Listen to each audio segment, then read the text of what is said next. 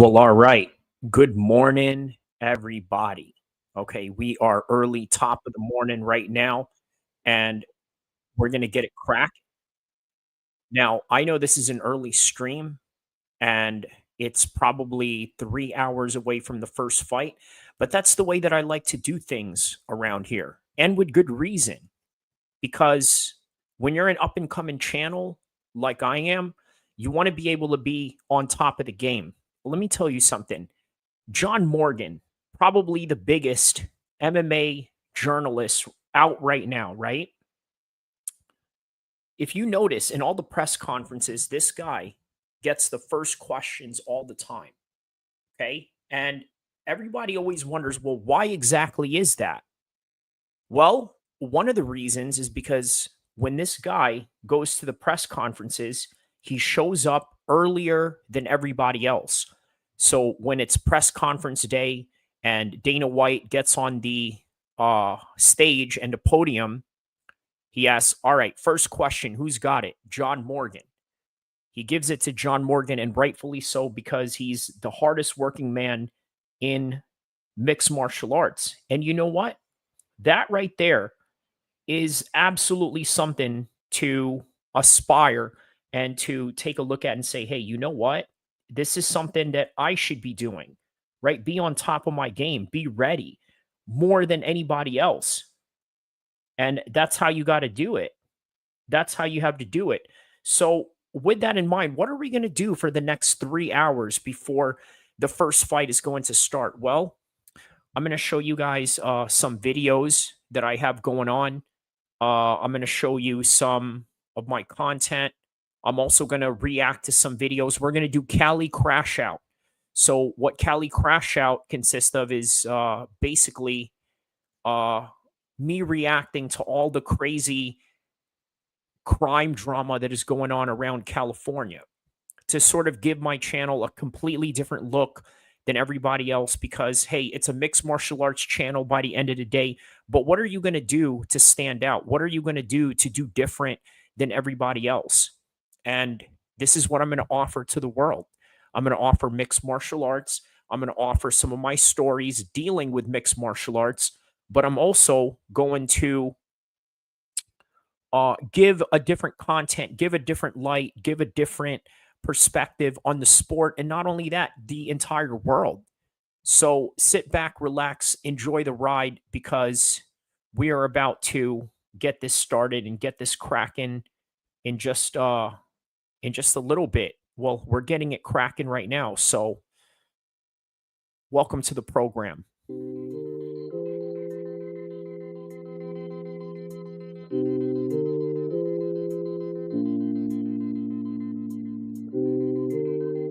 Obviously, the first fight of the night is GURAM versus Fernandez. Then we got Fletcher versus Loughran, Bannon versus Tomar, one of the first Indian women to fight in the UFC, Duncan versus Pulyaev, Parkin versus Tybura.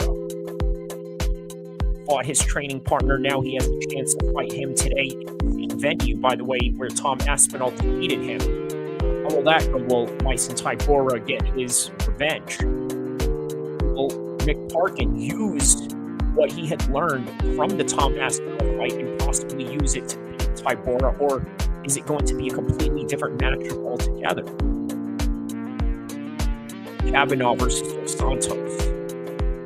Herbert, the Black Country Banger, taking on Padilla. Wood versus Charriere. Ushenchek versus Duncan. Molly McCann versus Nunez. Nelson versus Mandela. And we got Blachowicz versus Ulberg. Exciting fights.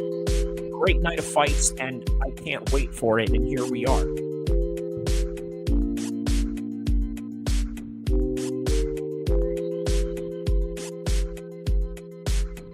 And we're going to cover the whole entire full card as we go through this 3-hour pre-stream of some sort. Checking out the sights of London. As I was saying, a lot of things to do there. Would you ride on top of that right there? That huge Ferris wheel. I mean, that probably is one of the scariest Ferris wheels in the world to ride. knows what would happen just being up there. But if you're afraid of heights, it's certainly not for the weak of heart. And here's a little shot of London right here. So, how are we going to start this off right here? So what we're going to do is we're going to play the preview to the fight, the predictions that I had going on. I'm going to start with that, and then we're going to gradually build off into the fights. So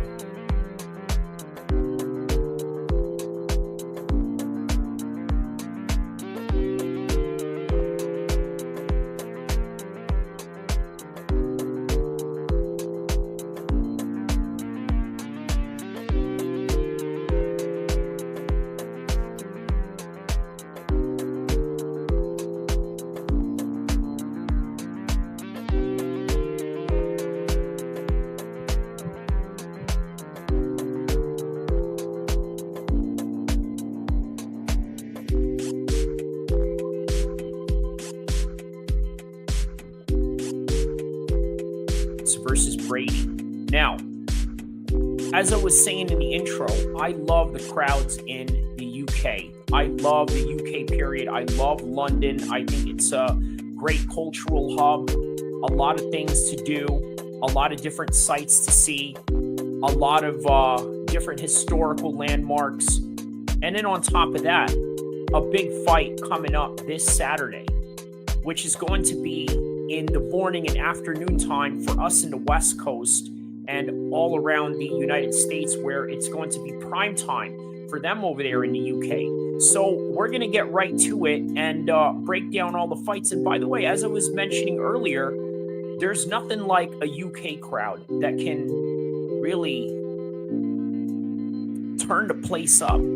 Whether it's a Kendrick Lamar concert, whether it's a 50 Cent concert, whether it's a Linkin Park or Red Hot Chili Peppers concert. By the way, shout out to Anthony Kiedis. The guy is always the first guy sitting in the front row from prelims all the way to the main event. So if you're a fan just like that, this whole entire card is for you, because we are going to break down the whole entire card itself. Okay, so now we're going to start off with the first fight of the evening. Obviously, GURAM and Fernandez is going to be the first fight of the evening. It's located right there on the bottom right hand side, or the bottom left rather, depending on which side you're looking at.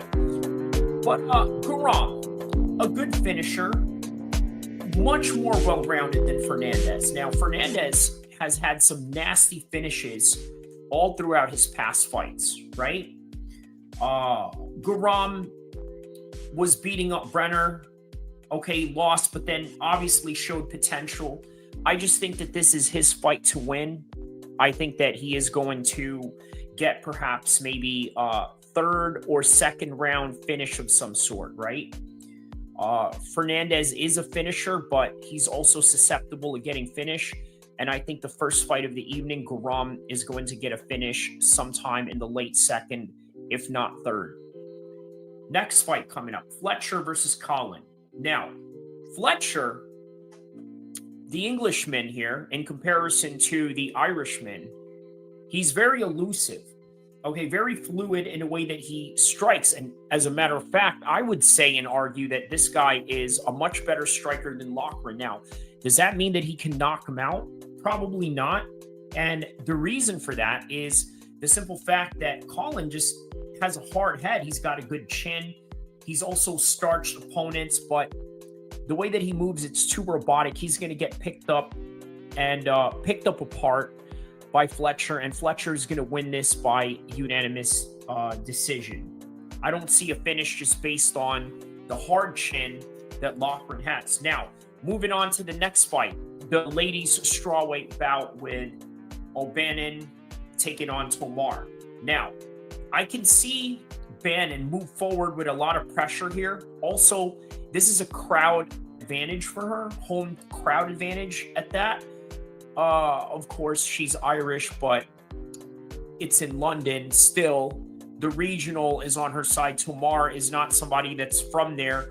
She was, I believe, a 1FC veteran coming over here to the UFC. So she's had some fights over there in Asia.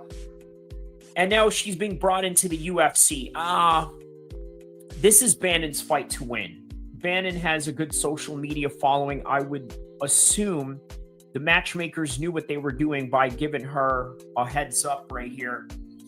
Yeah, she's going to win by decision. There's not a lot of finishes in the women's division, especially not in the strawweight division, but we're moving on. So the next one, it's going to be against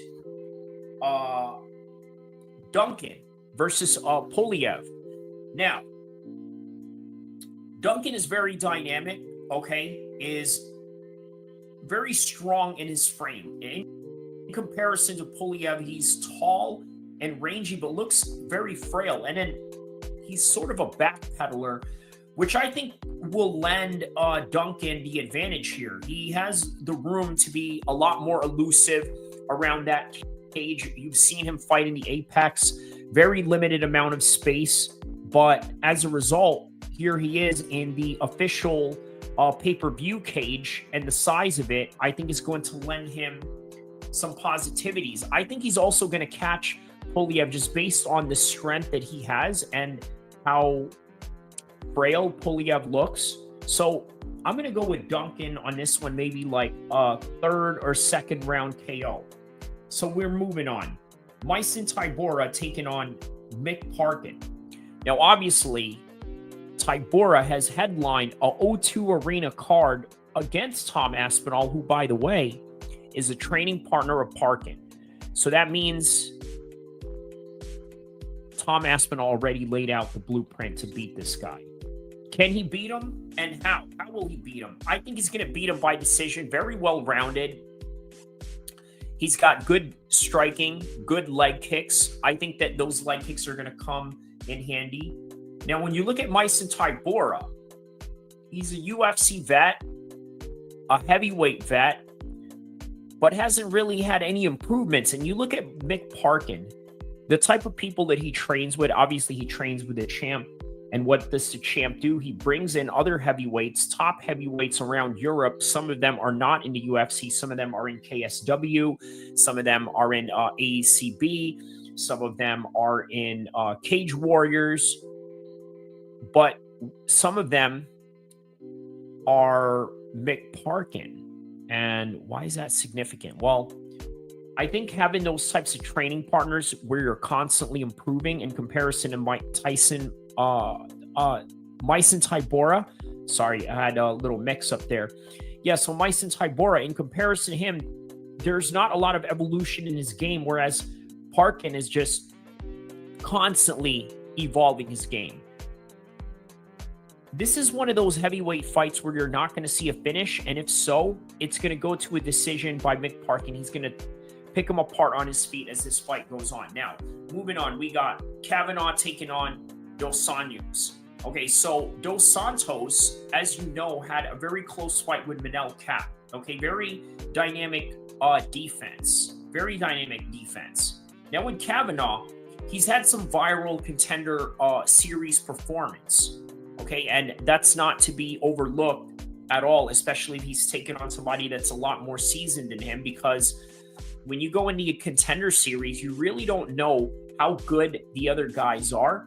And you're taking on different guys from different regions of the world without any matchmaking ability to sort of give yourself an advantage, right? So when you get a knockout like that, man, I tell you what, along with the evolving grappling game that Kavanaugh has going on, I'm going to have to go with him by first or second round knockout with Kavanaugh. That's my official prediction on that one. Now, moving on, the Black Country banger Jai Herbert taking on Padilla. Okay, so Padilla, I might have to say, you know what, Jai Herbert. You know why? Jai Herbert has actually knocked down Ilya Topora. I don't know if that means anything here, though, but at the same time, I think I'm going to go with Chris Padilla by decision. I don't think there's going to be a finish, but I think there's going to be a decision. Now, look, Jai Herbert has been knocked out before. As I've mentioned, he was in the same UK London cards that we're seeing right now, where I think one night, it was one of those nights where Anthony Joshua and Eddie Hearn came and, attended the fight. And he was the only British guy that lost. So, yeah, man, that's demoralizing, isn't it? At the same time, I don't know how his other teammates would have seen it, but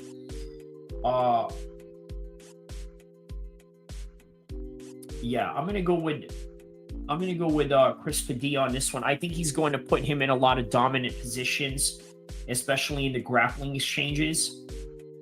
And yeah, I'm gonna go with Chris Padilla on that one. Moving on, Nate Wood versus Charriere. I'm going to have to go with Charriere on this one. Obviously, he's a Cage Warriors veteran. Nathaniel Wood, he's a former 155er. He fought Feely. A lot of sloppy moments from Nathaniel Wood. Those are just some things that I had noticed just looking back at his past fights and then just reviewing all of them right now. I think he's susceptible to being sloppy, and I think Charriere is going to take full advantage of that, especially with the veteran experience that he's already gained in Cage Warriors. So yeah, Charriere on that one. Moving on to the next fight, we got Jordan versus Chris Duncan. Okay, so Jordan's a better technical fighter. Again, he's very, how do I say this, very focused. If you look at his demeanor, right? Sort of the quintessential attitude of being stoic. Will this help him in this fight? Maybe. I mean, considering that Chris Duncan lost in a Contender Series only to come back, then he beats Campbell while he was beating him up, and he's a little too slow for me. So I might have to go with Jordan on this one. I think he's going to pick him apart on his feet, and that'll be that. So moving on, we have Nunes taking on McCann. I'm going to go with Nunes on this one. Really strong, really athletic, hard strikes, good grappling. That's going to be a lot for Molly McCann to handle. Whereas with Molly McCann, she lacks technicality, not a lot of fundamentals. Her finishes were based on sort of like forced reactions, right? It's not like, what I mean by forced action is she went after it rather than, let's say, counter shooting someone, right? The spinning elbows that she's knocked out people with, the previous highlights that she's had going on. Yeah, I think I might have to go with Alexia on this one, just based on her athletic prowess alone in comparison to Molly McCann. Now, moving on.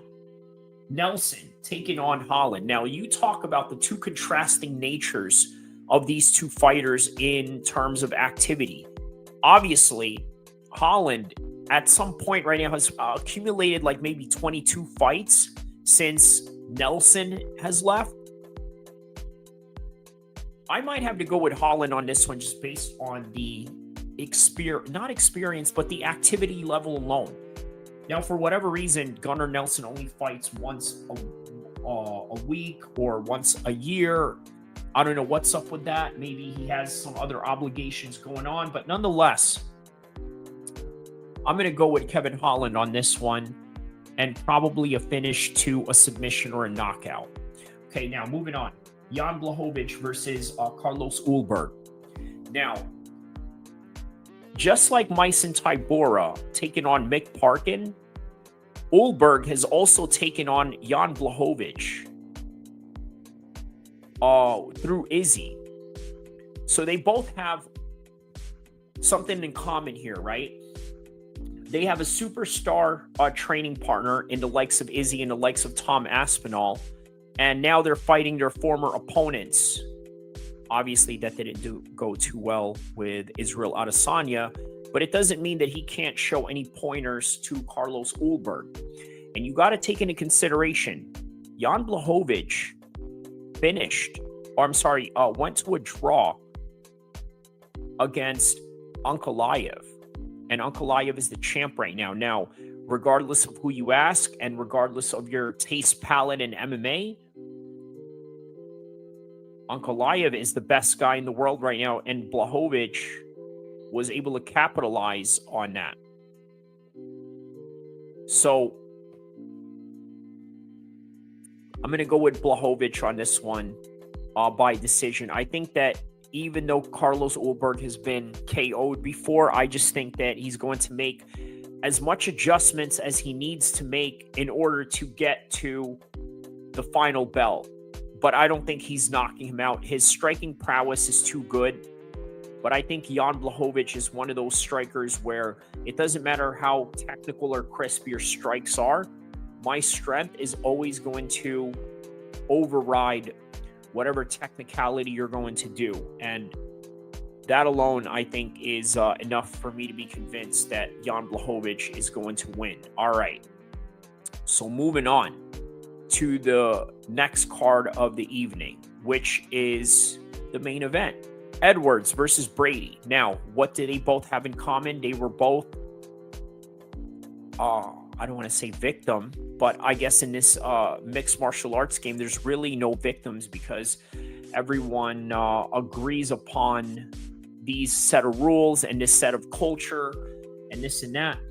But I think Sean Brady, he has a good chance of winning this. The grappling, the control, and if you push Edwards long enough, you could take him down. But only a few could do that. Usman did that. Colby couldn't do that. And if he did, he wouldn't be able to hold him down. Now, Edwards has very good striking. Everyone's saying, well, you know what? Edwards has always fought like wrestlers or grapplers and this and that. Well, how about we have somebody come in here and talk to Sean Brady, right? About a whole wide range of things, such as, where was I lost my train of thought there, but I'll put it this way. I think that Leon Edwards may be used to fighting guys like Brady, but there are times where he's not able to stuff the takedowns or get up, and the Kamaru-Usman fight is a great example of that. Now, can Brady do the same? At this point, we don't know, because he's lost to the champ, Belal Muhammad, which is no shame in that, considering where Belal Muhammad is at right now. But, yeah. I'm going to have to say that Sean Brady has fought guys like Leon Edwards. Now, Leon Edwards has also fought a lot of guys like Sean Brady. Look, I'm going to go with a 5-round decision on this one. There's not a finish. These two guys are too highly focused and way too in tune with what is going on. It's going to be a very difficult finish for either man, but if it's going to hit the final bell, which I suspect that it will, it's going to go in the favor of Brady, just based on the fact that he can hold him down. Can he keep him there? Well, that remains to be seen. We know that Brady can submit you with the right positions. We know that he can take you down with the right timing. But can he fight his mystery opponent in November with the understanding that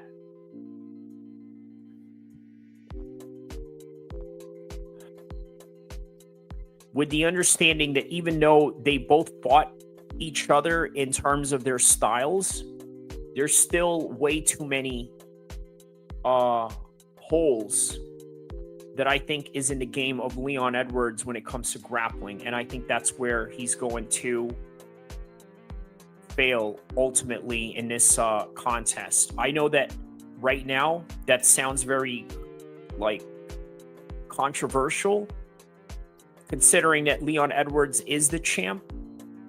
But you can't help but think, this is horrible. This is absolutely a horrible matchup for Leon Edwards.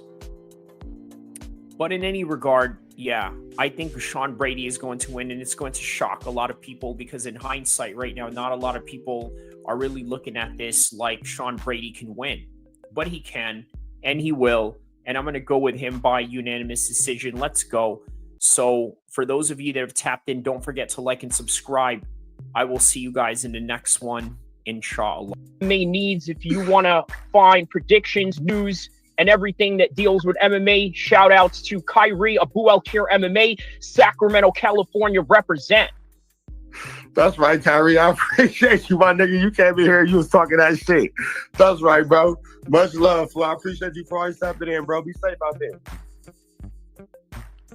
Man, my nigga Kyrie, my man Kyrie came through. He started talking that shit. Hey, here's the thing. Here's the thing.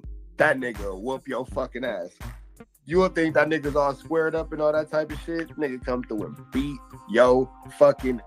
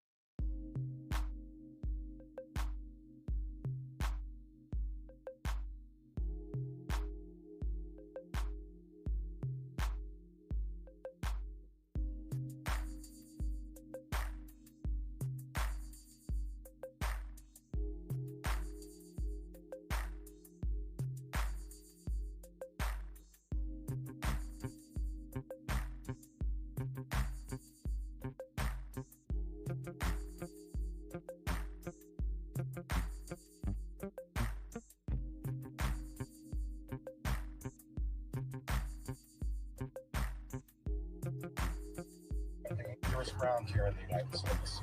To see our interview with legal alert, go to democracynow.org. Judge Boasberg set the deadline of noon today for the Justice Department to provide more information on the deportation flights, including how many people it believes are covered by the Alien Enemies Act of 1789, which the Trump administration invoked to justify the deportations. The Justice Department is now attempting to remove Judge Boasberg from the case altogether. Trump's so-called border czar, Tom Homan, told Fox News the judge does not have authority over the planes because they were over international waters when his written order was issued. Homan added, quote, "I don't care what the judges think." Meanwhile, White House aide Stephen Miller appeared on CNN falsely asserting the Trump administration has the right to violate court orders it disagrees with.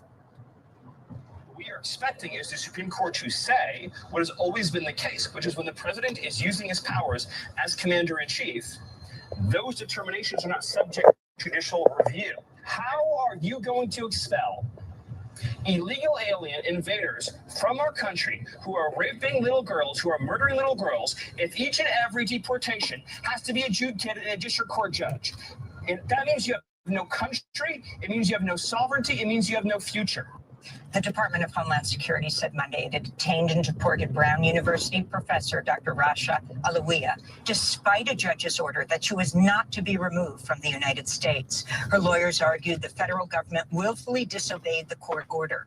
DHS said it deported Alawiyah because she attended the funeral of slain Hezbollah leader Hassan Nasrallah during a February trip back home to Lebanon. The funeral was a major event in Beirut, attended by hundreds of thousands of people. The deportation over the weekend triggered major uproar, including in the medical community. Dr. Alawiyah is a transplant nephrologist, a highly specialized surgeon in critical need, and associate professor at Brown University. The Environmental Protection Agency is planning to eliminate its scientific research and development office, firing as many as 1,155 biologists, toxicologists, and other scientists. That's a whole bunch of scientists, thousands of them. Democrats on the House Committee on Science, Space, and Technology. EPA Administrator Lee Zeldin has said he wants to cut. All right, so I figured that was going to be a good segue to this live stream that we are going to do. And the reason why I wanted to give some context into what everybody out there is saying about Trump, because obviously I've already played these games. What do you mean by that? Twiddle Fegan. Yeah, Twiddle Fegan. Interesting screen name right there. But let me know what you mean by that. I've already played these games.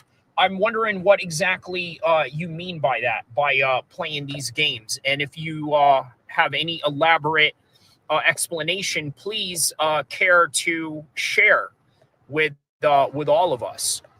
So another thing that many people are complaining about with Trump is the mass deportation. Now, look, I understand there's some good and some bad that comes with this. But the news clip that I just played, hi, how you doing, Goofy Goober? So the news clip that I played emphasized a story about a doctor who was from Lebanon, who attended a Hezbollah funeral. And as a result of that, she was deported. Do you mean you played, what do you mean do you play these games before? Okay. Hello, Scott. Scott says hello. How are you, Scott? So we have to wonder, right? There's going to be a lot of things that Trump does good, and there's going to be a lot of things that Trump does bad, and there's going to be a lot of things that people are going to agree with him, and then there's going to be a lot of people that are not going to agree with him. And we're going to try to get to the bottom of all of that. Also, let's take into consideration why Conor McGregor decided, out of all places, to go to the White House on St. Paddy's Day. Now, why is that significant? Well, I'm going to tell you. Why go to the White House rather than go to Ireland? Maybe because you're not invited in Ireland the way that you think you are. And we're going to get to the bottom of that. What has happened in the sentiments of the Irish people that has changed towards Conor McGregor? Did it have something to do with the Nikita Hand case? Maybe, perhaps. Or was it a long time coming that could have happened a long time ago due to other infractions that Conor McGregor is, has committed? What is bro about? Do you play these games before? I said I played these games before, and I said I played these games before. What do you mean? Yeah, I don't understand what the meaning of that. You're going to have to give me more context in order to sort of give you a clear answer or a clear reaction to these things. But nonetheless, make no mistake about it. Trump is blind to any infractions that any of his friends have done. I think it's a certain aspect of blind loyalty. No, I'm not going to give you up. Do you worship white Jesus? Jesus is not to be worshipped as a Muslim. We see Jesus as a prophet, not as anything else other than that. So as a result of that, I don't worship any man or anything like that.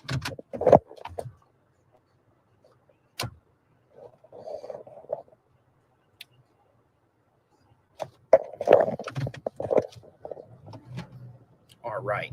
Sorry about that. Someone had to parallel park. Do I play the games already? Hello, Brutal.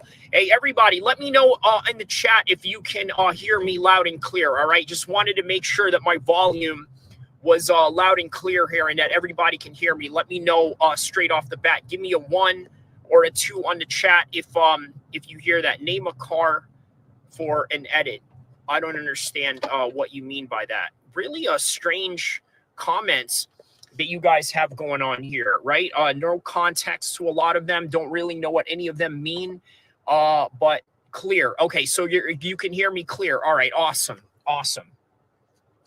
So Conor McGregor is no longer welcomed in Ireland, but the way that he's seen in America is completely blind to how the Irish see him. You see, the Irish are not too happy with Conor McGregor. I am an editor of a car. Name a car.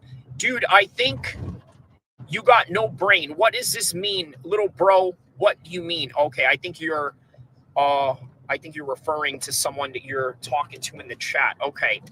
So Conor McGregor is hated in Ireland. And I'm going to give you some explanations on the Irish mentality as to why that is. Look, the Irish mentality, it's very much liberal. They're also very trusting of the government, right? Not in a way that Americans are. Americans are hyper skeptical, very suspicious over everything. And as far as that goes, there's two contrasting reasons why they look at Conor McGregor as a criminal and why America sees him as a hero. I mean, simply because Americans, let's just be honest about this, right? Would you say that Americans are forgiving? Is that fair? Is that fair to say in comparison to, let's say, other nationalities, especially the Irish? You see, the Irish have become this liberal, pseudo leftist type of place. Let's just be honest about it. Most of the Irish Catholics believe, therefore, they wouldn't be happy about his loose morals. You're right about that, right? Would you say that the Irish are the most Catholic religious country there is? At least, how about in comparison to Mexico? I think I would say the Mexicans are probably more religious than the Irish, or maybe they sort of have something about that. Wait, what about Donald Trump, America? Conor McGregor visited Donald Trump, and so that's what we are reacting to. Also, how about that doctor, Dr. Alawi, that was released and sent to Lebanon against the wishes of the Supreme Court? Basically, Trump overruled the Supreme Court. Now, yes, Donald Trump overruled the Supreme Court because the Supreme Court sort of granted it unconstitutional for her to be deported. And she was deported because she attended a Hezbollah funeral. And by the way, it's like if you're Lebanese and you're living in Lebanon, or if you're visiting Lebanon, there's going to be higher chances that you're going to run across somebody at a funeral, right? Let me tell you, I've been to Egypt a few times, right? And I don't know what that is. I don't know how to respond to that, but maybe I shouldn't respond all the time while I'm talking. But nonetheless, yeah, so going back to what I was saying, in Egypt, I've gone to a few funerals, by the way, not of my own choice. I just happened to be praying at a mosque, and they just decided, hey, you know what? We're going to have a janazah prayer here, which is Arabic for a funeral prayer, and I just happened to have been there. Didn't know any of the people that were involved, didn't know any of their families or anything like that. I was just there at the mosque praying, and next thing you know, there's a funeral going on. So could that be the case for Dr. Alawi? I mean, if that's the case, can you really label her a terrorist or a terrorist sympathizer, or even at best, a Hezbollah member? And that's sort of the question that I think is really important to ask. Now, the fact that Trump, Lebanon residents attended a Hezbollah funeral, yes, because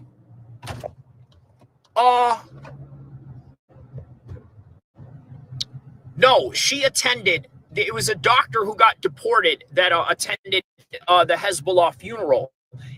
And what I'm saying to that, can we really her that attend nefarious intentions towards the United States? So again, that's the controversy behind this. And the other controversy is the fact that Trump overruled the Supreme Court. Dude, I was about to lose my mind. She keeps yapping. I don't understand what you mean by that. She keeps yapping.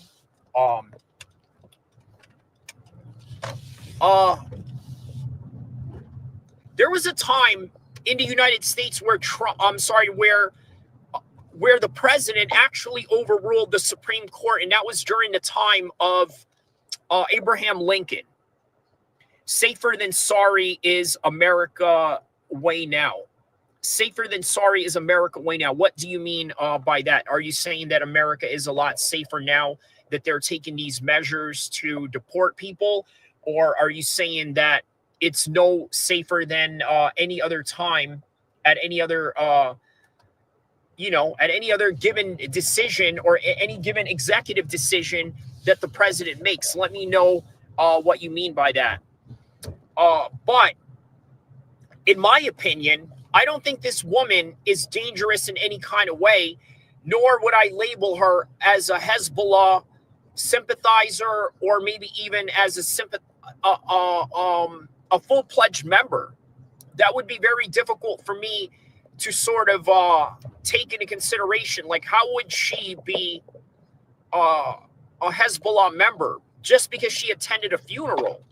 And just like the example that I made when I went to pray at mosques in Egypt, does it mean that I knew these people that were in the funeral? I didn't know any of them. It was just some random people. They had a funeral going on, and that was that. Scuba Steve says, she was at a funeral for a terrorist organization. Why? Till then, go home to Lebanon. Vetting info. Okay. So I could understand from the side of Homeland Security and people in the United States government that would deem her dangerous. But also at the same time, I could see why she's not dangerous. And I think what it is a disconnection between humans in terms of understanding and misunderstanding each other. Let me give you an example. When I moved to California, the first city that I moved to was Stockton, California, right? So I lived in fairly modest neighborhood that's, let me just say, gang infested. But then again, every part of Stockton is gang infested to the max. So one day I got a job as a nursing assistant, working in hospitals and things of that nature, right? I went there and got my fingerprints done at the sheriff's office. So I had a very interesting conversation with the sheriff. You know what he said to me? He said, boy, let me tell you, I wouldn't go anywhere in Stockton without a strap. This is what he told me. And you know what? At the time, when I was living in Stockton, I didn't own any straps. I didn't own any guns or anything like that. I was relatively new to the area. And for my own experience, it felt pretty safe. Now, why is it that this white police officer, this sheriff, is telling me that Stockton is so dangerous that he can't walk anywhere without a gun, whereas I've walked around in Stockton strapless, gunless, and not armed in any way, and yet felt safe around the people in the neighborhood? And the reason for that is because we have two different life trajectories that we have to live by. You see, at the time, I was living in the hood. He wasn't. He was probably living outside of where he worked at, maybe somewhere in a suburb outside of Stockton, maybe in the suburbs of Sacramento, or maybe just anywhere nearby. But this is his worldview, and you got to understand and respect that. But he also has to understand and respect my worldview that I didn't deem any of the people dangerous, even though I was living in a gang-ridden neighborhood. So you understand what I'm saying, right? So, what did he say here? Sorry, that was your first experience of our country. No, that was not my first experience in the United States. That was my first experience in Stockton. You see, ooh, how about this? A little exclusive right here. We got some. Look at this. What happened here?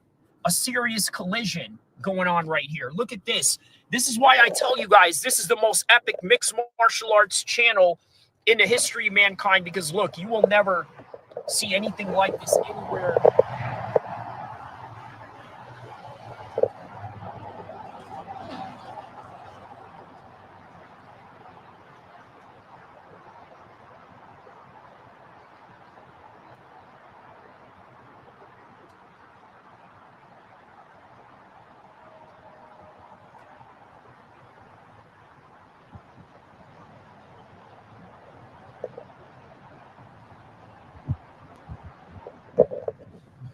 All right. Driving here is kind of dangerous. Yeah, no. So Scuba Steve, that was not my first experience in America. I grew up in New Jersey. Okay, I grew up in New Jersey. I came here when I was 7 years old, and I've been living in New Jersey ever since. And then obviously, throughout my whole entire adult life, I have been living in California. Now I live in Sacramento, and here is where I am right now, and here is where I'm taking you guys. So, okay, so going back to what I was saying, right? That is just a different experience that I had than this officer. However, this officer deemed this area to be extremely dangerous for him. As for me, it was just any other area. Now, going back to this example with Dr. Alawi, she probably didn't deem these Hezbollah guys as dangerous, and I'd be willing to bet she probably didn't know or understand that she was at a Hezbollah funeral, or really understood the extent of where she was at. And I think that's just really fair. Jersey, Florida? No. New Jersey, as in the East Coast near New York. So I moved from New Jersey, and then I moved to California right after I had done some time in the military. So yeah, that's a little fun fact about myself. I did some time in the military as well. So, yeah, so just to kind of emphasize on that a little bit. Okay, so now, where should we go with this conversation? How about Donald Trump and Conor McGregor? Two peas in a pod, these two guys, right? Appreciate your service. Hey, you know what? I'm glad that you said that, right? A lot of people say this, but what exactly does it mean when you say, thank you for your service to someone? Now, I appreciate the gesture, because the way that I interpret it as a way of, how do I say this? A kind gesture, right? It's sort of like, you know, you're supposed to say thank you when someone hands you something. You know, you're supposed to say please when you ask for something, right? A common kind gesture. And I feel like when you say to someone, hey, thank you for your service, I feel like that's really what it is, because the reality is, and this is going to be controversial to say, especially for anybody that's served in the military, but for the most part, you're serving the military-industrial complex. You're not serving America in terms of the way that, let's say, an EMT person is really serving America. You choose to dedicate your time to serve our country. Okay, so that's fair. That's a fair assessment. But do Marines, Navy SEALs, Special Forces, and you know, the Air Force and every branch there is, do they really protect America directly? And that's something I question. Now, I know there are instances where they stop terrorist attacks, and granted, that's really what it is. The complex protects. The complex protects. Okay, that's what do you mean by that? So, all right. Let's see here. Yeah, I just question that. I just, you know, question that definitely directly. Okay, well, all opinions are going to vary. We're obviously going to have different opinions on this matter, which is completely all right. But at the same time, you know, I just have a different way of interpreting life, interpreting everything around us. So with that in mind, speaking of interpretation, the Irish definitely have a different interpretation of Conor McGregor. That is a fact, because the Irish look at him as an absolute disgrace to their country. Oh, the military complex, yeah. But America loves him and adores him because America is a very forgiving place. And I'm going to be honest about this. America is also a very superficial place. All they see out of Conor McGregor is that he's a rich guy, he's a winner, he's a double champion, and for them, that's enough for them to endorse him and ignore all of the other BS that comes with him. That's really all there is to it. I appreciate that you help protect that right. Yeah, man, and that's another thing, right? Freedom of speech is a protected right.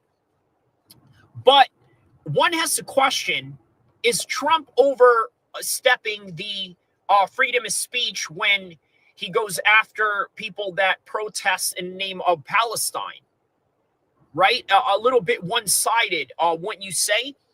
But that's neither here or there, or maybe that is, you know, something that we can delve into.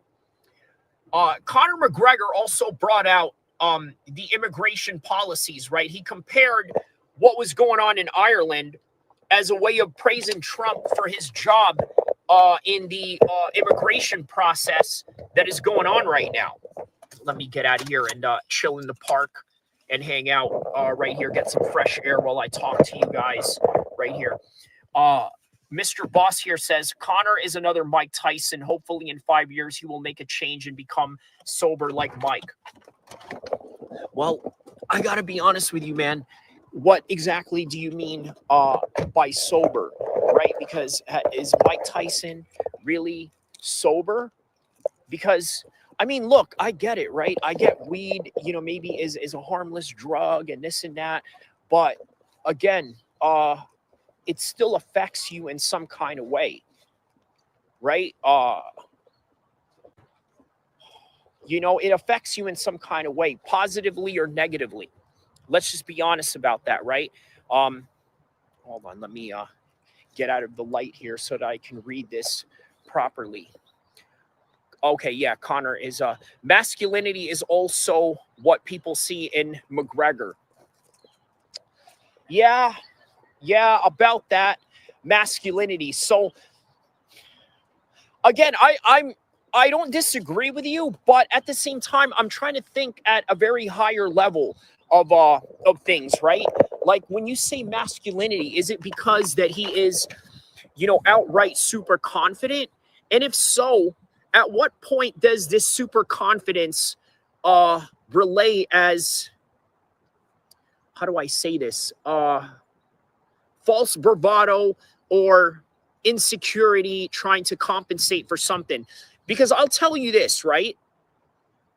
What did he say here? Mike is off the powder and doesn't drink anymore. Really, Conor has always been a drinker. It's the drugs. Yeah, man. You know what? I think Conor McGregor is caught up in his personality. He's caught up in his persona.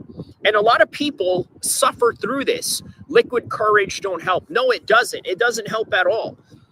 You see, what Conor McGregor has going on is something very similar to Tupac Shakur. And you know what's crazy is that he has his own record label that he's running right now, right? He's running Greenback Records. Check out the artists that he signed, right? McGregor signed Exhibit. McGregor also signed Bone Thugs and Harmony.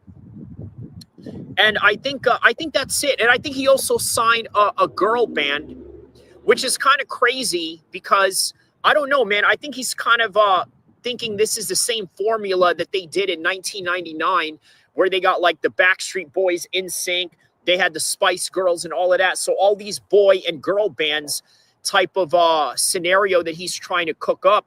I don't know if that's going to work in the modern music industry right now, or I don't know. Maybe it's just a project that he wants to do as some sort of not hobby, but a passion subject, right?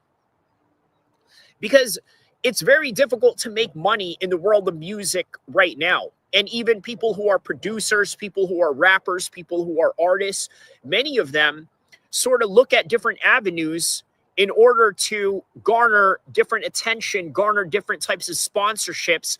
That's why you see people like Cameron or Mace do podcasts. That's why you see people like Whack 100, who is a music producer, not only a music producer, but also a music manager, a music mogul, also do other things. 8 to 10 one-hit wonders can make one album and sell more. 8 to 10 one-hit wonders can make one album and sell more. Yeah, man, you know what? Again, it's a different era that we are living in right now. And I don't know if that is the case, man. I don't know if it's that easy to just go out and sell records anymore. You would have to blame the UFC and the fans for feeding into Conor's ego for so long. Bro, tell me Khamzat versus Jones. Said hi, Nick L. Bro, tell me Khamzat versus Jones. What do you mean by that? Are you saying that you would like to see Khamzat fight John Jones? You know what? I would fancy Khamzat's chances if John was still a light heavyweight. However, I think right now, John at heavyweight, it really makes a difference in his weight and his distribution of power and how he's going to use all of that to leverage himself into grappling positions.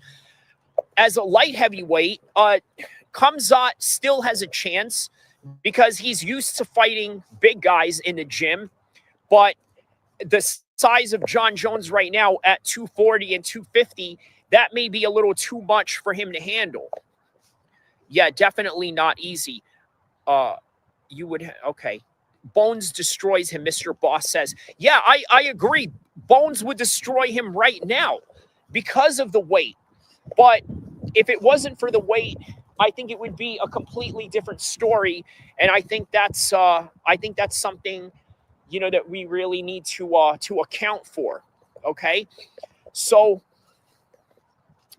okay. So what is this? 1738. Yeah, I'm like, hey, what's up? Hello. Yo, what's up, MMA? No Chill MMA. One of my biggest allies in the game right now. You know what I mean? If you guys have seen any of my videos, I've used a clip of him where he made 2024 the most evil and most good people on, you know, the MMA stream world, right? And he sort of marked me in the neutral in the neutral territory. And you know what? I kind of don't blame him for it. I almost kind of like understand why he took that position. But I'll tell you why he took that position, right? Because he said that I'm a very loyal person, and I am. That's why I'm very loyal to No Chill MMA, because he's platformed me several times. He's helped me get subscribers. He's gone out of his way to promote me, and he doesn't even know me like that. But the fact that he did, I'm absolutely going to appreciate it, and I'm going to ride for him till the end. And coming from a California gang culture, that's just something that we are taught to do is, you know, be extremely loyal to the people that are going to be loyal with us. But the reason why he didn't put me in the good category, the good versus evil category, and why he put me in neutral is because if you mess with me in any kind of way, I'm not going to be a good person. I'm not going to be an angel. I'm going to be on absolute demon time, and I'm going to come after you and destroy you and everything that you stand for. And that's just how I ride. So that's a little story of No Chill MMA. So yeah, some of the videos that I do, whether it's an intro or outro, I either add No Chill MMA or my time that I appeared on the Rich Trapper show. By the way, shout out to Rich Trapper. He's a Rolling 60s Crip YouTuber who used to be Nipsey Hussle's homies before Nipsey Hussle had died. So what did he say here? Bro, Kamzat will be effing beast at heavyweight. That's what I'm saying. But the thing is, he's not a heavyweight, right? I think weight matters. A lot of people don't like to admit that weight matters in some kind of way, but they really do. They really matter. So him at heavyweight, we could give him a chance. But right now, I don't know if that is the case. I don't know if I would give him, you know, that much credit right now, especially at the size and the, you know, and a disadvantage that he has going on. So, okay, so let's go back to Conor McGregor and Donald Trump, right? The other aspect of this is the fact that maybe perhaps Donald Trump may be helping Conor McGregor reach some kind of status in the political world. Because Conor McGregor has talked about wanting to move into politics. And you got to ask yourself, well, what is that going to look like? Is Conor McGregor going to look like the Ramzan Kadyrov of Ireland, where he basically runs that whole entire island like a warlord, right? And I wouldn't put it past him doing something like that.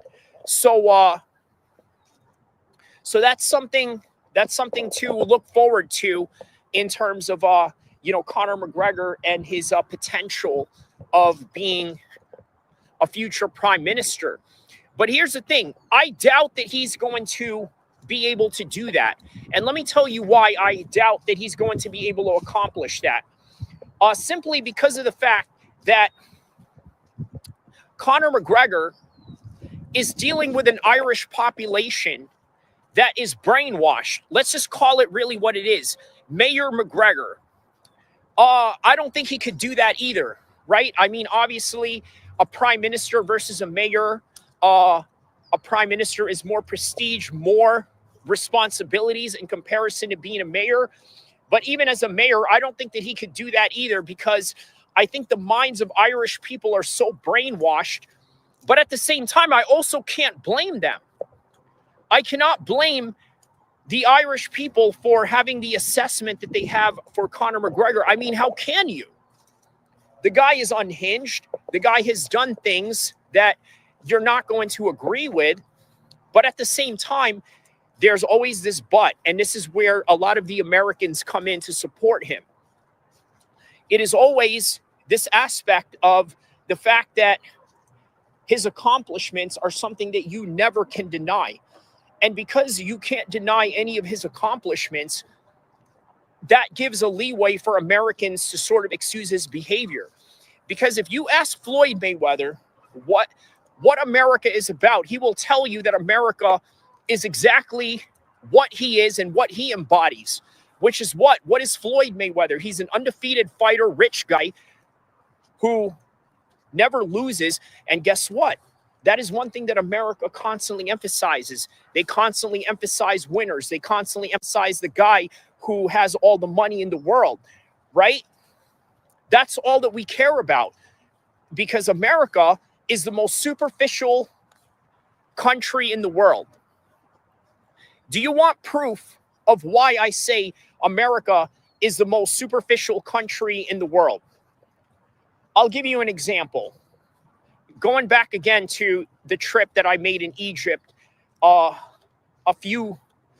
couple of decades ago. Wow, which is crazy to say, right? Okay, I met another Egyptian American who's from New York in a wedding in Egypt, right?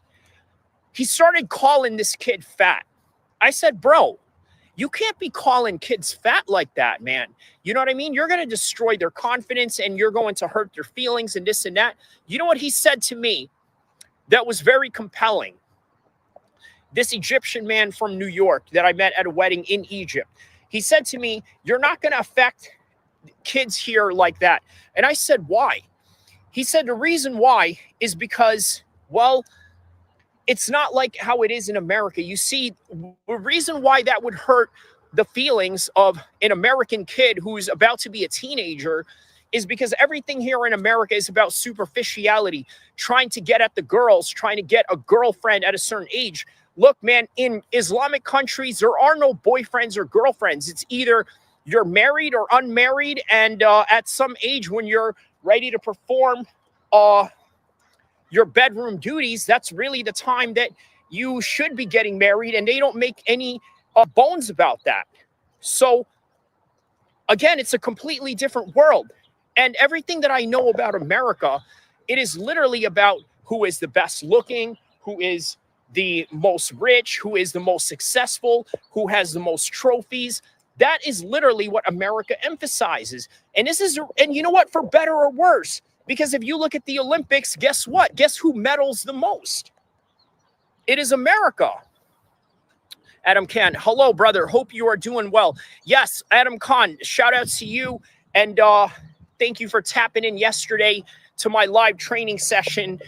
I decided, you know what, today, well, I am going to train, but just not on the live stream. But I will be live streaming and talking the whole time. So I figured I was going to, hello, hope you're doing well. Yeah, doing very well, actually. So decided to take this time to talk for the whole entire session rather than, training. But I will train later on tonight. But thank you for all those that have tapped in. And by the way, if you guys want to check out the insane training session that I go through, check out my live stream that I did yesterday regarding UFC and Netflix. And I also have a video for that too. Not only a video, but also a live stream to go along with it. The live stream was more of the open workout and then just talking about Bo Nickal's next fight, but that's about it. And speaking of fights, the other fight that we're going to talk about is also Leon Edwards versus Sean Brady. Now, what's really interesting about these two fellas, right? I remember when Bilal Muhammad and Leon Edwards were going to fight for the first time, right? I made a video, and I believe this was on my Facebook conference call podcast. This is before I got on YouTube. I was doing MMA content for Facebook, but then somewhere down the line, my Facebook content got taken down, but that's another story for another time. I actually have a video on it, one of my very early videos on this channel, if you guys want to check it out, why Facebook took me down. I talk about some experiences that I've had with running across law enforcement. Let me just say that, but I don't want to give off too much. Go watch that video if you guys are curious. Mumu says, Salam, brother. How's Ramadan going for you this year? Very good, man. Very good. Ramadan is going very well this year. It seems that every time I'm content creating during Ramadan, my content is getting better. I'm getting more views. I'm getting more traction. So that's always a good thing. A lot of good things are also going on in my private life, so can't complain about that. So yeah, man, a whole lot of good things. Adam also says here, thank you, brother. I learned a few new ways to train. Yes. So I'm glad you mentioned that, Adam. Now, one of the things that I like to emphasize in my training, because it's mixed martial arts centric, is that I like to train in a way where it has functional patterns. And I sort of learned a lot of these training methods from Kyle Dake, who is the 4-time NCAA wrestling champion. He won 4 different weight classes when it came to wrestling. So that in and of itself is impressive, right? So he has this method where he does functional training patterns, right? And it sort of mimics everything that I did yesterday. So it's sort of in that line and trajectory. So if you learned a lot from it, great. And I hope that, yeah, you do implement it, because there are a lot of good gems and a lot of good styles that, you know, that you can, a lot of good benefits that you can really take from that type of a training module. So where was I? Because obviously in this live stream, we're going on a tangent of different things, but at the same time, I'm also trying to remain in topic. Leon Edwards and Sean Brady. So the first time Leon Edwards and Bilal Muhammad fought, I asked this rapper from London, right? I believe his name is Shine City. I asked him, I was like, hey, I'm doing this thing where, you know, I want to bring somebody on to kind of talk about MMA. So he, you know, I scratched that whole thing because he didn't really know anything about MMA at all, this rapper, right? He said to me in exact words, right, in his London accent, he's like, yo, bruv, you know, I don't know who this Leon Edwards character is, but you know what? I do know that Irish fella. I'm like, oh, okay. Well, that's such a casual thing to say, right? You don't know who Leon Edwards is, but you know who Conor McGregor is. Of course, a casual would know Conor McGregor and not Leon Edwards. But nonetheless, the reason why I wanted to put him on was because I figured, hey, it's against Bilal Muhammad. He was also a Muslim rapper from London, so I figured it was a good theme. And then also, here's another thing that a lot of people don't know.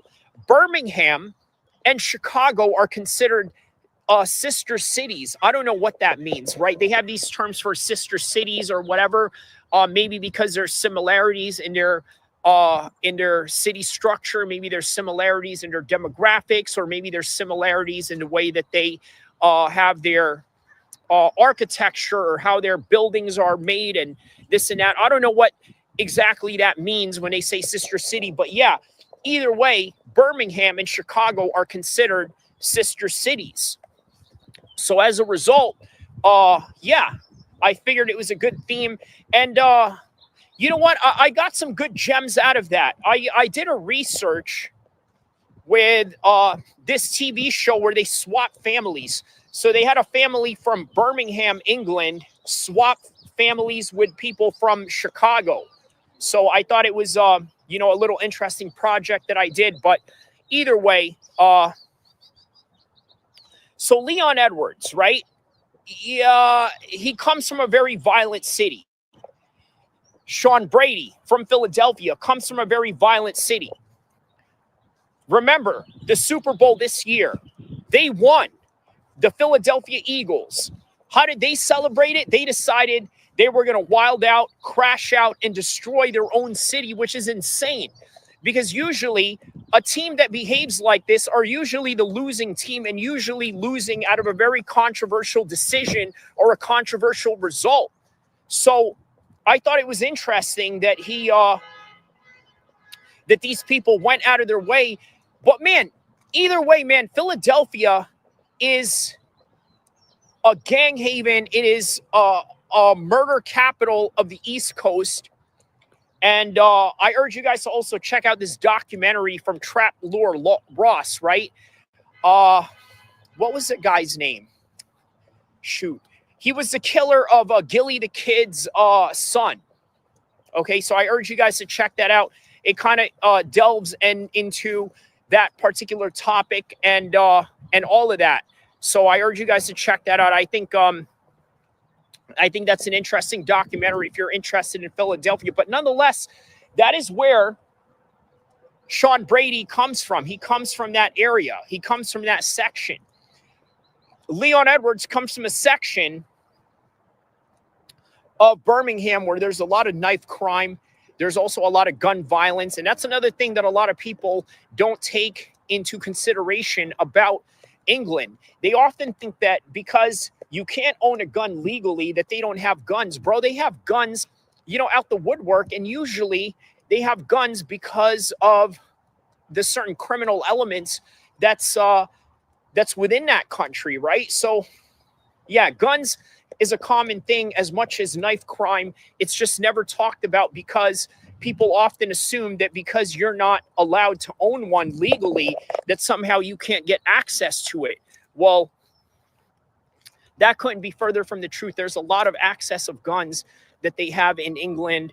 And as a result of that, it's, yeah, man, it's a very dangerous place. And that's the kind of place that Leon Edwards grew up. So understand this, right? Leon Edwards is used to violence.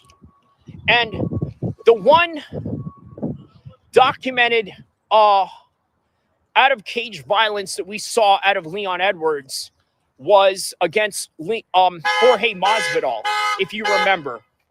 If you remember, right? From Leon Edwards getting punched by Jorge Masvidal. You guys remember that? Who remembers? Who remembers when Leon Edwards got punched by Jorge Masvidal? I remember that like it was yesterday. You want to know why?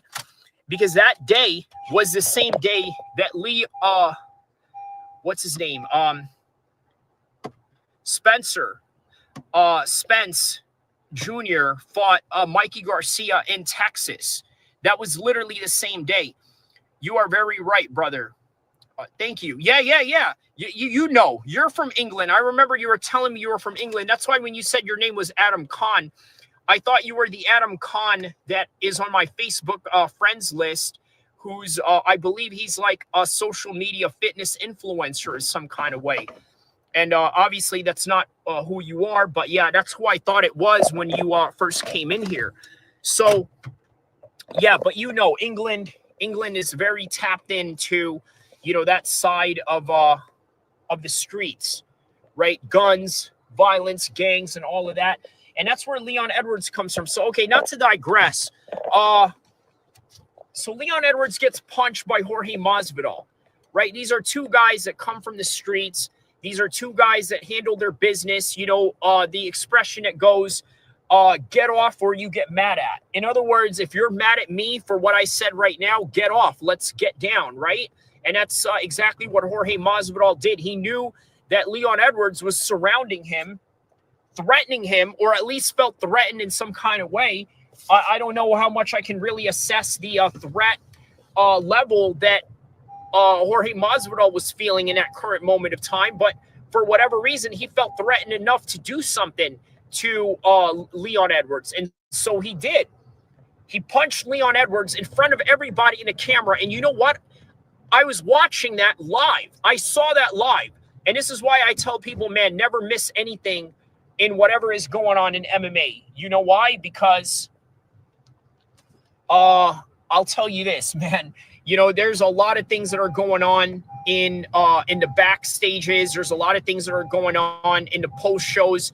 And lo and behold, guess what happened? Jorge Masvidal put hands on Leon Edwards, and it was on live TV while Jorge Masvidal was being interviewed by Megan O'Leary. So that's the way that I remembered that particular story. So, yeah, man. What happens if Leon Edwards is to lose this fight against Sean Brady? Because there's a great chance of that happening, right? Sean Brady is a top-level grappler, very good grappler. He can absolutely implement his grappling game towards Leon Edwards, and Leon Edwards would do absolutely nothing about it if Sean Brady could hold him down. So, okay, let's say if he loses, what happens? I think the next course to take is to go and fight Jorge Masvidal. And it would be a great time to do so. You're coming off of a championship loss. Now you're going into Sean Brady. Sean Brady may be able to beat you. And again, that's not a guarantee, but let's see if he does. It would be a great time to fight Jorge Masvidal. Coming from a 2-fight losing streak at that point, hypothetically speaking, for Leon Edwards. And then having to have a bounce back fight. Now, if Leon Edwards was to win, it would be very difficult to give a fight to it would be very difficult to give a fight to Jorge Masvidal. Very difficult, because it would show that Leon Edwards is in a whole completely different trajectory, right? In terms of levels, he would be in a completely different level trajectory than than Jorge Masvidal at that point. So it would only make sense in that regard. Now, if Sean Brady, if Sean Brady was to win, then where does he go from here? Believe it or not, if he wins, unarguably, you could give him a title shot, or maybe have him fight the loser of Jack Della Maddalena and Bilal Muhammad. Now, how about that fight? That fight literally came out of nowhere. You know what I mean? Like, how insane is that? That fight literally came out of nowhere. Because I know that Jack Della Maddalena was set to fight. I don't know who he was set to fight, man. But I think he was set to fight in the London card. But for whatever reason, that didn't materialize. So as a result of that, they did something else completely different. Oh, yeah, check out the graffiti jobs right here. Check this out, guys. I'm going to show you some graffiti that they got over here in Sacramento.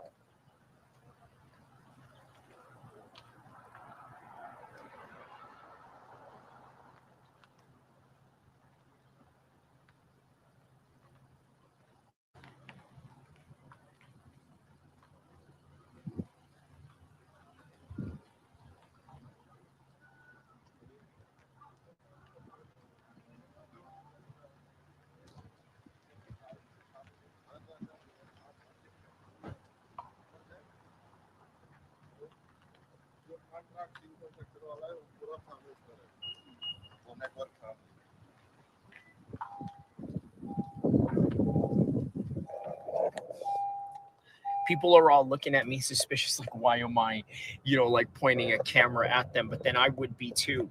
But yeah, regardless, right? So okay. Speaking of violence, right? I wanted to get to this with Sean Brady.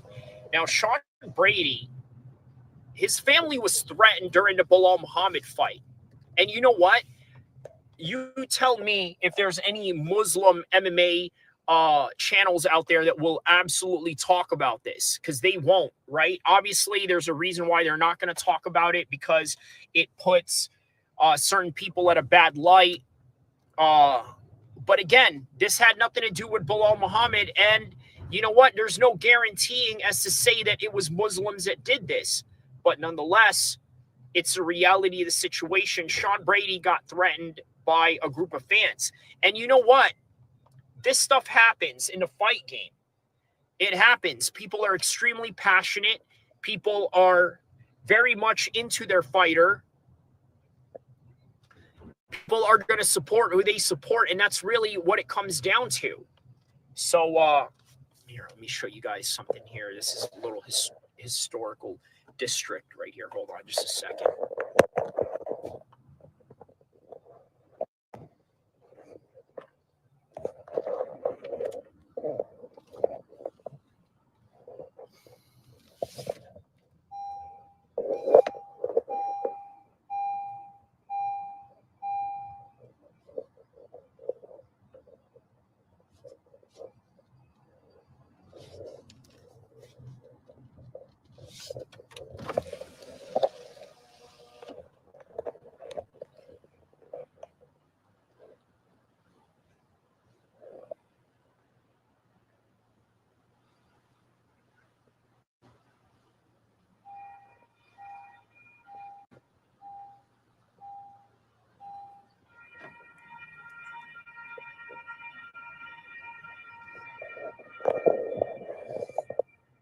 Can you hear me? Hello, Big Ink. Let me know if you guys can hear me. Give me a 1 or a 2, or let me know if you can hear me clear. Let me know. Can you guys hear me? Can anyone hear me? Let me know if I can be heard real quick here.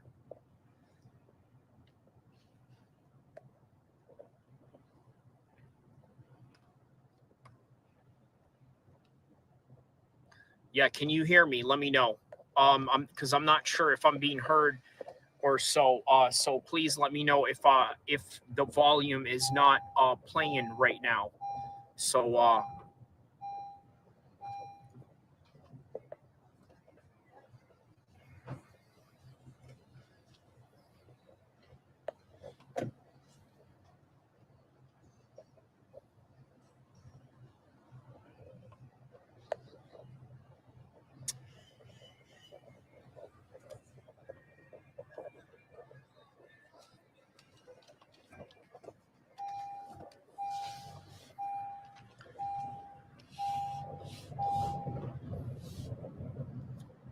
can you guys hear me?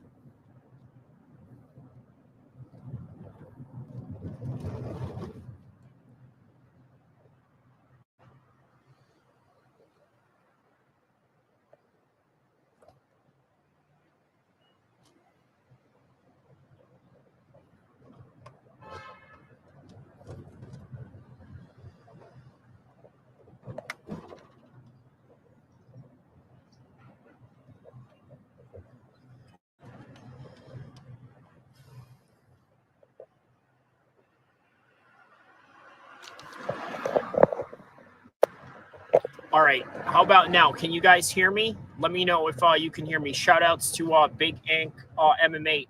Was I muted earlier or were you guys able to hear me? Let me know. But all right.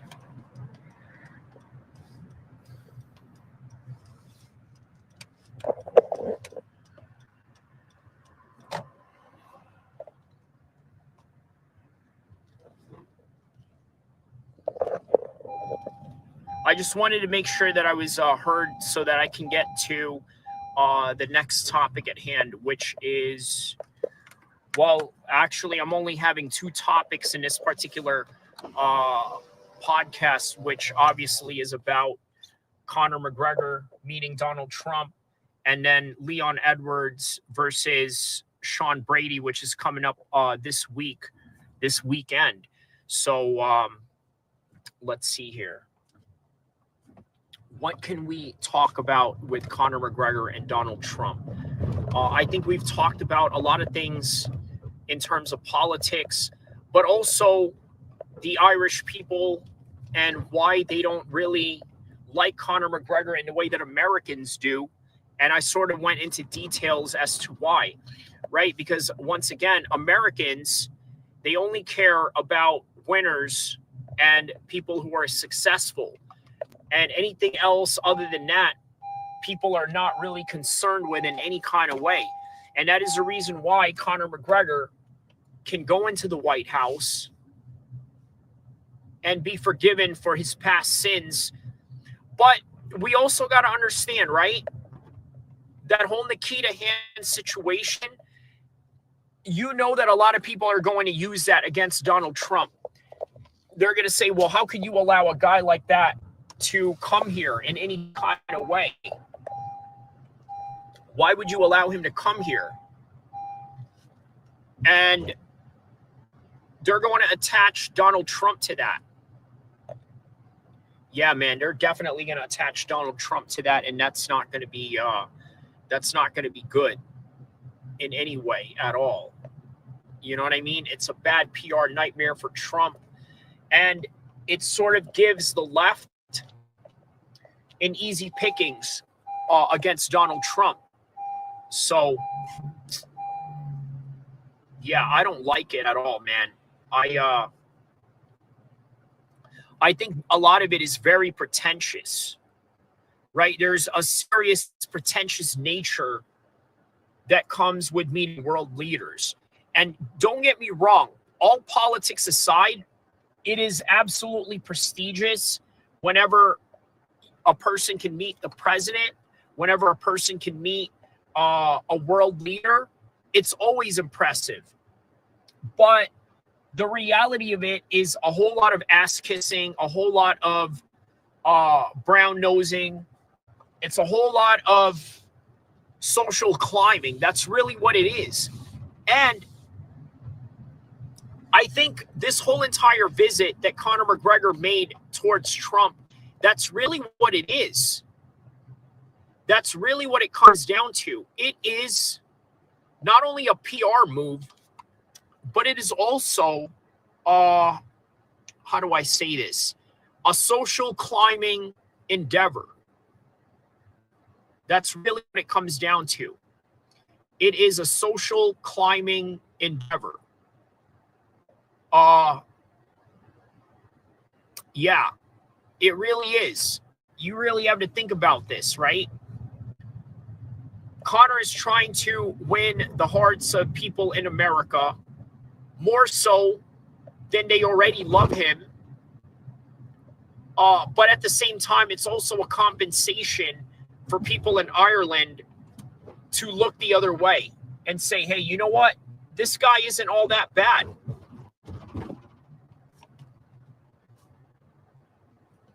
Yeah, that's really what it comes down to. Just to show that, hey, you know what? This guy isn't really all that bad. And that's really just what it comes down to.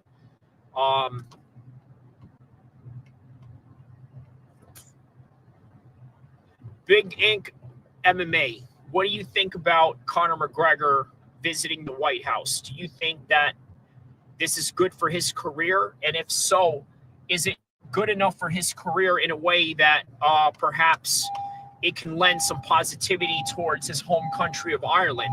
Or maybe it's just one of those situations where the people of Ireland have made their mind up and a Trump visit isn't going to change any of that. But yeah, man, that's what it really comes down to. So let's talk about Sean Brady and Leon Edwards. How do I see this fight going? I think I'm going to put it all on the line right now. I'm going to say that Sean Brady wins this one. I think a lot of people are going to be shocked that Sean Brady wins because of the fact that Leon Edwards is coming off of a championship loss. Well, here's the thing, right? That fight in Utah, he did win, okay?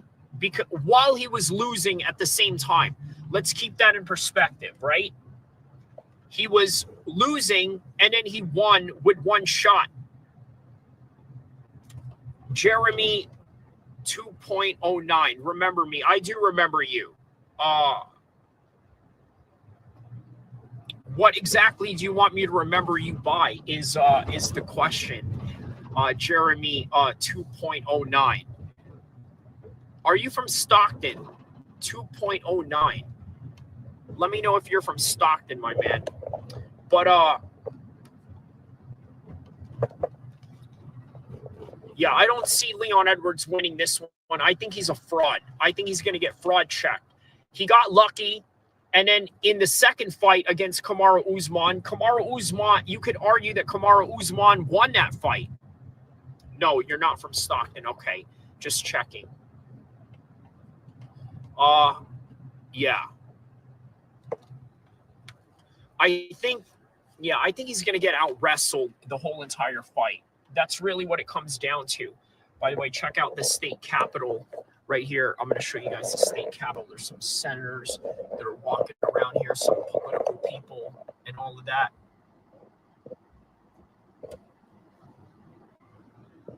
That's where Gavin Newsom works. Oh, wow. They literally reconstructed the capitol here.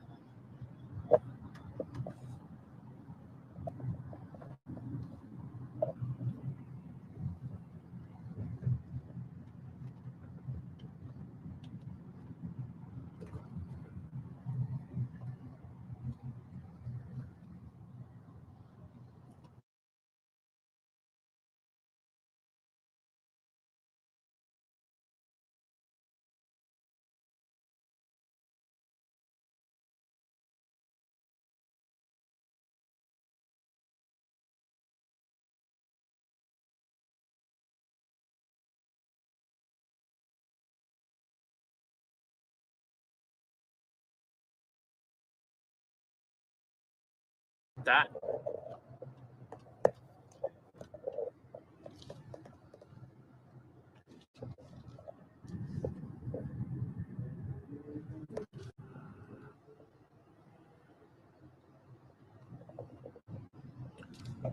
You said my mic broke. How about now? Can you hear me?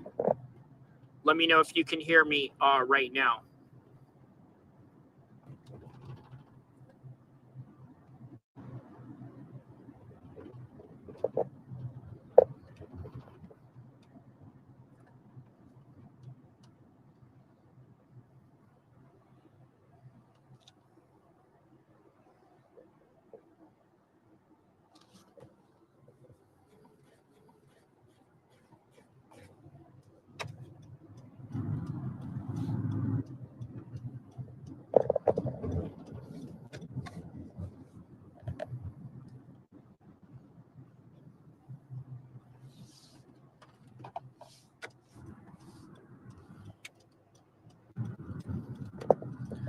Hey, Jeremy, let me know if you can hear my mic right now.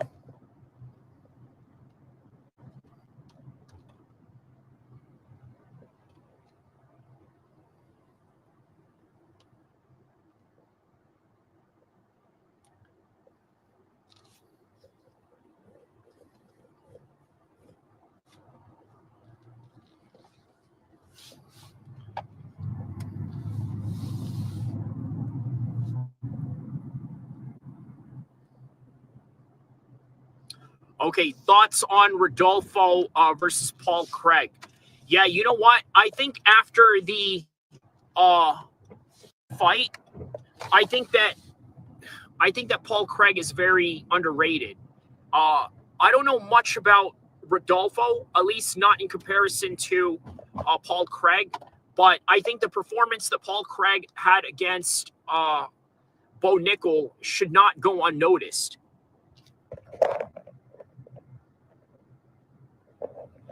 Yeah, it should not go unnoticed at all. Can you hear me? Let me know if you can hear me. Somebody write on the chat if you can hear me. So.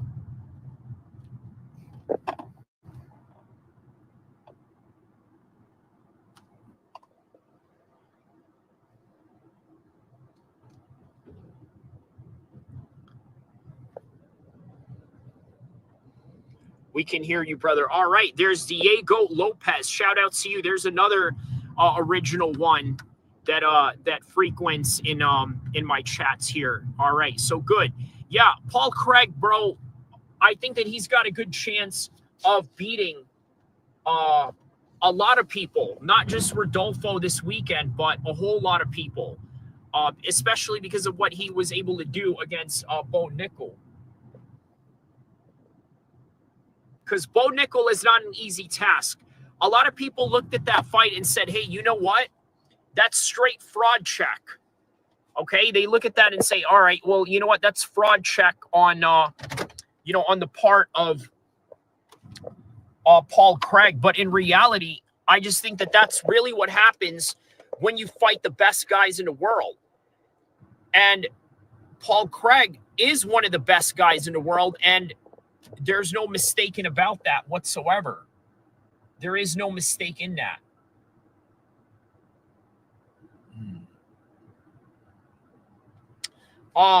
What else? What else can we elaborate on this situation? So what do you guys think? Do you think that Conor McGregor is going to get into politics? I know that that's the talk that a lot of people are saying. But I'm going to be honest with you. I don't think Conor has the discipline to be a politician, at least not a career politician. I don't think he's going to have a successful or long career in politics whatsoever, let alone even begin one. So that remains to be seen.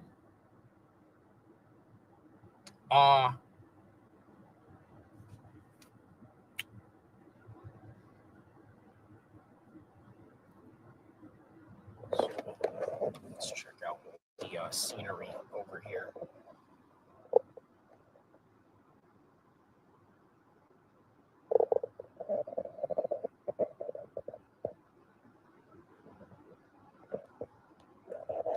All right, so it looks like we've got some families here in Old Sac. I am in Old Sacramento. Yeah, I hope Conor stays out of politics. Getting into politics sounds more fun than it actually is. Yeah. Yeah, it's a lot of tedious tasks that is happening, which, you know what? It kind of makes me wonder, why did Trump even want to do this in the first place? I remember when he first won back in 2016, his facial expression looked very blank, as if he was very surprised of what was going on. And yeah, man. Yeah, it was really interesting to see that. He didn't look like he wanted to be there.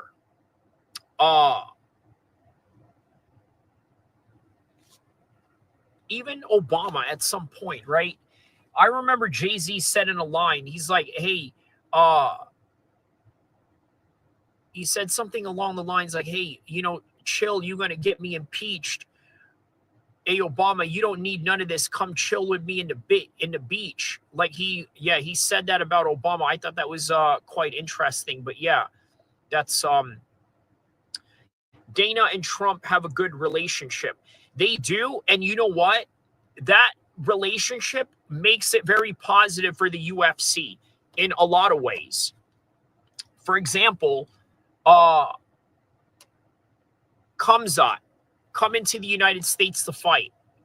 It's going to be a lot easy for Khamzat to come and fight in the United States now. You know what I mean? It's going to be a lot easier for him to do that, because I look at it like, you know, the reason why Khamzat had a hard time coming to the United States is because of the Biden administration, right? Now, obviously, the Biden administration had a serious anti-Russia rhetoric and sentiment that they had going on. And not only that, they acted upon it through policy, which in turn, honestly, gave a lot of fighters a hard time coming out here to compete. Now, what makes me wonder is, how come Ankalaev didn't have that same problem? Why is it that Ankalaev didn't have that problem coming here? Well, it's really that simple, right? The difference is that they're not as close to Ramzan Kadyrov the way that Khamzat is. Khamzat seems to be the golden child of Ramzan Kadyrov's whole entire movement. Now, it's not to say that these other fighters are not adored by Ramzan Kadyrov, but man, you're talking about Khamzat as a personal trainer and a personal training partner of none other than his sons, Ramzan Kadyrov's sons. So that's a completely different level of friendship. You see what I'm saying? It's definitely Khamzat's relationship with Ramzan Kadyrov. I agree. It is, yeah, because no other Chechnyan fighter or other Russian fighters have this problem, right? Volkov doesn't have that problem. Ankalaev doesn't have that problem. Islam doesn't have that problem. Because otherwise, if Islam had that problem, then we would not have seen that fight go down in LA. You know what I mean? And LA is obviously in the United States. So, you know, how would that have how would that have made sense, right? But it seems to be that he's the only one that has these problems, and rightfully so. So that's really what it comes down to. Look at this. This used to be my little spot right here back in 2009 and 2010 right here. This spot right here is where I used to hang out at. This is literally like the deep ends of old Sacramento right here. Check this out. This is where everybody came and hung out back in the days. Right? Some real old school stuff right here. Look at this.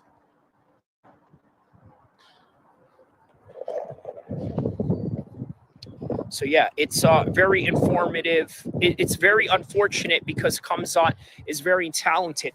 Yeah, but you know what? Guess who is in the office right now? The guy who loves Russia more than any other politician in the United States capital right now. And you know what? He's the only one that really matters when it comes to making decisions on that, because he has the position to do so, and that is Donald Trump, right? Just like when Biden was in office, he obviously had all the power to sort of yeah, to sort of give restrictions towards, Russians and people from Russia, which made it, very difficult for them to, made it very difficult for them to come here and compete.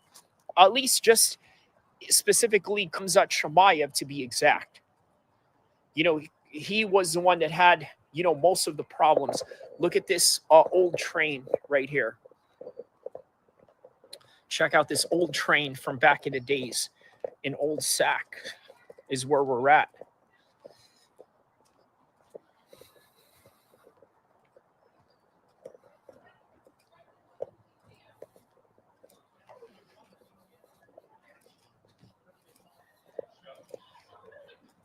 Oh, wow. Look at this train right here.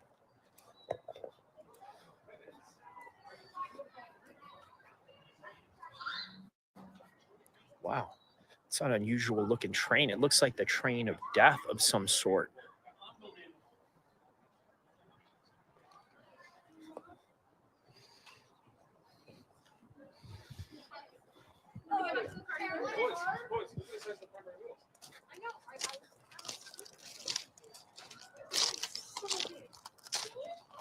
Looks like a train from Back to the Future.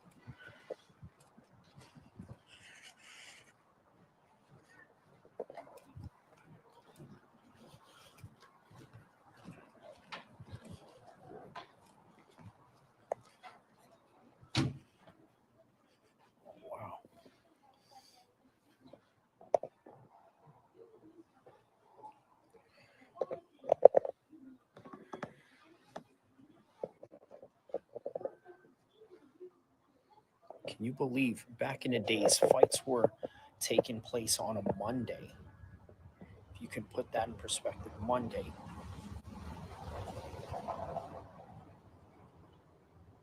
No radio, no home TV. Wow. All seats, $10. First bout, 9:30. Wow.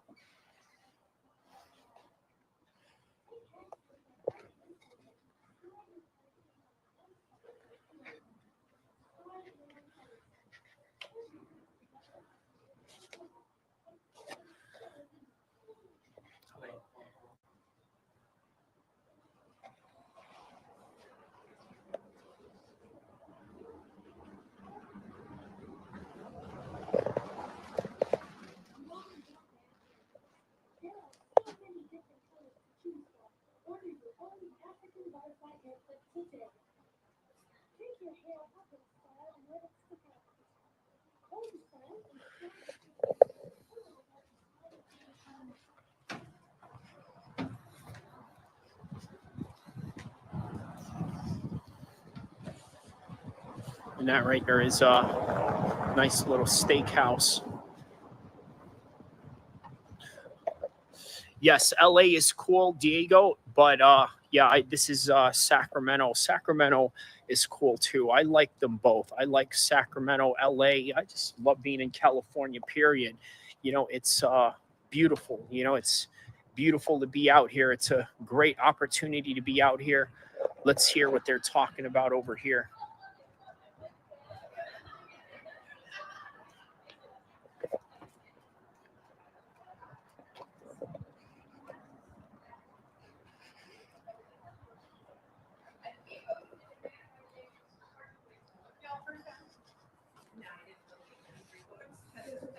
Now, Mr. Padilla was a man here in town who, using his own money, helped finance a levee system that went all the way around the town to protect us from future floods.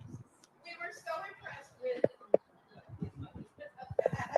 We voted him in as the first mayor. Now, the reason we didn't make the history books is because soon after becoming mayor, there was a riot here in Sacramento, and he was shot. Now, don't worry, honey. No, he was only shot in the arm.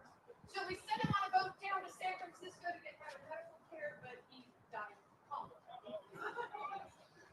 Well, that was the next tragedy here in Sacramento City. Was the cholera in 1850. Soon after that was the fire of 1850. So between the floods, the riots, the cholera, and the fire, 1 in 5 people died.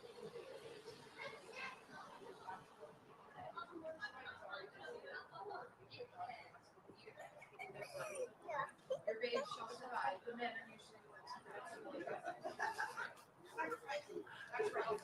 All right. Now, we continue to grow and thrive after the tragic year of 1850. And finally, in 1853, Sacramento is the largest city in the state with over 25,000 people living here. And that makes us and that changes up. Steps to the walkway as we leave the ramp.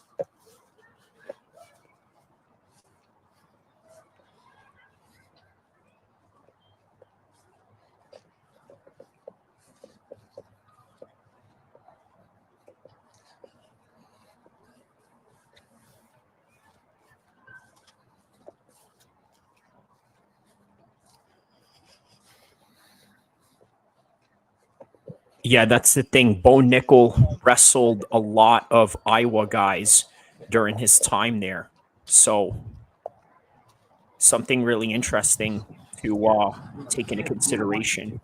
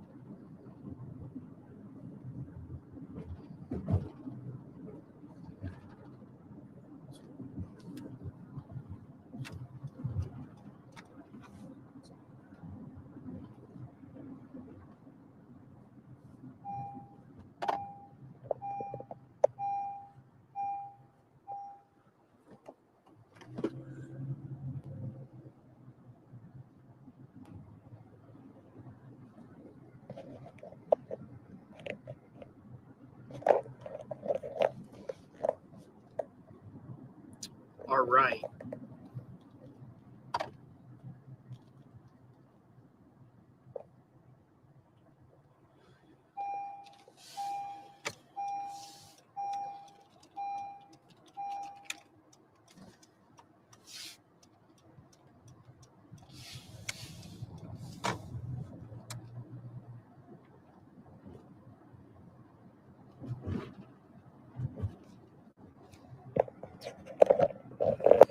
All right. So I figured I'd give you guys a tour of that part of the city. I've done plenty of tours of that city in this channel. I figured I'd do it one more time. But before we go and before we sign out, obviously let's talk more about Sean Brady and Leon Edwards and how this fight is going to go. So how I see this fight going, I see a fast pace from Sean Brady and Leon Edwards trying to slow it down, maybe with some front teep kicks, keeping him at bay with some jabs. And, you know, Leon Edwards, he has a very slow tempo in the way that he fights. Very slow tempo, not tempo. But, yeah, I think that's going to show up in this fight. I think what's also going to show up in the fight is Leon Edwards getting taken down over and over and over again. Now, will that mean that Sean Brady is going to win? Not necessarily. But if it goes 5 rounds, I'm going to have to give it to Sean Brady. Because within those 5 rounds, he's going to have the majority of the takedowns. He's going to have the majority of the ground control. And Leon Edwards is going to be on the defense, at least on the ground grappling and scrambling exchanges. And as a result, I don't really see how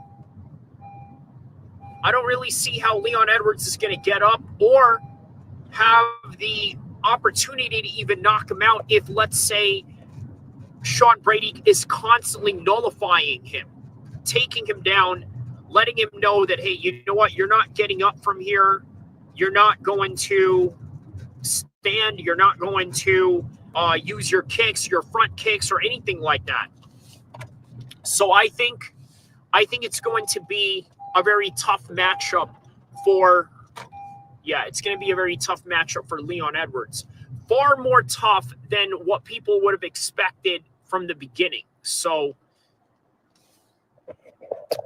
but I think this is Sean Brady's fight to win. I think this is his time. I'm not saying that Leon Edwards is done, and I'm not saying that Leon Edwards can't win, but I think Sean Brady is just a bad style matchup for Leon Edwards. I really do.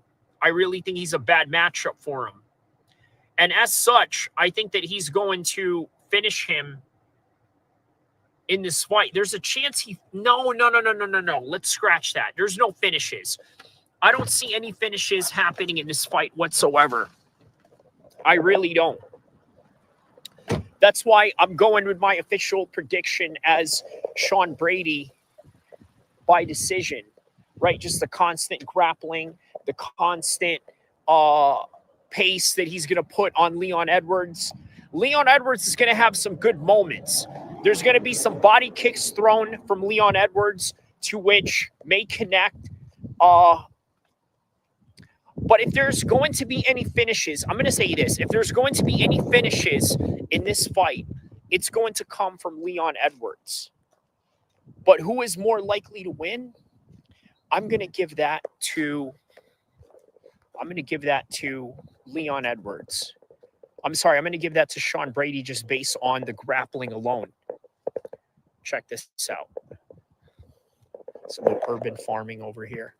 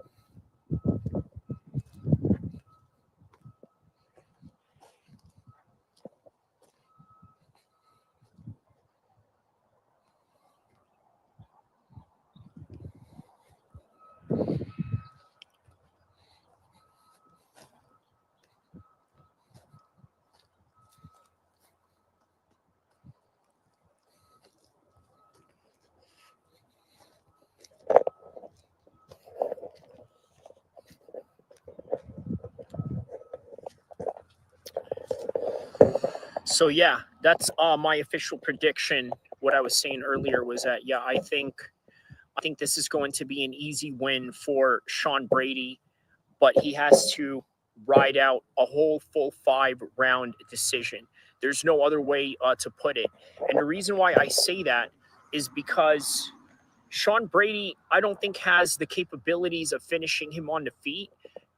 Leon Edwards is just too technical for that. But at the same time, like I said, if there's going to be any finish going on to this fight, it's going to come from Leon Edwards. And I think that his defense is good enough to negate whatever power Sean Brady has. But I don't think Sean Brady has enough grappling prowess to finish him on the ground. Not with a submission, not with a ground and pound, not with anything like that, but with absolute ground control. He's going to control Leon Edwards to the maximum effort that he can put on this fight. But yeah, there's no way. I don't think there's any way Leon Edwards wins this one. It's just not his time anymore, man. I think that with certain fighters, there's just a time frame that you have. And by the way, let's go back to Conor McGregor on this one, right? This is exactly what I mean by this, right? Conor McGregor, I think, is in a realization of his life of knowing that, hey, I could get into politics. I could get into other means of living. I can get into other means of creating a new identity for myself. And this is the reason why he went out to meet with Donald Trump, because he's preparing himself for a new stage of his life. And that new stage involves everything but fighting. Now, there were rumors as to say that, you know what, Ilia Topuria's possible opponent could be Islam Makhachev. And by the way, I may have to make a video on that because, unfortunately, I think that Islam Makhachev, even though he has noble reasons as to why he's turning down Ilia Topuria, this is not looking good for Islam Makhachev. In fact, it's making him look like somebody that is a cowardice, even though he's not. He's far from a coward. But what we have is the perception of cowardice on the part of Islam Makhachev. But I get it. I absolutely get it. What he is trying to do is he wants to build legacy. But then again, who is left for him at 155? And as for Ilia Topuria, man, it's very premature for him to leave 145 like that. He needs to go back there and give Diego Lopez a chance, a shot. And then not only him, how about Evloev? There's Evloev in the process as well. What about him?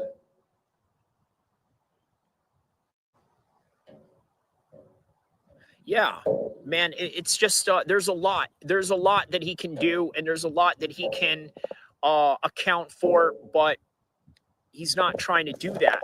So he wants Islam Makhachev. He wants to be the 155 champ. He wants to follow in the footsteps of Conor McGregor. And I don't know if you can blame him. You know what I mean? You can't blame him for that. But at the same time, it does leave a certain competitive integrity in jeopardy. You know what I mean? Like, that's really what it comes down to. There's a competitive integrity that they are compromising with by allowing these fights to happen. And that's sort of where Islam Makhachev is at in this particular matter at hand.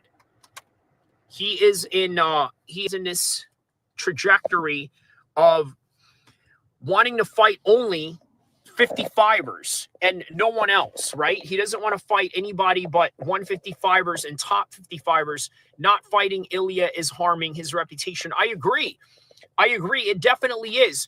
Even though I can see his point of view. I can absolutely see his point of view. But is it right? Is it the correct thing to do? Maybe not. But it's the best fight that he has going on right now. So in the process of that, how about Conor McGregor? Now, the thing is, how can you have Conor McGregor go down a weight? You look at how big he is now. It's very, very difficult to see Conor McGregor make 155. It really is. It's very difficult. And also, I think it's even more difficult to see Conor McGregor fight, period. Not just at 155, not just at any weight, but just fight, period. It's going to be very difficult to see him fight just based on the circumstances that he has going on with his life right now. It's almost impossible in a way to get him to fight. But does he need to fight? Yes. But does he really need it? No. Why do I say that he needs to fight, but not really? Is because we all want to see him fight. It's just a natural predisposition you have as a mixed martial arts fan. But in reality, you really don't want to see this guy in there because, quite frankly, there's just better competition out there. There's better guys that we can watch. And he's a shell of his old self. That's really what it comes down to. That's really what it comes down to. Seeing Conor fight, it's going to be great. It could be monumental, but I got to tell you, man, it may not be the best idea. It may not be the best idea because he could get himself hurt. A lot of these guys right now, they are at the top of their game. Everybody is good. This is the first time in mixed martial arts history where everybody is good and everybody is solid in what they do. So you got to keep that in mind. You have to keep that in mind. I don't see Conor McGregor fighting ever again. But the trips to the White House, it's sort of his retirement parade. That's what I saw. This whole entire endeavor was nothing more than a retirement parade for Conor McGregor. Nothing else. It's nothing more than that. He's here to parade himself and celebrate his career, right? Now, you're probably thinking, well, what does he have to celebrate? He didn't win his last fight. In fact, he hasn't fought in a while. But also, I don't think Conor McGregor has really gave himself the world parade tour that he needed in the past fights that he's had. He's always been jumping from one fight to the next. If you remember, the Nate Diaz fight, prior to that, it was a Jose Aldo fight. And then prior to that, it was one fight after another. And then there's Dennis Seaver. And then there's Max Holloway. And there's this. And then after the Nate Diaz fight, it's on to another Nate Diaz fight. And after the Nate Diaz fight, it's on to Eddie Alvarez. And then after Eddie Alvarez, it is on to Floyd Mayweather. And then after Floyd Mayweather, it is on to Khabib. And then he takes a break after that, rightfully so, a break that's well needed, and then goes into a fight with Cerrone. And then after Cerrone, then he gets into a fight with Dustin Poirier, and then that's Conor McGregor's career in a nutshell. You know what I mean? Like, he never gave himself a proper victory lap. Well, now he does, and now he did. And now he's looking to transition into the next phase of his life, into the next phase of his career. And we don't know exactly what that is, because you know what? He doesn't know exactly what that is.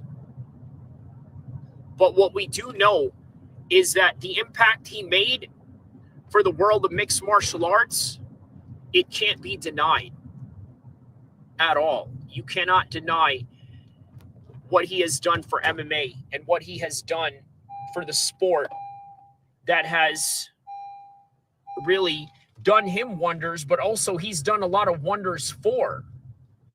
You know what I'm saying?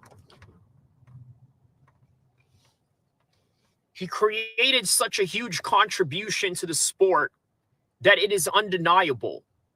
And I'm going to leave it off with this, right? I'm going to leave it off with this. Speaking of another Irish superstar, how about Everlast? He went on the Joe Rogan podcast a while ago, right?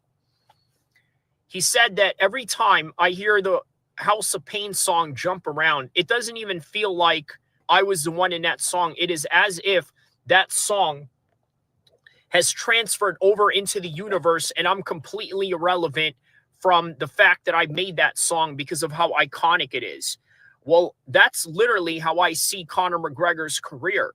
All these highlights that you've seen him with a double champ belt and all of that, and having both of those strapped around his shoulders, all of that, the knockouts, 13-second against Jose Aldo, the epic fights against Nate Diaz, and then the fights with Floyd Mayweather, and then with Khabib. All those are iconic. But unfortunately, and in reality, none of those belong to him anymore. Sure, he's earned it. Sure, he reaps the benefits of it. But none of those belong to him anymore in a way where he's almost a separate shell version of who that person was, and that happens with everybody. The Donald Trump that we knew and the Donald Trump that was built up to be president, that guy that we knew in the 80s and that guy that we knew in The Apprentice, we will never see that guy ever again. And that is the reality that we have to face. And you know what? Here's a humbling reality that we all have to understand with this matter at hand, right? We all change at some point. When we were younger, you felt like you had more energy. You felt like you could build more muscle. You felt like you could lose weight easier. But then when you get older, then things start to change. Your metabolism starts to change. Your whole entire look, your whole entire appearance, everything starts to change. And in your physical performance, even more so as an athlete, starts to change. It is just the reality of life. And sometimes some people can deal with it a lot easier than others. For example, Khabib has already transitioned into that life a whole lot easier. A whole lot easier in a way where Conor McGregor is going to have a hard time not reaping all the attention, not getting all of the notoriety, or not getting all of the recognition that he once had. Now, he's still and will always be a relevant name in MMA, but even that, at some point, it starts fading away, and you kind of see the reality of that a little bit. Donald Trump, I remember Conor, when he walked into the Oval Office, he said to Donald Trump, "I really admire the work ethic that you put in," because you look at all the things that Donald Trump has been doing, right? What has he been doing? He's been passing laws, making moves every second, every step of the way, not wasting any time. You know why? That is a man that is operating under the assumption that tomorrow it could all be over. And I'm not even talking about just his political career. I'm talking about his life. He is at that age. So as a result of that, he is moving accordingly to that life trajectory that Trump is in. He has to move in that particular manner because time is running out. And at some point, Conor knew that time was running out. And he didn't waste any time. That's why he became the legend that he is. And that is why he came out and won all those fights through the hard work and perseverance. But at some point, all of that hard work that you did when you were younger, all it does is comfort you as an older person, which in turn really makes you lose everything that made you who you are, which was a fire-hungry dragon ready to slay everybody. But then again, sometimes they say that it is the dragon that gets slayed, hence the term dragon slayer. But either way, that is the reality of this situation, and that is all that I have for this one. Please do not forget to like and subscribe, and I will see you in the next content, inshallah.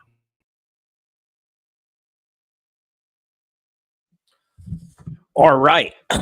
So there we are. We are about 2 minutes away now into this live stream. So first, let me play you guys this news clip to kind of give context into what's going on with Big U. Okay, now, obviously, this is what I like to do just right before a big fight stream starts. I like to talk about all the different crimes that are going on in in the world of California and whatnot. Well, hold on. Let me finish this real quick. Oh, no. Okay, never mind. Hold on.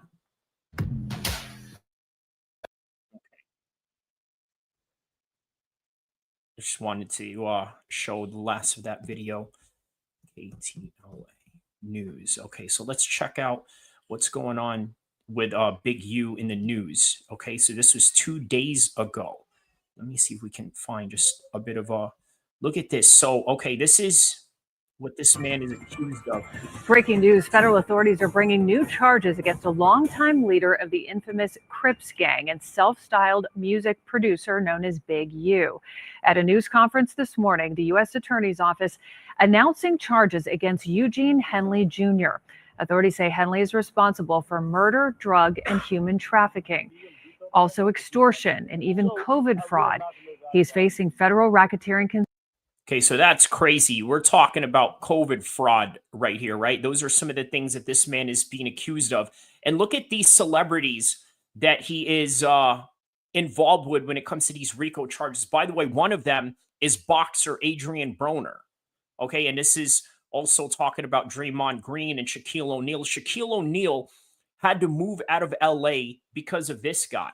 Now, obviously, there was a trade going on and this and that, if you know anything about basketball and the trajectory of, of his career. But yeah, nonetheless, here we are. Conspiracy charges. Prosecutors say Henley masquerades as a legitimate businessman and reformed gang. Now, look, how many people do you know that are like that, right? Pastors, religious clerics of different kinds, right? I mean, I've seen imams do that. I've seen pastors do that. I've definitely seen rabbis do that. Let's not even go there. But yeah. But a gang leader, I mean, kind of makes sense, right? And look, here he is right here. I didn't even know that he did an episode with Mike Tyson in his podcast. That's interesting. Okay, so nonetheless, Member, often appearing on podcasts and media. And look, one of the people that were involved, look at this. Tremaine Williams, also known as Loose Cannon, obviously a guy that's big in the social media space. Zahir Mitchell, also known as Brick Baby, a No Jumper employee, does a lot of shows and podcasts with Adam 22 and No Jumper. So yeah, and then a whole bunch of names here that nobody really knows about, right? And usually that's the reality of the gangster world. I mean, you're going to have a few guys that are known in that world, in the podcasting, in the rapping space, maybe even in the world of athletics. But there are guys behind the scenes that are not public figures, that are not media people of any kind. And this is the reality of their life and the reality of these situations, right? There's just guys that are, behind the scenes, not really all up in the videos, dancing, yapping, all of that. But yeah. Media outlets, but it's a front for a wide-ranging criminal enterprise.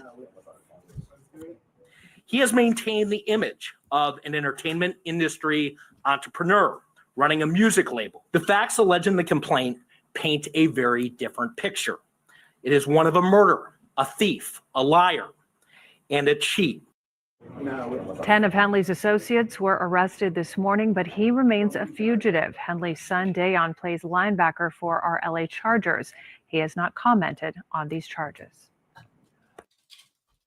New details this afternoon about the man accused of being a longtime leader of the Rolling 60s Crips gang. Eugene Henley Jr. has become known in recent years for his charity work to reduce gang violence. Now the FBI is accusing him of running a criminal enterprise that committed a series of crimes, including a murder back in 2021. NBC4's Alex Rozier live with details you see for the first time and only on 4. Alex. Michael, Big U is in federal custody right now. Prosecutors say they have probable cause to believe that he killed a man in Las Vegas in 2021, then dragged his body into the desert. Today, I learned the man killed is closely connected to Big U's family. When did you ever really? Okay, now that right there is that is absolutely crazy work right there. Now this man is somehow connected to his family in some kind of way. You also got to remember, right? He was the manager of Nipsey Hussle when he was alive, and well, there's a lot of speculation surrounding the demise of Big U, and it's sort of hinting towards his direction. So, by the way, shout outs to LA, right? Wearing this shirt today to sort of, give a little tribute to this reaction that we are doing right now. So, all right, here we go. They learn how to play the drum. Eugene Henley Jr.'s podcast, seen here on YouTube, is one of many ways he made his name. It's season 2 of Checking In. Henley Jr., known as Big U, interviewed celebrities. The big homie. Yes, sir. And he's run a charity and music label. But the feds say he's also a longtime leader of the Rolling 60s Crips street gang. And now he's in custody for racketeering crimes that include the murder of rapper Rayshawn Williams. Yeah, you know, I've never heard of this guy at all or his music or anything like that. And a lot of people are sort of asking the question, right? Like, why are you going to go and slide on a guy that really is not known but made a diss record about you? Well, I tell you what. If you guys remember anything about that little incident that I had with Leon, obviously Leon is not exactly the most well-known guy in the world of YouTube. He's pretty known in our city of Sacramento. And as a result of that, well, you're going to stand on business. You're going to do what you're going to do. But again, just remember, a lot of this is all alleged. And in America, you are innocent until proven guilty. So, court papers say Williams, seen here on Instagram, was an artist for Big U's label Unique Music. And in 2021, prosecutors say Williams wrote a song, quote, dissing Big U. Documents say Big U then kidnapped and murdered Williams in Las Vegas in retaliation for perceived disrespect. But before Williams was a rapper, he was a wide receiver for Crenshaw High School. The day after he was killed. And once again, this is one of the things that Big U is really good at, right? He facilitates a lot of these aspiring young athletes. And you know what? He's helped bring a lot of people into the NFL, including his son, who I believe right now is an LA Charger right now. So that's, I mean, look, that's an accomplishment in and of itself, right? You know, bringing up your son to be a football player at the pro level, at the highest level at that in the NFL, and also coming from the background that he came from. I mean, it's impressive. But sometimes, you know what? You can't let go of that life for one reason or another. And I know a lot of people will say, well, why don't you just give it up?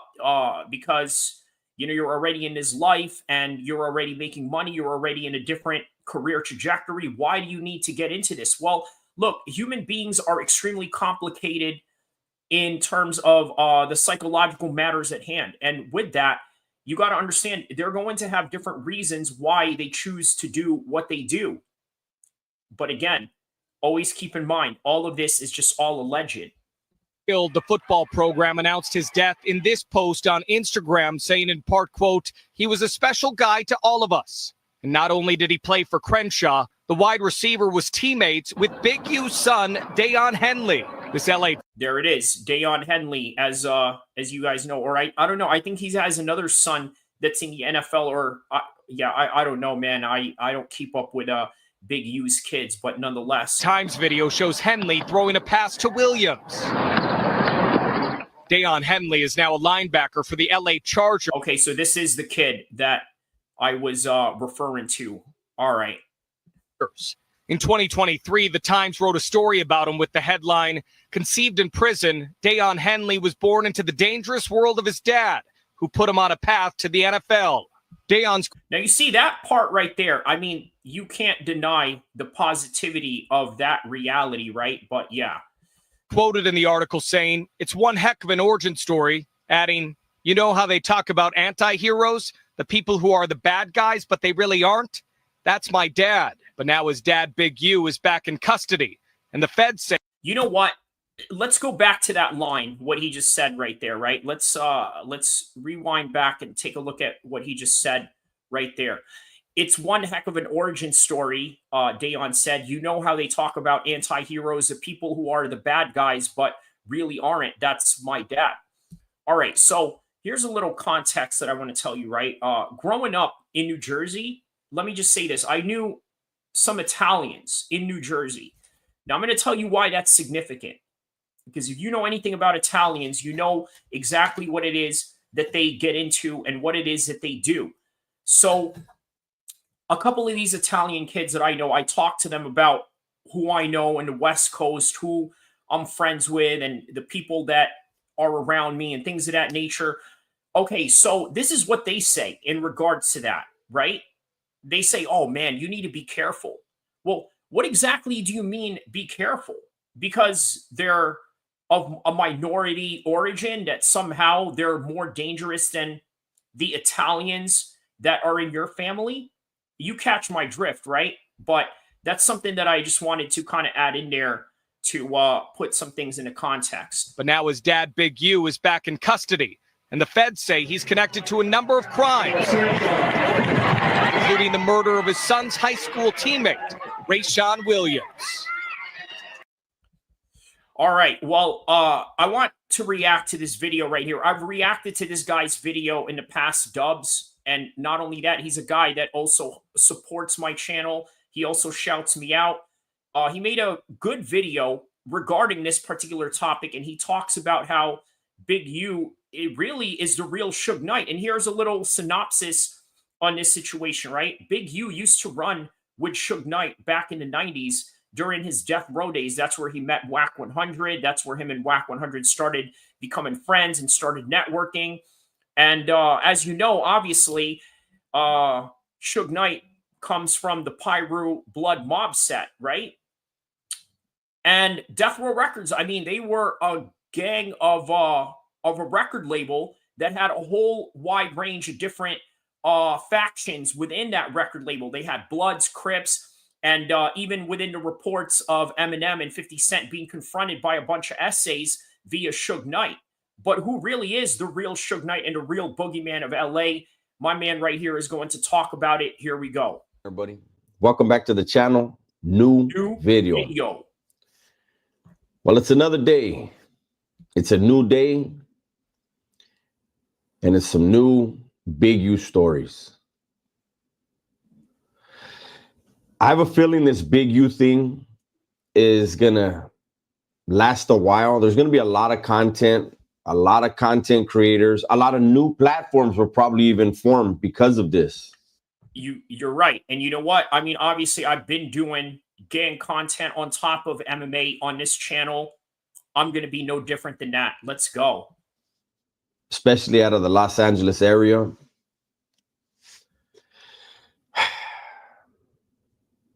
I want to say something. I have some stuff written down right here that I'm going to talk about that's already been posted. And so the first one is that, so now, you see the thumbnail and I'm asking a question. I didn't put the question mark on there, but I'm asking the question. So is Big U now the new Suge Knight, the boogeyman of the West Coast? I remember a few years back. Well, to be honest with you, I think he always has been. The only difference is that he didn't have the backing of a conglomerate media company like Universal and Interscope and the owned Death Row record label of Suge Knight. He didn't have any of that behind him. That's the only difference. Sometimes there's some guys out there that are more dangerous than others. They just don't have the media backing to sort of give them that push as to being the real boogeyman. Just like in real fighting, just like in the world of fighting sports, there's a lot of guys out there that are quiet, that are not as exuberantly enthusiastic or flamboyant in the way that they go about things. But either way, it doesn't make them any less dangerous. And sometimes, the old saying and the cliche goes, it's always the quiet guys that are the ones that you got to watch out for. When Big U was saying, and other people around him were saying, and it was on social media, that had Big U not gotten incarcerated when he did, there would have never been a death row. That it would have been Big U doing all that. And I have to say this, prior to Big U's incarceration, he didn't do what Suge Knight did. I don't know. I'm sure he had the power. He had the manpower because back then, facts. As far Yeah, he definitely did. Even though the Rolling 60s Crips are known to have a divided faction amongst their group, meaning that there's a lot of internal fighting going on, they're a big organization. They are a big gang. The street that they encompass, I mean, it literally borderlines Compton all the way to Culver or Century City or whatnot, right, in the LA area. But yeah, he definitely had the manpower for sure. Probably more so than the Mob Piru Bloods, which is who Suge Knight was affiliated with. As far as black gangs, LA County was Crip, Blue. There was very few Bloods, down as fuck. The ones that were down as hell. But LA was as far as black gangs, the Crips had it pretty much dominated, right? So Big U would have had the manpower. He would have had enough people to do what he wants, but he didn't put the plan in motion. See, it's easy to say after the fact, yeah, I could have did what he did, but you didn't do it before he did it because you didn't have that vision. And Big U sat in prison and saw what Suge Knight was doing, and he knew, and it was a fact. Man, I have more homies. I could have had do this, and I could have had do that, and I could have locked this down, and I could have locked that down, but you didn't have the idea. You didn't have the vision. Now, Big U gets out. He gets out of prison and he gets involved in whatever he gets involved in, whether it's legal, illegal. It's not really, I'm not gonna get into all that. I'll let these other platforms get into all that. I'll discuss certain things as they unfold and I'll do it from my perspective, the way that I do it. Each content creator puts out the content how they see fit and what they're with in a way that they're comfortable with. I definitely do. Okay. So I was sent something yesterday. And it said that Big U was just extorting everybody. He was just the extortionist. But you know what? Who doesn't do that in the LA gang culture, right? I got to tell you, this is part of their economy. And you'll see what I'm talking about. Maybe he goes into it, or we've already kind of got into it about Shaq, Draymond Green, and Adrian Broner. It says Big U attempted to extort Adrian Broner because Adrian Broner hit some guys for over 1. There you go. By the way, this is my first time seeing this, so I didn't even know he was going to say this. This is fresh reaction, by the way, and there's a good reason why I wanted to save watching this for when I went live, and here we are. $5 million in a dice game or in dice games.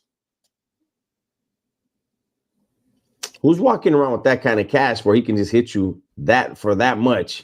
And I mean, listen, Adrian Broner is that type of guy. He does carry around a lot of cash because he's a reckless person, and that's just what he does. He's also a very flashy person, but you got to understand, man, if you're a very flashy guy and you're not an LA guy and you're an out-of-towner and you come in there and you do that, you're going to become a target for a lot of these guys, in particular the gangs in that area. Walk away. That seems pretty far-fetched to me, but it's out there. And I would assume it's probably part of the indictment, okay? And it also says Big U wanted to tax NBA players $100,000 a pop to check in and get protection. Yeah, no problem. They can afford it. But the only difference is that, are they going to give it up? Look, basketball players, I'm sorry to say, I mean, there's a lot of basketball players out there that are tough guys. Obviously, Kobe Bryant trained Muay Thai, MMA, all types of stuff. Shaq, the same thing. But come on, man. You know, these guys are not about that life. If they get pressed by the wrong guy, they're going to cave right in, especially with a guy like Big U, who was known as the Debo. And by the way, how about this? They say that the Debo character was based on Big U. In LA. Again, I assume this is part of the indictment. I hope that more content creators will be more responsible. I don't know how many of these guys that are pushing this content have actually been indicted. I was here with a grand jury indictment. I know for a fact from personal experience, mainstream media is absolutely no different than the National Enquirer. They will throw stuff in there like, That's facts. That is facts. And you also got to remember the media that we have today is predicated on clicks, views, and the advertisements that you get out of that. So you have to sensationalize certain things.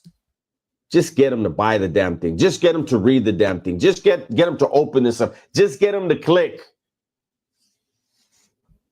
And so they'll make. Guess what? YouTube is no different. You think that I don't do the same thing when I'm on here? There's a reason why I title certain titles, because I'm trying to garner your attention.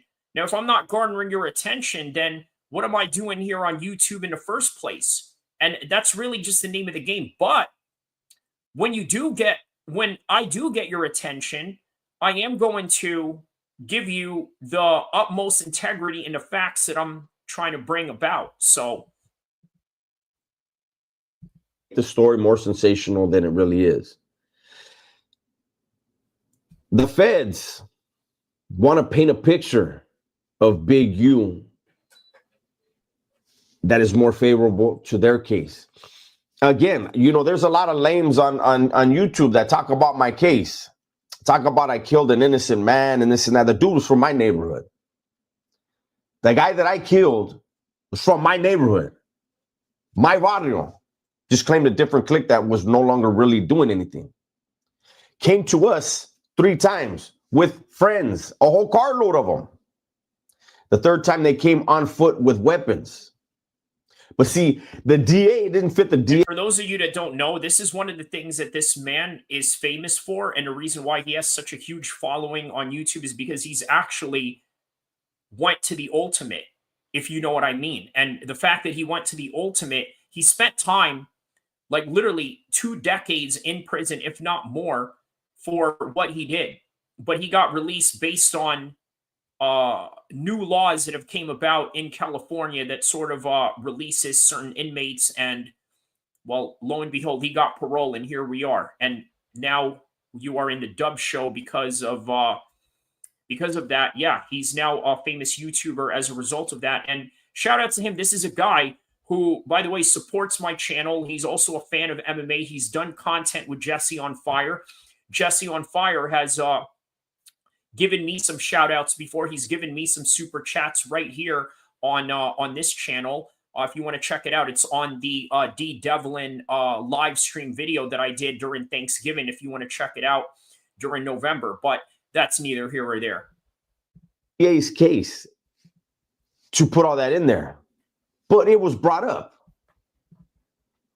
And a lot of these lames that hate on me, no, they like the cops version and the DA's version. And so for the content creators that are going to be presenting stuff regarding this Big U indictment, this indictment of these individuals from 60s, and who knows if they got other dudes from the, from neighborhood Crips, whatever. Please be responsible and say this is what the feds are claiming, because Big U's attorney is going to say something opposite. I find it strange, because I have been involved in a lot of very serious stuff in life, to where when you get something put on the table, you better pick that thing up, look at it from every damn angle possible, listen to anything that can be attributed to this thing that's on the table before you. In other words, journalism integrity. And then make a decision, right? And you better be right in it. So we have the feds saying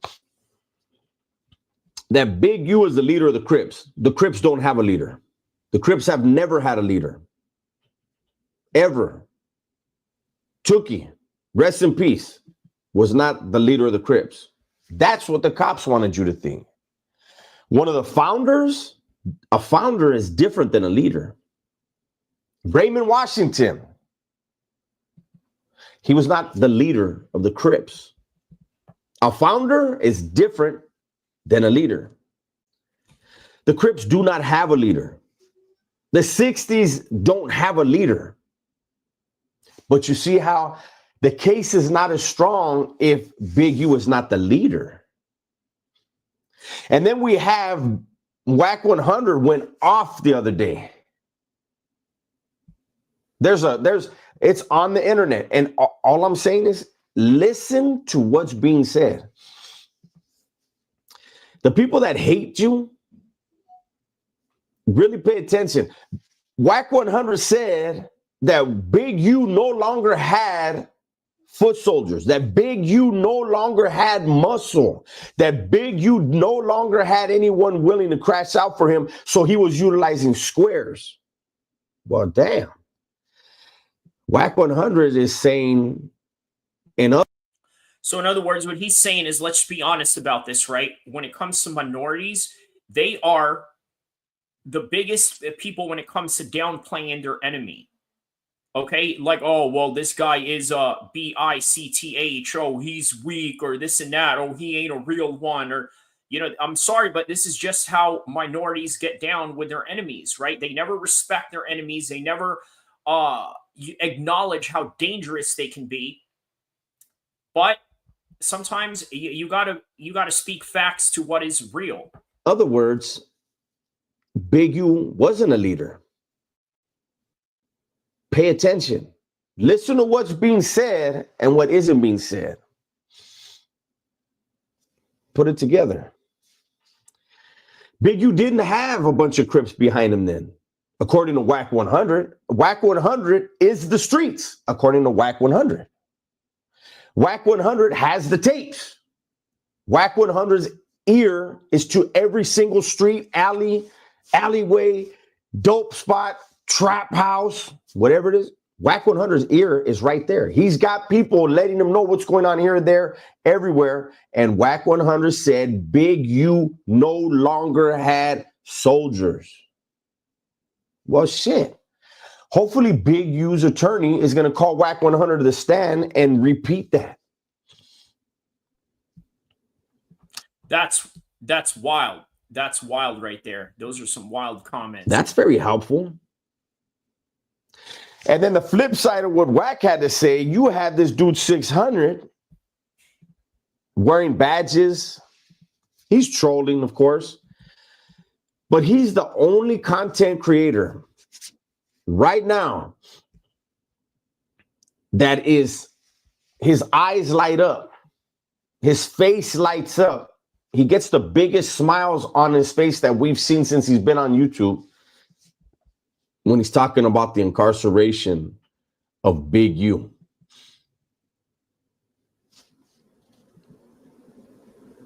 That says a lot. Big U did something to that individual's brain and heart. For that man, that individual, to be that happy that the cops took that black man down. I remember after the riot happened in Pelican Bay in 2000, there was an OG black dude. It's about to start. I used to talk to the dude a lot prior to the riot, man. I like the dude. He got hit in the riot. He got hit really bad. I was glad to see him make it through, come back to our unit. And I remember he came back to the unit. He had gone to the outside hospital, and he came back to the unit, I want to say about a week and a half after the riot. They put him back in the same cell, and he came back and he had a tube sticking out of his chest because his lungs had been collapsed. I was upstairs. My cell was next to the shower. As he went past my cell, he looked at me. He was like, because on the other side of the shower was an OG black by the name of Prince. Prince had been down about 42 years already. I believe Prince was from Louisiana somewhere. So this OG, who happened to be like in his 50s, I'll say his name. His name was Bakari. Bakari gave me a head nod, and he slid a kite under my door. in the kite, Bakari said, a lot of these youngsters ran and left me. And he said, I'll be damned if I run. I'd rather die on my feet. So, okay, we got about 6 minutes left on that video. If you want to see the rest of that, I'm going to put it up on my timestamp, or you can watch it later when I do actually clip this whole entire scene.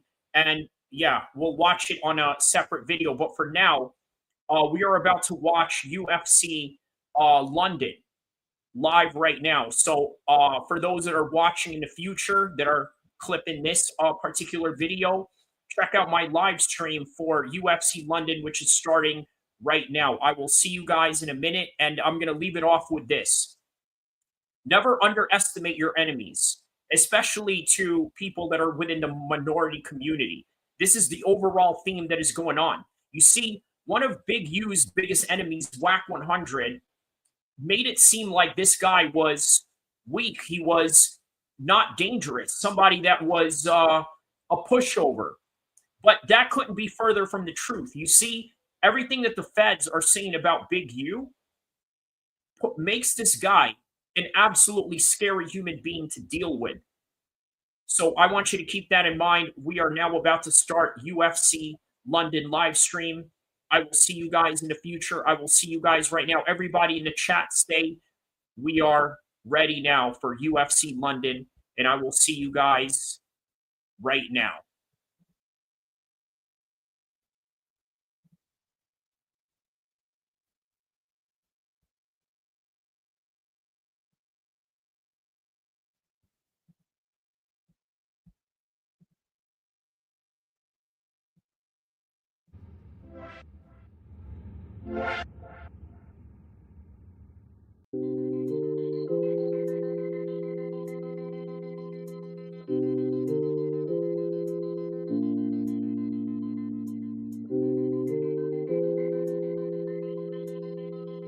All right, so I think we're going to begin our first fight of the evening right now. It's going to be GURAM versus Fernandez. Let's get to it.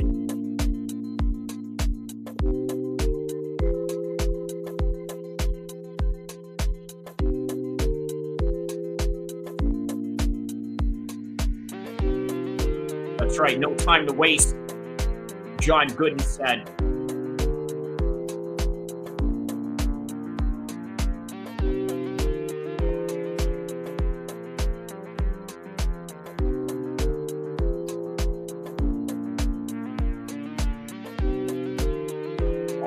Ladies and gentlemen, we are live.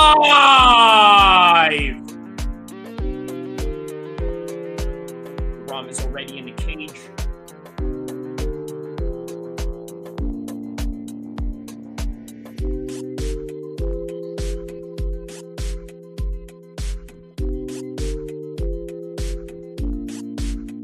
There's Fernandez. He looks like Ursag a little bit, by the way, who's fighting next week in UFC Mexico.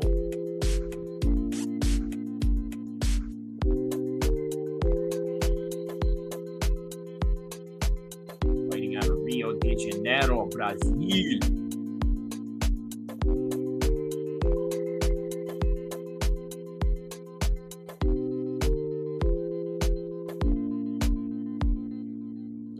Out of Stockholm, Sweden. By the way, a training partner of not only Khamzat, but also Ilya Topora. Look at that. Look at that. Look at his crew that he's with. Ilya Topora and Khamzat. Now that right there is a serious group of guys to have in your corner. So you're going to be expecting a lot out of GURAM right now.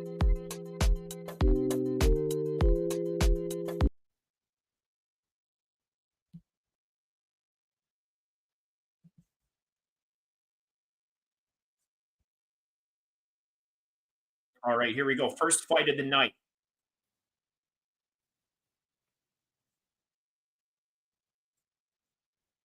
All right, 3 rounds.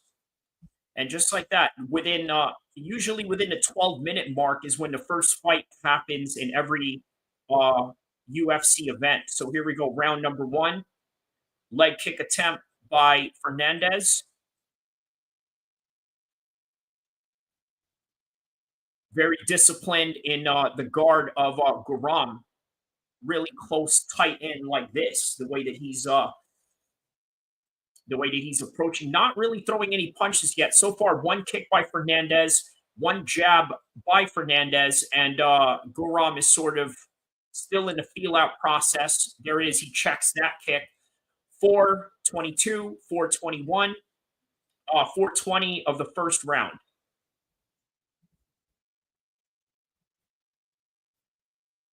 4:12, 4:11, 4:10.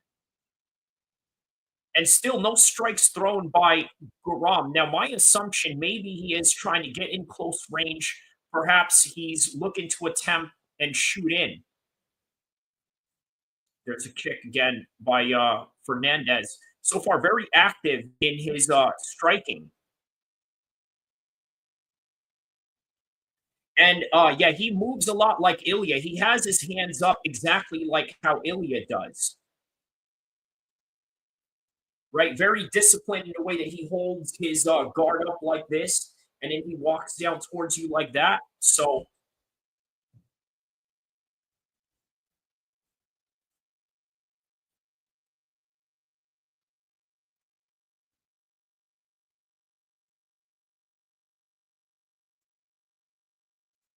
there's another leg kick right there by Fernandez. Again, a very, very active pursuit in the part of Fernandez right now. Okay, there it is. He goes and swings for the fences. Now he's shooting in for the takedown, puts him up against the fence. And great job on Fernandez with the takedown defense that he has going on. Very active and on the offense. And Fernandez, yeah, Fernandez is going hard right now.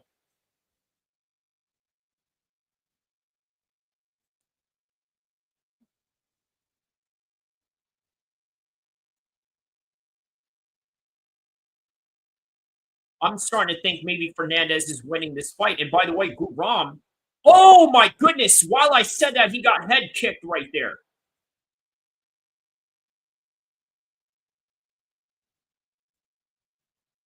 Yeah, not throwing a single punch. GURAM is losing this round.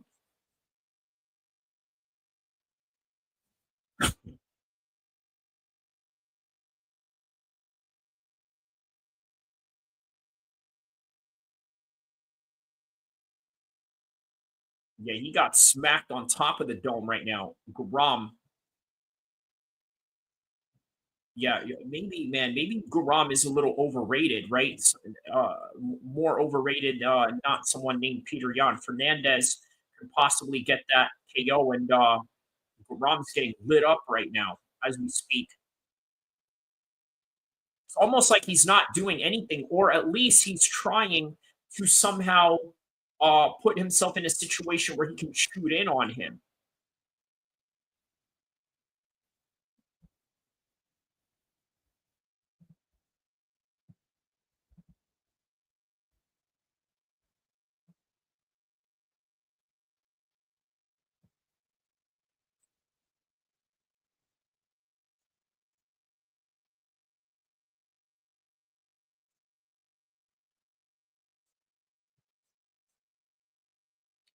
Okay, there's another one to the body right there. Another kick to the body by Fernandez.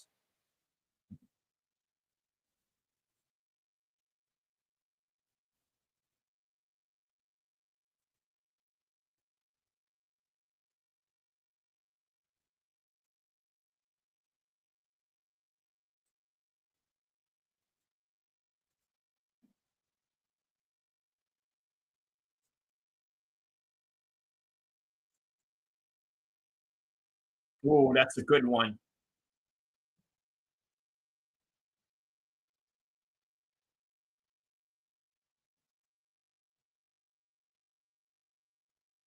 Oh, man. GURAM just got knocked down right now. GURAM got knocked down.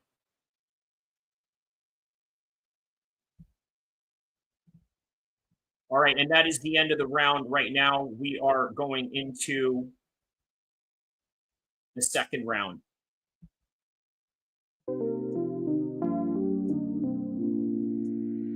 All right, man. Shout out to everybody around the world that is tapping in right now.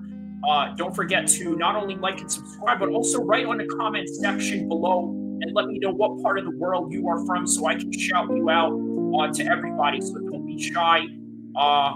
Yeah, I'm curious to know where everybody is in different parts of the world.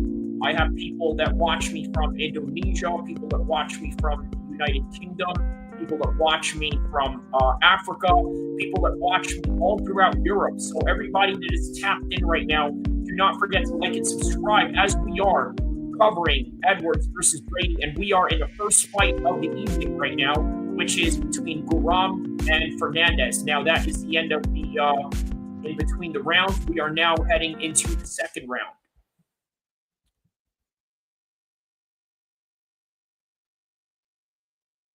Now that's the most significant shot right there.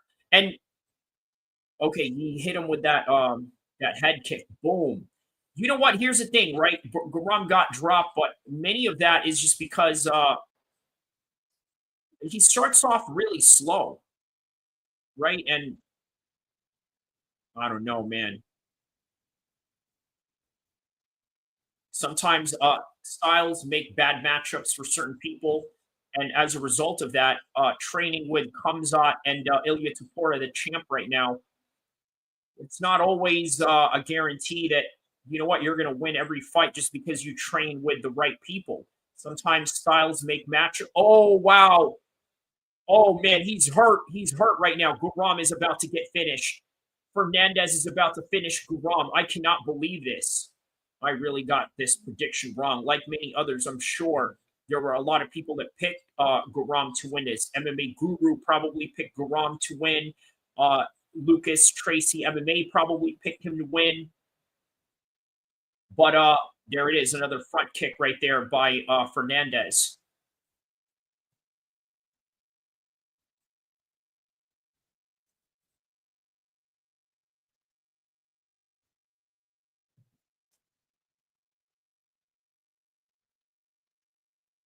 Wow, man, getting lit up. He rolled from that leg kick too. And but GURAM doesn't look like he wants to quit at all.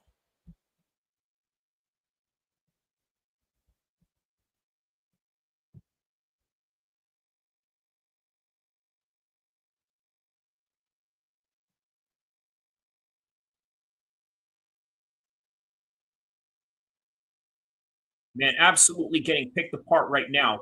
Remember how people were hyping up GURAM versus Jamir as the highest level of MMA?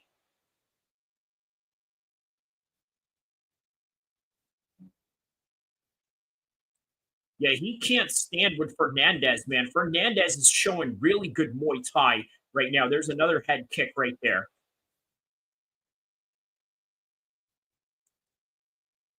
Yeah, and there was a time where I did used to think that Demir was a future top 5 material too. Damn, those kicks, man. This chin needs to be studied. He's still pressuring him like it's nothing, man. Fernandez is going to win this by decision if GURAM doesn't do something different.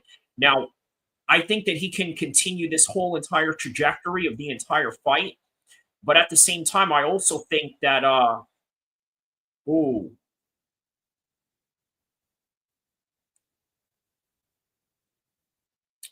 I also think that it's going to be very difficult for Fernandez to finish him. I mean, he's literally one leg kick away to possibly finishing him because, hey, look, he may have a great chin in order to still keep walking him down while getting lit up, but your legs are a different story. And if you get lit up on your legs enough, you're not going to be able to stand on it. Very similar to Uriah Faber versus Jose Aldo back in the day.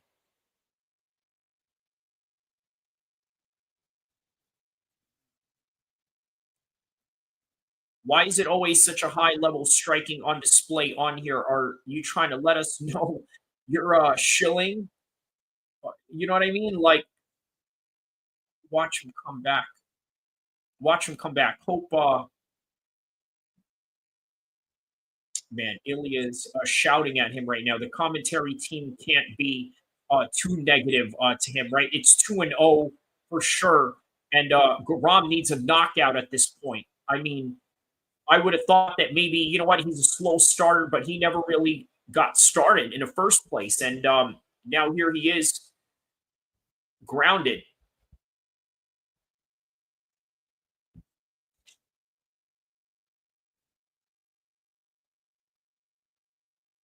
All right, so now he's got a half butterfly guard on the ground. Look at this. I think Fernandez is going to let him up. He's in the up-down position right now, throwing leg kicks, while Fernandez is on his back with 36 seconds left. There he is. He's trying to shoot a single leg while he's trying to get up from that. So far, 20 strikes for Fernandez in the first round, 23 in the second round, 10 for GURAM in the first round, 9 for him in this round. It is absolutely Fernandez's fight.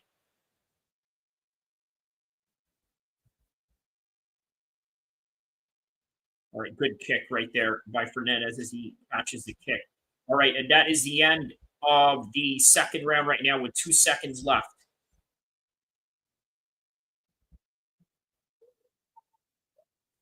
All right, who wins? Score. Kudzalay wins.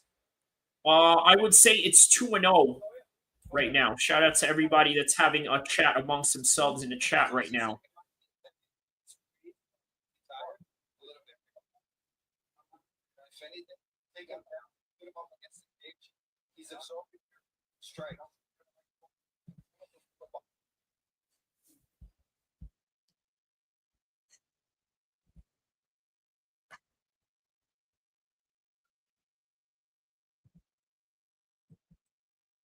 Hey, what language is that, Timori? Let me know. Is that Ethiopian by any chance? That's an interesting set of letters right there. I would assume that's probably Ethiopian.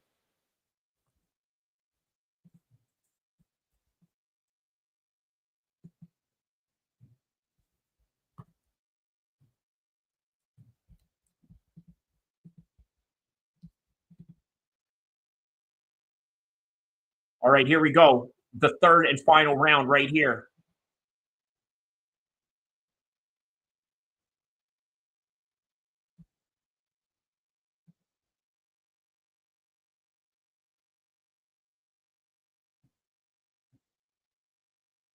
All right, leg kicks.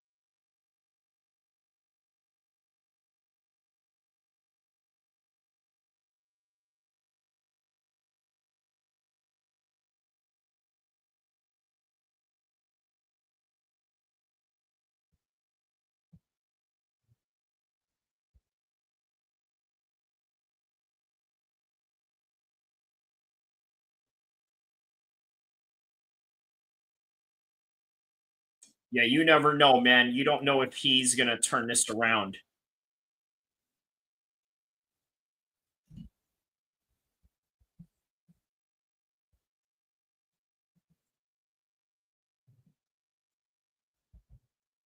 Yeah, GURAM definitely has some serious toughness on him, man.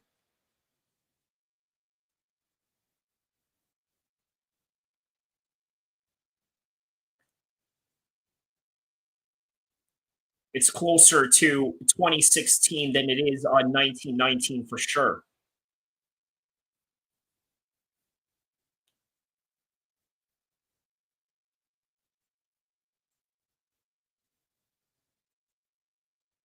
Man, I'm sorry, man, but Tybura made GURAM into a bomb. Straight up, man. You know, and is that comes out in Ilya and GURAM's corner? I mean, yeah, it is, but not really.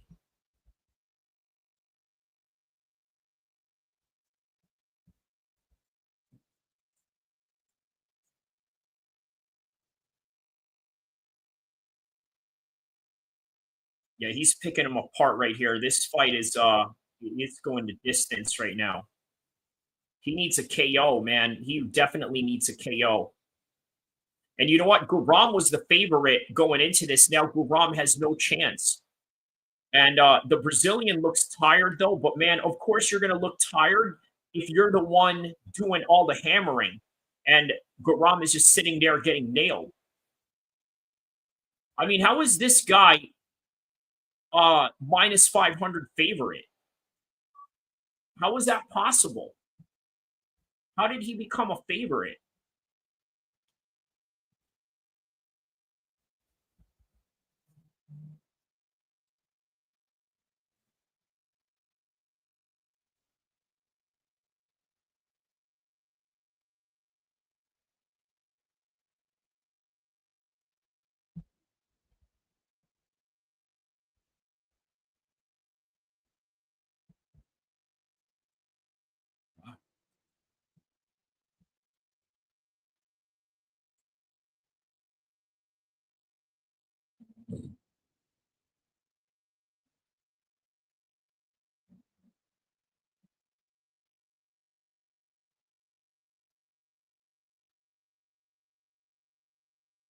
All right, now he's trying to switch stances. We got about a minute left. There is no urgency in the part of GURAM at all. Oh, wow, he just kicked him, and now he's down. He kicked him so hard, and his legs just went off on him. And then on top of that, he's bleeding somewhere in his left eye right now, in the left eye region.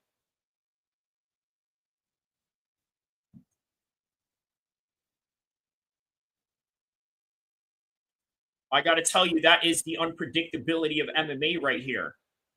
I think the only reason why many people had GURAM winning this fight is because he trains with Khamzat and then he trains with the champ Ilia Topuria. But again, sometimes good training partners don't win fights because guess what? They can't get in there and fight for you. I'm sure Khamzat is watching this right now. He wants to get in there and just beat the heck out of Fernandez, but he can't. This is how, I mean, look, I'm not a gambler by any means, but you know what? This is how you make money gambling. Next time Fernandez goes against a decent grappler, bet against him. He doesn't have good defense, but the odds is going to have him as a favorite because they think he does. But that's the end of the fight. We're on to the next one. And we're going to find out who the winner is. Moving on.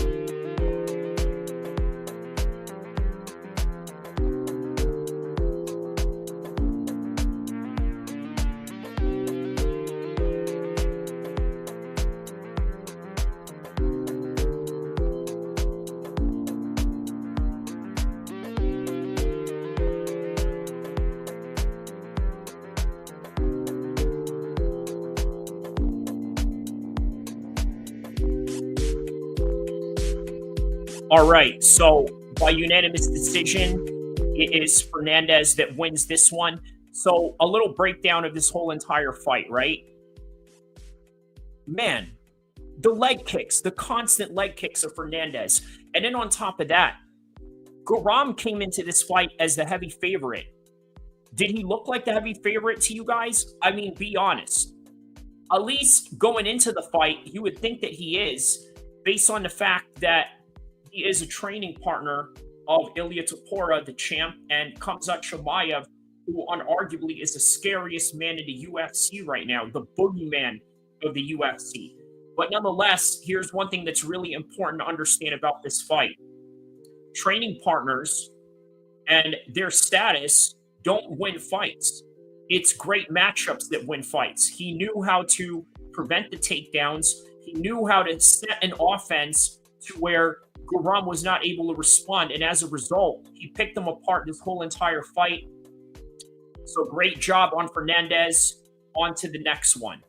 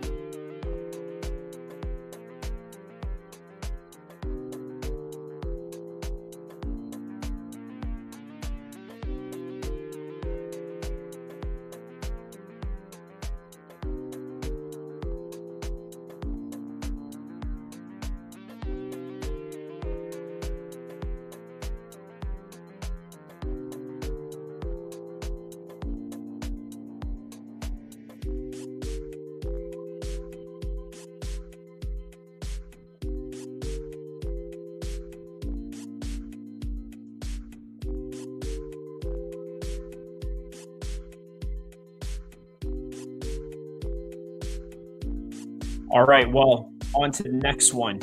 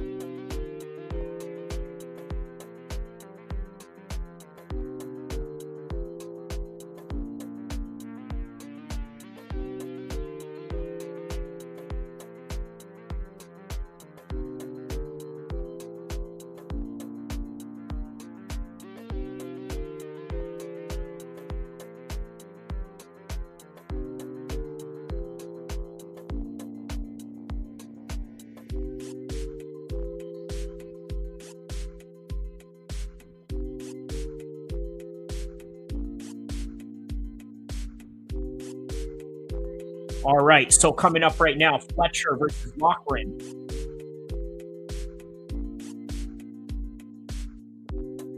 Fletcher, I believe, is a training partner of Paddy, and Loughran is fighting out of Tybura, Ireland. By the way, fun fact, a lot of people don't know, Tyrone is actually an Irish name.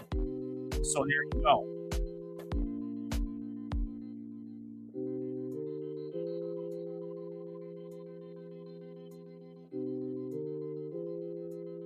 And by the way, these two guys have, I believe, fought each other before in the regional scenes, if I'm not mistaken.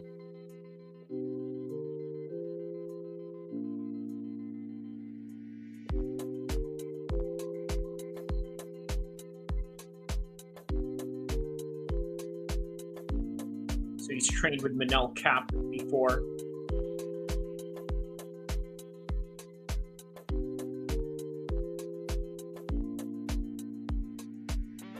Homie is from a city called Tyrone, Ireland. And again, as I was telling people, Tyrone is actually an Irish name. I know it's commonly known as an African American name, but yeah, it's an Irish name.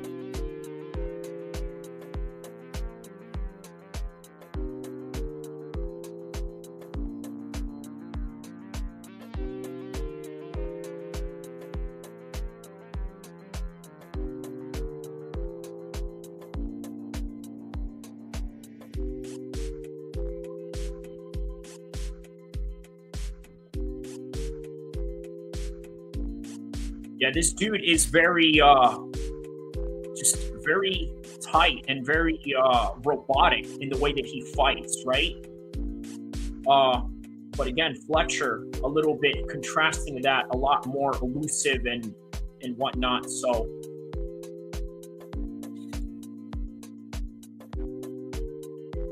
fighting out of Southport, England.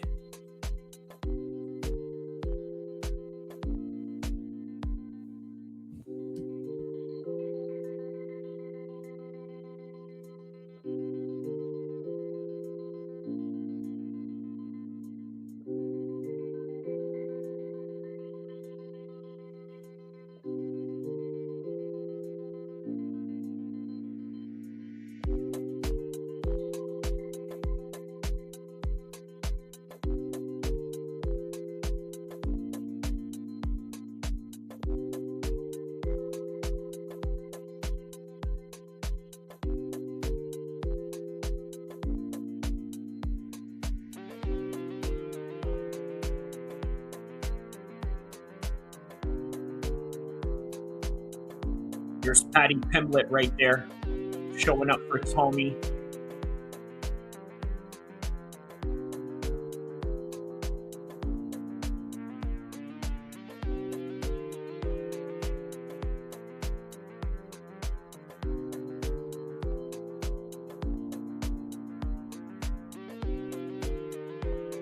There's Paddy right there looking on in the background. You can see him in the screen, like at the right side of the screen as Fletcher is walking into the cage right now.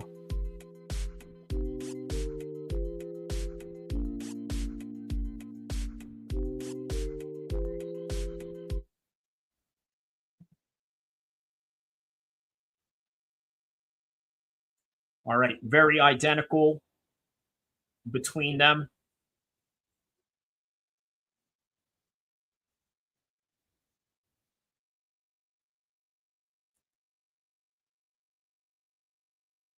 Yeah, and Paddy has that fight with Michael Chandler coming up. That should be a big one for his career. Now we're finally starting to see Paddy fight some real people.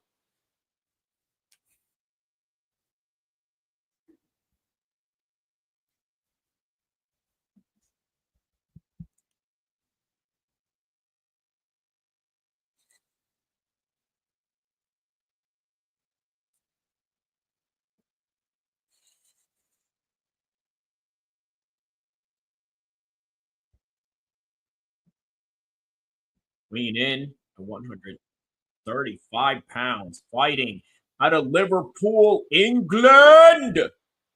He's a Scouser. He's a Scouser.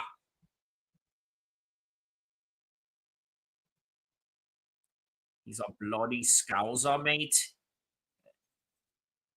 I'm a bloody Scouser, mate.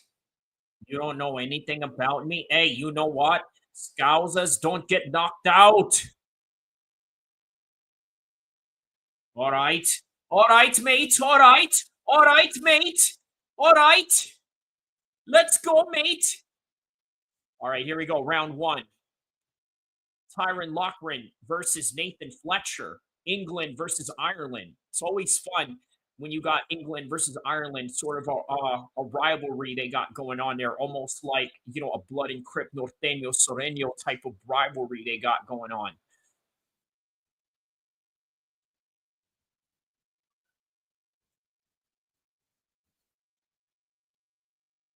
If you didn't know which one was Irish and which one was British, you can sort of tell that Loughran is the Irish guy. He's a little bit, you know, the ginger, and then obviously Fletcher has, you know, the darker hair, which is what most native Brits are known for.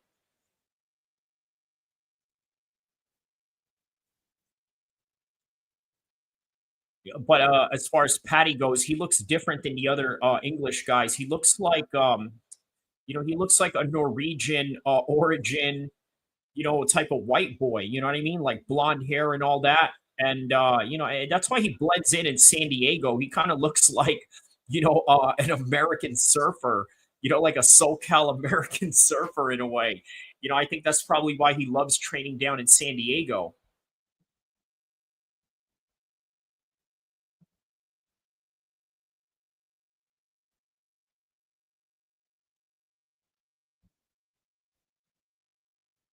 Yeah, Fletcher is capitalizing on the stiffness of Loughran right now.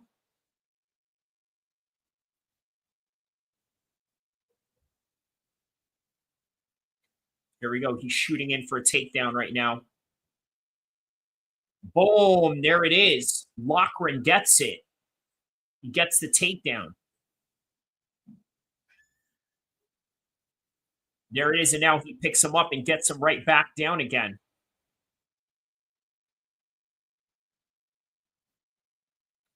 So far, Callan has taken down all 4 of his UFC opponents in the organization, including Fletcher now.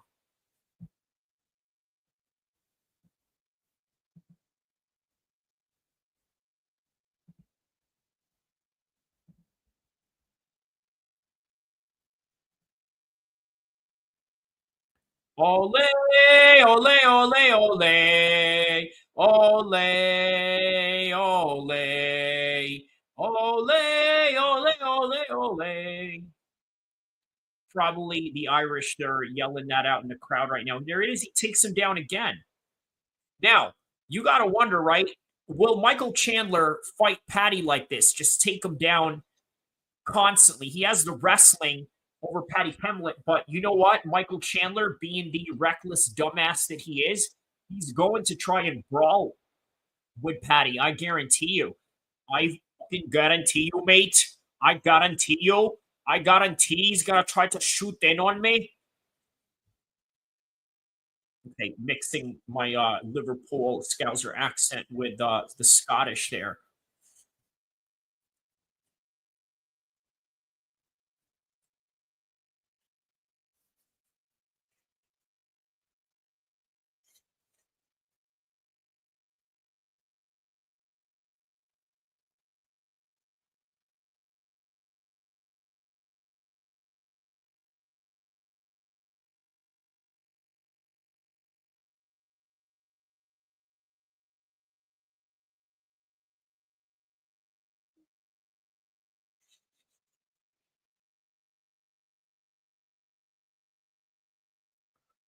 Looks like somebody here has a bruise on their shoulder blade. Here's Loughran right now, just grinding away into the cage fence wrestling, and he gets him down again. He's really controlling him on the ground. There it is. Now he's got his back looking for a rear naked choke, but I think that it got reversed. Now I believe Fletcher is right on top in a full guard position.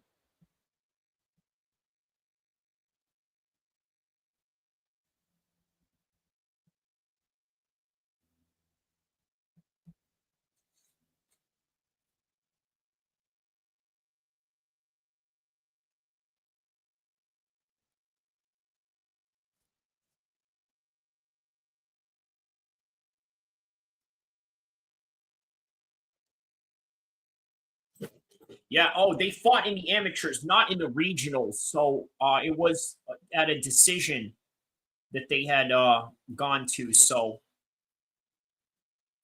all right, so far I'm giving round 1 to Loughran, just based on the constant grinding and wrestling on his part right there.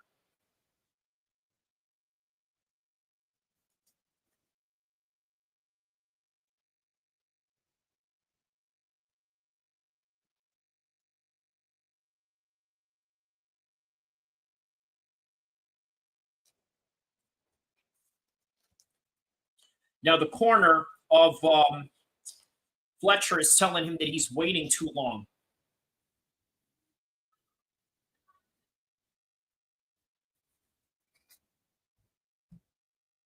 In other words, he's a little hesitant in his reaction time. He's allowing Loughran to work. And yeah, that's a serious problem right there. So, especially on the wrestling department. All right, here we go. Round number 2.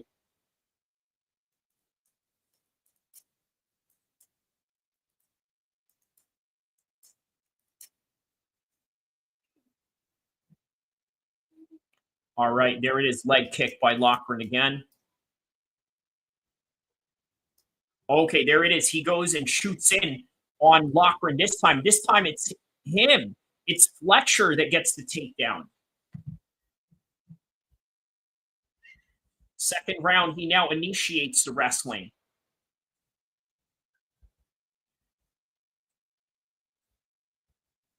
Yeah, good knees by Fletcher right there.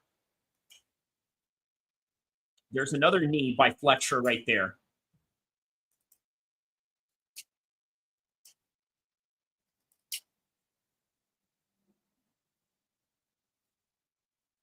Lay.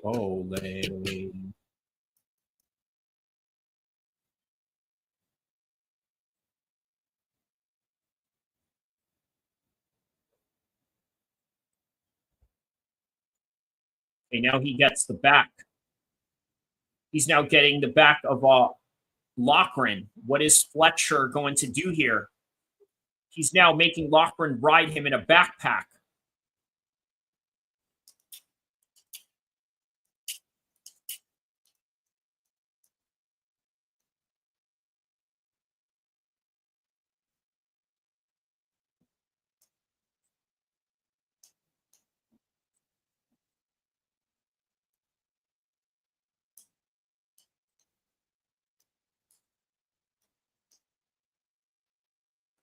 All right, really good punches from Fletcher right here.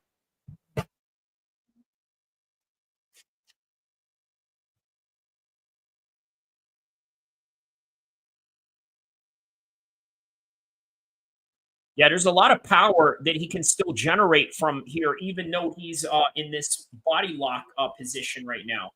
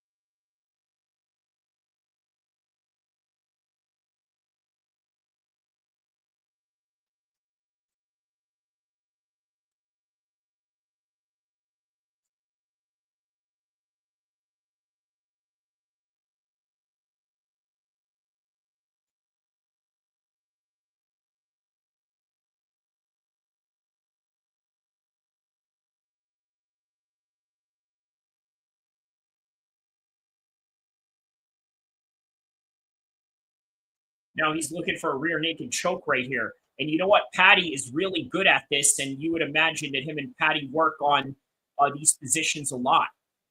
All right, so now he's looking for a choke right here.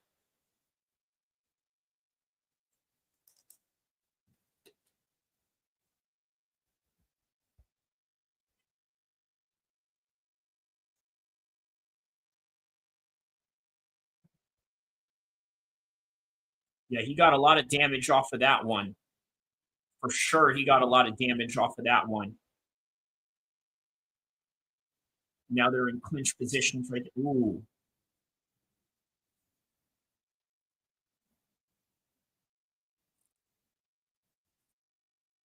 Yeah, low key, he could have stopped it with literally 55 unanswered shots that he was throwing right there, and tiring himself out. But that's what you do when you're trying to go for a finish.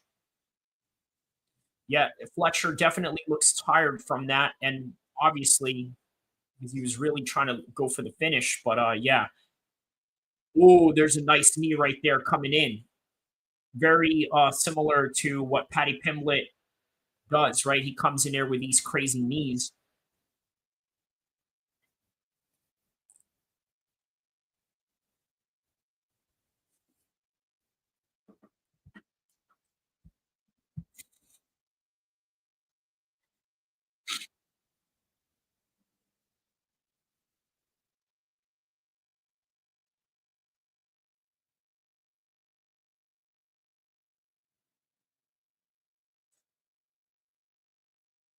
All right, there it is. Third round coming up.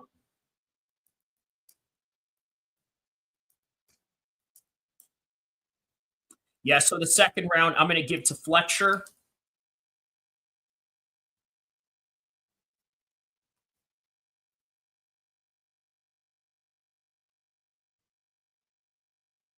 We got about, two on two right now.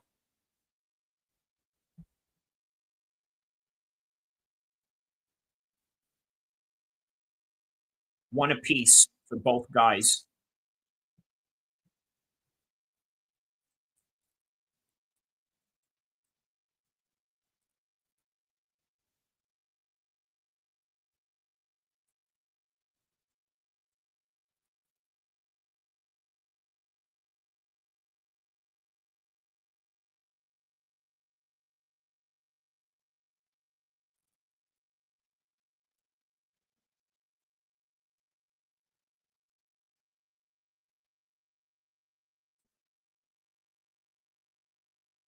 All right, round 3. Here we go. Third and final round. One apiece.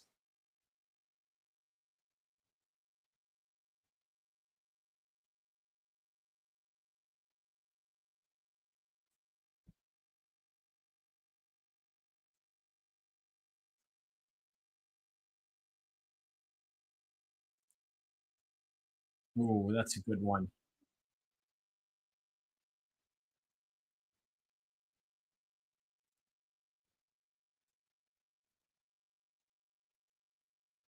There it is.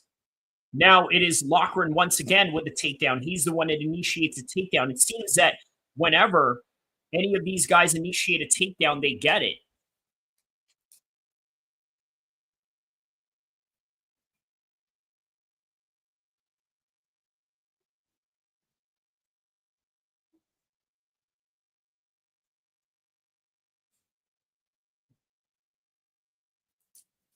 Now he's lacing his legs up Khabib style.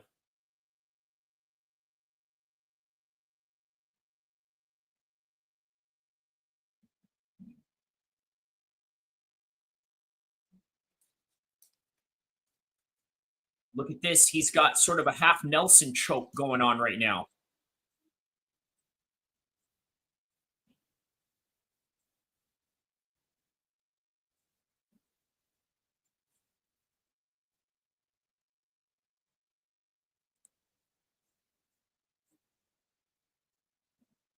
Okay, now he gets out of it. Now they're back up squared on the feet with 3 minutes left to fight. A little over 3 minutes, 3:10, 3:09, 3:07.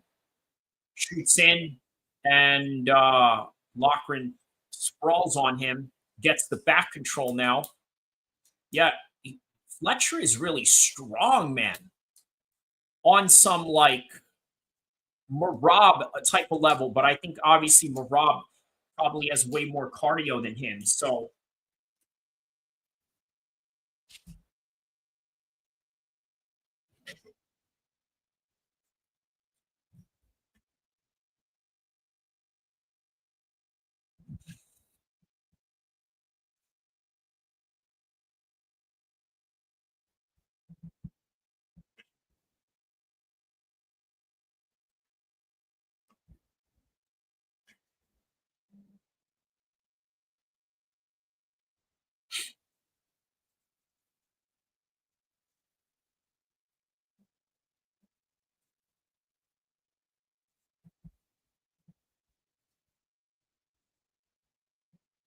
all right, so now they break away. 2 minutes left into this fight.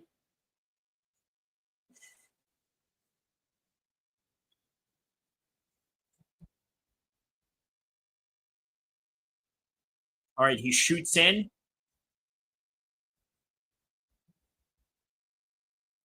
All right, and he gets it in right there.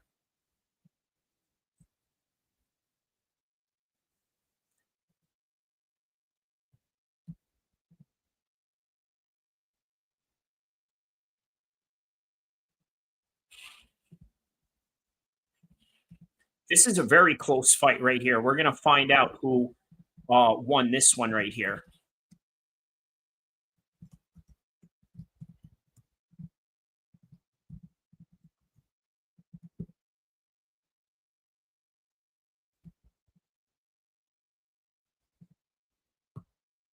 Yeah, we're definitely going to need the judges for this one. So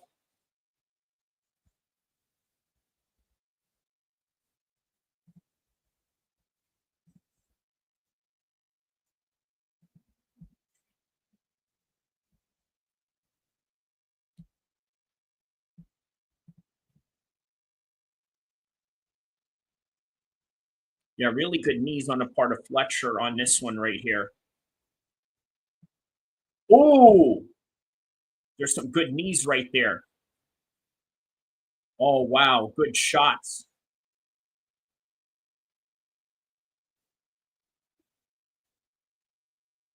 Yeah, just great exchanges at the end right here. Oh, spinning elbow. Was that a spinning elbow that he just threw? We got 10 seconds left, and they go the distance once again like they did in the amateurs. All right, and that is the end of the fight. Okay, so now we are going to assess this entire fight right now, okay? Do a post-fight breakdown that you're probably going to see in the future. So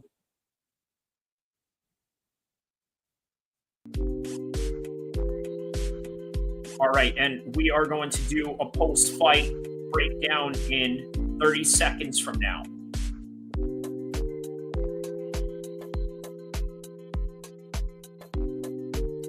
And then we're going to find out the winner.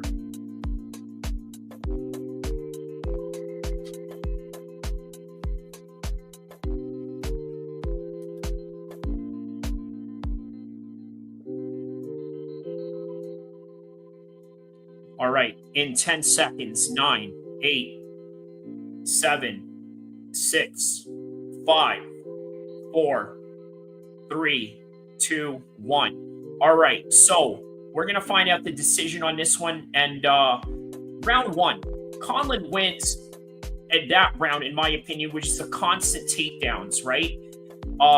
Round two, Fletcher was told by his corner, you know what, you got to turn up a notch a little bit, right? So he initiates the wrestling, gets the takedown via the urgency of his corner, now maintains a backpack position while Fletcher won the second round. The third round, Loughran had the first takedown. He initiated straight up, laced Fletcher's legs, Khabib style, and in the end of the third round, they got into that little brawl, threw some nice elbows, threw some nice strikes.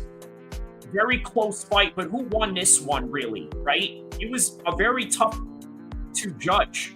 Very tough fight to judge, but by the end of it, Loughran won this one by a decision. And you know what? I would not have been mad either way who would have won that fight, but it was Fletcher. I'm sorry, not Fletcher who won this, but Loughran who had won this. I wouldn't be mad if this gone to a split decision or even a draw. But by the end of the day, they had to pick a winner, and the winner tonight is Loughran. So congratulations to him. On to the next fight.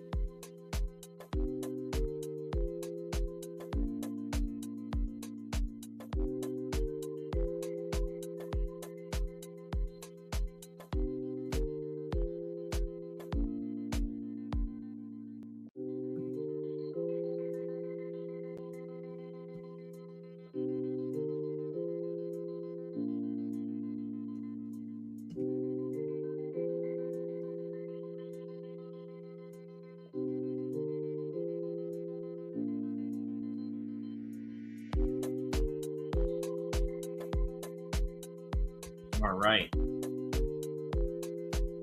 Should have gone to Fletcher. Diego Lopez says, my man, I wouldn't have not been mad either way.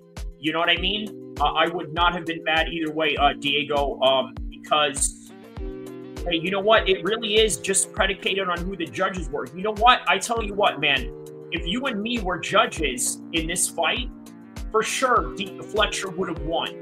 Because you and I obviously see it the same way, right?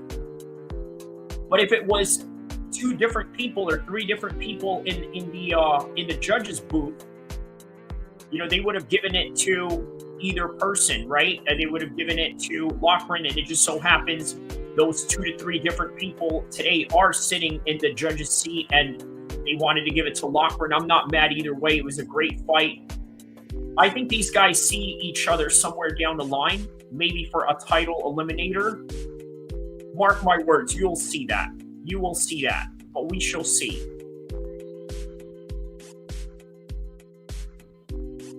All right, next up is Bannon taking on Tomar.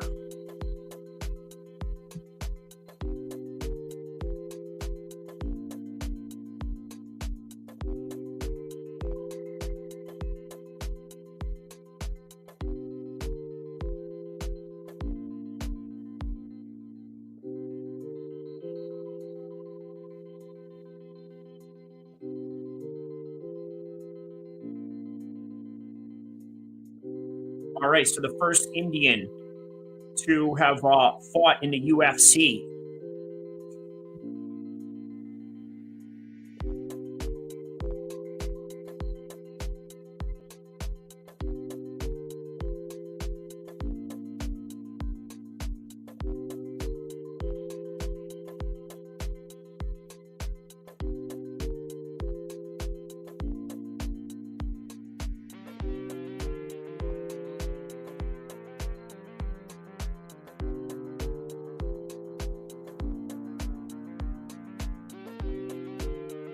Yeah, good pacing on this card, right? Just straight away, minutes right after, they go right into it in the next fight. Usually they have like these long, drawn-out commercials, but not with this one.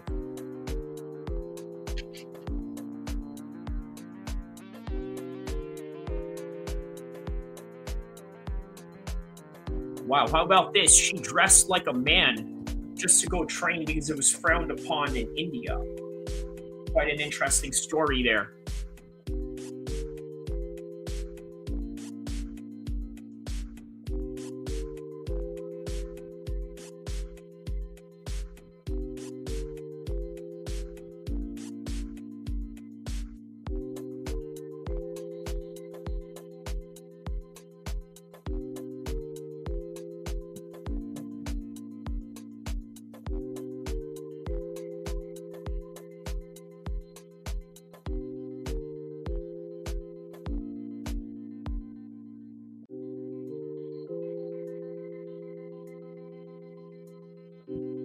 All right, here we go. Bannon coming in. Got the tricolors on, representing Ireland.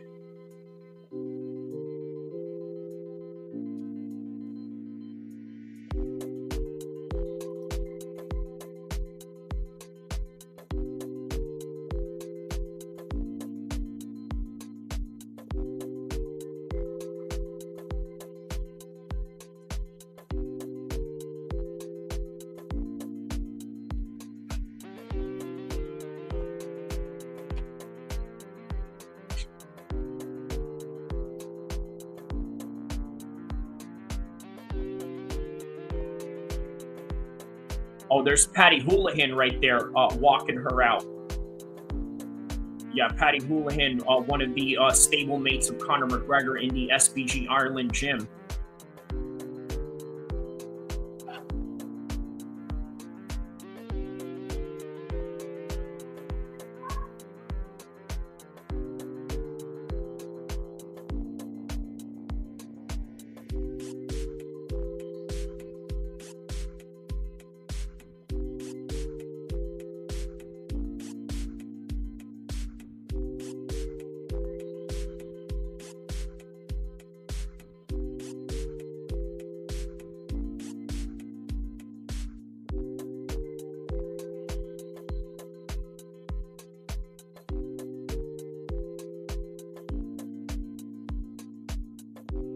All right, so here we go. 31, both at the age, both identical in height and weight, but 65-inch reach for Shauna. Let's see if she utilizes the height for this fight. So.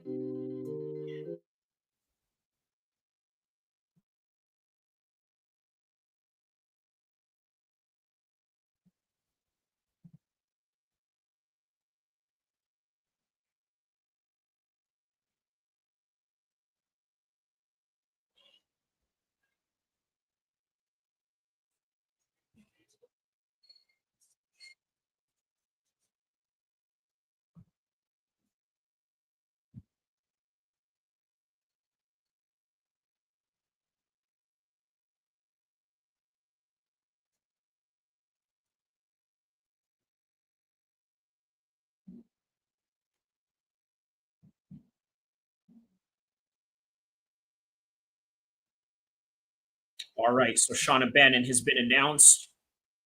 Now the action is about to commence in the cage. Let's go.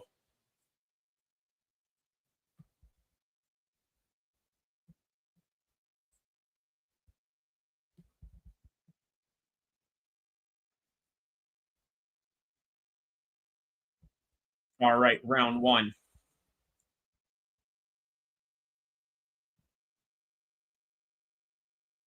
There it is, throwing the side kicks right there by Shauna Bannon. Throwing the side kicks.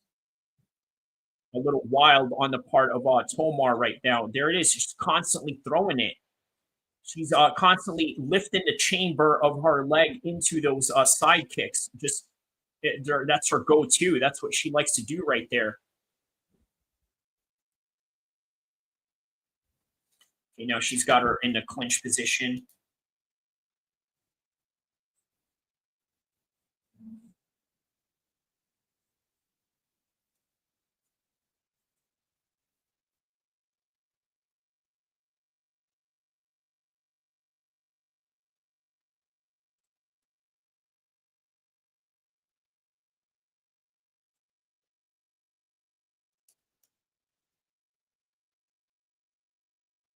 Oh, wow. Okay, so very aggressive on the part of Tomar right here.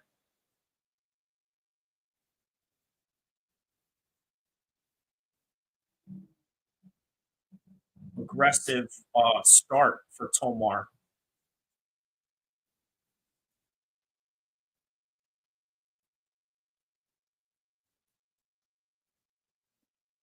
And yeah, utilizing her height, obviously, with the kicks is one way to do that. Oh, wow. But there's a hard kick by Tomar right there. Ireland versus India, the battle of the eyes right here. The countries that start with an I.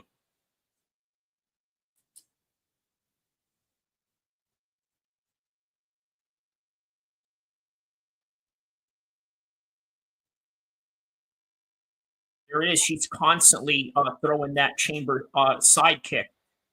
Okay, there it is. And now she mixes up with some kicks, but at the same time, also, Tomar is giving it a good go right here. Just really trying to offset her with that range while trying to close the distance aggressively.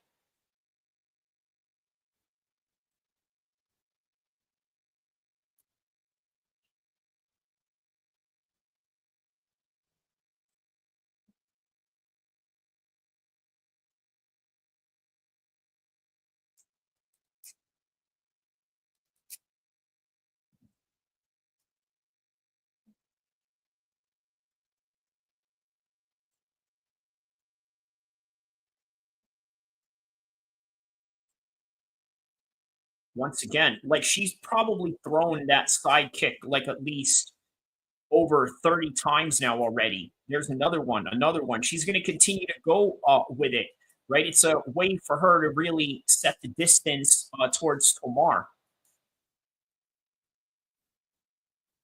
A very Taekwondo-like approach, right? This is what a lot of Taekwondo fighters like to throw at you, right?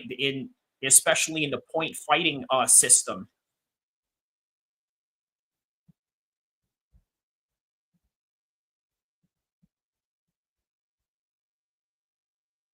Yeah, to the face. Now she caught her to the face on that one.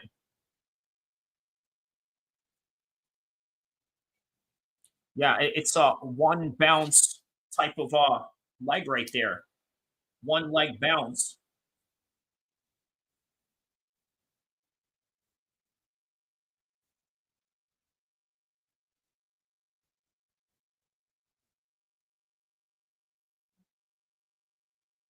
Oh, yeah, that's right. Amanda Nunes did knock out Holly Holmes with that type of kick.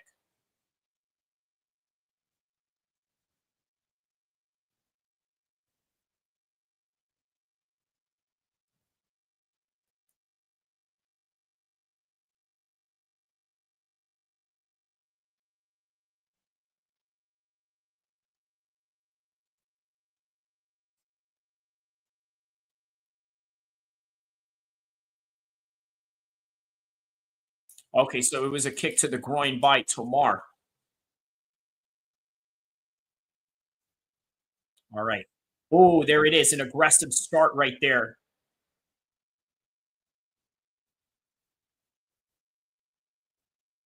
Oh, wow. Okay, now she just rocked her with that shot right there. Again, a very aggressive approach by Tomar.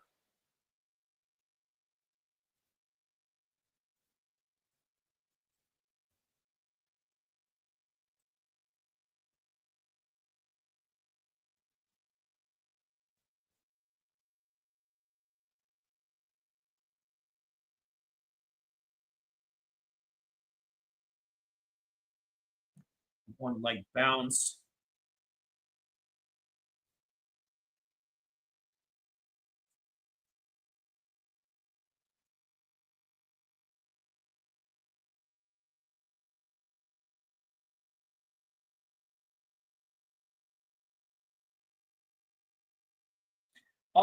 The round one, I might have to give the round one to O'Bannon just based on the volume alone. Now I know that Tomar was very aggressive in that one, but again, welcome to another fight where you don't know.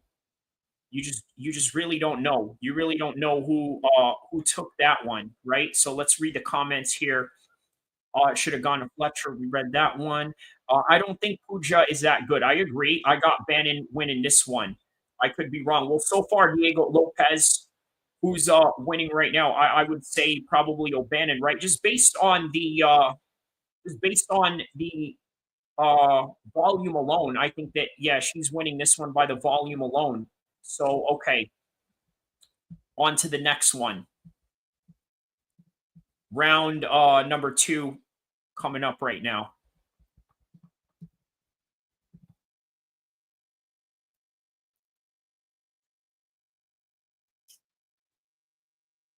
All right, here we go. Round number 2. Again, goes back to that chamber kick again.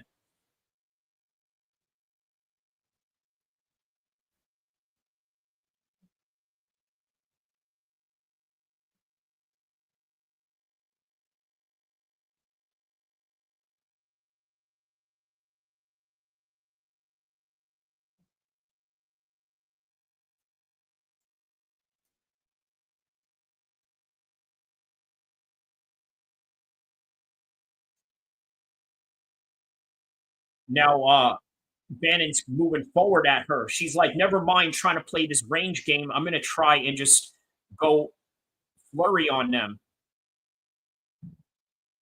But yeah, round 1, I got O'Bannon winning that one. If she continues the same trajectory, she's going to continue on and doing the same thing. There it is, another one bounce. You know what? I think if there's anybody that could pull this off on the male side, it would probably be Michael Venom Page. And he's probably thrown kicks like that during his days of fighting in competitive Taekwondo.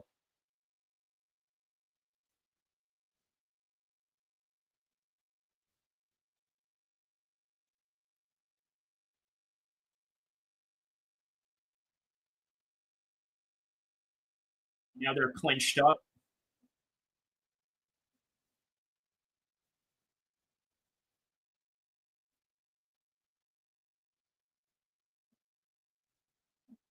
Yeah, the significant strikes on Bannon 52 and 25. So my estimation was almost sort of correct when I was saying that she kind of threw like 30 of these kicks, and then the rest of them were probably from the punches and the other types of kicks that she had thrown in there.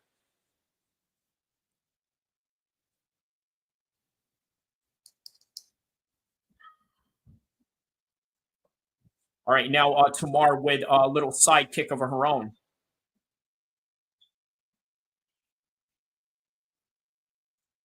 Oh my goodness! Oh, Bannon just got knocked with a head kick right now. She is rocked. She could get finished right here. She is close to getting finished now. She is on top.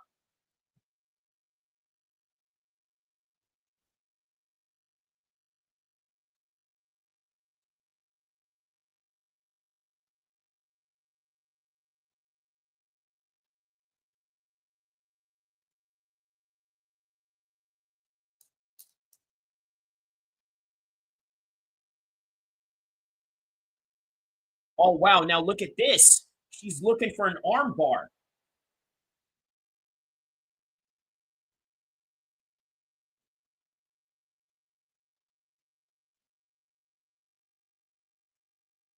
So very exciting turn of events. A head kick by Tomar. She follows it up on the ground, only for O'Bannon to get an armbar attempt right here. But then Tomar remains on top. Okay, oh wow, she got it. She got the armbar. She got the armbar. That is amazing. Great job by O'Bannon on that one. Great job by O'Bannon on that one. She got it. She got it. She got it. All right. So in less than a minute, we're going to do a breakdown of that fight.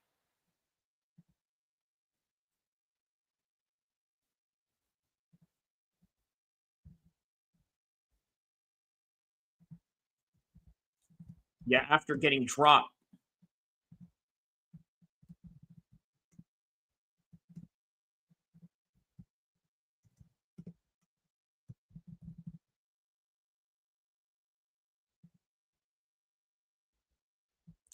All right. So now on to the breakdown of this fight. Okay, so the breakdown of this fight. All right. O'Bannon gets this one via submission in the second round, just right after she got head kicked brutally, only for Tomar to come and follow her down to the ground and then catches an armbar and it gets a submission. Now, in the first round, she was doing these one leg side kicks, right? Where she was standing on her one leg with a side kick chamber, constantly throwing it, probably through like 30 to 40 of those. The majority of her strikes came from that.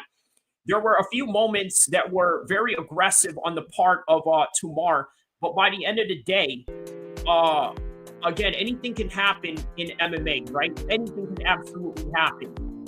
Just for that minute, we thought that Tomar was going to get a finish here. He was very close to getting that finish. But following her down there, I think, was the grave mistake of Tomar. And when she followed her down there, she got that submission, which, by the way, shows different wrinkles of her game, okay? She's got great striking, uses the range very well. She threw a few flurries here and there to try to fight close range, but then by the end of it all, she managed to improvise while getting rocked like that. And congrats to her. That is a big win on her part. I mean, considering the fact that it was a back and forth matchup, at least within the last minutes, it was a back and forth matchup. But while the fight was going on, it was all O'Bannon, especially with her striking and all of that. I think this is the first finish of the fight so far, the first finish of the fight card. And on to the next one. Great job on her part. Exciting fight, especially for the women's division. Now, look at this. Look at this head kick right here that we are currently watching in a replay. She head kicks her, and then she shoves her face into the ground, right? Like literally like this, shoving her face. And then as she follows her down there, O'Bannon says, you know what? I got some tricks up my sleeve. So here it is. I'm going to throw this arm bar at you. And lo and behold, she improvises. She wins right after a crucial moment like that. That's all she wrote. Literally, that's all she wrote, because she wrote that to absolute perfection. On to the next fight.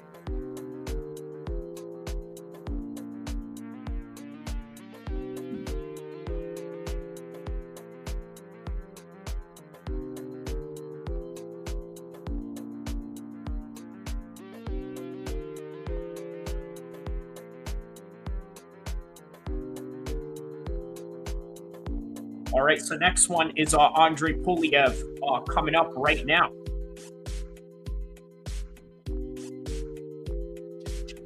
We're already moving down the cards already tonight, man.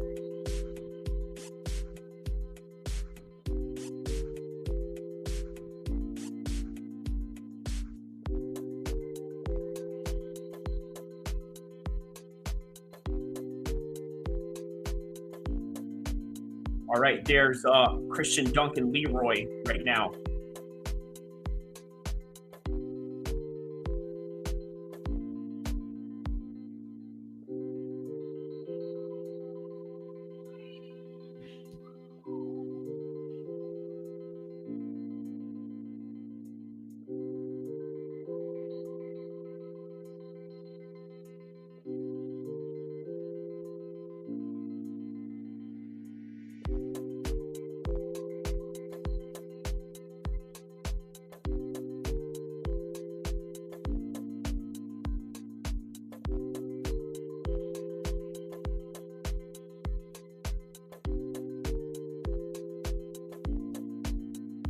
All right, so the next matchup, middleweight division, I'm really excited for this one, right?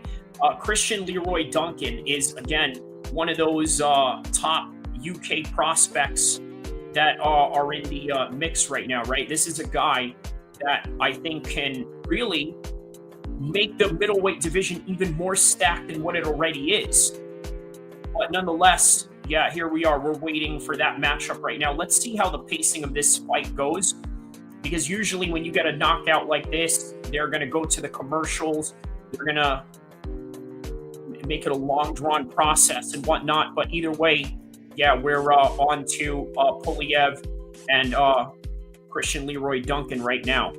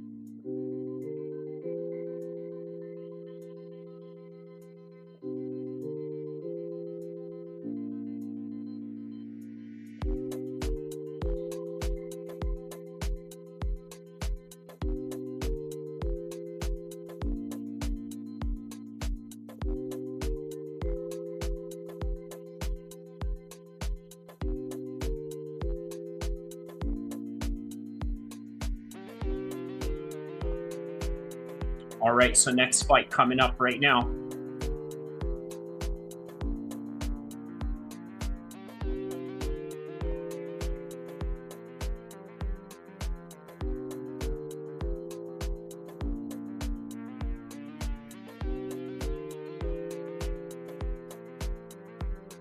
I want to put on a spectacular performance. I expect a bloody stand-up in a war, he said. All right. So that's what he says he's expecting in this fight, is a bit of a war. So let's hope that that's exactly what we get here.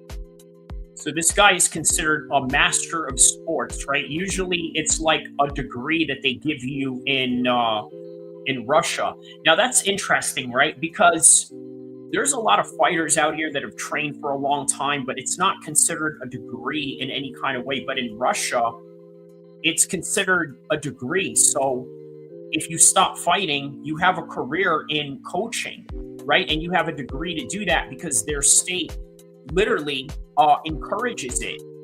So here we go, Pulyaev walking out of the cage right now. Walking into the cage right now. All right, so we are now about to begin the Pulyaev and the Duncan coverage portion of this fight, whereas Pulyaev is now walking out into the cage in the current moment of time as we are watching this.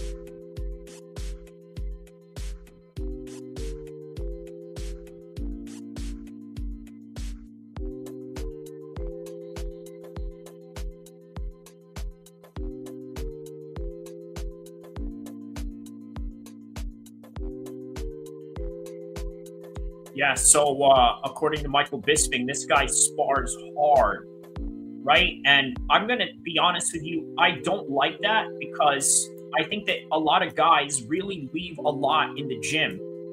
And I would not be surprised if Christian Leroy Duncan knocks him out as a result of this right here. You look at Max Holloway, he does something a little bit different nowadays, right? What does he do different? He doesn't spar. He works a lot on technique.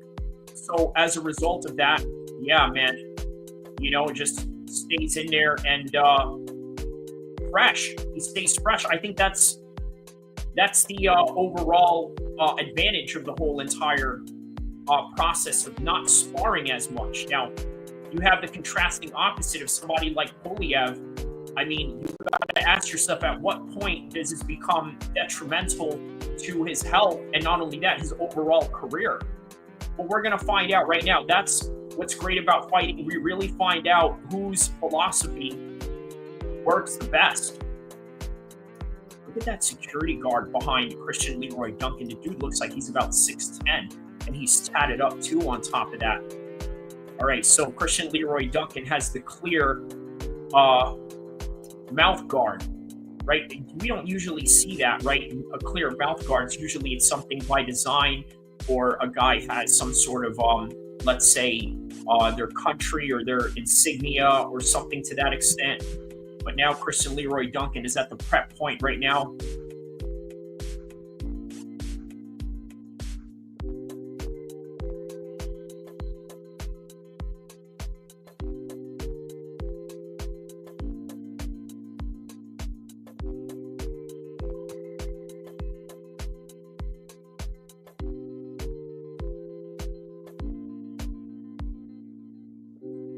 Yeah, so they say that Christian Leroy Duncan's a very unpredictable fighter, right? And how will that translate in this fight?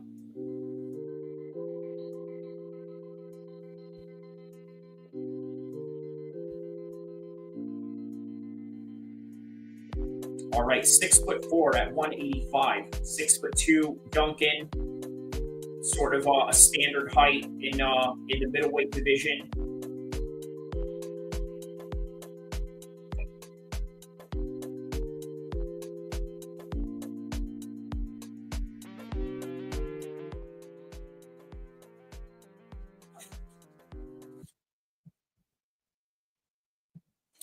All right, we're about to commence battle soon, so.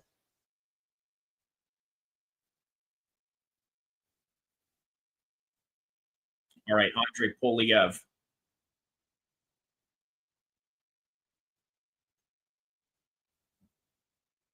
All right, and a big ovation from the crowd, of course. Home countryman, home base. All right, the fight is about to commence right now.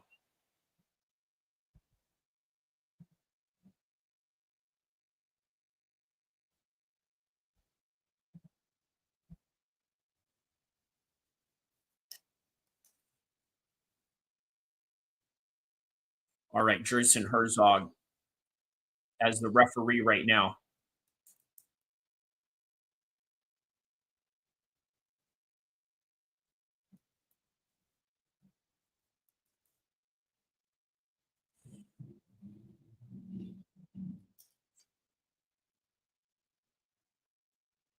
All right, round two, here we go. Round one, sorry. Right, Pulyaev in the red, Christian Leroy Duncan in the black. Nice leg kicks so far. High kick by Pulyaev as a response.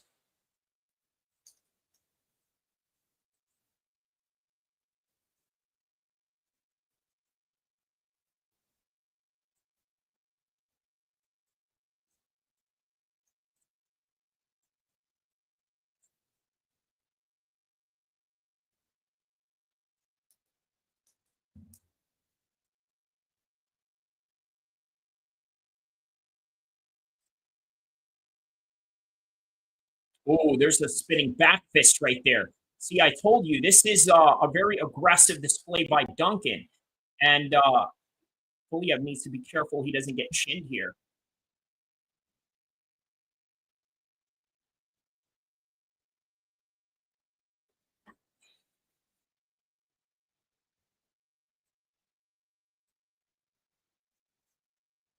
Now he's got him in a clinch position up against the cage right now.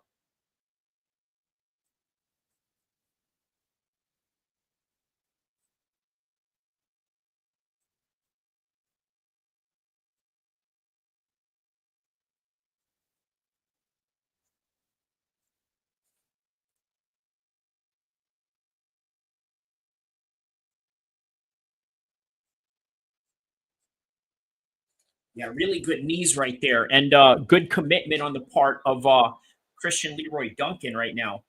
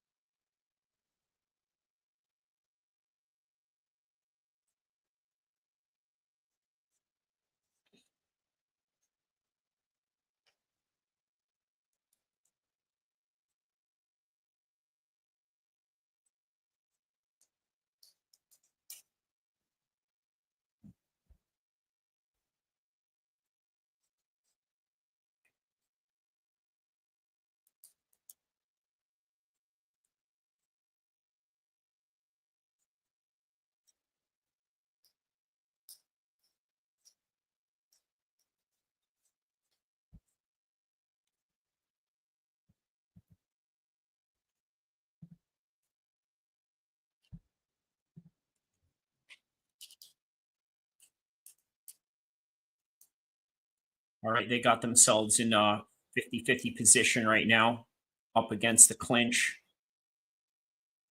And how about this? After this is Mick Parkin against Mice and Tybura.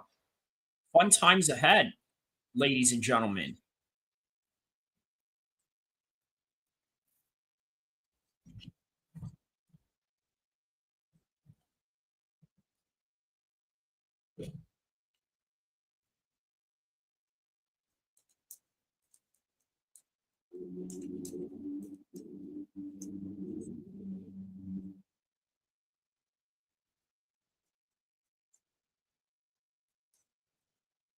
All right, so still keeping and maintaining the clinch positions right here. There's a knee by Christian Leroy Duncan.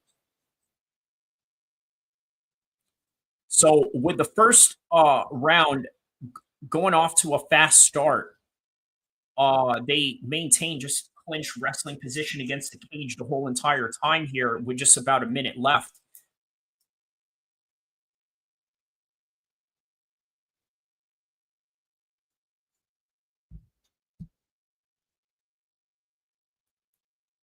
All right, they break them up right there.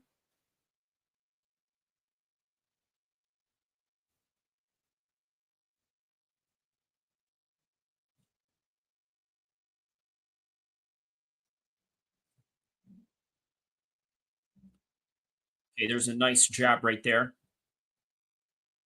There's another low kick by Christian Leroy Duncan. Oh, nice high kick right there by Pulyaev.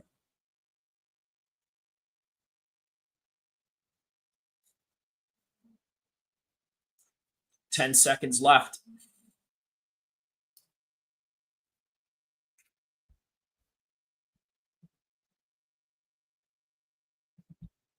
All right, so the first round, I'm going to probably have to give that to Christian Leroy Duncan. I'm going to have to give that one to him.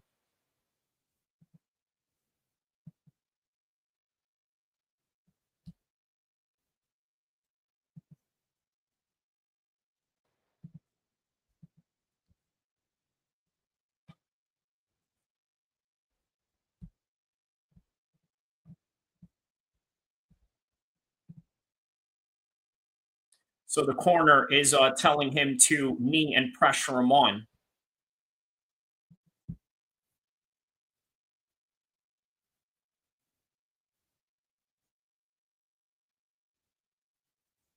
Interesting choice by Christian Leroy Duncan to not sit down in between the rounds. Now, of course, it's always interesting whenever a fighter chooses to either sit down or to stand up. In between the corner, but nonetheless, here we go, round number 2.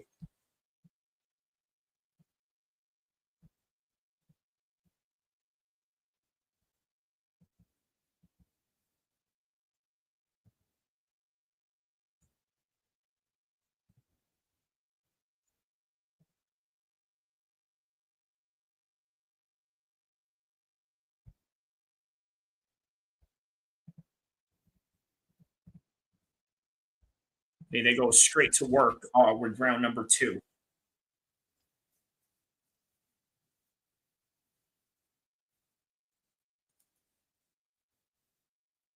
Okay, there's a low kick by Duncan.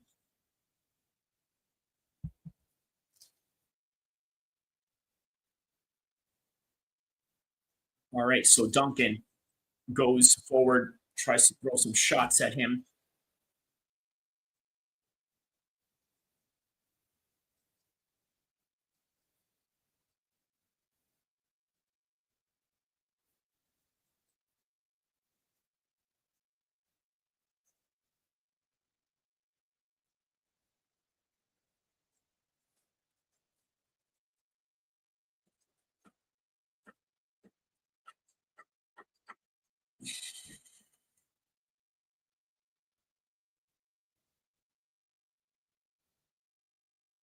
Yeah, the trajectory of where this is going could lead to a decision or just clinch fighting once again in the cage.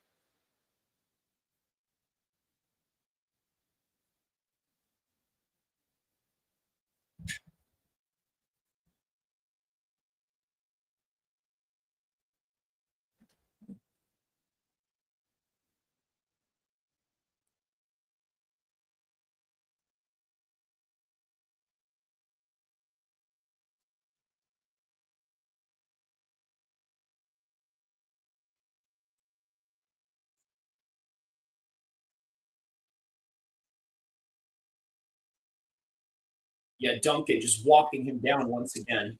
And, oh, okay, there's a spinning back kick right there.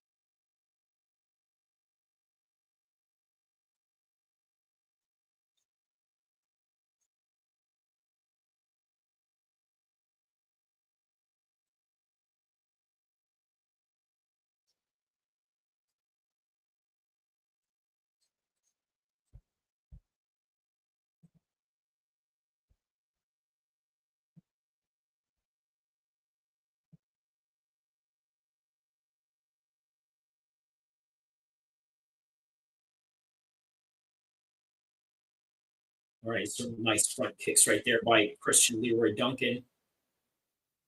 Oh, there's another spinning back elbow. He rocks him in that one.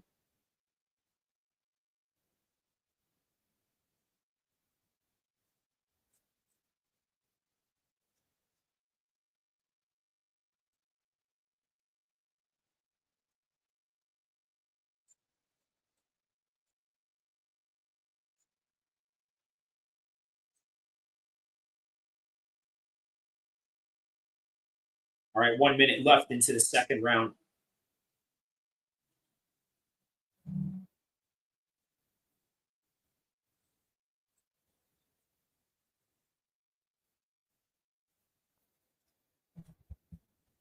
Yeah, the strikes have been on the part of Christian Leroy Duncan. I'm going to have to give him round 1 and round 2 for Duncan. Round 3, Pulyaev has to do something here.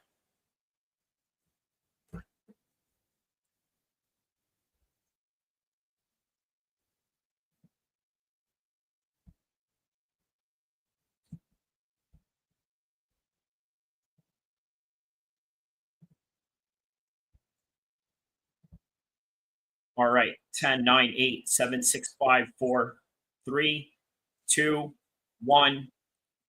All right, so, oh, spinning attempt right there. All right. So round 1 and 2, I'm going to give that to Duncan, hands down. Pulyaev needs to do something really drastic here in order to win this fight. He is down on the scorecards for sure.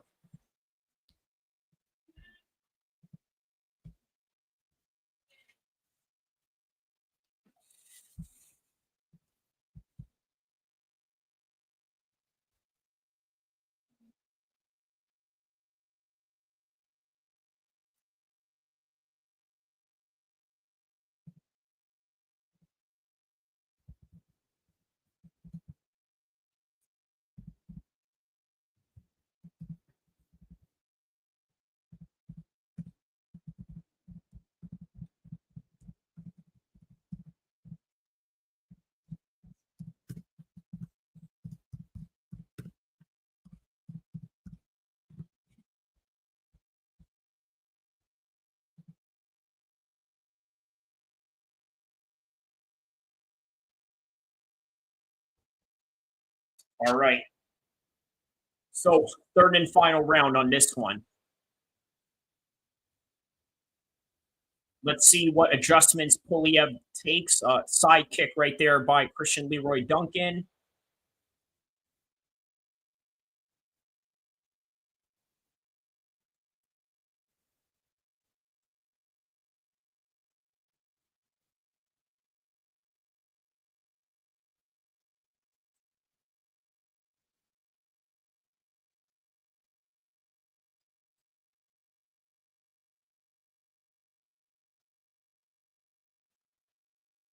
Yeah, it looks very discouraged on the part of Pulyaev. Now here's Christian Leroy going with some spinning attacks.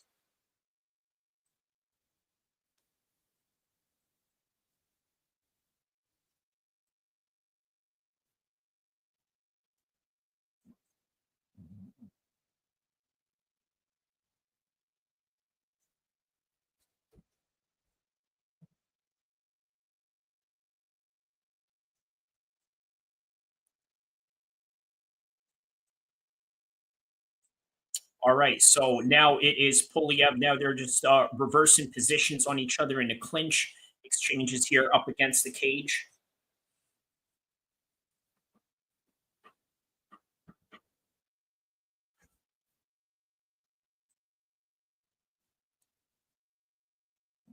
Now, for the most people that don't understand what's going on here, they're going to look at this like, oh, these two guys are just hugging. Well, not really. What people don't understand is just how exhausting this particular style can be. Okay, there's Pulyaev right there trying to go for a body lock takedown. He doesn't get it.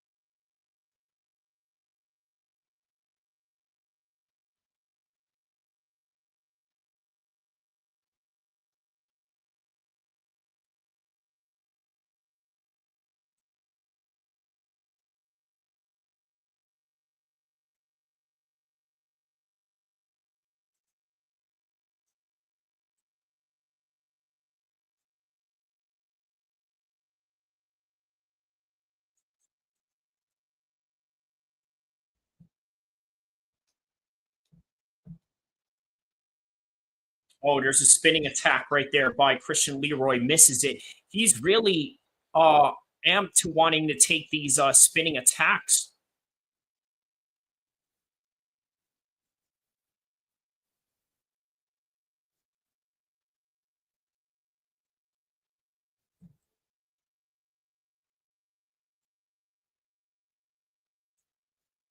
Oh, there's a nice shoulder strike right there by Duncan.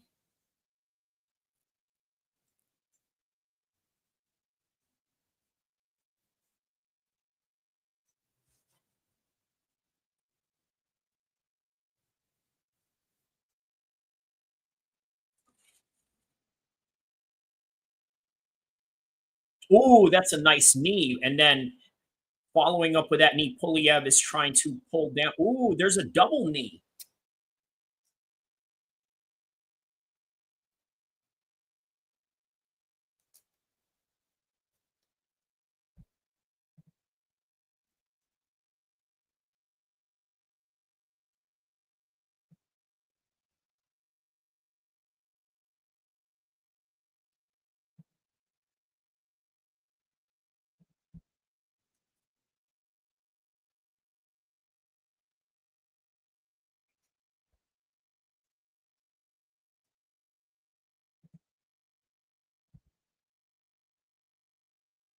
Oh, all right. That's good. Oh.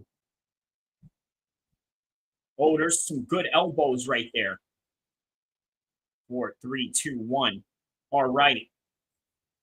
Now, in the last second right there, that was great. That was great. The way that he rocked him with those knees right there. And, man, he really broke the will of Pulyaev by the end of it.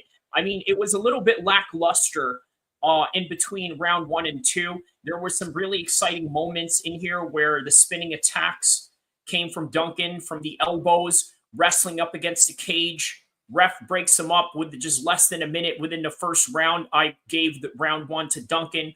Round number 2, Duncan keeps walking him down. And Pulyaev, again, clinch fighting with more spinning attacks and spinning kick attempt by the end of the second round. I gave the second round to Duncan. Third round, I just basically broke down the third round for you right now, which is basically the same as the first and second round. He went and took a double knee shot right from the clinch position. He went and jumped 2 flying knees consecutively. And again, more clinches at the end. He got him with a nice elbow at the clinch at the end, which really demoralized Pulyaev. This was the fight to win for Christian Leroy Duncan, and that was all she wrote. After this is Tybura and Mick Parkin coming up next, the training partner of Tom Aspinall, who has also fought Tybura. But yeah, here's a easy unanimous decision win by Christian Leroy Duncan nonetheless. Now, would it have been better if he went and got a finish? Maybe. But hey, fighting is fighting. This is what you do. You do your best to try and put these guys away. You're fighting the best guys in the world, and sometimes that doesn't happen. But either way, it was a 3-0 shutout, and that's as exciting as it gets for Christian Leroy Duncan on this one. On to the next one.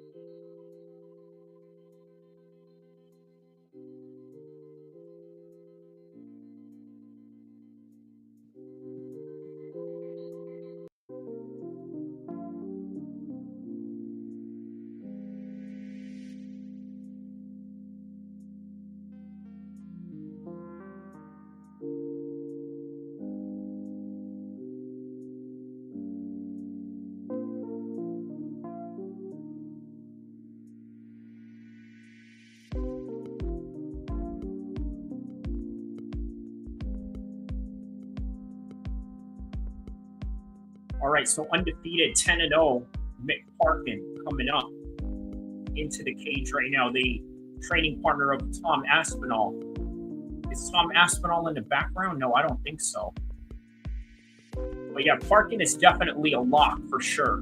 Tybura, man, I don't rate him well going into this fight, at least not with Mick Parkin. But again, this is one of those heavyweight matchups where don't be surprised if this goes to a decision.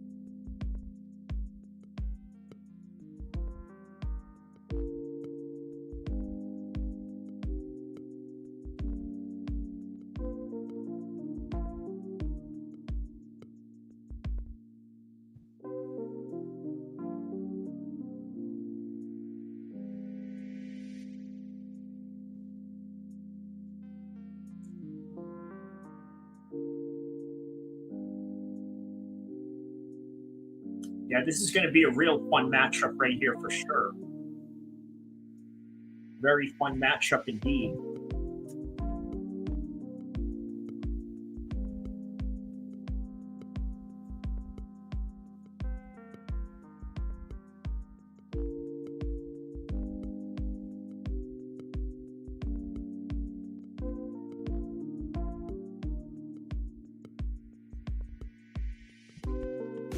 All right, so Tybura is walking out into the cage right now.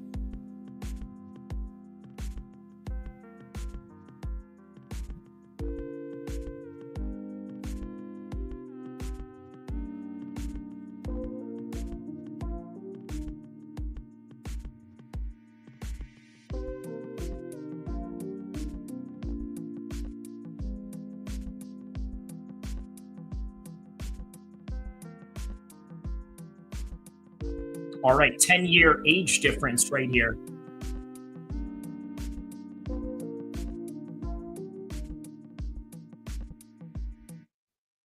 All right, so the fight is about to commence pretty soon.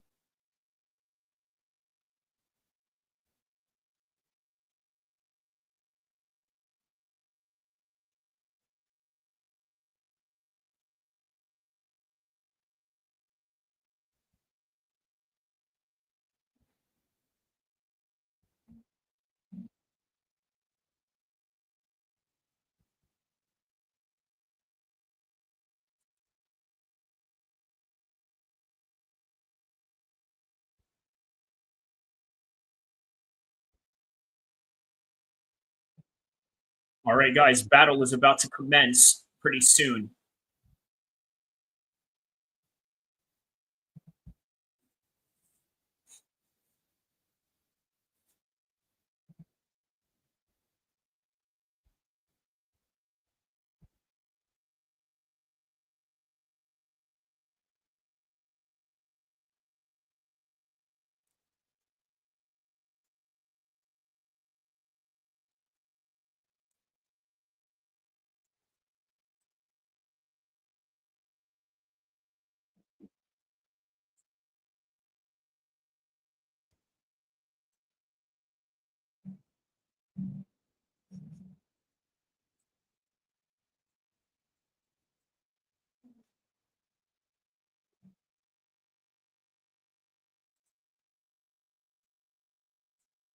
All right, they're about to secure the door right now.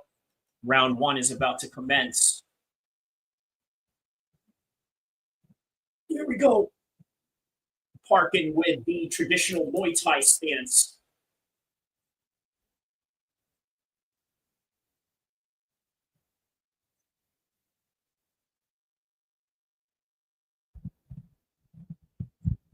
A front kick right there by Tybura.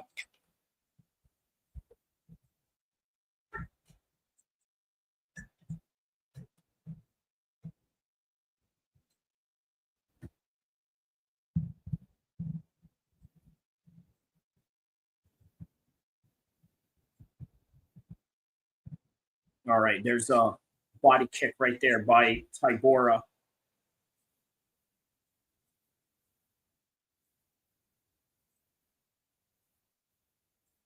Now, even though Parkin is undefeated, I don't think Tybura really cares all that much, because when you're a veteran like him, it's almost like you've kind of seen it all. And yeah,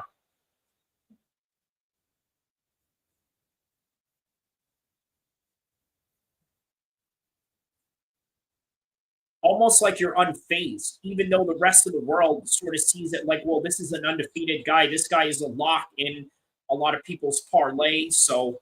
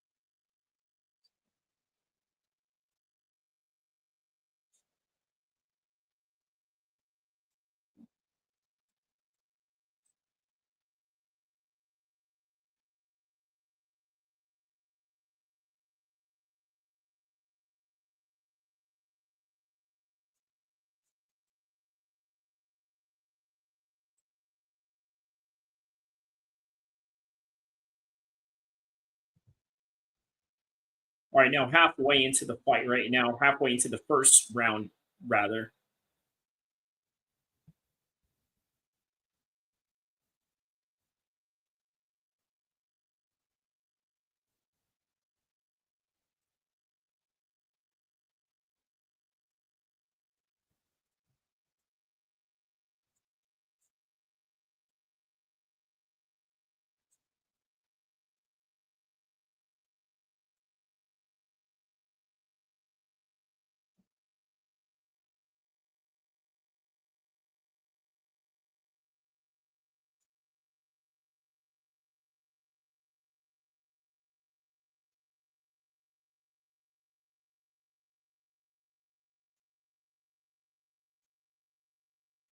All right, so Tybura is now mixing in some wrestling, clenching Parkin up against the cage. It's curious to see how he's going to deal with this one.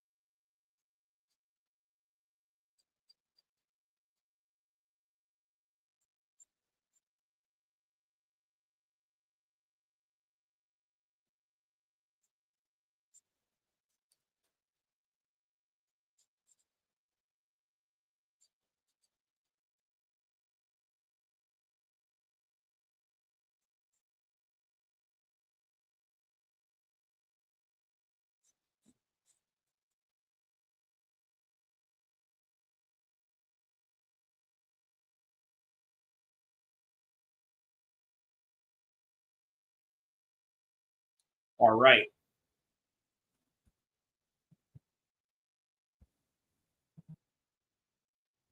All right, so I got to be honest with you. The first round, ooh, nice takedown by Tybura. Okay, I'm going to have to give the first round to Tybura.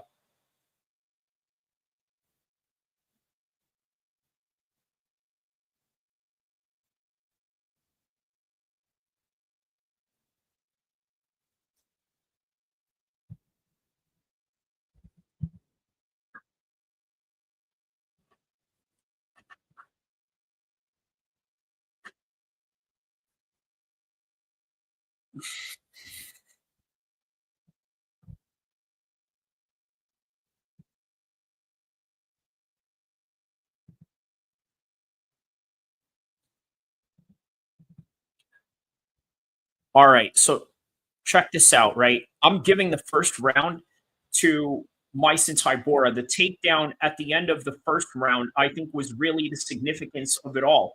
Now, the striking between them was dead even, almost dead even. I mean, probably Parkin had a little bit more than Myson Tybura, or maybe you would say that Myson Tybura had more of the volume. Either way, it was very close up until the end of the first round. I'm giving the first round to Myson Tybura, and Mick Parkin needs to make adjustments from here on.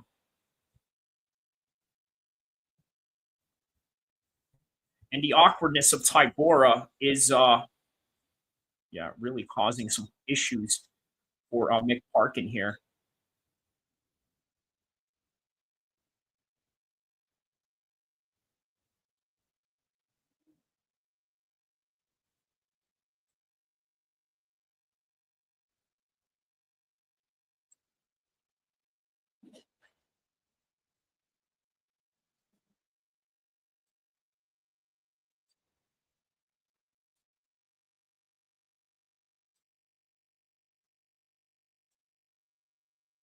Ooh, that's a good one right there. Good shot.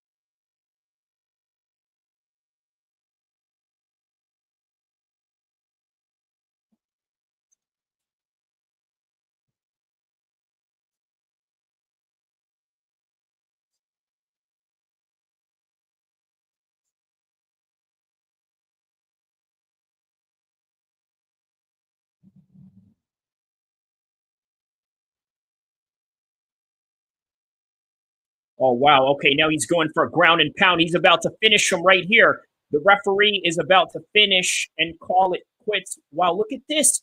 Mark Goddard is letting it go. Wow, okay.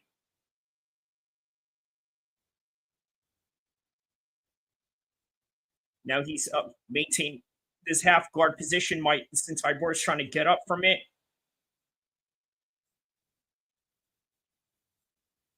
Yeah, Myson Tybura did a very good job with some ground defensive control back there.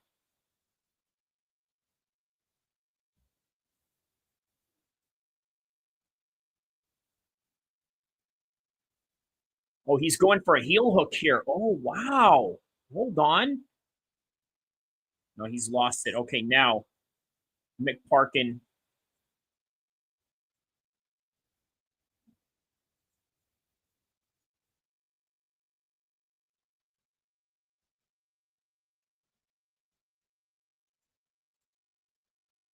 Okay, now great scramble to come up.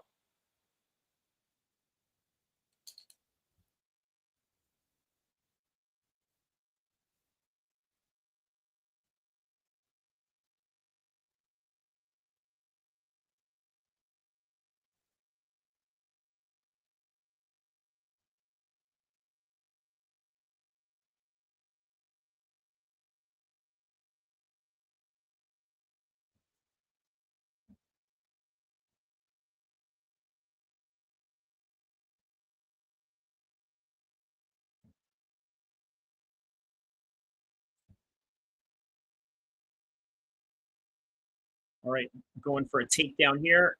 Oh, he gets it.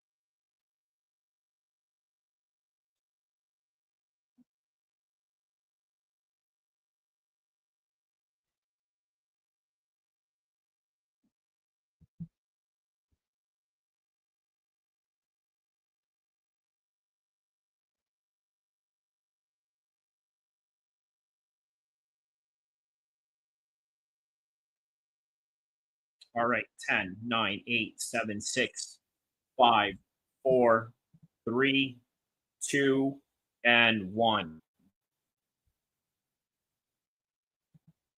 All right, so that right there was a much better round for Myson Tybura, a whole much better round for him, right? He made some great adjustments there, good scrambles, Parkin coming back, ground and pound, almost finished him, straight right hand for Parkin. Parkin gets a takedown literally at the end of the first, literally almost at the end of the second round, and I think that's ultimately what won him that round. So, yeah, moving on to the third round now.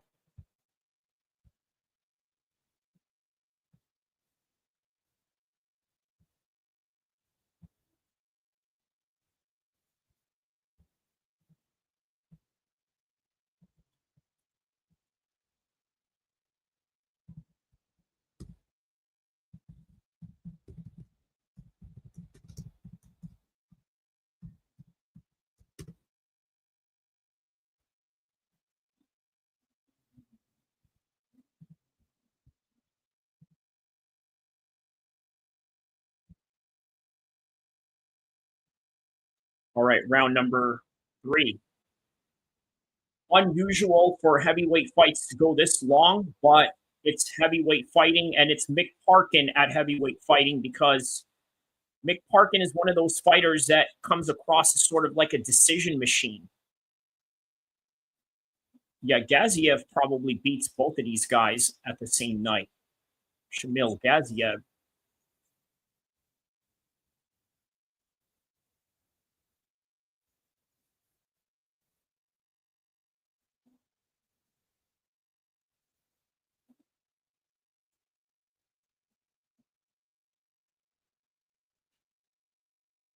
Ooh, that's a good one right there.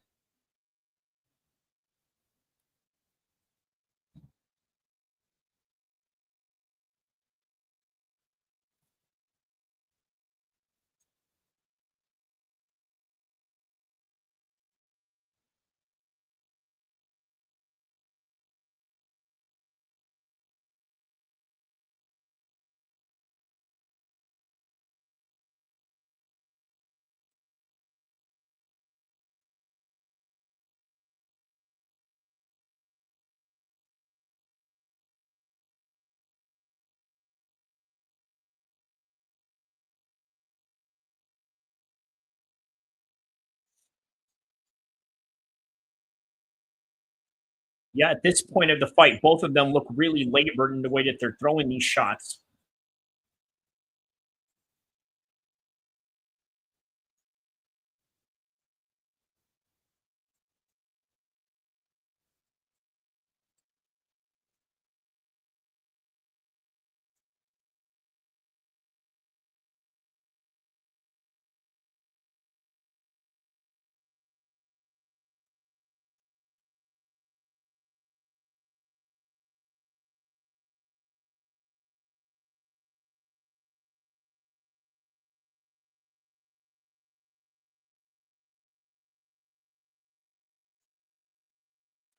Yeah, Tybura looks pretty fresh.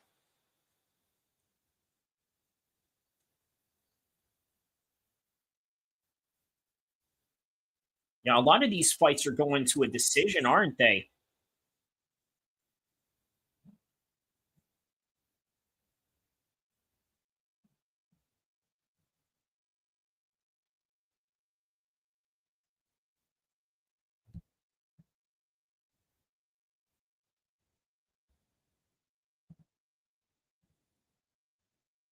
Yeah, good right hand for Parkin right there. Ooh, there's another one.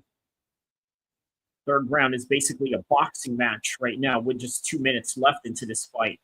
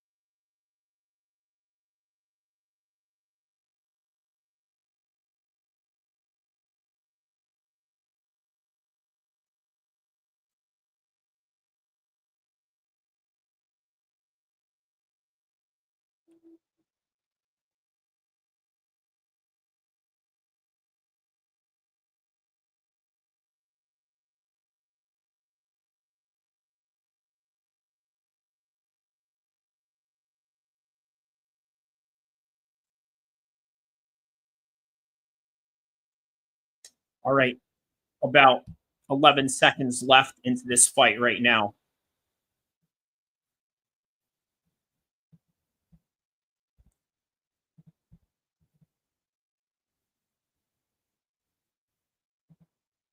And all right, that is the end of the fight between Tybura and Parkin. Now, look, a little something about this this fight right here. Okay, so Tybura mixed some good wrestling with basically fighting, you know, within the range, right? Within the first round, there was a lot of good outputs between them, good outputs, especially for a heavyweight, right? Now, in the second round, in the first round, Tybura got a takedown late into the round, right? That has to be taken into consideration. The second round, good scrambles, Parkin coming back with a ground and pound, almost finishing him. I was thinking like, wow, the referee would have finished this fight right now. Any referee would have finished this fight, but Tybura did a very good job in terms of keeping himself in the fight. Now, Parkin gets a takedown, which is literally a minute left into the second round. In the third round, both were throwing straight shots. Both look labored. Most heavyweights really don't finish, don't last as long as usually ends up in a finish. But Tybura actually looked fresh at the end of the round, and that's probably because Mick Parkin had to put on all the the volume that he had. But thanks to that freshness, guess what? How about this? In a sudden turn of events, he's the one that ends up winning by a unanimous decision. It was an upset. Mick Parkin, I really thought Mick Parkin would have won this one right here. But you know what? Once again, another fight that many of us in the MMA content space got wrong, because I guarantee you a lot of people were really expecting Mick Parkin to win this one, but that's not how it goes. Once again, just like GURAM earlier in the fight, having a famous training partner does not win fights. Great matchups win fights, and it was a great matchup for Tybura. Congratulations to him. He won this one, and on to the next one.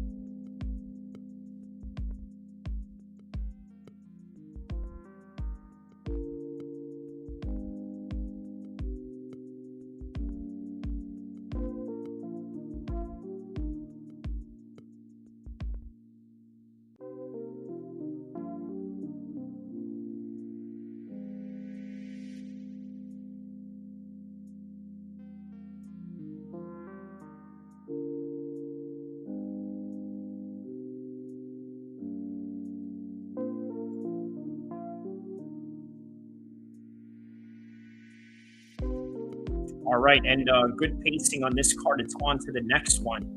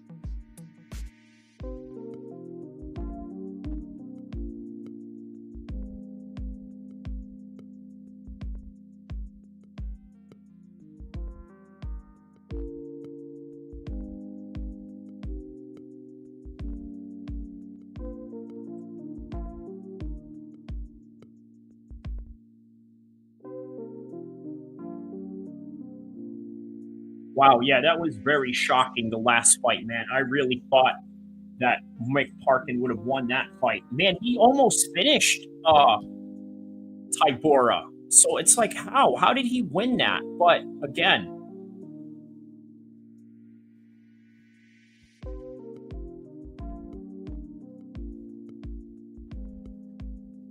going on to the next one with Dos Santos and Kavanaugh right now.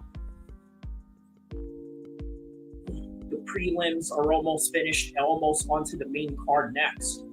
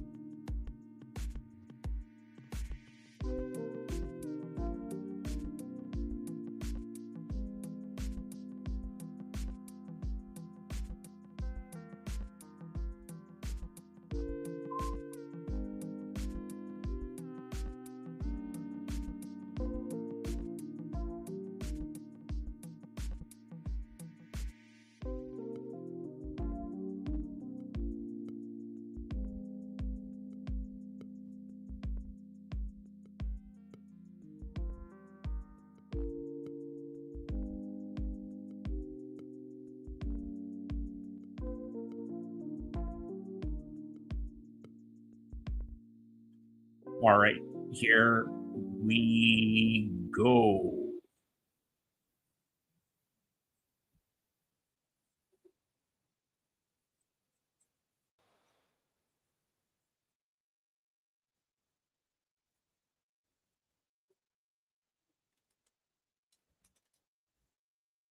All right, round one, Kavanaugh versus Dos Santos.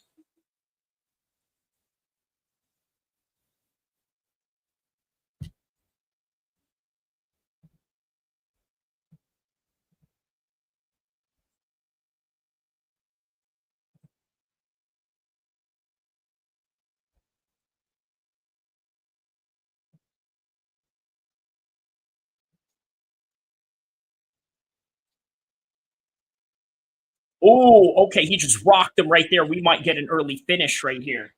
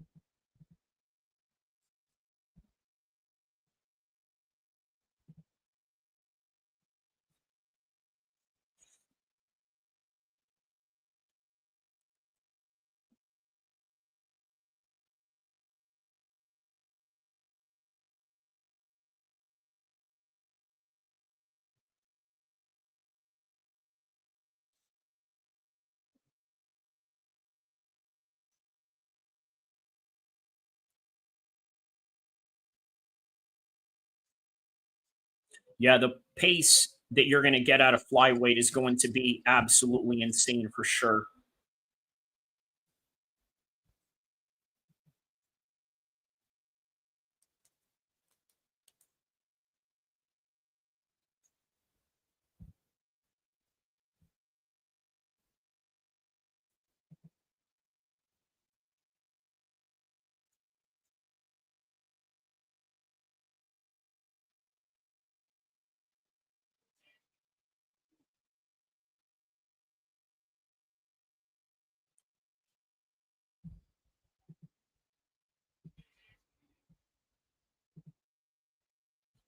All right, now they're up in the clinch position right now.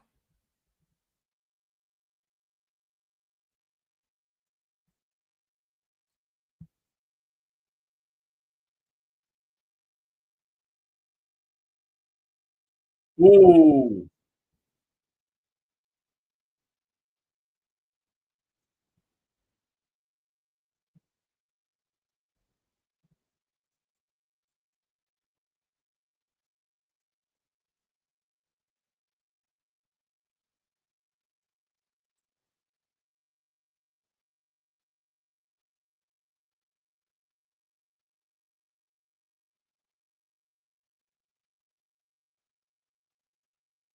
Ooh, there's a good one right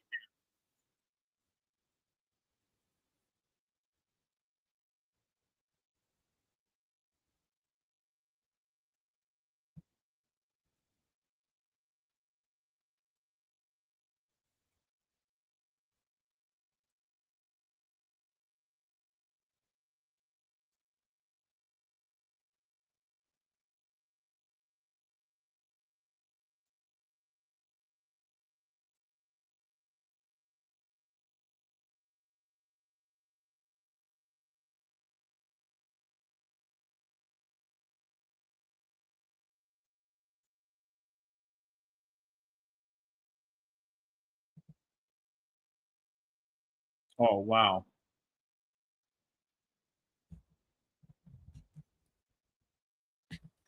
Really fast and furious pace on this one right here with Dos Santos and Kavanaugh.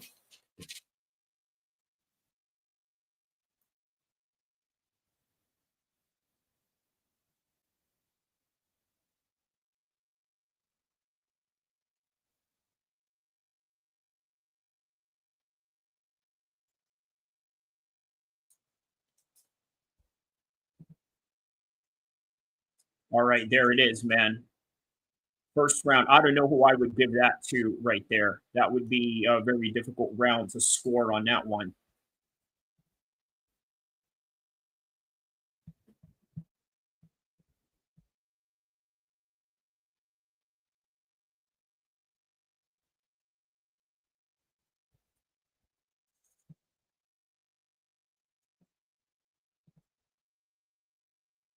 So the corner of Kavanaugh is saying realistically they're one round down. So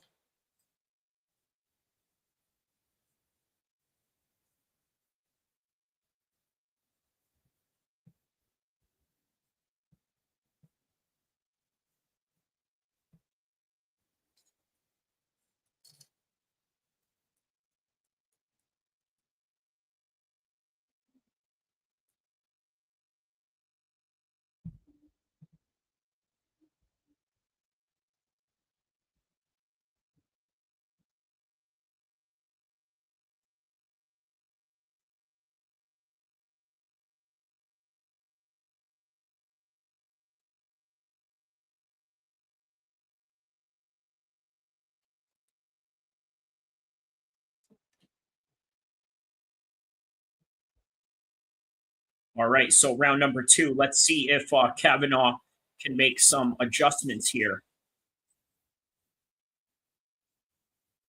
Yeah, good leg kicks right there by Dos Santos.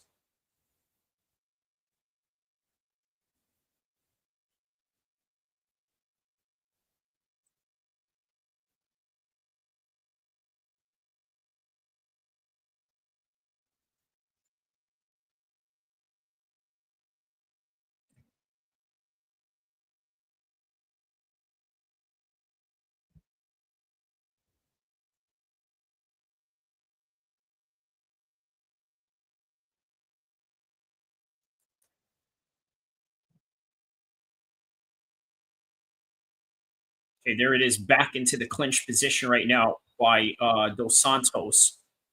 Doing a very good job of pushing him up against the fence. There's a reverse. Now they go brawling at each other. Wow. Okay, now it's Dos Santos that gets hurt. And in the meantime, wow, man, a lot of back and forth fights that we're seeing tonight, man.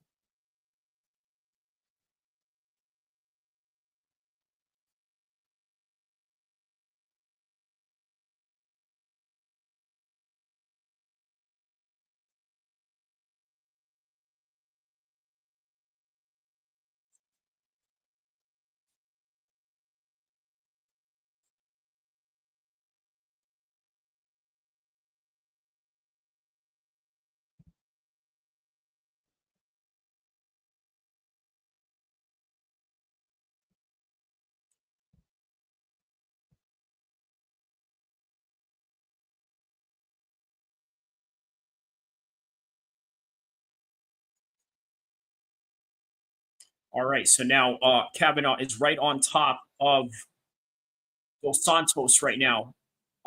Dos Santos looked like he was working to get a Kimura there. It's a good ground and pound position because it's really fast and furious pace they got going on. And look, he's going some Tony Ferguson elbows on the bottom right now.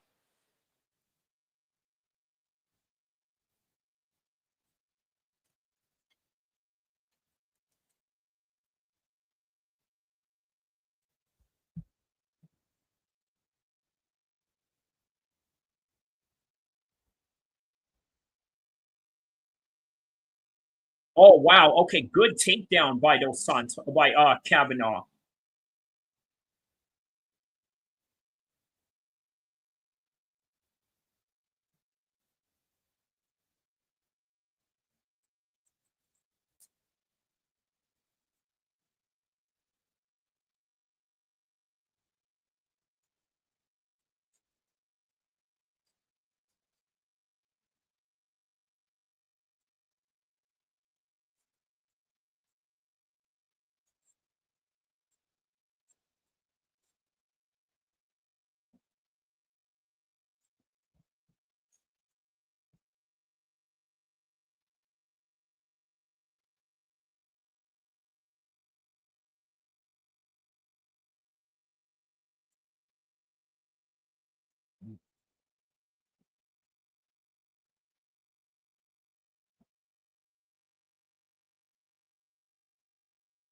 Oh, wow, man. Good ground and pound, man. Just vicious, these ground and pounds. And look at the blood that is pouring out. I'm not sure if that's on the part of Dos Santos or Kavanaugh. Probably Kavanaugh. If you notice, the top of his head is bleeding.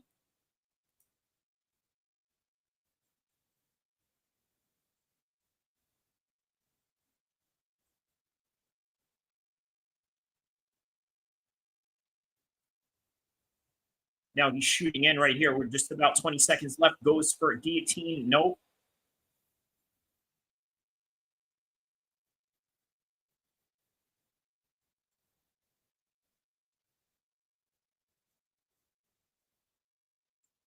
Oh, man. Yeah, it's bloody, but man, they're putting in that work on the ground. Sheesh. Damn, they are fighting for their lives right now. I love this fight. Another good fight. Let's go, man. Sorry, where did all the people that were complaining and whining go? Both fighters are going to have red trunks by the end of this.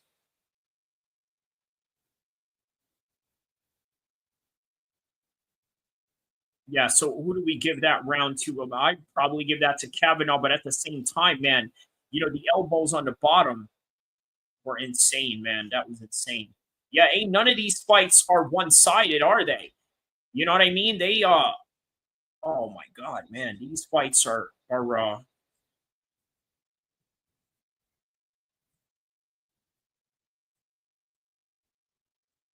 it's not a 10-8 absolute domination. That is a 10-8 for it's not a 10-8. People forget, man. People forget.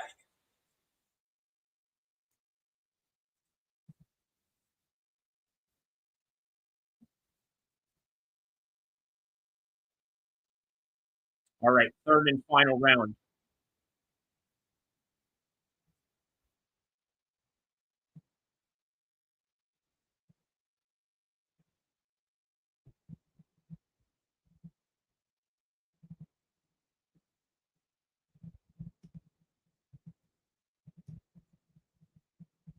Yeah, tremendous round. Let's see if they pull off something similar in this one. Yeah, a lot of these fights have been going to a decision right now. So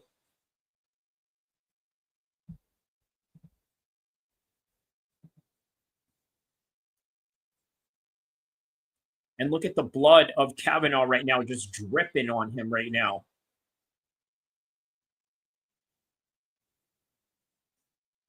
Ooh, that was a good one.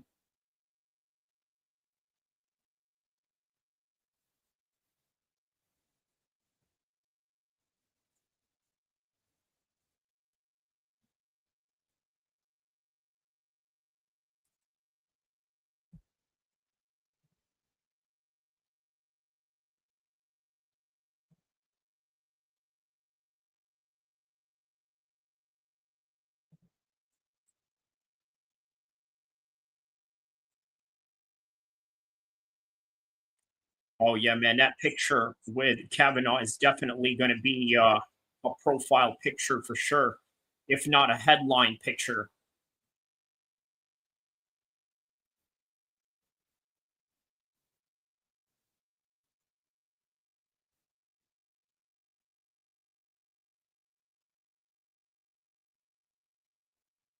Oh, that's a good takedown by Kavanaugh.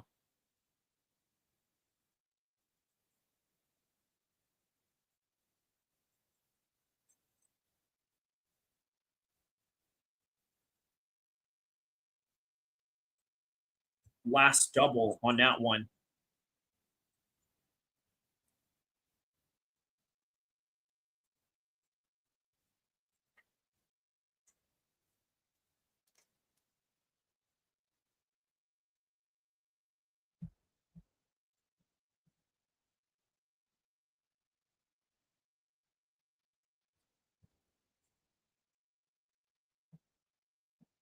And there we go, looking for an up kick right there. Some up kicks. Boom. Okay, he's warning him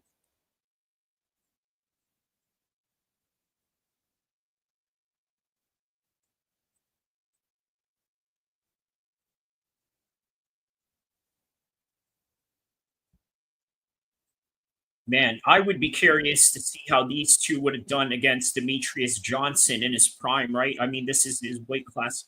There it is. There's another takedown right there by John Kavanaugh. John Kavanaugh's got good wrestling for.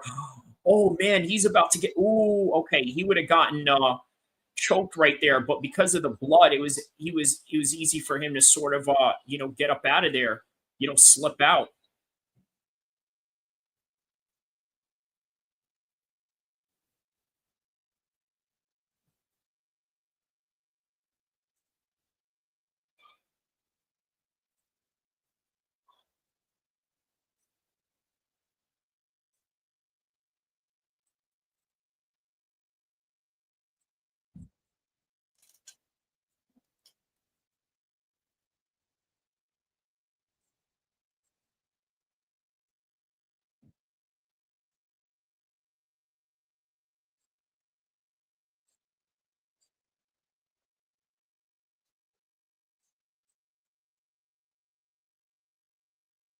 Oh, that's a nice knee right there up top.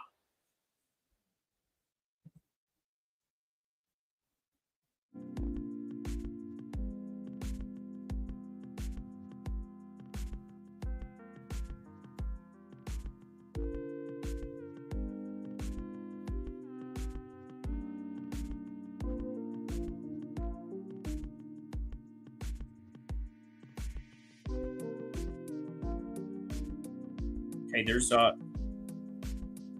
spinning heel kick right there, misses. Now, Dos Santos has the majority of the strikes going into this fight, right? Especially from round 1 to round 3, he has the volume, but it is Kavanaugh who has most of the takedowns. So how would you score a fight like that if you have those two contrasting outlooks, right? Look, the first round, man, it was a back and forth like crazy. And credit to Dos Santos, he was out there hitting these bottom elbows from the bottom, very similar to that of what's his name, Tony Ferguson, which by the way caused a lot of the blood to drip between these two. The blood was majority coming from the top of the head of Kavanaugh. It was a very bloody fight. Look, I would not be surprised if this fight gets fight of the night. In fact, it should. I hope that it does. I hope that this gets fight of the night. You know what? Forget fight of the night. It would be a tragedy if this is not fight of the year. That's how good this fight is. But by the end of it all, there's only one winner. Now, how would you assess that? Would you assess the majority of the strikes that comes from Dos Santos as a clear winner? And on top of that, the fact that he, sort of had the majority of the striking, and the last double legs of Kavanaugh was absolutely amazing. They were absolutely amazing, just throwing those blast doubles consistently. But by the end of it all, man, both of their shorts ended up being red. Kavanaugh came in here with the red English shorts, right? The UFC official shorts. Dos Santos came in with white, but he ended up leaving his shorts with red. But by the end of it all, it was the real red trunks that won this fight. So congratulations to John Kavanaugh. Loughran Kavanaugh for winning that fight. And some will say that this is a robbery, but hey, sometimes it is the wrestling that wins the fights. It is the top game control that wins the fights. And that's what he got by the end of it all. Credits to him. And that right there is probably fight of the night, if not fight of the year, inshallah.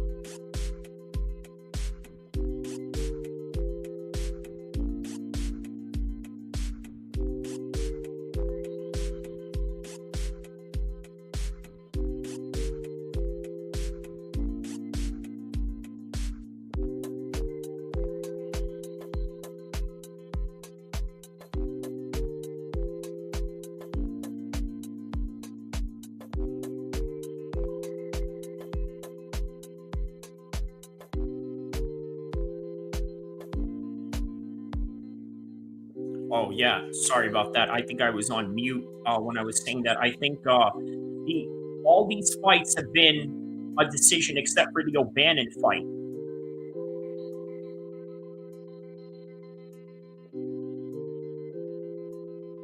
So let's see if this fight with Padilla and Herbert will be different.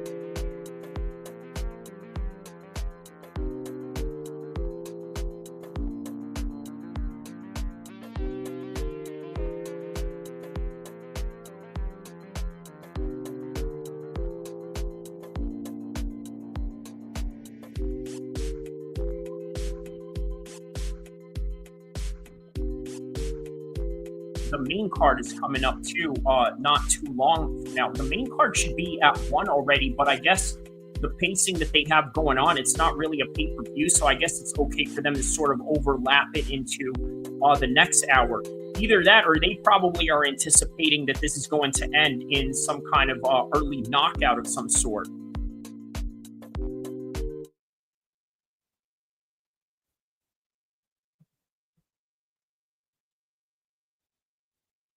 All right, here we go.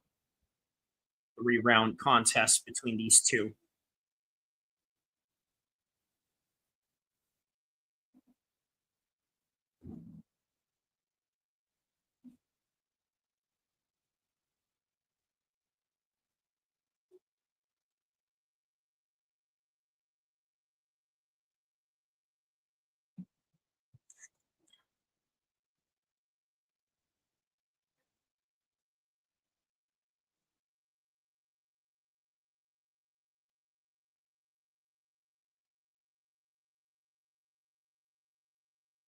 All right, Jai Herbert, Wolverhampton, England.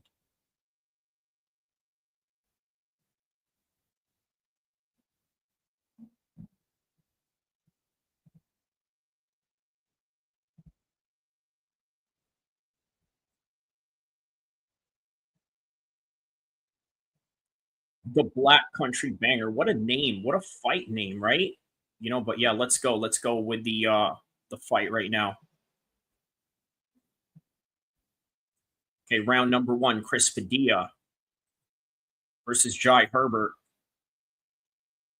Everybody around the world, do not forget to like and subscribe to this channel right now as I give you full coverage of this fight as we speak.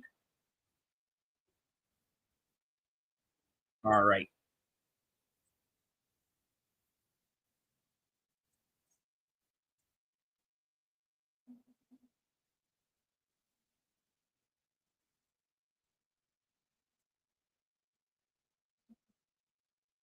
Yeah, Herbert has the speed advantage, I would believe, in this fight right now.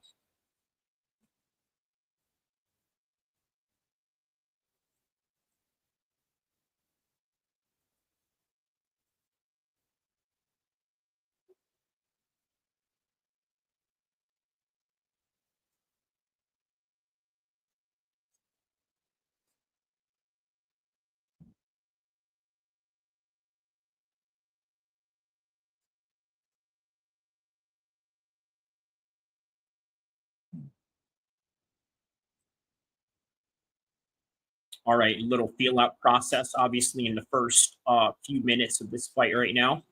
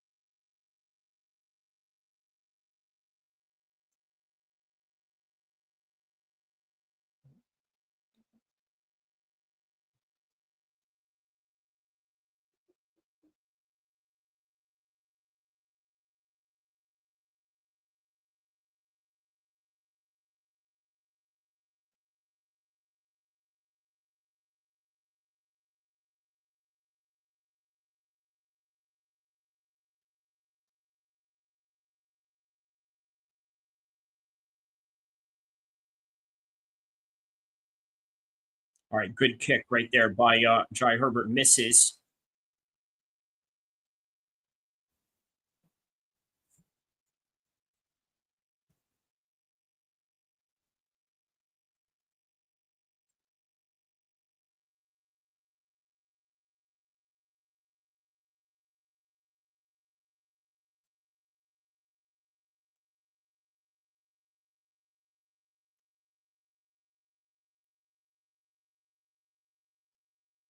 Oh, tried to go for what it seems to be like a leg kick there, but a little bit of a sloppy / fake looking leg kick that Padilla is doing.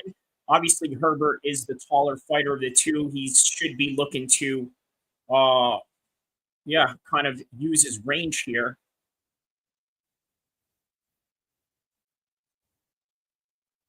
Yeah, so Herbert does not have the power. And then on top of that, Chris Padilla doesn't really want to exchange. It's the first round. They are really just feeling each other out. Chris needs to feint, then try to get in the inside pocket. He can't be on the outside of the cage like that. Yeah, I definitely saw this coming, a whole lot of feints, right? So it's basically California versus London right here. So, or not London, but the UK. I don't think Jai Herbert is specifically from London.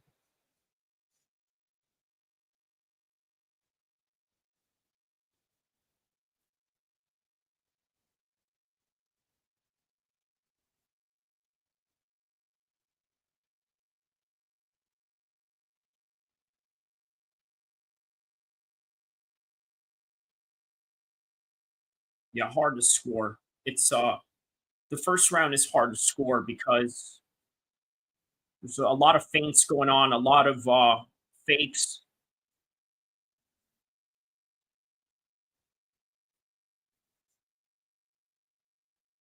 All right, there it is. That's the end of the first round.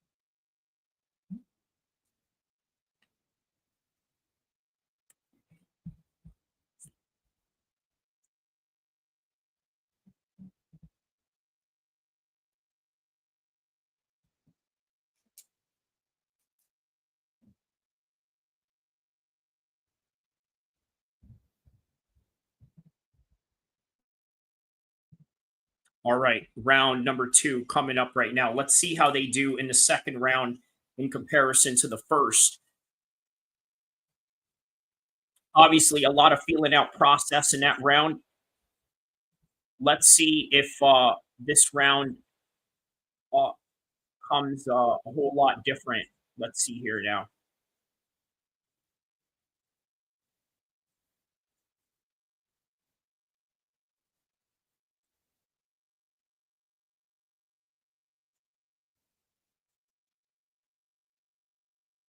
So a whole lot of dancing around, right? And obviously, that's how a lot of casual fans are sort of going to see this. But you look, there's a lot of technical matchups that there's a lot of technical aspects in matchups that people have to take into consideration. What is that? It looks like he was trying to fake like some kind of fake takedown. Oh, double kick right there.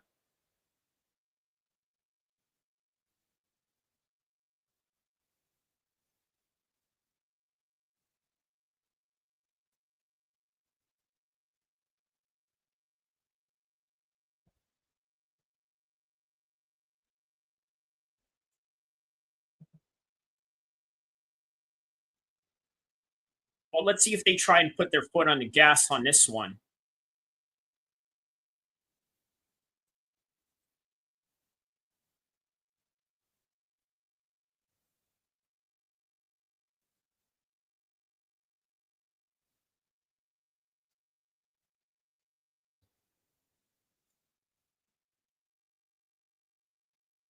Yeah, very Israel Adesanya like in the way that they throw a lot of feints and stuff like that. And by the looks of it, I mean, it seems like, you know, a whole lot of shadow boxing going on, a whole lot of lack of commitment from both of them. Because so far, with just 2 minutes into the second round, really is no different than the first. But here's Padilla right now. engaging in clinch position, trying to initiate something different.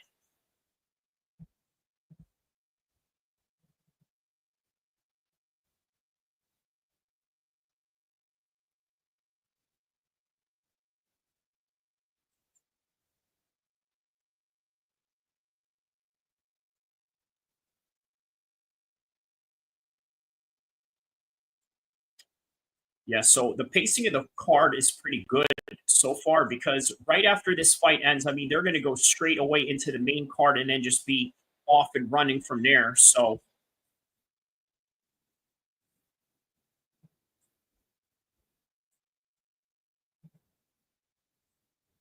and then you got Nathaniel Wood versus Charriere after that. That's going to be a good banger right there.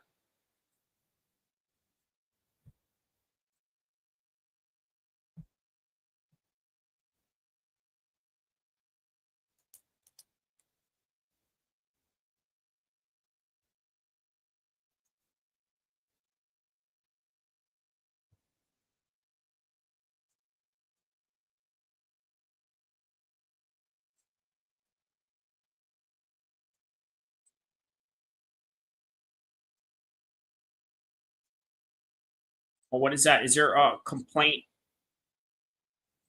Oh, okay, he complains the referee does not really entertain that. They just shake each other's hand in a way where they kind of had a mutual agreement.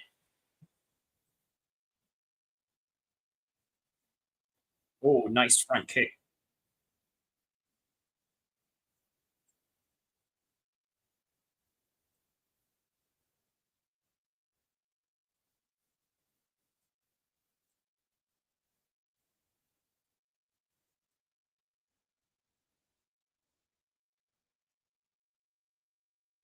Okay, now he's going in for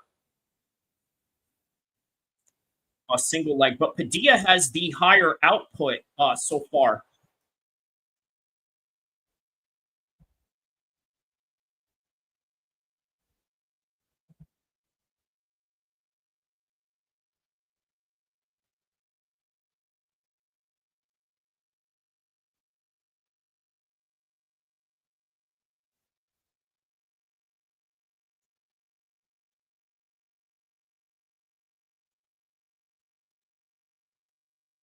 Ooh, that's a nice elbow from Padilla right there. Now, the first round, it could go to anybody. The second round, I'm going to have to give that to Padilla, but one can even argue that Padilla won both of these rounds just predicated on the fact that he just had the higher volume.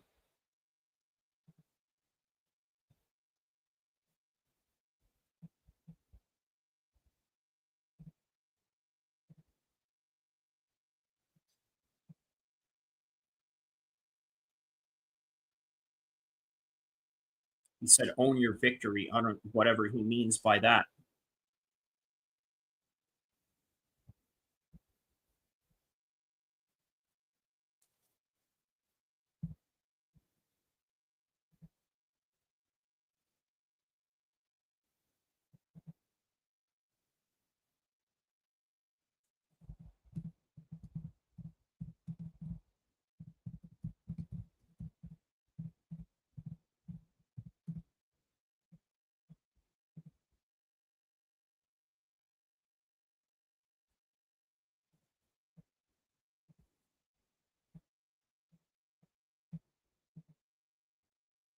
All right, here we go. 5 minutes left into this fight. And so far, there's only been one decision the whole entire fight.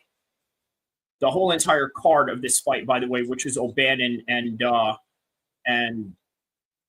Puja. She rocked Puja. Puja rocked O'Bannon, followed her to the ground only to get armbarred and submitted. So it was quite an exciting fight. And then the flyweights earlier were great.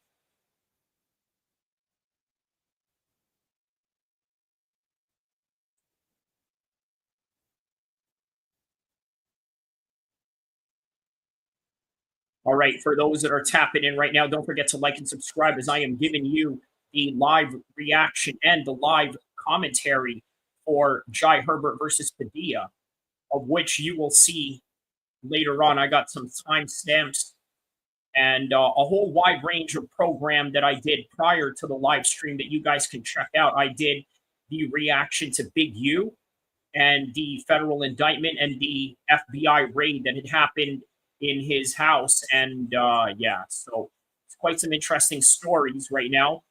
Probably a whole lot more interesting than this fight. I mean, God bless these two guys. They're trying their darnest, good old college try. But sometimes, you know what? Certain fights make certain matchups the way that they are. And this is just the situation that we are witnessing right now.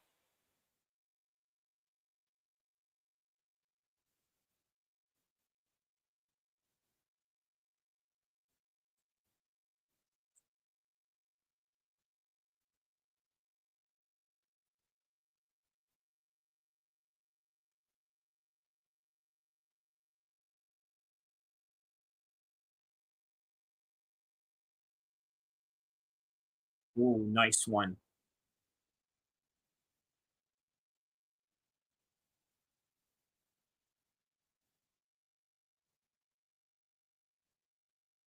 Yeah, still good feints by both gentlemen right now.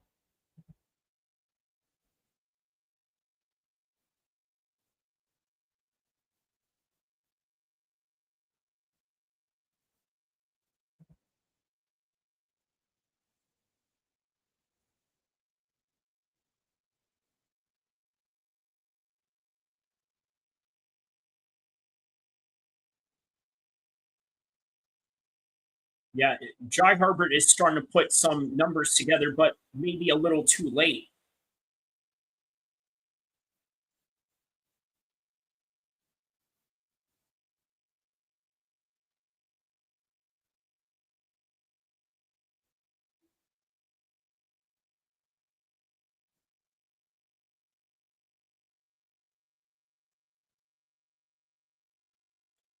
Really does look like they are just sparring, right?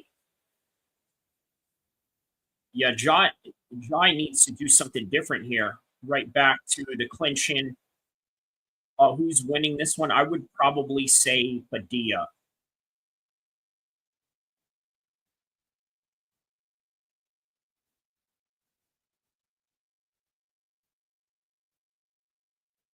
Oh, good knees right there by Jai Herbert.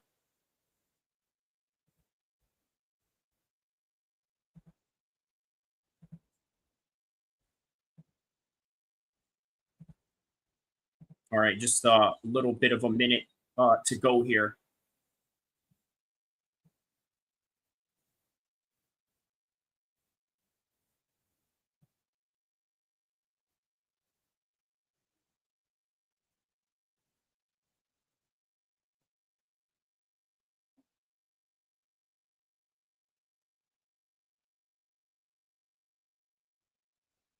Yeah, Herbert has a much better third round in this one.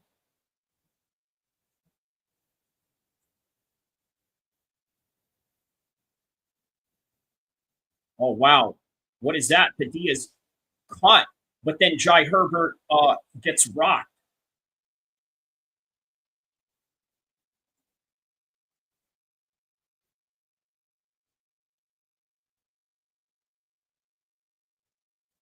All right. Significant strikes in the third round, 25 for Herbert, 16 for Padilla. And that right there is the end of that round, that fight, rather. So, okay, break down this one right here. Okay, round one, a whole lot of feints, a lot of feeling process going through. Again, a hard round to score. You could argue that that score can go to Padilla just based on the volume alone. He had more of the volume, but still a little bit lackluster. Okay. Second round, still a bit of a feel out process, a lot of clinching going on, very close as far as at that point of the fight in the second round, right?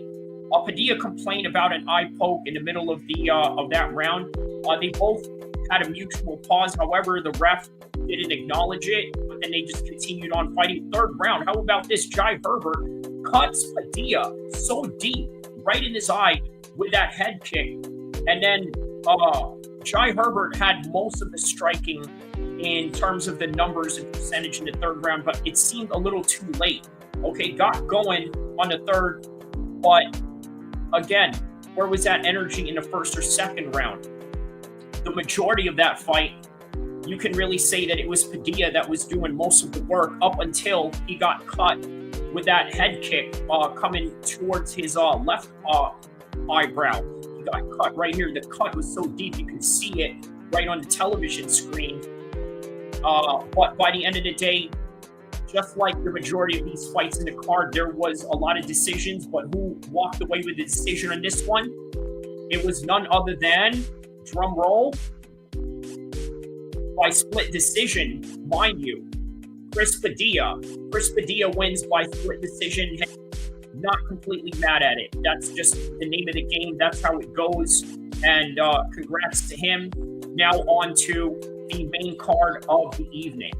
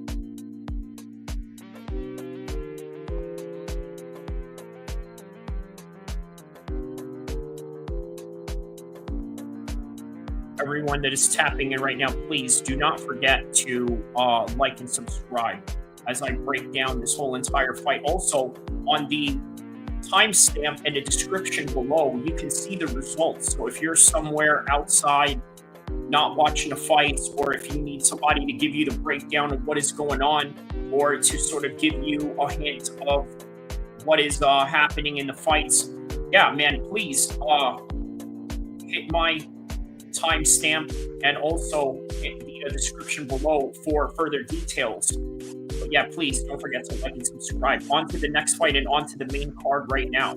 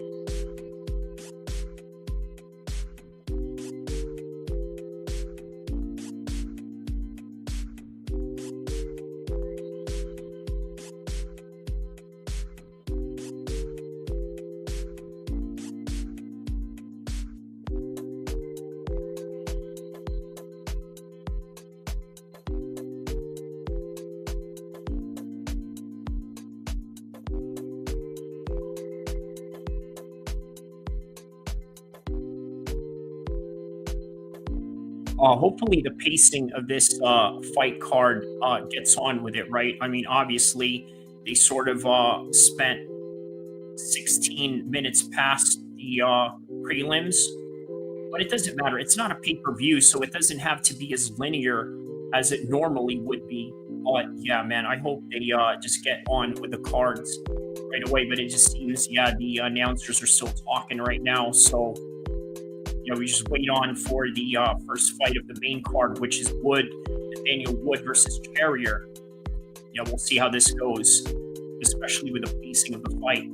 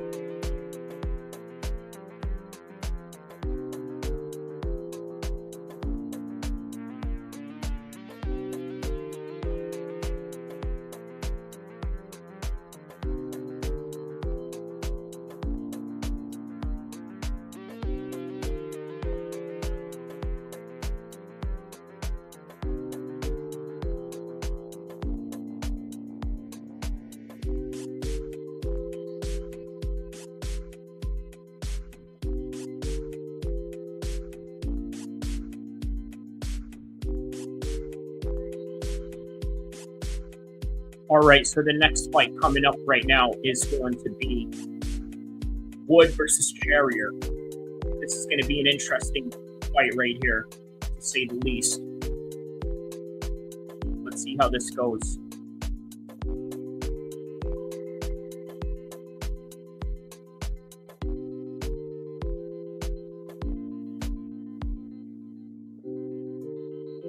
All right, 5, 4, 3, 2, 1.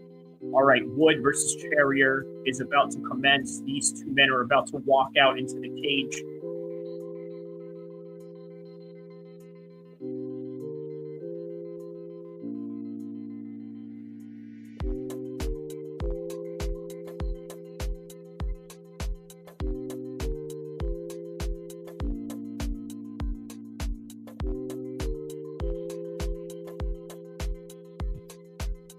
All right, all set for the next fight card, the next fight of the night.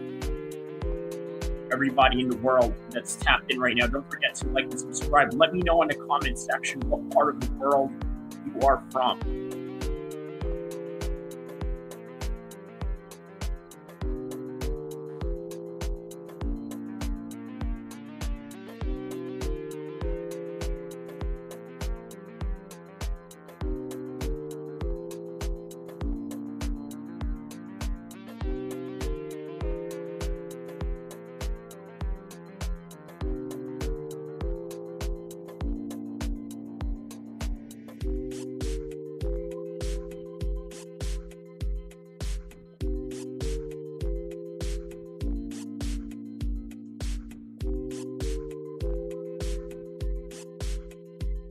All right, so 6 bouts ahead, huh? Nathaniel Wood coming up right now versus Morgan Charriere.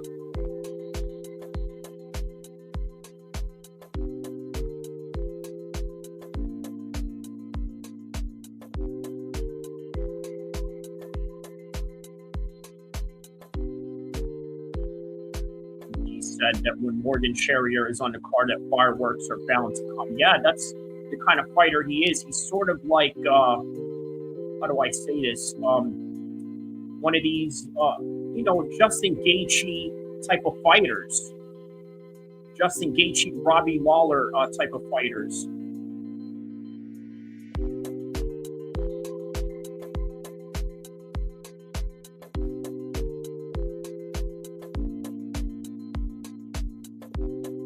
He's prime for battle.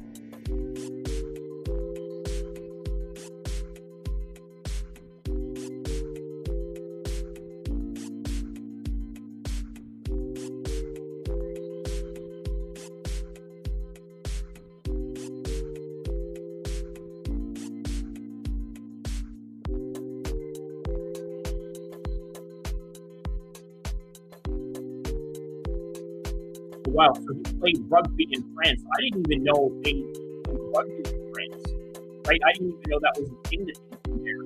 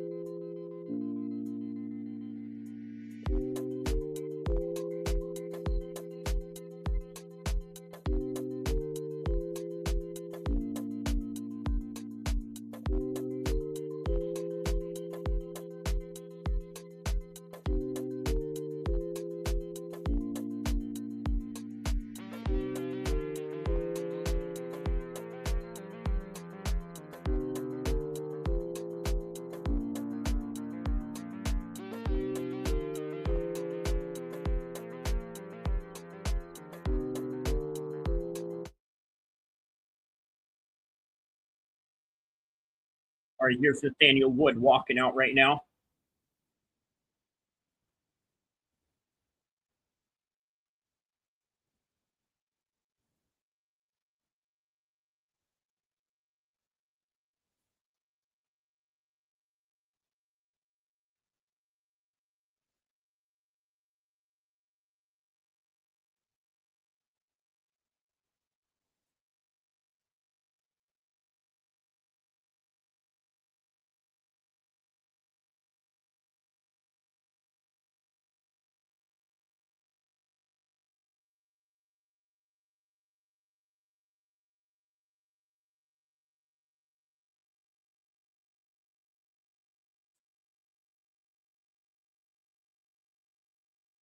Nathaniel Wood coming out. They always talk about when somebody has a kid or whatever, like they somehow, like, I don't know, man. It's weird when they always bring up kids. But you know what it is? I think that when you're in the fighter meeting, they ask you certain things and you sort of tell the broadcasters what it is that you want them to know about you and what they are going to say to everyone. So,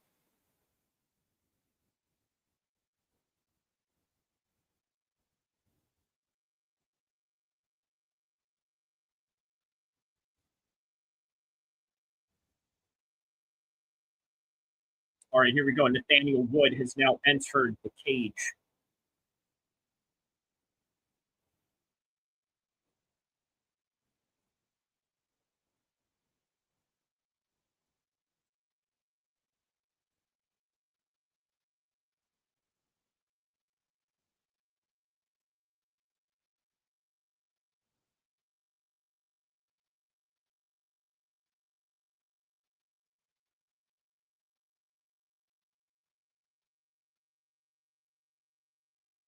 All right, both reach and height, age virtually identical.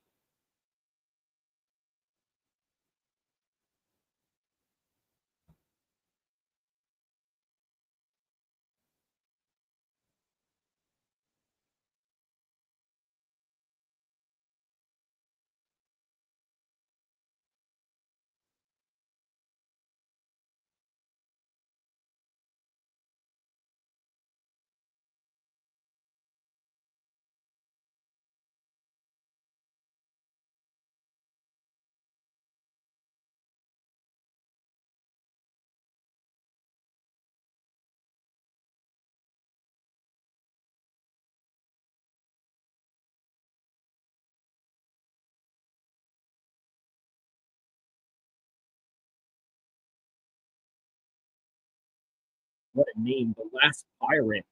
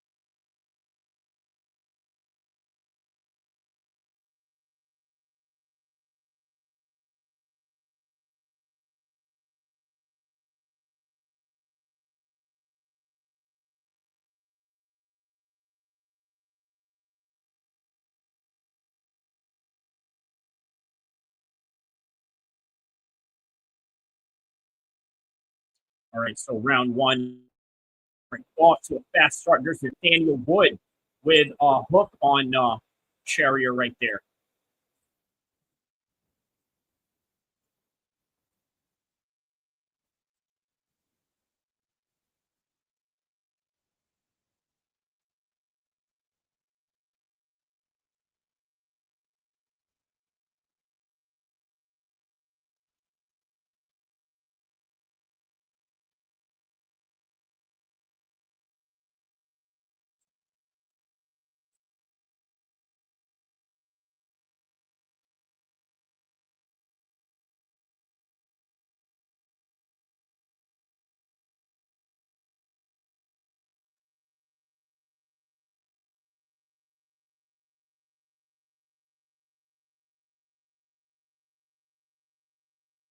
Oh my goodness. Charriere just got rocked right there by Nathaniel Wood. He is about to get rocked. He just got rocked. Oh my goodness. He got rocked. He got rocked.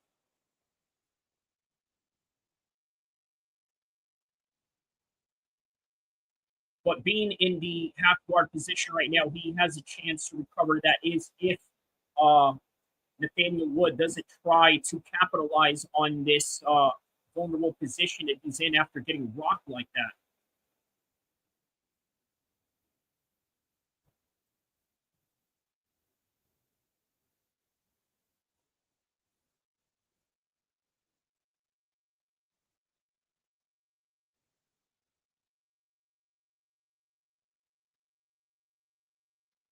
Okay, now he's going for a guillotine. Oh, he's got it.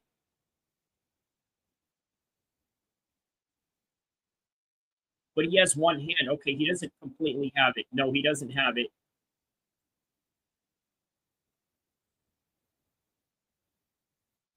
Yeah, no, he was not going to get that. He was not going to get that.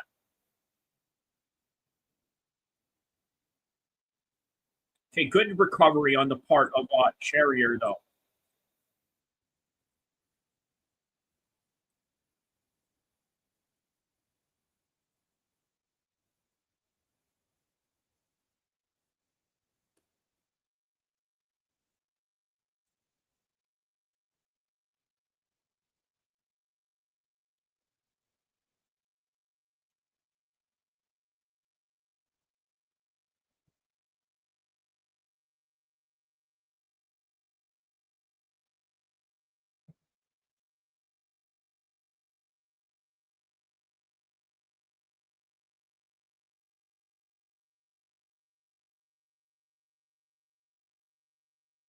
Oh, he's going for a triangle here. No, he doesn't get it.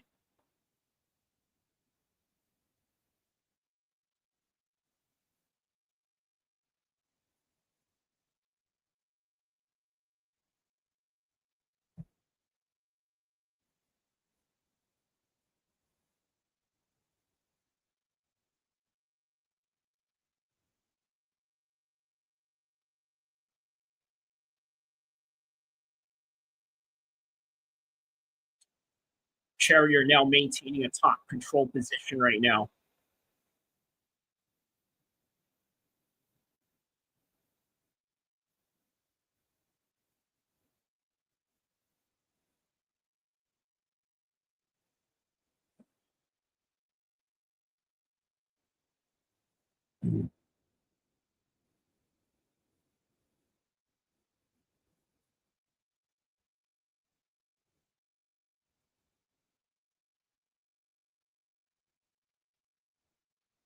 Oh, that was a good one.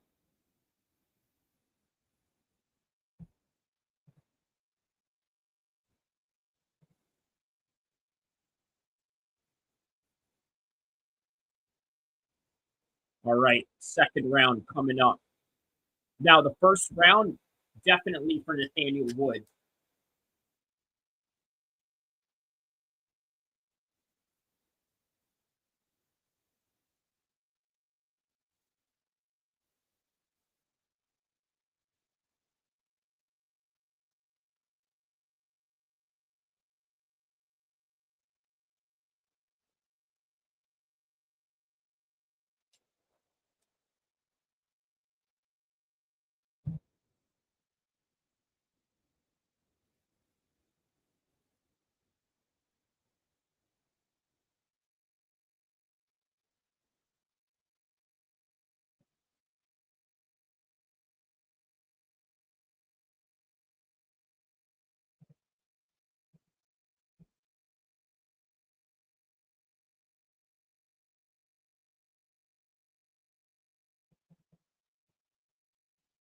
All right, round number 2.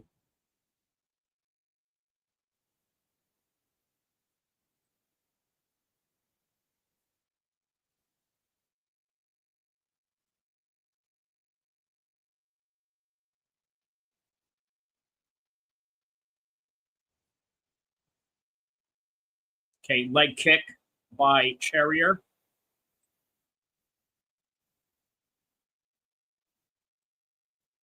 Oh, that's another hook right there. He rocks Charriere, rocks him again. Left hook this time.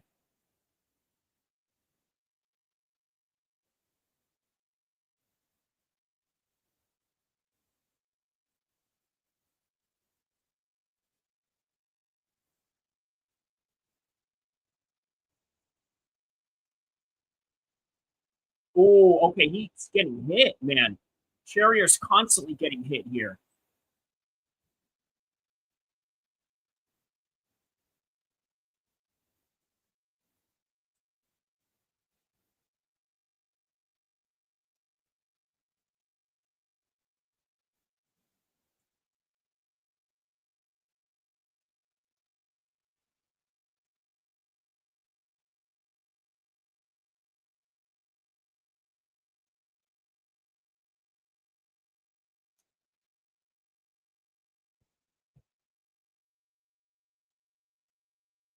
Ooh, good one.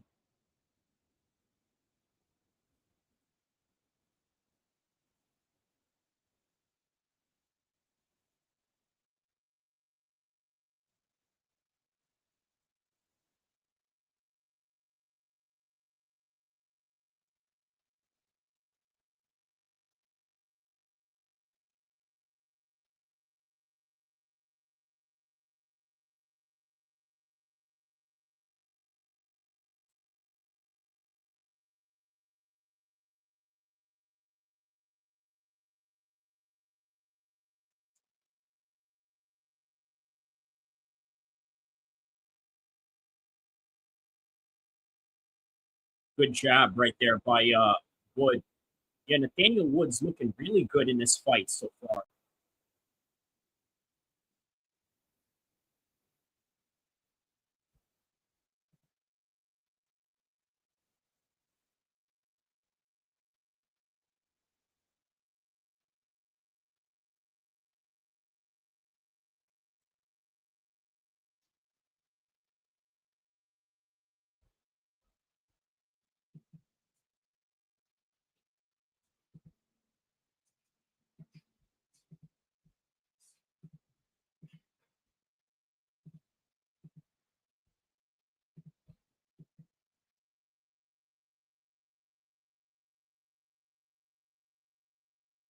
There's 2 minutes left into this fight right now, into the second round to be exact.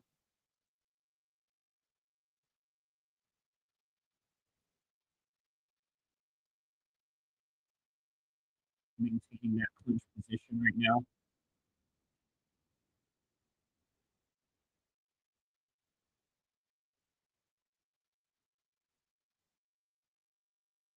Oh, good knees. Oh, nice elbow. He rocked Nathaniel Wood with that one.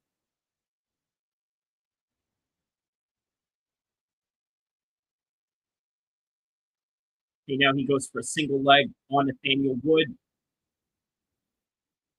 Charriere is holding on to that single leg. Now he's trying to ankle pick him into the cage. Oh, he gets it, but then Nathaniel Wood has a guillotine on him. Oh, man, is he going to get this? He's not there completely yet. All right, they scramble out of that position.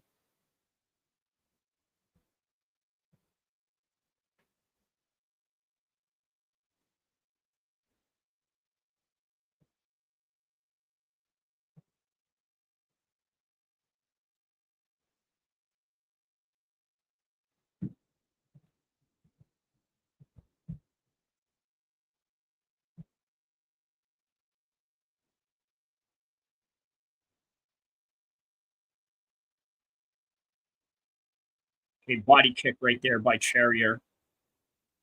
Ooh, good one.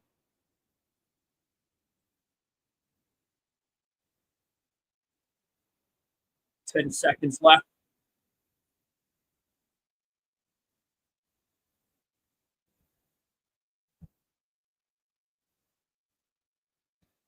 All right. Good back and forth, but a better round for Charriere.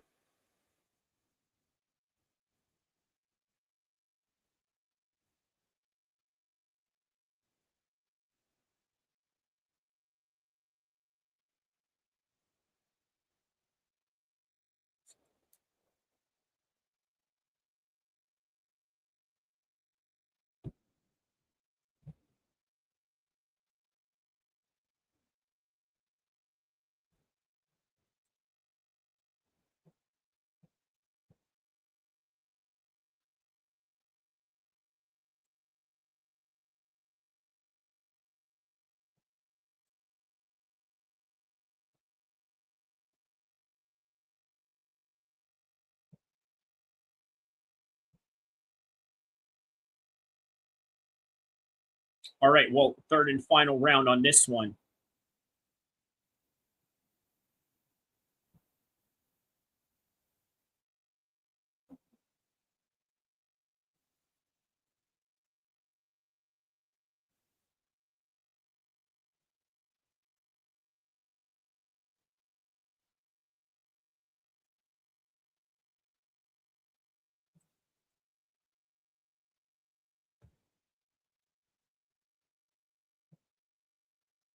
All right, there's another right hand again.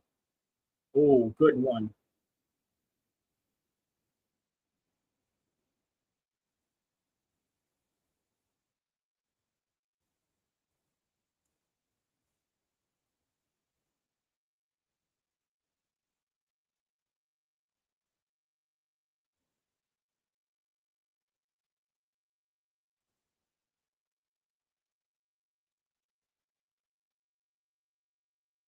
Yeah, there's a lot of feints between them right now.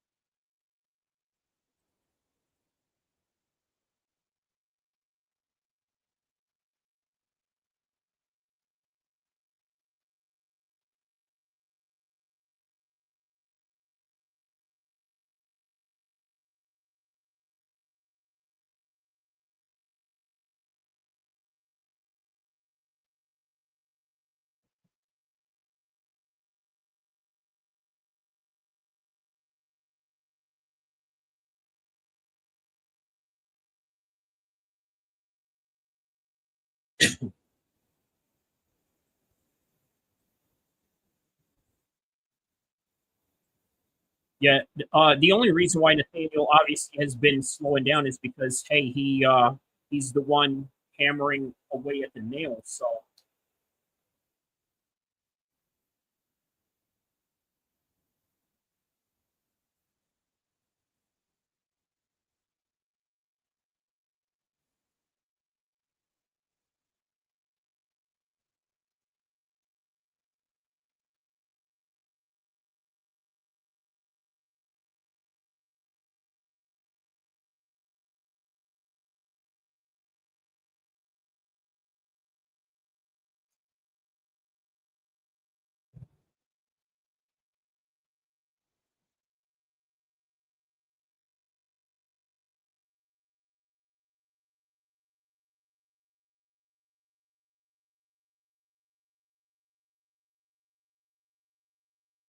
yeah, they definitely have to put up a little more effort here because you never know whose fight this is going to be.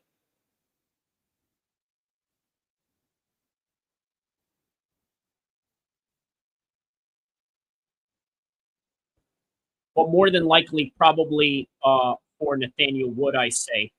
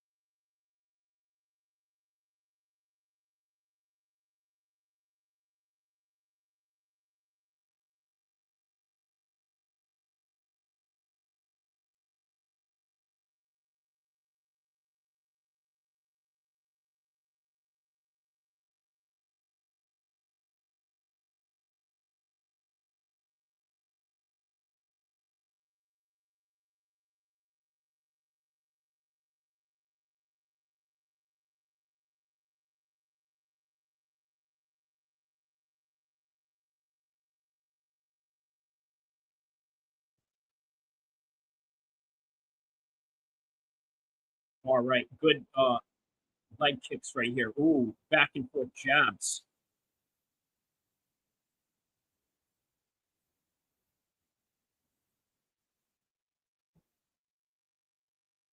All right, well, that right there is the end of the round. So let us now break down.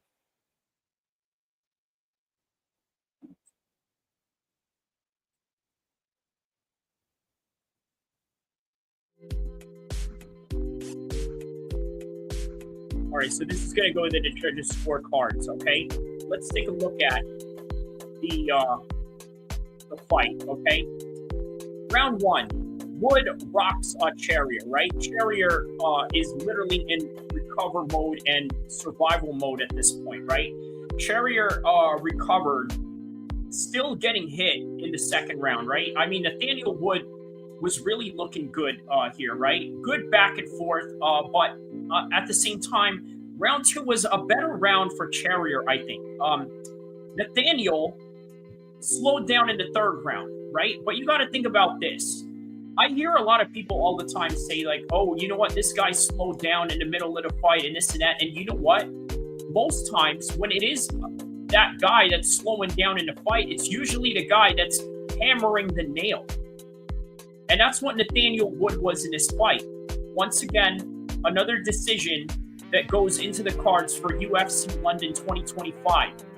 But who really won this fight? There's only one winner.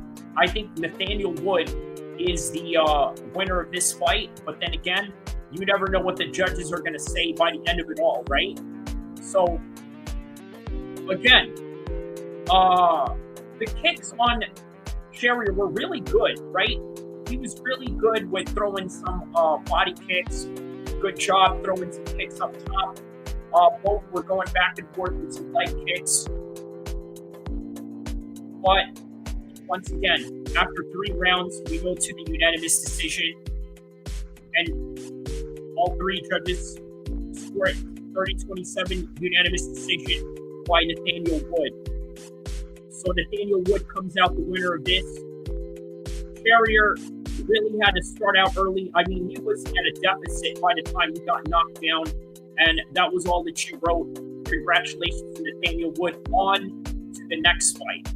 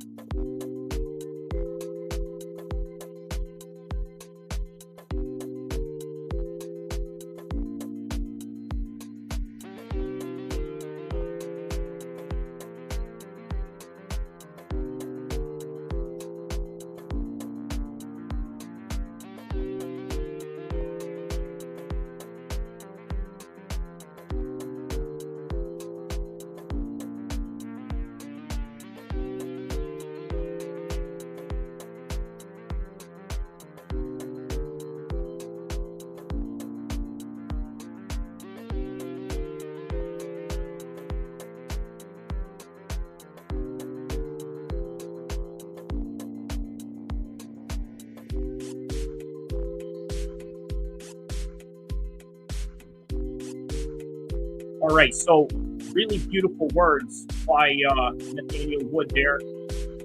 Calls out, mental health and all of that. I mean, pretty standard, right? But on top of that, also says that he wants to have a new nickname. Now, he's been called a prospect for a long time, right? So now he's a veteran. On to the next one, Jordan B versus Chris Duncan coming up.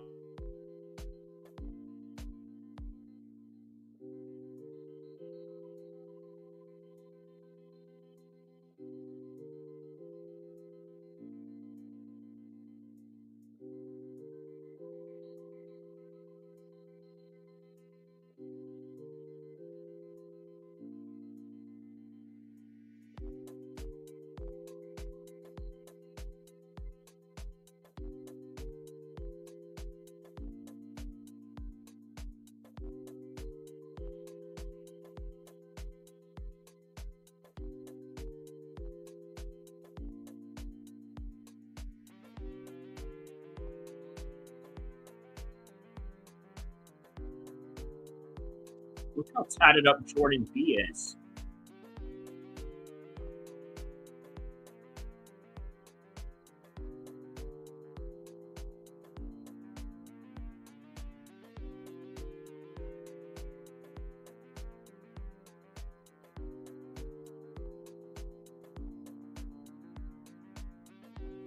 All right, a little Scotland versus London action right here.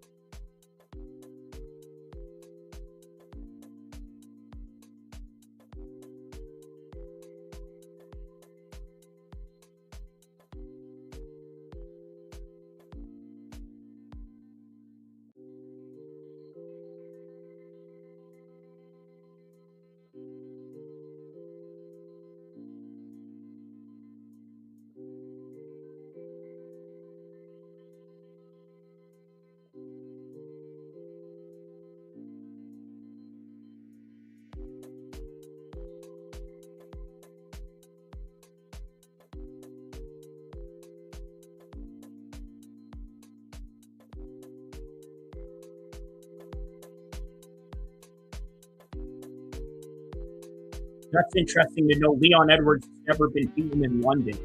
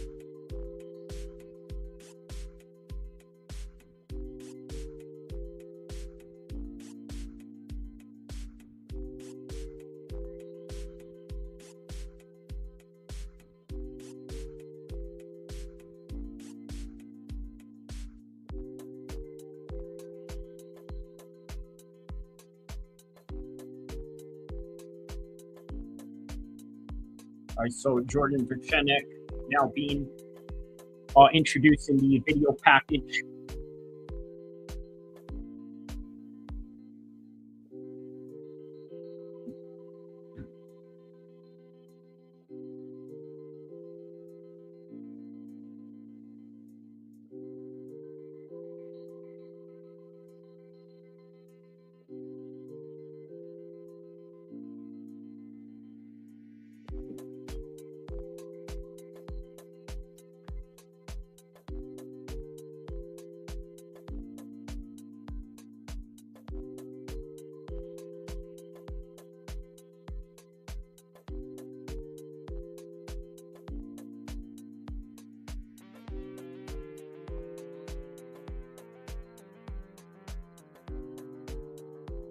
Hey, I don't know why Chris Duncan kind of resembles Jesse on Fire a little bit, doesn't he? Like, he looks like Jesse on Fire.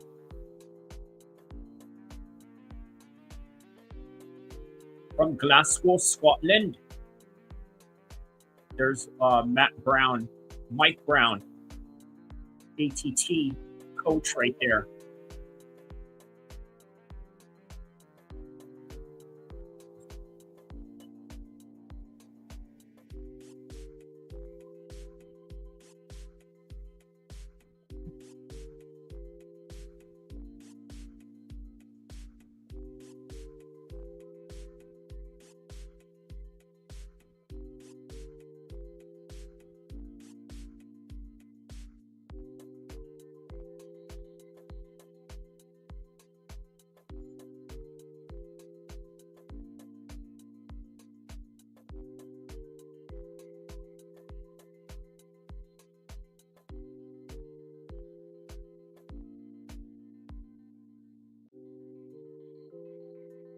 There's Thiago Silva right there.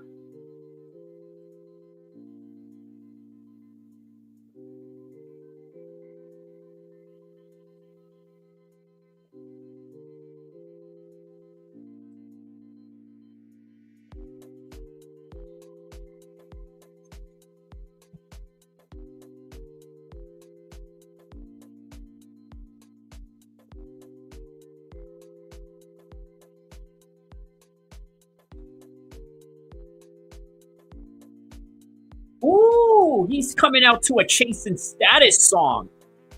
What you know about that? If you guys know anything about British music, this is walking, I'm walking with fire.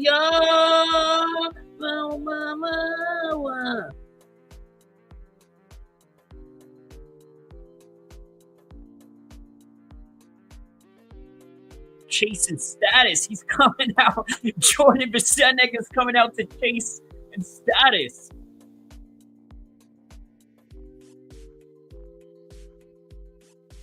Oh. Woo! That was from the what's that? Ashley Walters show, Bulletproof. That cop show, that UK cop show that he comes out to.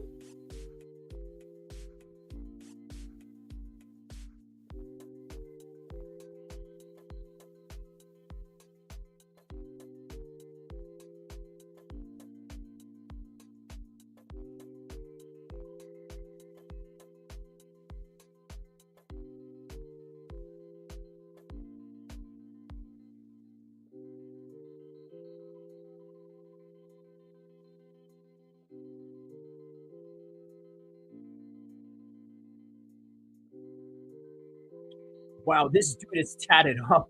Like his left arm is like completely black.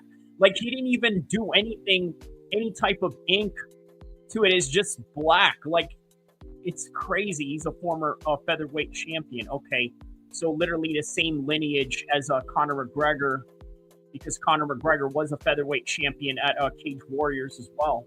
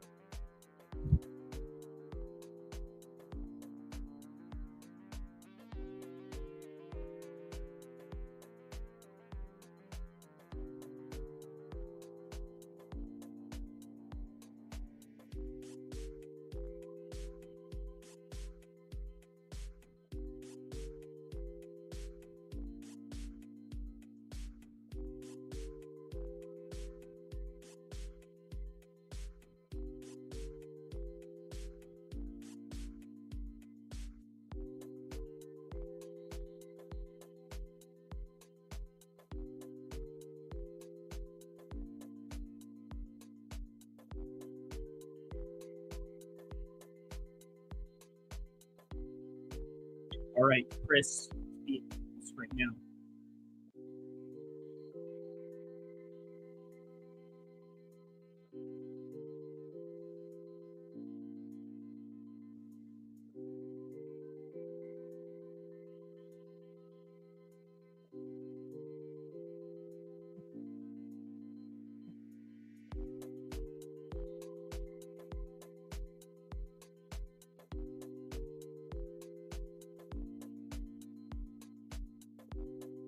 All right, here we go, round one.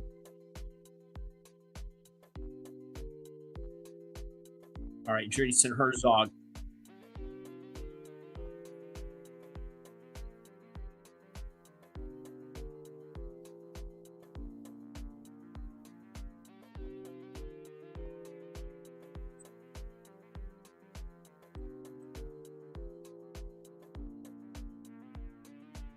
All right, round one.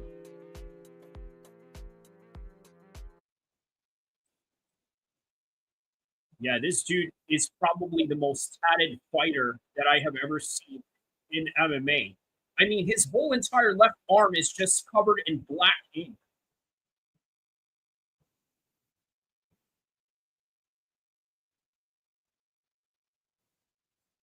Okay, there's a body kick right there by Duncan. Yo, I can't get over how Duncan looks like Jesse on fire. There he is switching stances.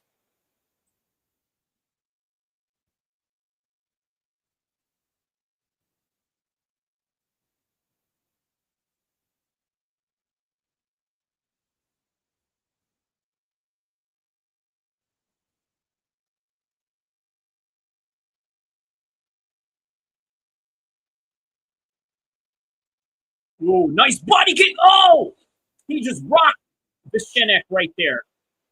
When it all goes wrong, when it all goes wrong, when it all goes wrong, I'm there.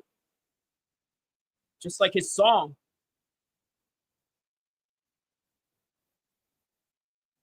That's his song.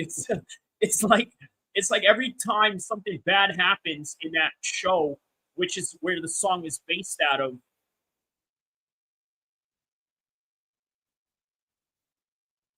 When it all goes wrong, when it all goes wrong, I'm there.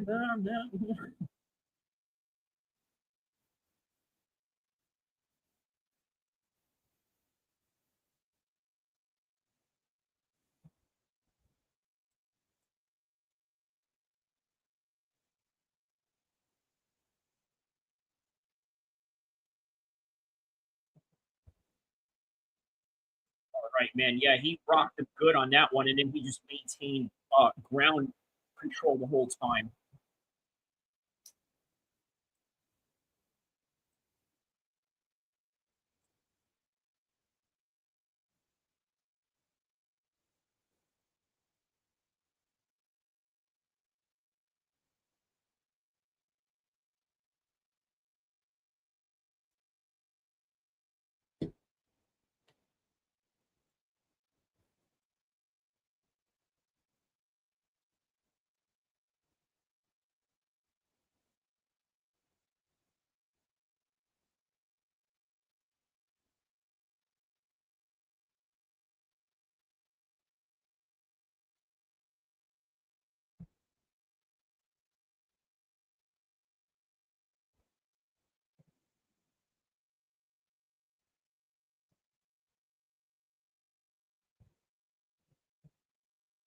Would you take a bullet?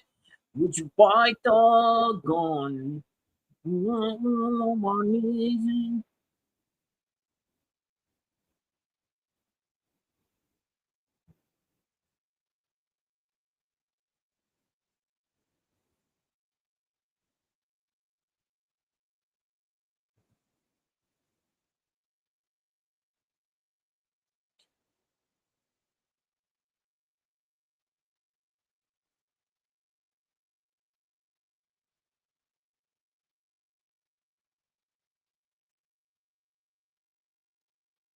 Oh, nice takedown by Duncan. Great scoop and slam on that one.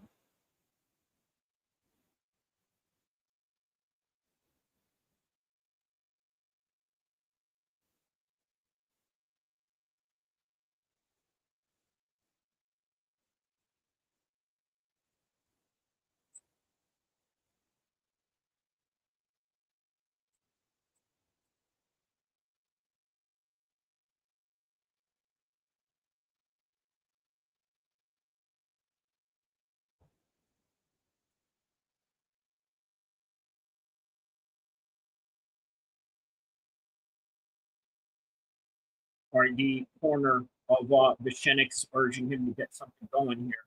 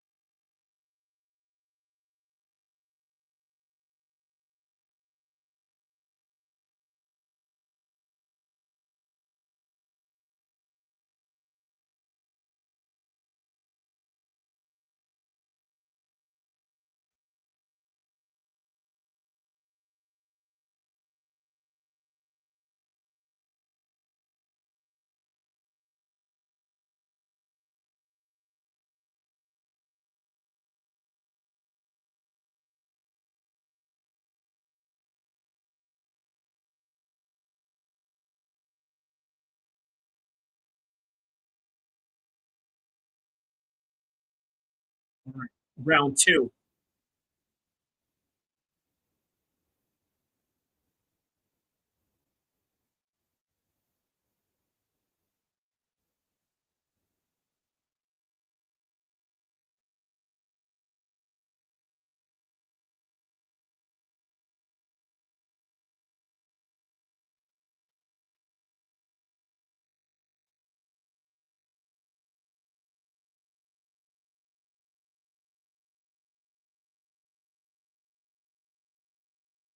Oh, really good grappling on the part of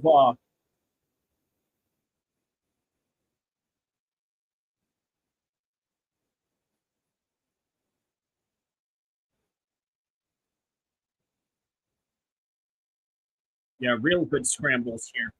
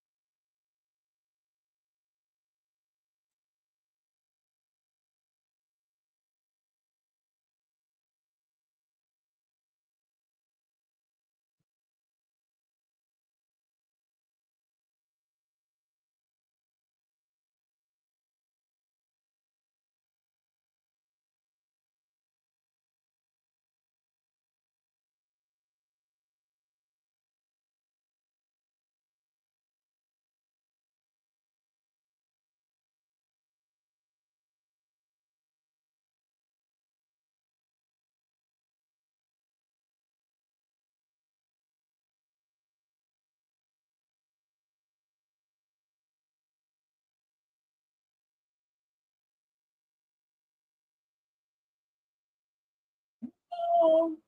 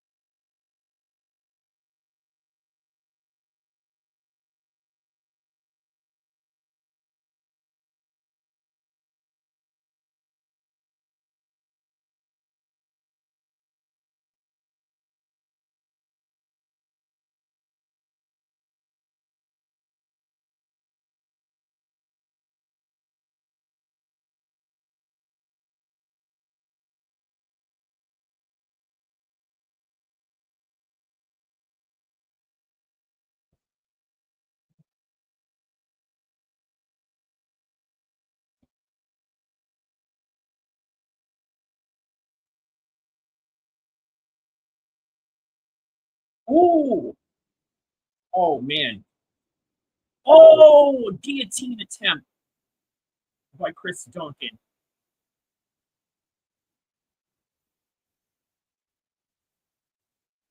Oh, he just tapped. He just tapped. He just tapped.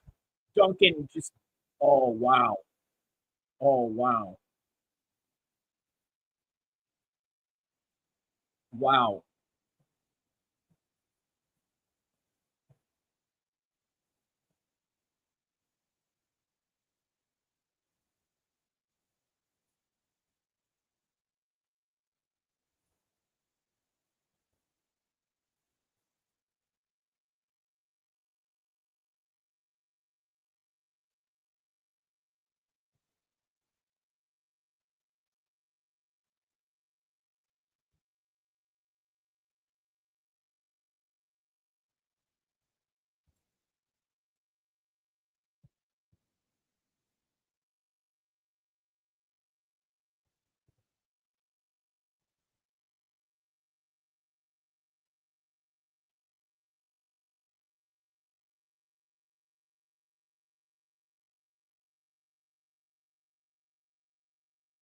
Wow, that was out of nowhere, man. That was absolutely out of nowhere.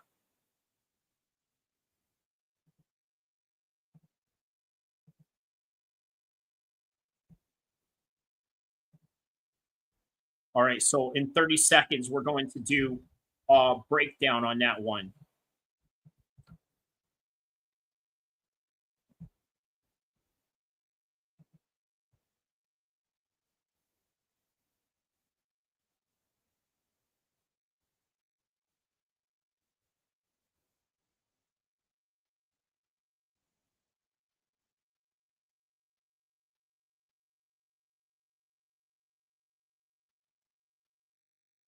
All right, so I got to tell you, man, that was an insane guillotine by Chris Duncan. In the first round, he kicked Jordan Vanesh.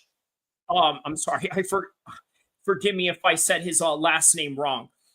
People forget and say my last name wrong all the time too. But check this out: as soon as he rocks him, he gets on the ground, gets control time. Right, just when I thought that in the second round Jordan was going to have something different, right? Just like his song entrance, he came out with Chase's status.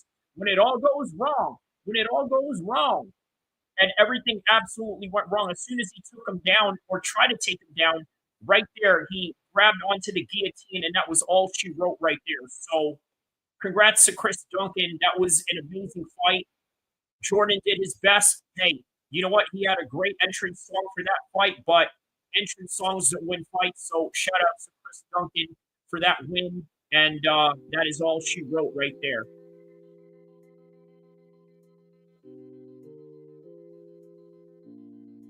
On to the next fight.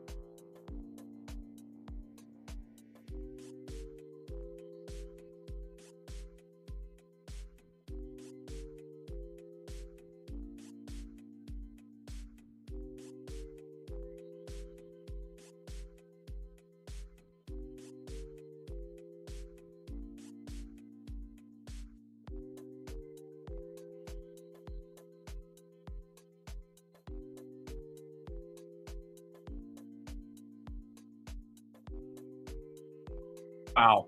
Wow, that was amazing, man.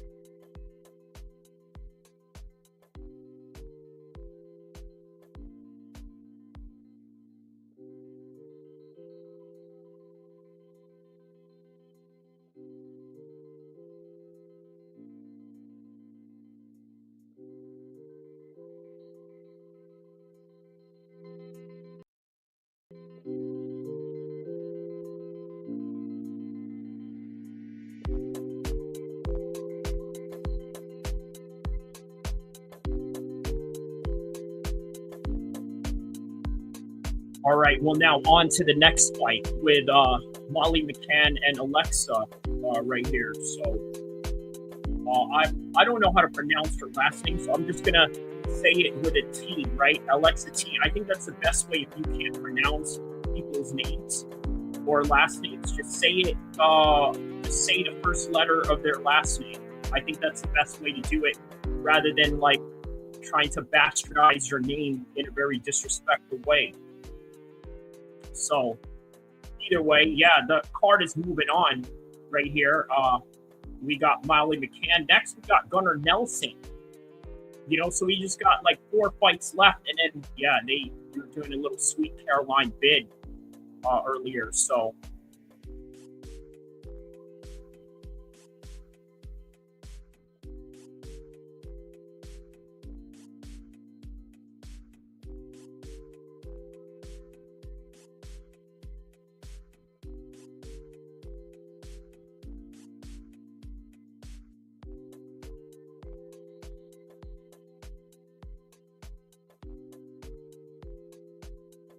that's kind of a good point Paul Felder and Michael Bisping made there, right? It's sort of like one of these situations where, you know what? If you are a new signee in the UFC, you really don't have an opportunity to just have training camps, right? You just got to be ready to fight whenever.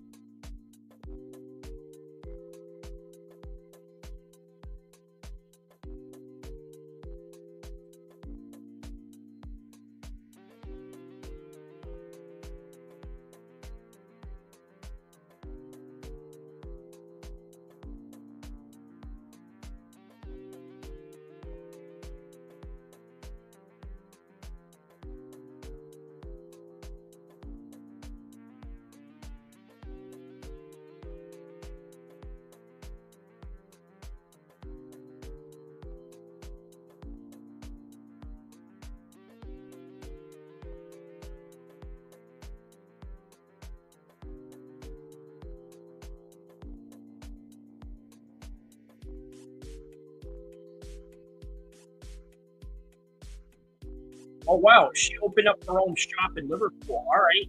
With the spirit of entrepreneurism, that's always good. There's Patty right there cheering for one. Right next to Joanna Jędrzejczyk. Okay, I guess she flew in from Poland to come check out this fight.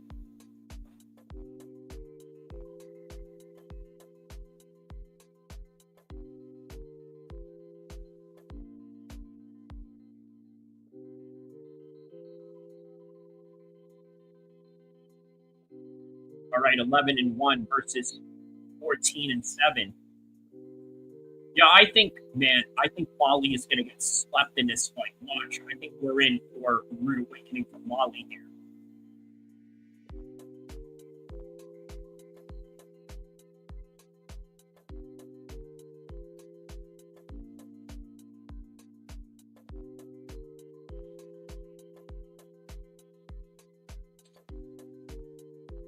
What is her name say?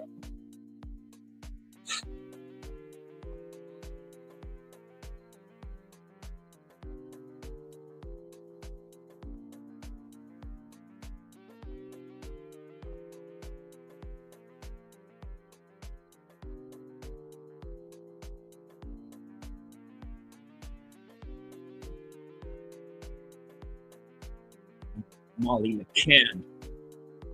And you know, a fun little fact: somebody in the Q&A that they had the day of the weigh-ins, you know, when they have these Q&As with these fighters coming in to, you know, talk as guests or whatever. So one of the people asked if what did he ask? He asked if Molly and them, you know, ever got, you know, into some kind of like intimate moment or something like that, some weird stuff like that. I don't know, but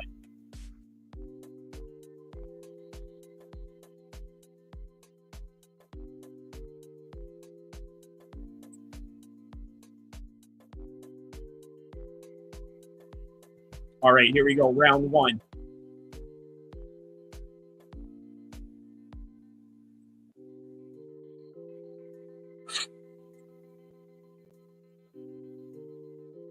Ole, ole, ole, ole. Ole.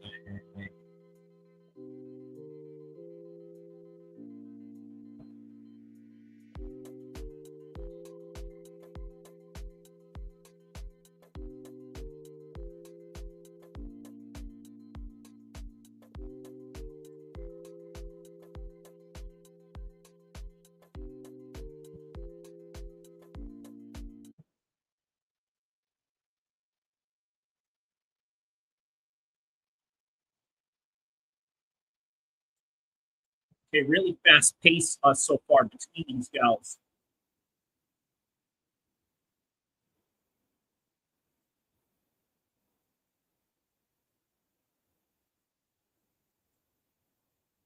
Okay, now Molly gets taken down.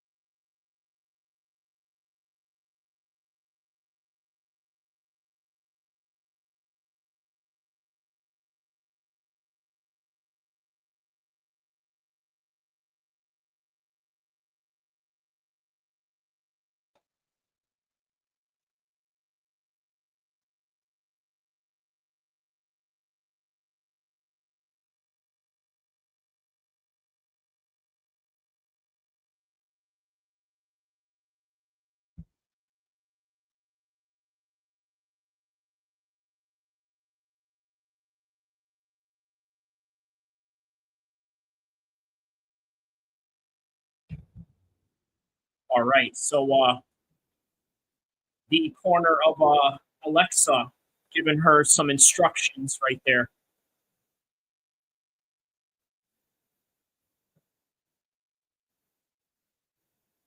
I mean, doing a really good job of this.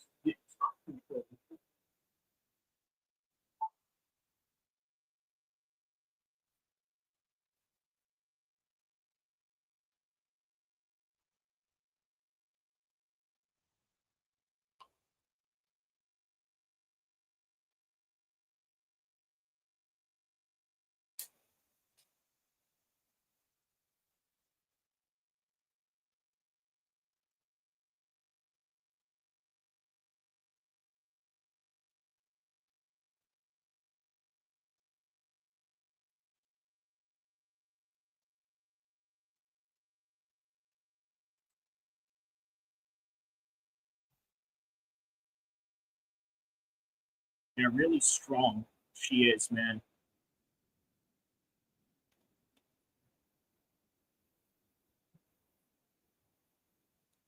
She's looking to choke Molly right here.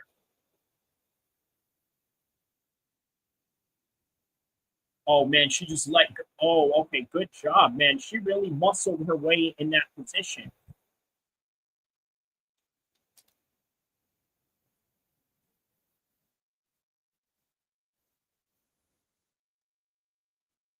Oh, wow, she's got it. She's got it. She's got it. That's it. That's it. Molly gets submitted. Molly gets submitted. Wow. That is crazy. Molly just got submitted. That is crazy. Molly got submitted. That is absolutely impressive.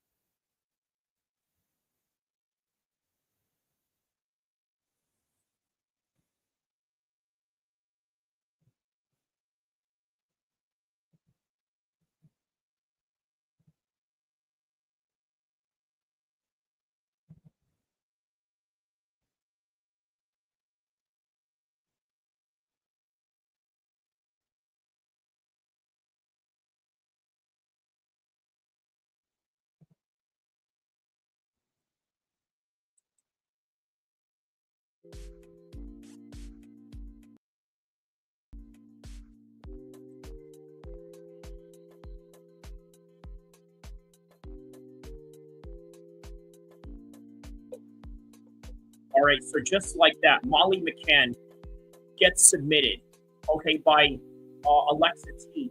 Now, she took her down very early into the fight, and then out of nowhere, she got one arm right around her. She was trying to choke her with one arm, and just when you thought that perhaps maybe Molly was going to get out of it, she ended up succumbing to the rear naked choke, and that was all she wrote from there.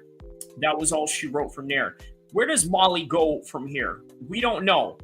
We don't know, but I can tell you the whole entire crowd was silent in London just right after that happened. Just complete dead silence. And by the way, this is her UFC debut, and by this point, Molly McCann is already a formidable UFC vet. But that was all she wrote. You know what? That's combat sports in a nutshell. It's not about your heroes, your hometown people that are always going to win. It's always going to be the one that deserves the win the most that's going to win. And that was Alexia T tonight. So moving on with the rest of the fight card.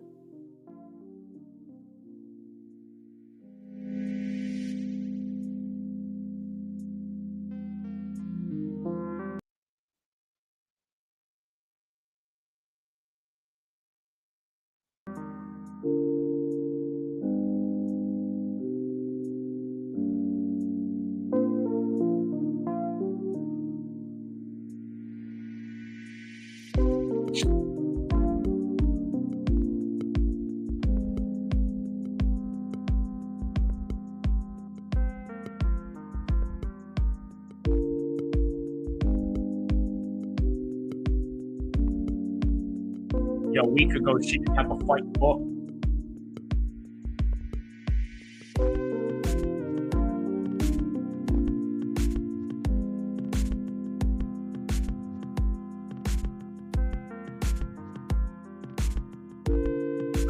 At this point, can we just say that Molly is overrated? And the only reason why she's here is because of Patty Pendlet. Let's be honest. Somebody has to say it.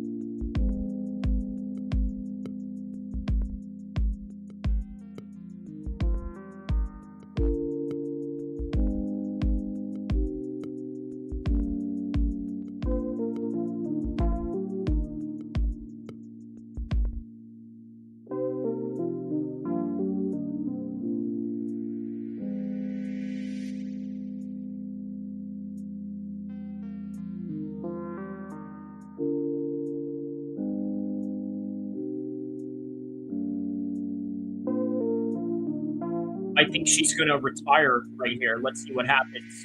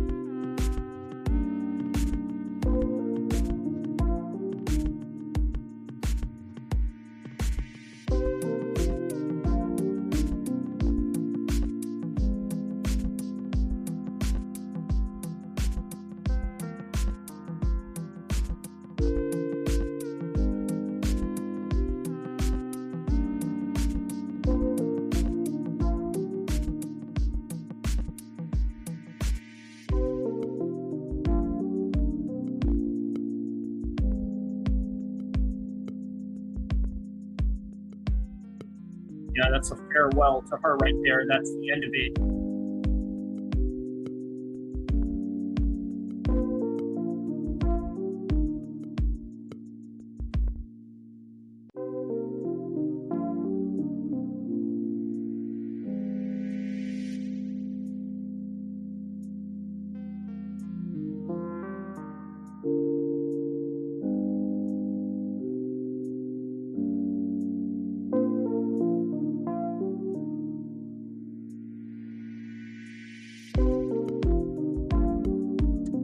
right, well, we move on. The next fight coming up right now, it is going to be Holland versus Gunnar Nelson. It just keeps getting better from here. And then after that, it's Jan Blachowicz and Carlos Ulberg. And then obviously Leon Edwards and Sean Brady as the main event.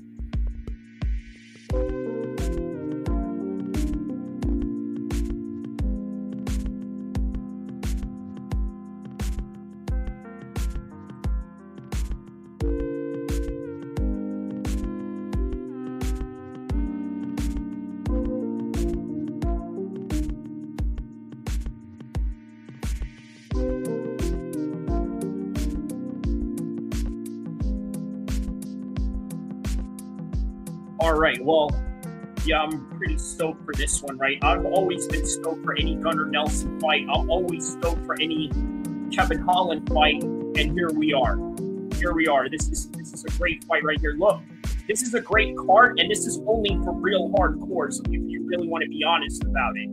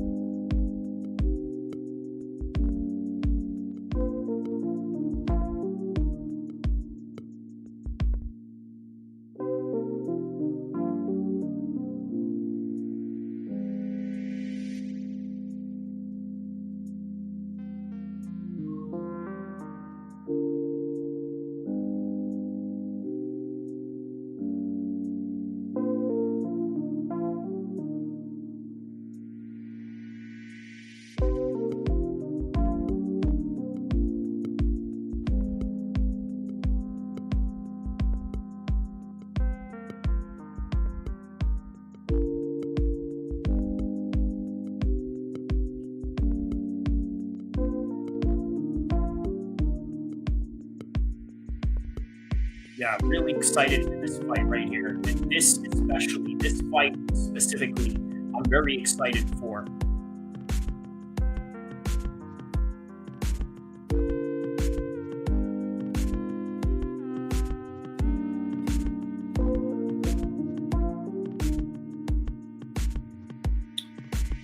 Here's a guy like Holland who's constantly active, right? And then here's a guy like Gunnar Nelson, who literally only fights once a year now, right? Like, he doesn't fight a lot, if you really think about it. It's an interesting clash of styles in that regard, if you really put that in perspective.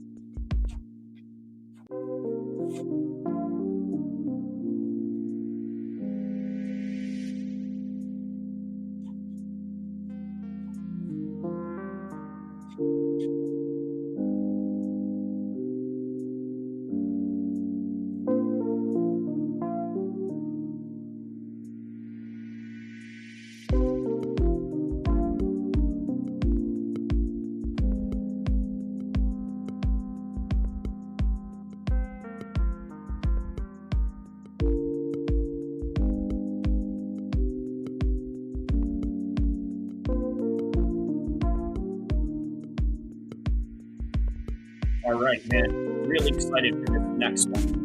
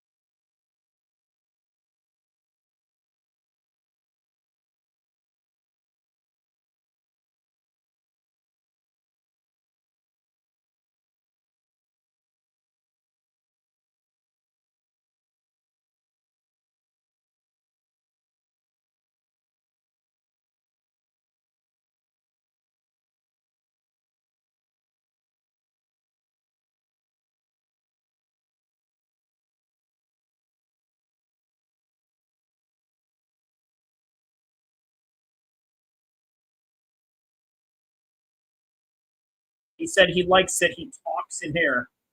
And he said he's looking to have some conversations with him, Gunnar Nelson said.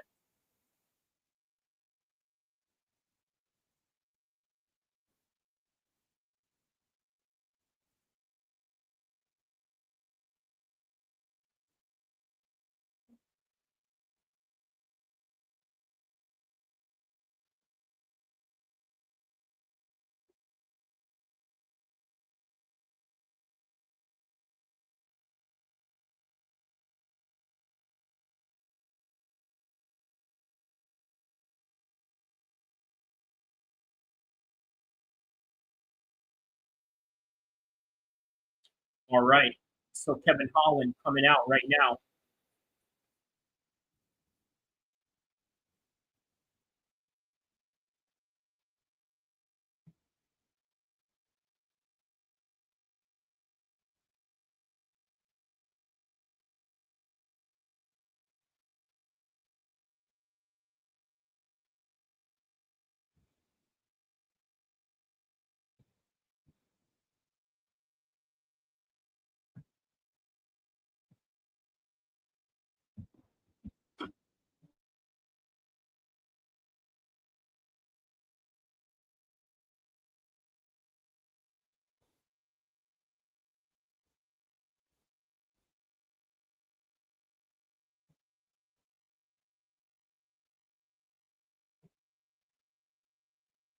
All right, so Kevin Holland is coming out right now.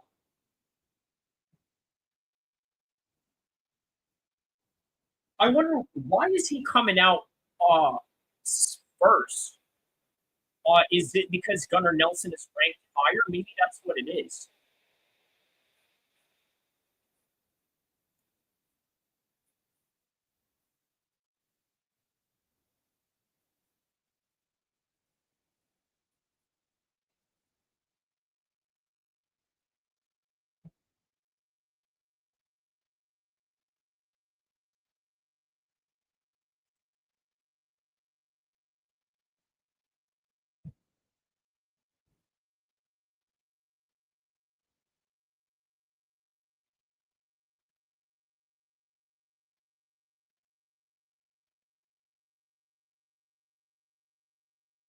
I wonder what kind of music is this that Gunnar Nelson is walking out to?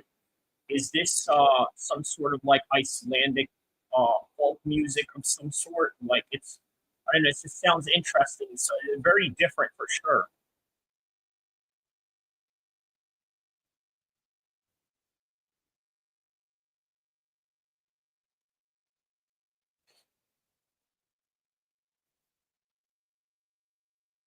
There's John Kavanaugh right there, the head coach of Conor McGregor, as well as Gunnar Nelson, a guy who has trained with Conor McGregor for quite some time. And then there's some Iceland fans right there.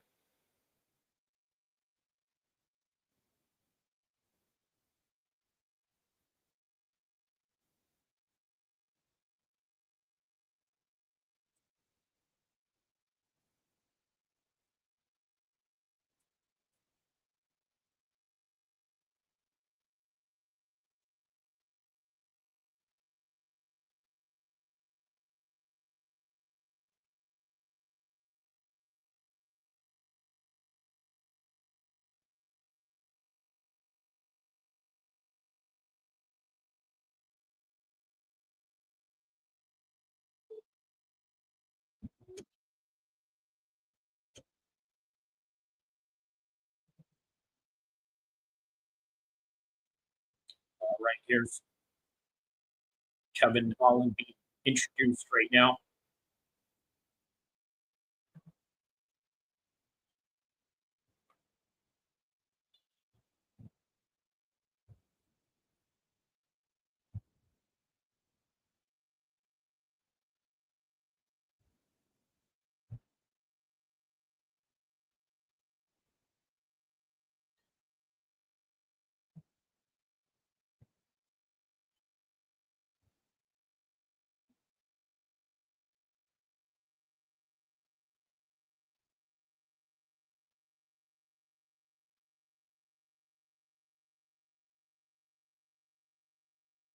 All right, here's Icelandic fighter Gunnar Nelson, the training partner of McGregor.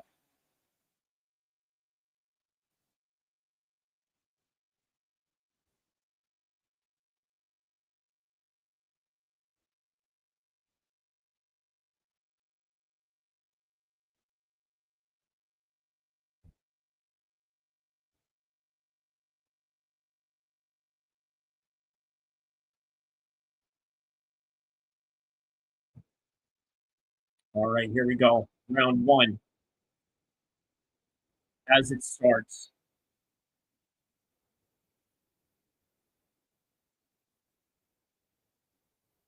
Ooh, leg kicks so far by Kevin Holland. Very good.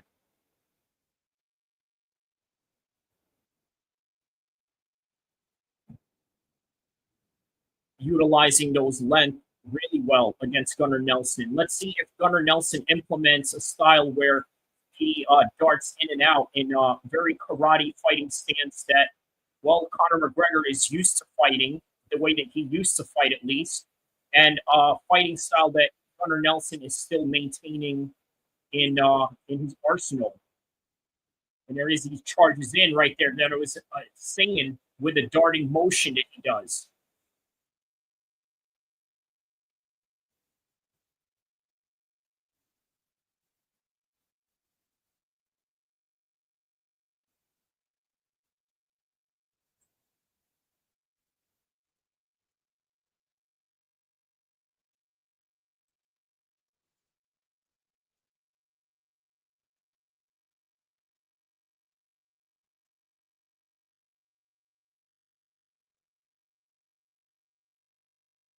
There it is. Yeah, he's definitely trying to stay long right there. He catches the kick. They're trying to oh, Gunnar Nelson takes down. He takes him down. He gets a takedown, but look at this. Oh, look at Kevin Holland. What is he? Oh, he's trying to get submission here. Okay. Okay, but he's doing a good job of mitigating that danger. Oh.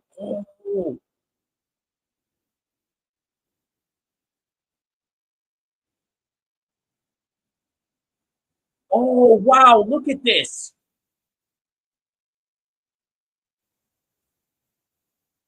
Wow, they're smiling at each other.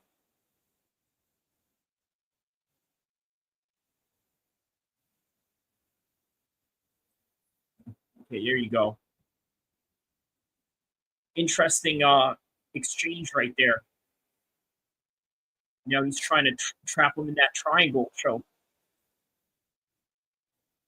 Yeah, man. Kevin Holland, don't mistake in the Kamzat fight for being taken down easily and submitted. Kevin Holland is a legitimate black belt jiu-jitsu under the tutelage of Travis Lutter, a former opponent and title challenger versus Anderson Silva.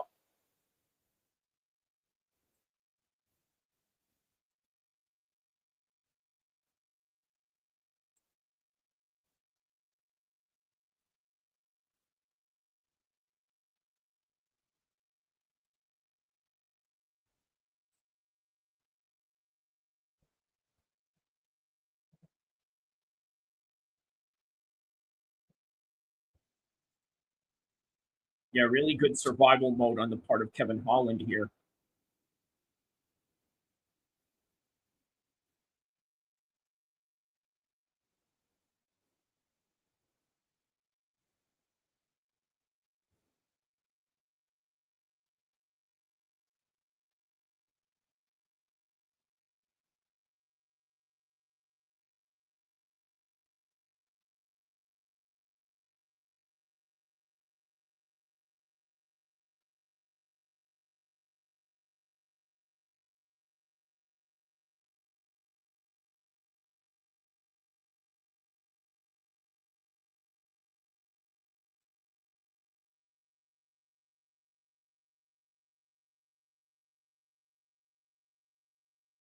What is this chant that the crowd is doing right now? Maybe some sort of like Icelandic chant or something.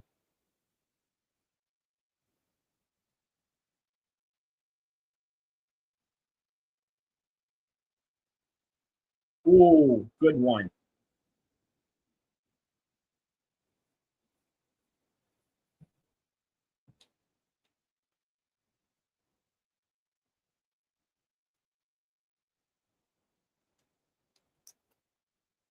Oh, wow.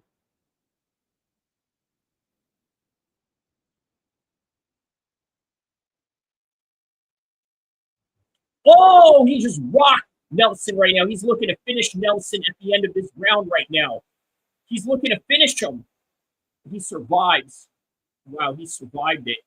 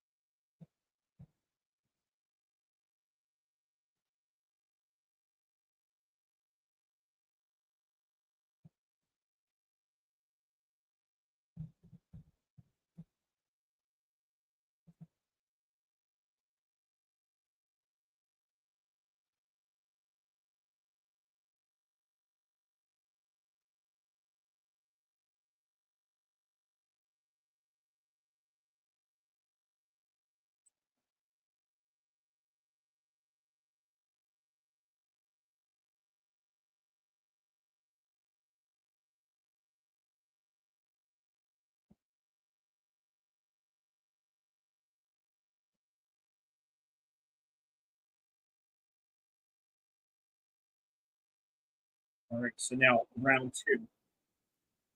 Sorry, y'all, don't mind me just taking notes. You know how that goes.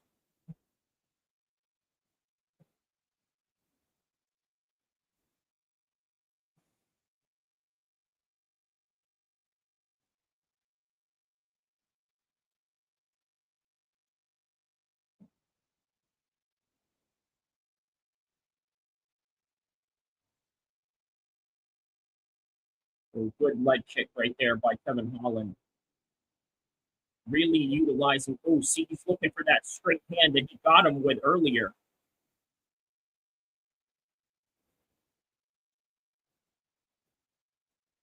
We're looking for a trip there. So far, 26 significant strikes for Kevin Holland. Quite impressive.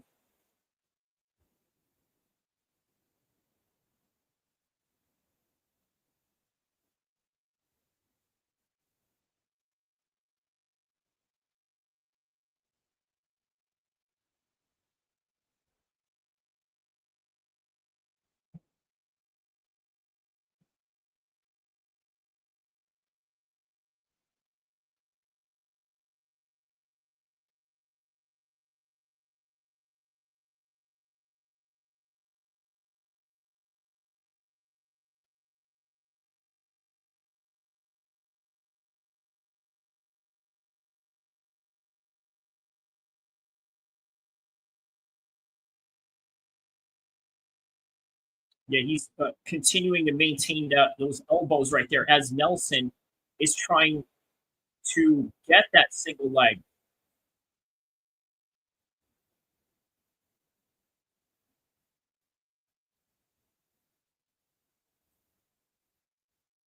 Wow, yeah, it's like, yeah, that's an interesting creative strike right there by Kevin Holland. Again, he gets that. I would consider that a takedown. Yep. If that wasn't a takedown, this one is.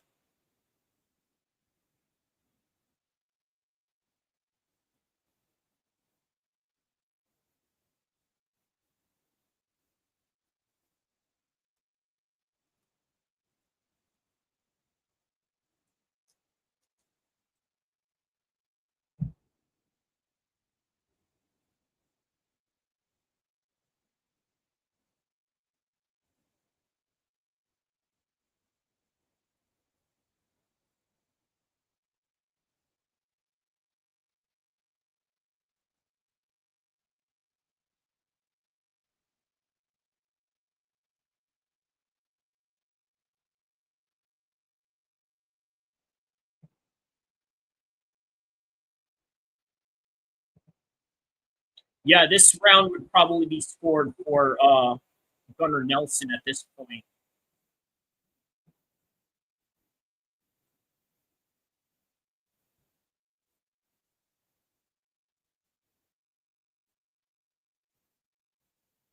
Oh, nice little smack right there.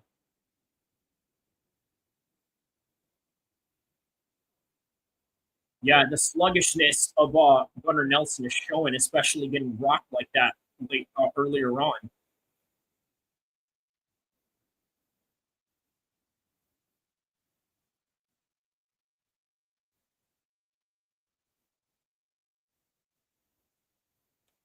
Going for omoplata again.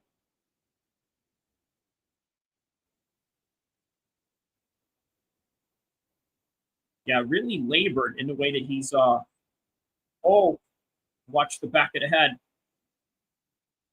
All right, 10 seconds left.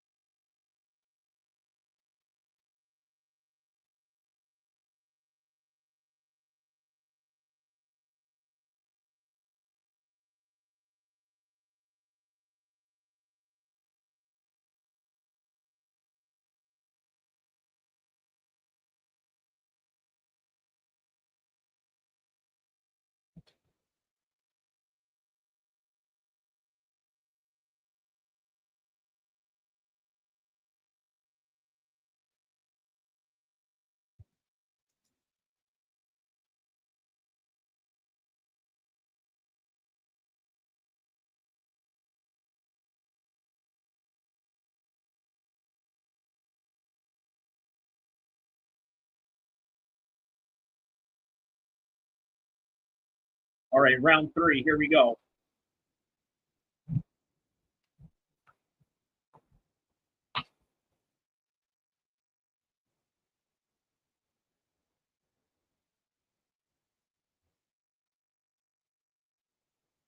Yeah, Kevin Holland still looks fresh right now coming into this round.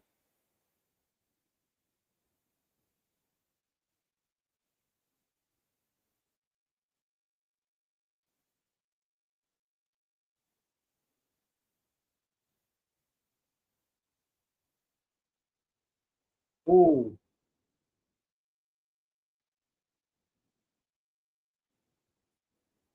Oh, good elbows by Kevin Holland right there.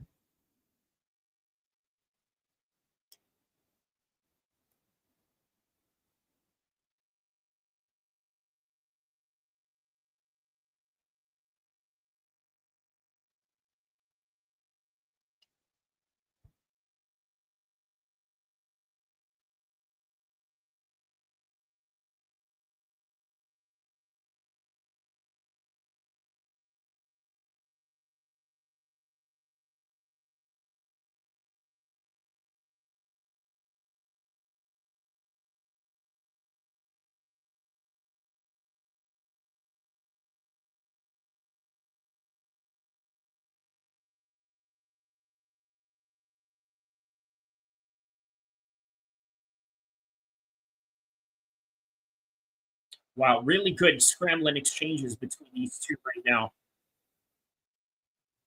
Kevin Holland's toes are in the cage. Referee is sort of warning him to get it out.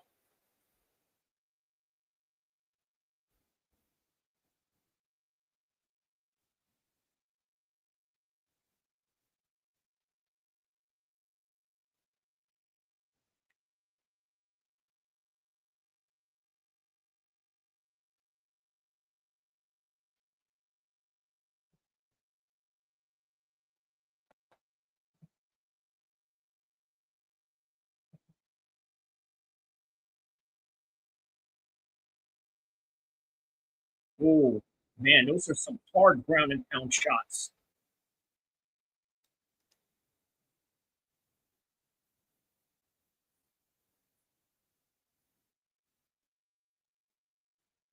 Oh, he's looking for an arm triangle here.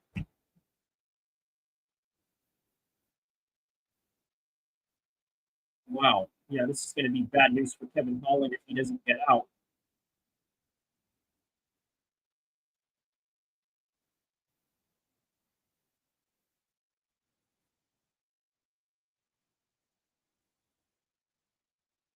Yeah, he's perfectly fine. He needs to get it from the half guard position and into the side control in order to really get it. He needs to get his legs right out of there. And Kevin Holland is doing a good job of keeping Gunnar Nelson's legs right there. But oh wow, okay, wow, he's stuck. Okay, he got out. Very good scrambles, man. Very good scramble.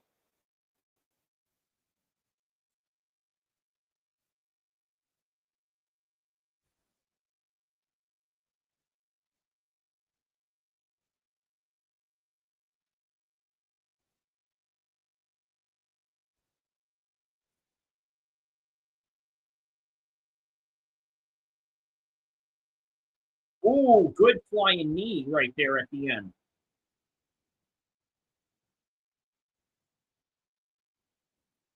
Oh, there's another knee. Oh, my goodness.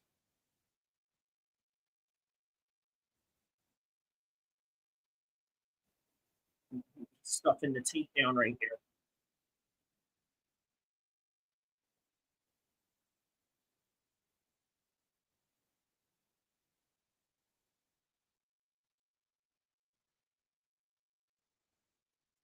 $30 seconds left. Wow.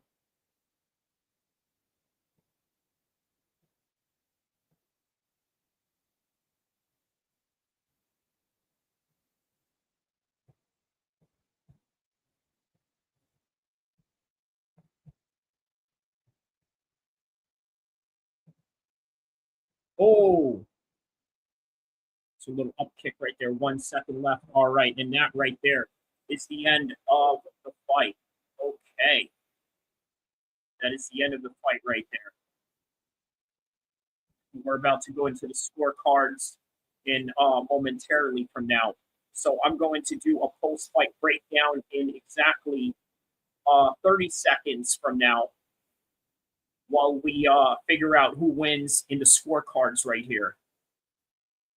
So literally from 30 seconds from now, I'm going to give you a full breakdown analysis on the whole entire fight of Nelson between Kevin Holland. 15 seconds. 10, 9, 8, 7, 6, 5, 4, 3, 2, 1. All right, so Kevin Holland versus Gunnar Nelson. Great strikes by Kevin Holland very early on in the first round, okay? After that, out of nowhere, Gunnar Nelson gets a takedown. Seems to be the better wrestler between the two. What does he do with it? They end up getting into these scramble exchanges, and omoplata was applied on Gunnar Nelson. While his arm was twisted back, he was lifting Kevin Holland, showing his strength prowess on that regard. And they were smiling at each other while all of that was going on. In the first round, he almost finished Gunny, just based on, with some straight shots. Now, in the second round, Nelson takes him down again. Twice he takes him down. Round 1 and 2, more scrambling exchanges. Gunny looked rocked in round 1, even though that he was ground controlling Gunny, right? Good clinches, elbows by Holland. He threw some knees in the clinches as well. A hard ground and pound at the end by Gunnar Nelson. More scrambling exchanges, but by the end of it all, the scorecard was given to Kevin Holland, and having some little words of exchanges of positivity amongst each other at the end of the fight right now. So that is all that she wrote right there. Great win for Kevin Holland. It was a very exciting fight again. Another fight that went to a decision like many of the fights in this card. So from then on, moving on to the next fight of this UFC London fight card.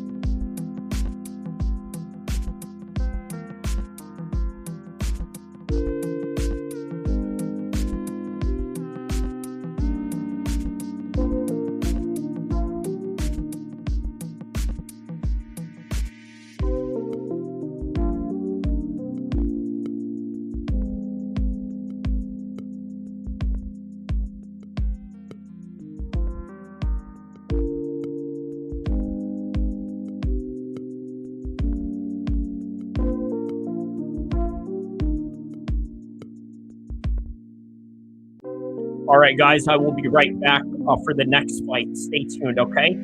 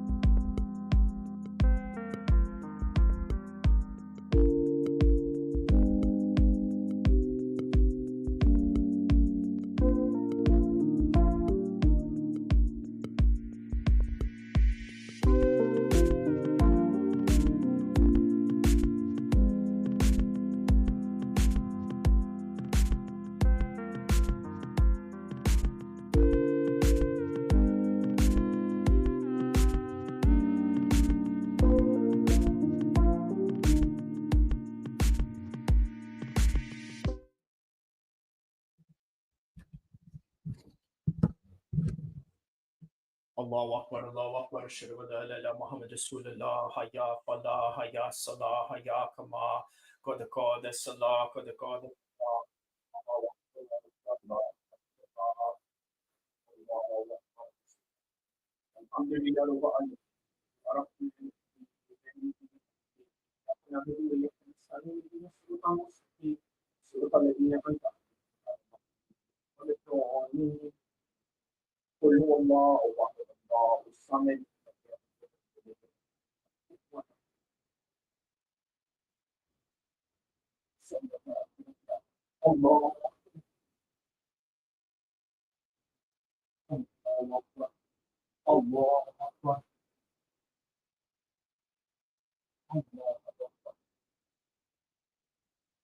Alhamdulillah Rabbil Alamin, Ar-Rahman Ar-Rahim,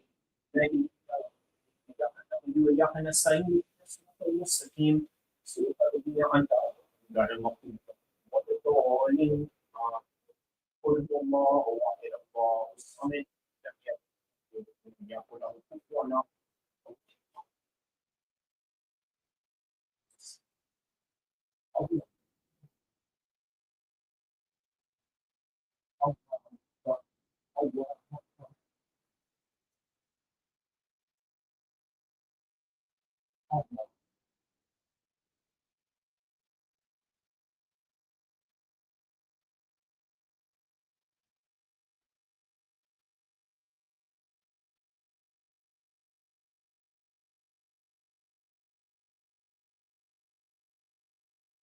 Allah.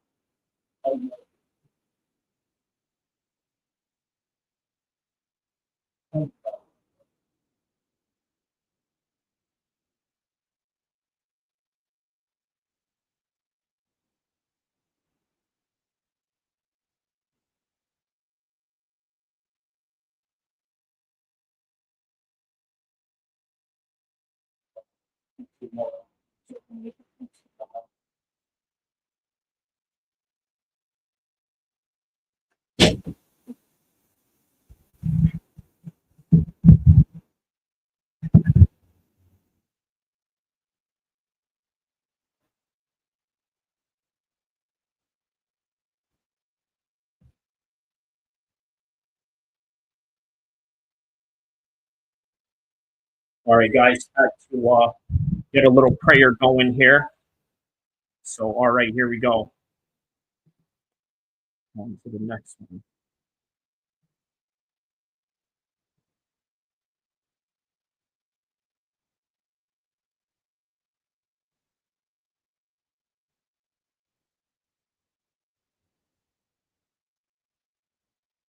Oh, wow. Carlos Ulberg coming out to some booze.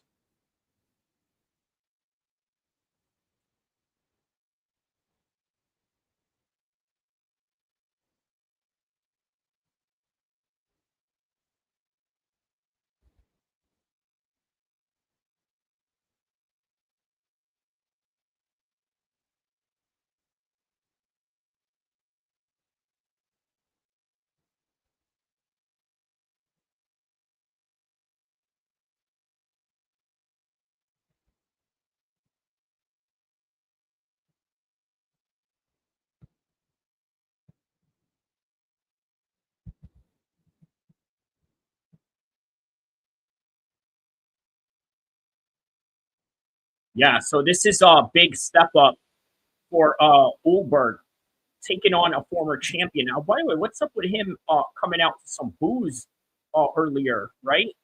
So I don't know what's up with that. Yeah. Yeah, that was a little shocking, man. A little surprising. Yeah, Carlos Ulberg was getting booed. I wonder why the UK crowd is booing him. That's interesting. I'm curious to know why he's being booed. But nevertheless, imagine this, right? He was fighting nothing but a bunch of prospects, and then out of nowhere, now he's fighting a former champion. By the way, a former champion that beat his top superstar training partner, Israel Adesanya. So, just to kind of put things in perspective there. Coming out first, obviously, because he is the B-side blue corner, and then coming out is the former champion on the red corner, Jan Blachowicz.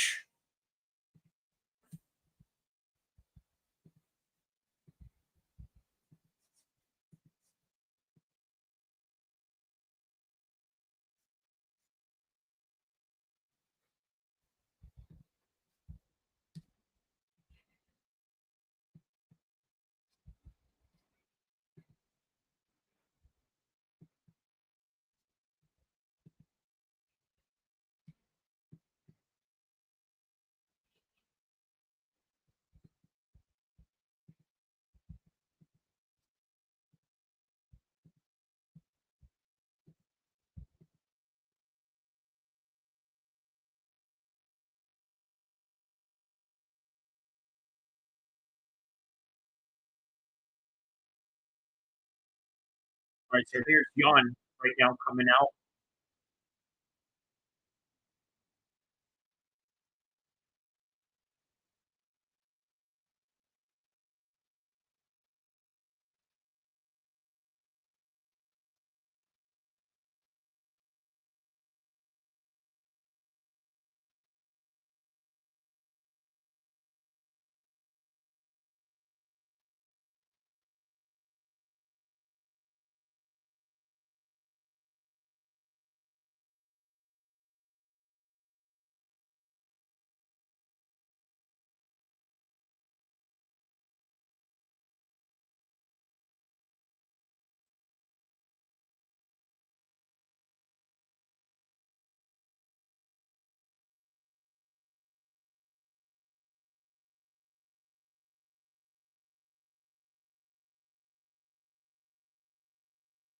All right, so now we're in the co-main event of the evening.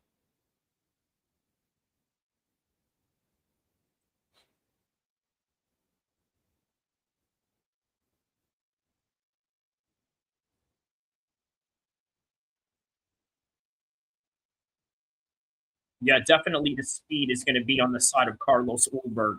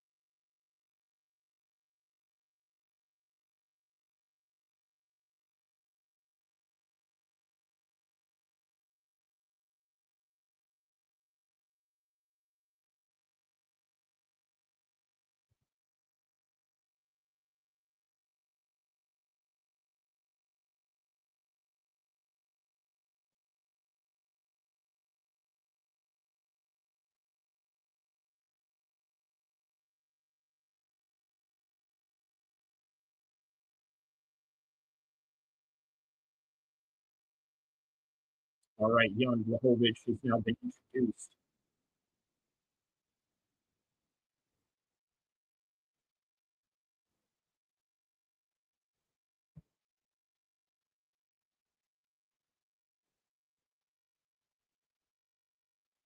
All right, here we go. Round number 1.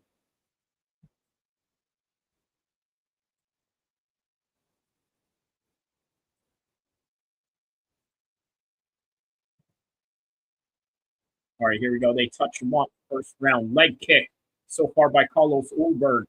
Reminiscent, obviously, that of Israel Adesanya.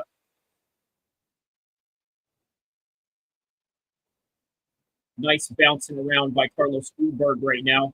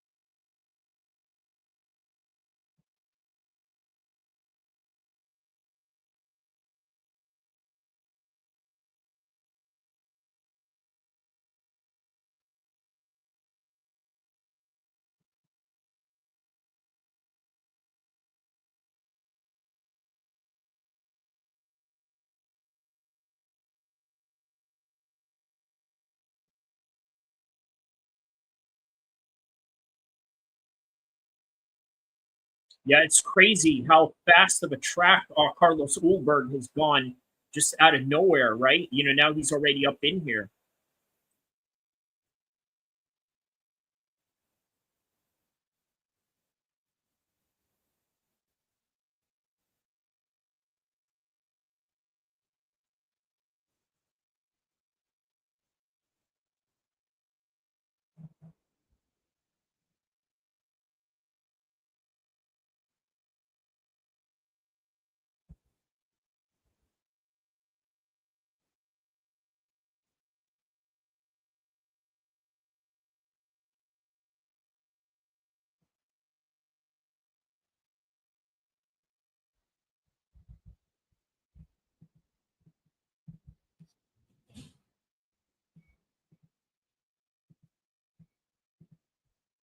Oh,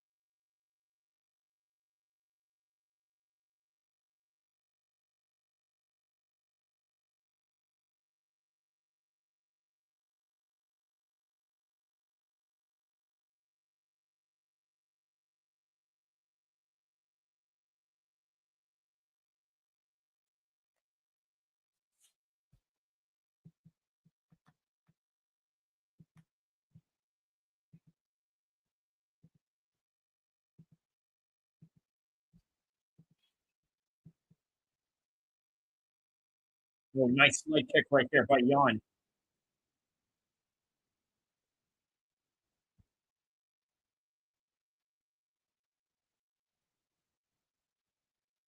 Oh, there's another one.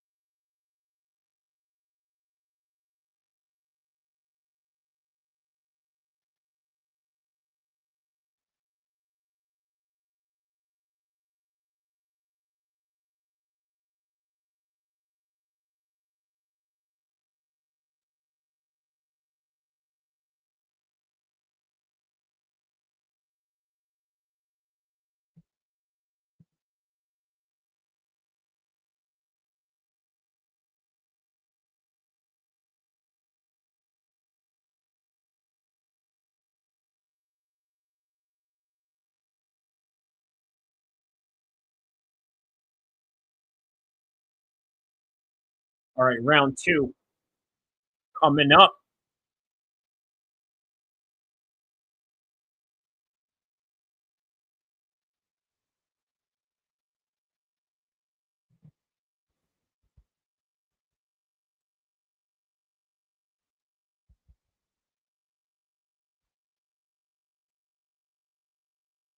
Oh, blitzing in there.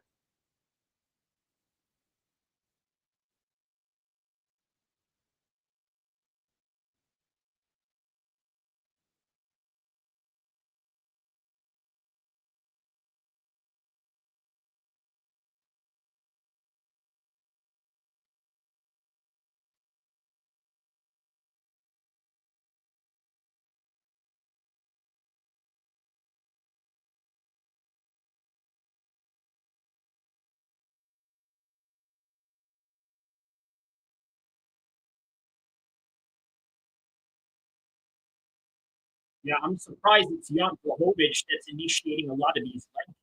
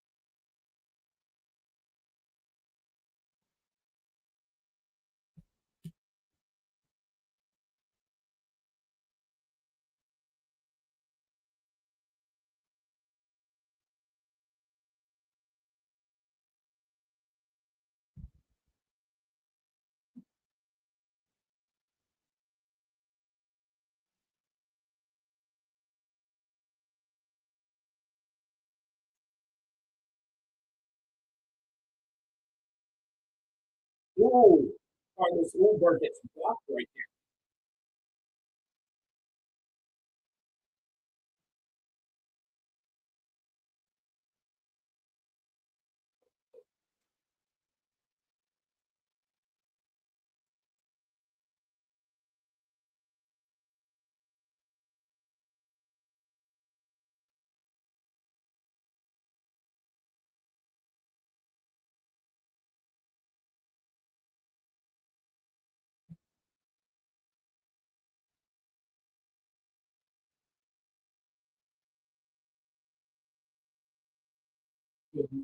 That's a good leg kick right there by Jan Blachowicz.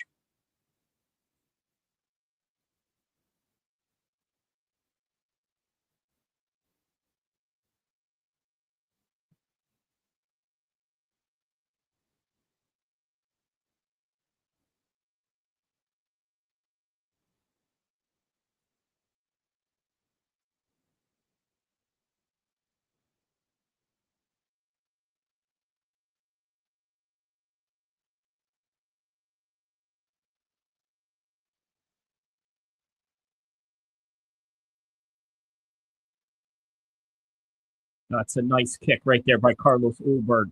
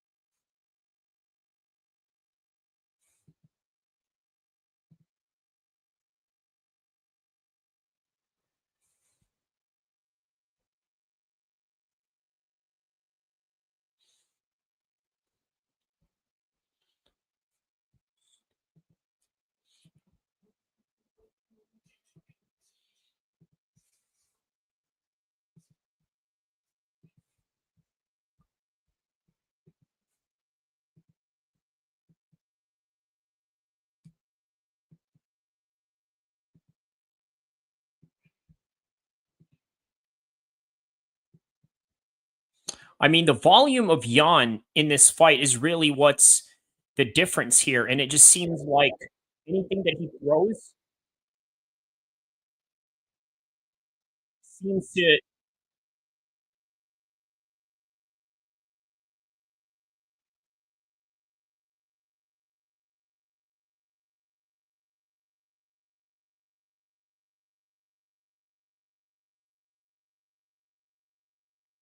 take 2 rounds down now.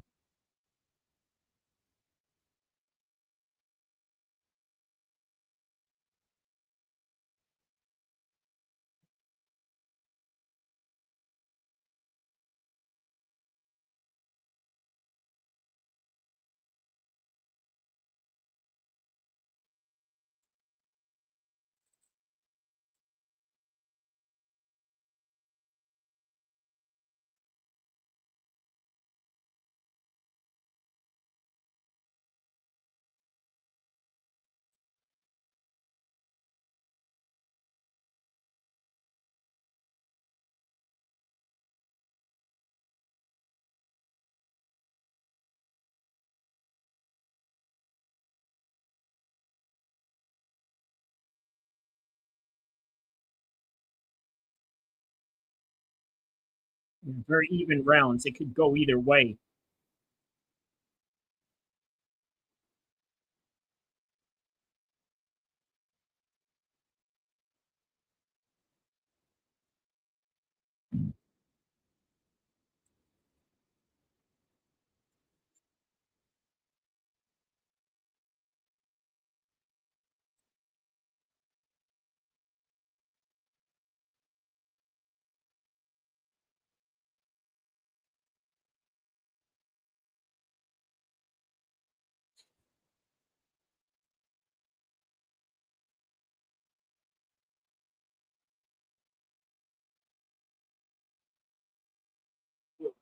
Ulberg shooting in for a takedown, doing something a little different here.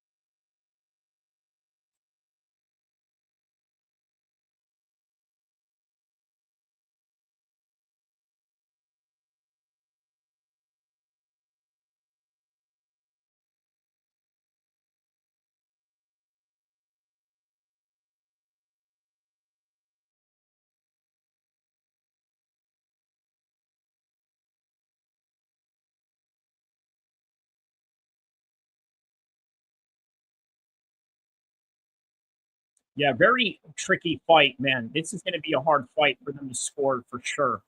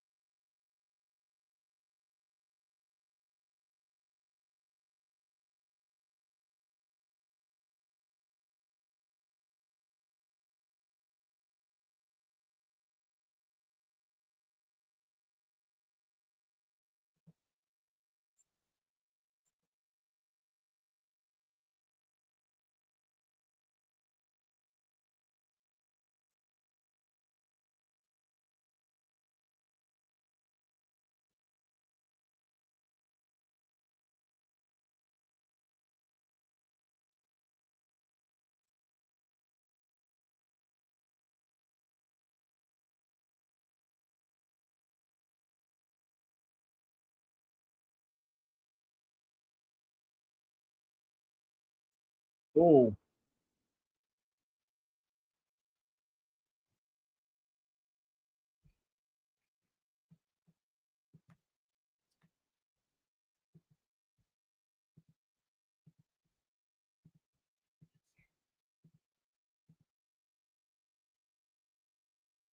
just literally less than a minute into this contest right now.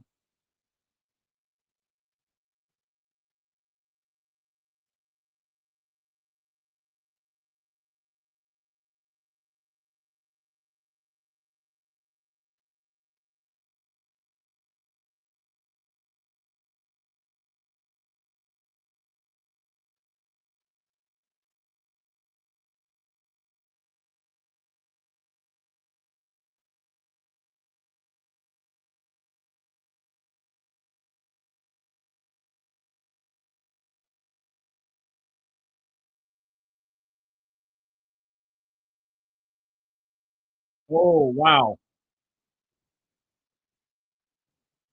Whoa.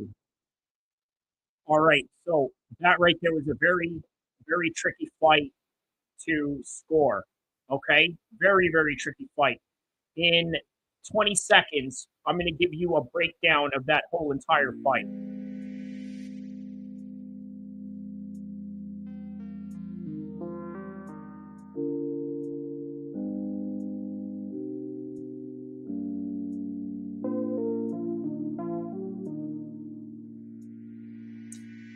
All right, so Jan Blachowicz versus Carlos Ulberg. Again, another tricky fight to score.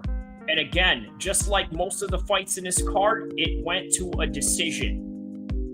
It is a very tricky fight. Look, it's very difficult to get a real offense going when you got a high-level striker in front of you. I'm talking about Carlos Ulberg. It's also hard to get going when you have a fighter who hits as hard as Jan does. And those two things are just coinciding with each other in a way where, you know what? Something has to give. And what exactly is that? Well, man, This is a very, very difficult fight to score, man. I can't emphasize that enough of how difficult it is to score this fight.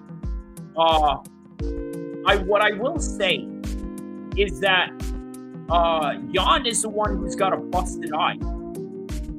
But does that really mean anything? Does it really mean anything in terms of him having a busted eye?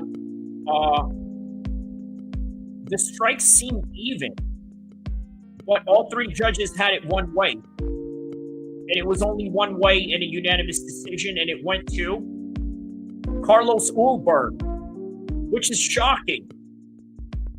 Carlos Ulberg got the win. Now, did he deserve it? Well, I tell you what, the crowd doesn't seem to think so. The crowd is upset right now. They are angry at the fact that Carlos Ulberg won this fight. But I tell you what, he avenged a loss from Israel Adesanya, which is even crazier. Which tells me this guy deserves the title shot right now. If not, fight somebody like Pereira, maybe fight somebody like Jamal Hill, or maybe that's a step down at this point. He needs to fight for a title shot. So he beat contenders, world title challengers. Well, what does he want next? He's got the longest streak in the light heavyweight division right now. And he said that's all that really matters. There's no one really there that he can call out. So let's hear what he had to say about the strategy here. He said that his whole entire plan here was to just stick and move. And he wanted to make sure that he would keep it on the feet and just get away from his power pretty much. So that is all that we have for the co-main event. Now, on to the main event of the evening.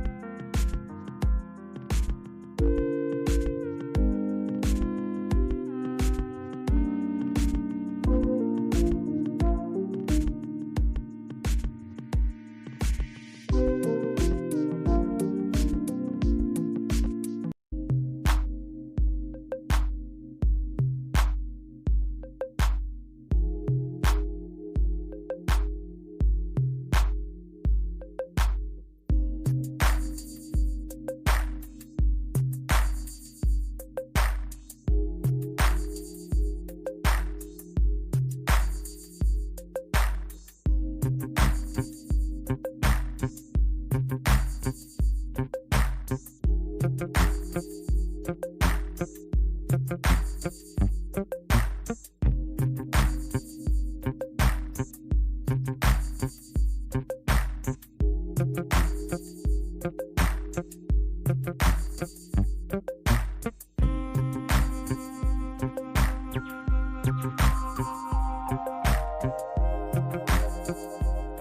right, here comes Sean Brady coming out.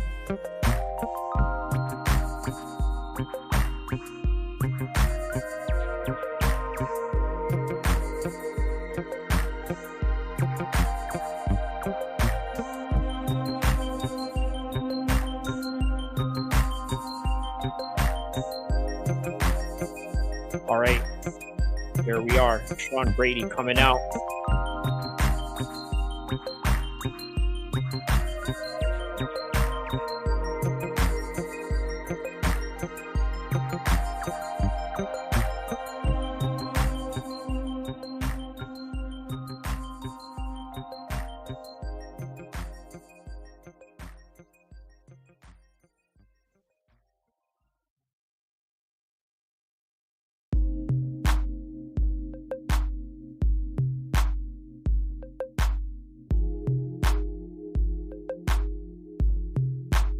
All right, Sean Brady ready to get to the prep point right now.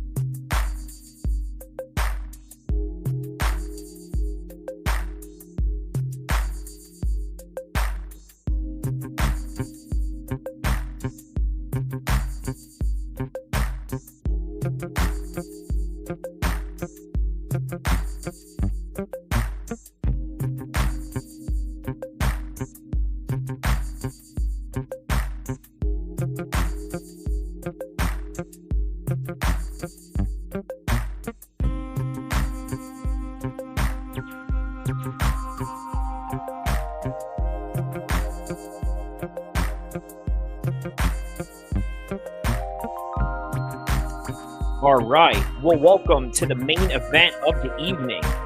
We got Sean Brady taking on Leon Edwards, and so far, the entire card has been just amazing. Even though there were a lot of decisions, there was literally only one fight that went to a finish. I can't imagine this is going to be any different. And by the way, for those that don't know, we are live in London right now. Well, at least the fight is in London. I'm just showing you pictures of London as we are covering this fight. The aerial view, the Big Ben, the aerial view of the London Bridge, the famous Ferris wheel that they have by the Parliament Bridge. I believe this is El-Kheer Square.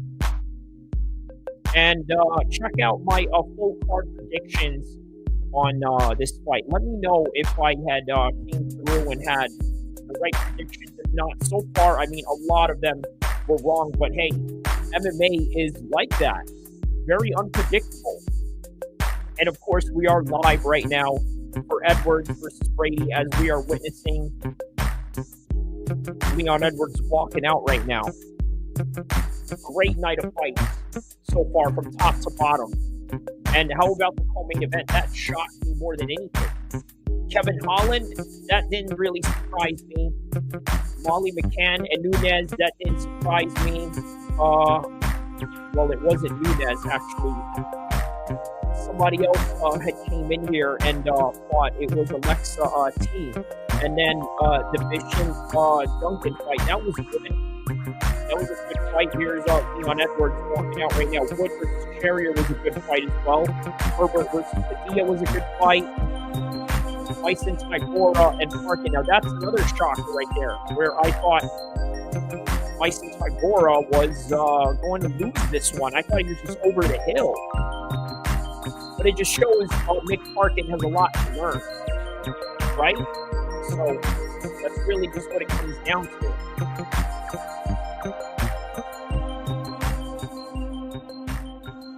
Here we are. Leon Edwards is about to step into the prep point.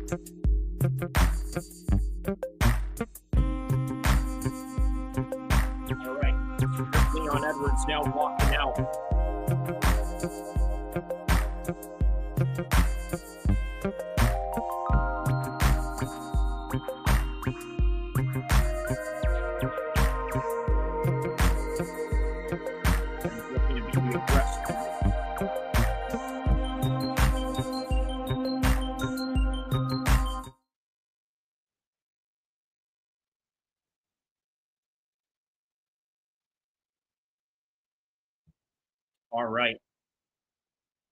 2-inch reach advantage for Leon, 33-32.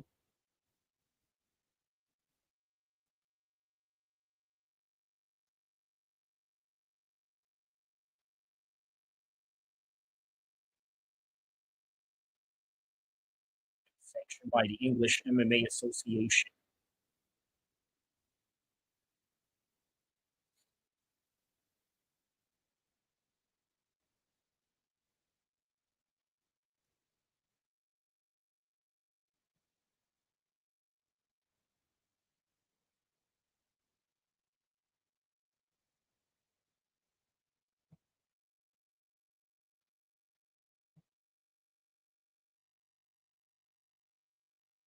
Waiting for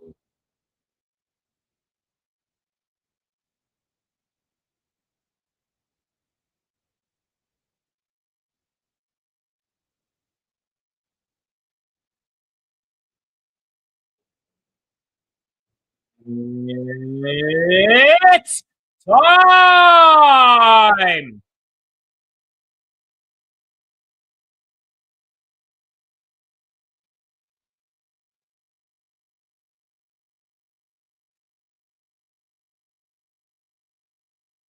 Oh, big boost for Sean Brady right here.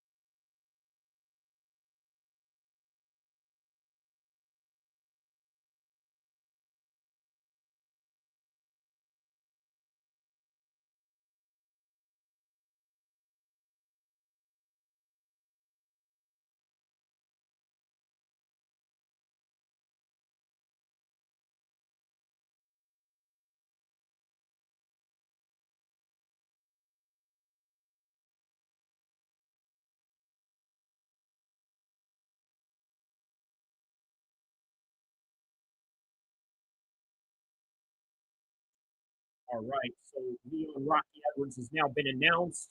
They are about to commence battle.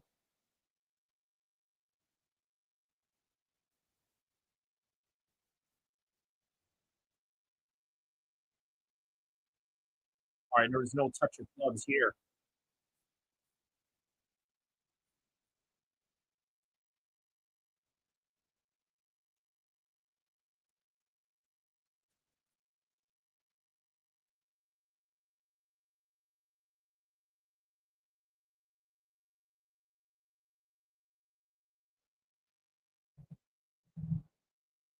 All right, here we go. Round number one, and they go at it straight away.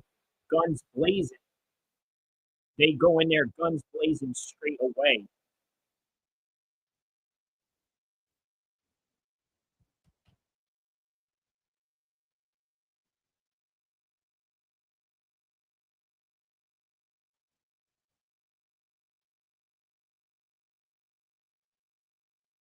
Oh, good counter by Leon right there.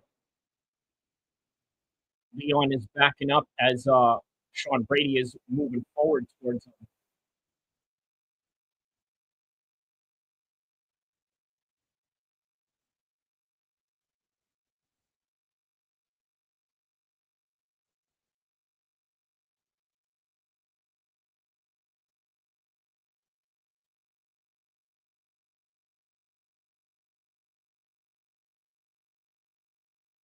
Nice kick by Leon Edwards.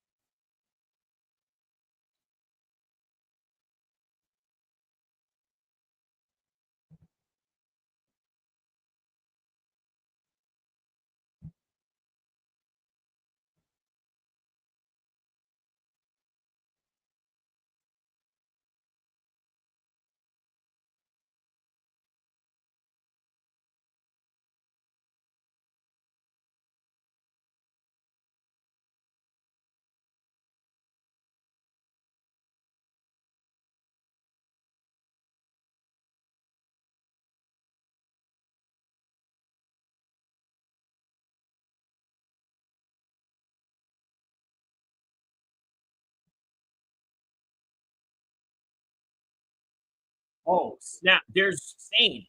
What's Yo, up? what's happening, bro? What's up, man? Oh, man. What's going on, bro? Yeah. So are you tapped into the main event right now? Yeah, no, I'm not. I'm just on the roads right now. I'm just out here for a bit, man, and then I'm gonna tap in still. What's going on? Yeah, the main event is on right now. Leon Edwards is is on right now. Okay, is it on now? Yeah. Yeah. Bro, I don't know. I need to make sure, like, my camera. What it is I just got this new phone in it. I'm trying to. Oh, okay. Can you hear me? Yeah, I can hear you. I can hear you, Zayn. I just can't hear you too loudly for some reason. How about now? Say something. Is that better? Yeah, a little bit. All right. I don't know why is it so low. How about now? Hold on. Okay. All right. I just had to move the mic up a little bit closer. Right Say something now. Yeah. You hear me?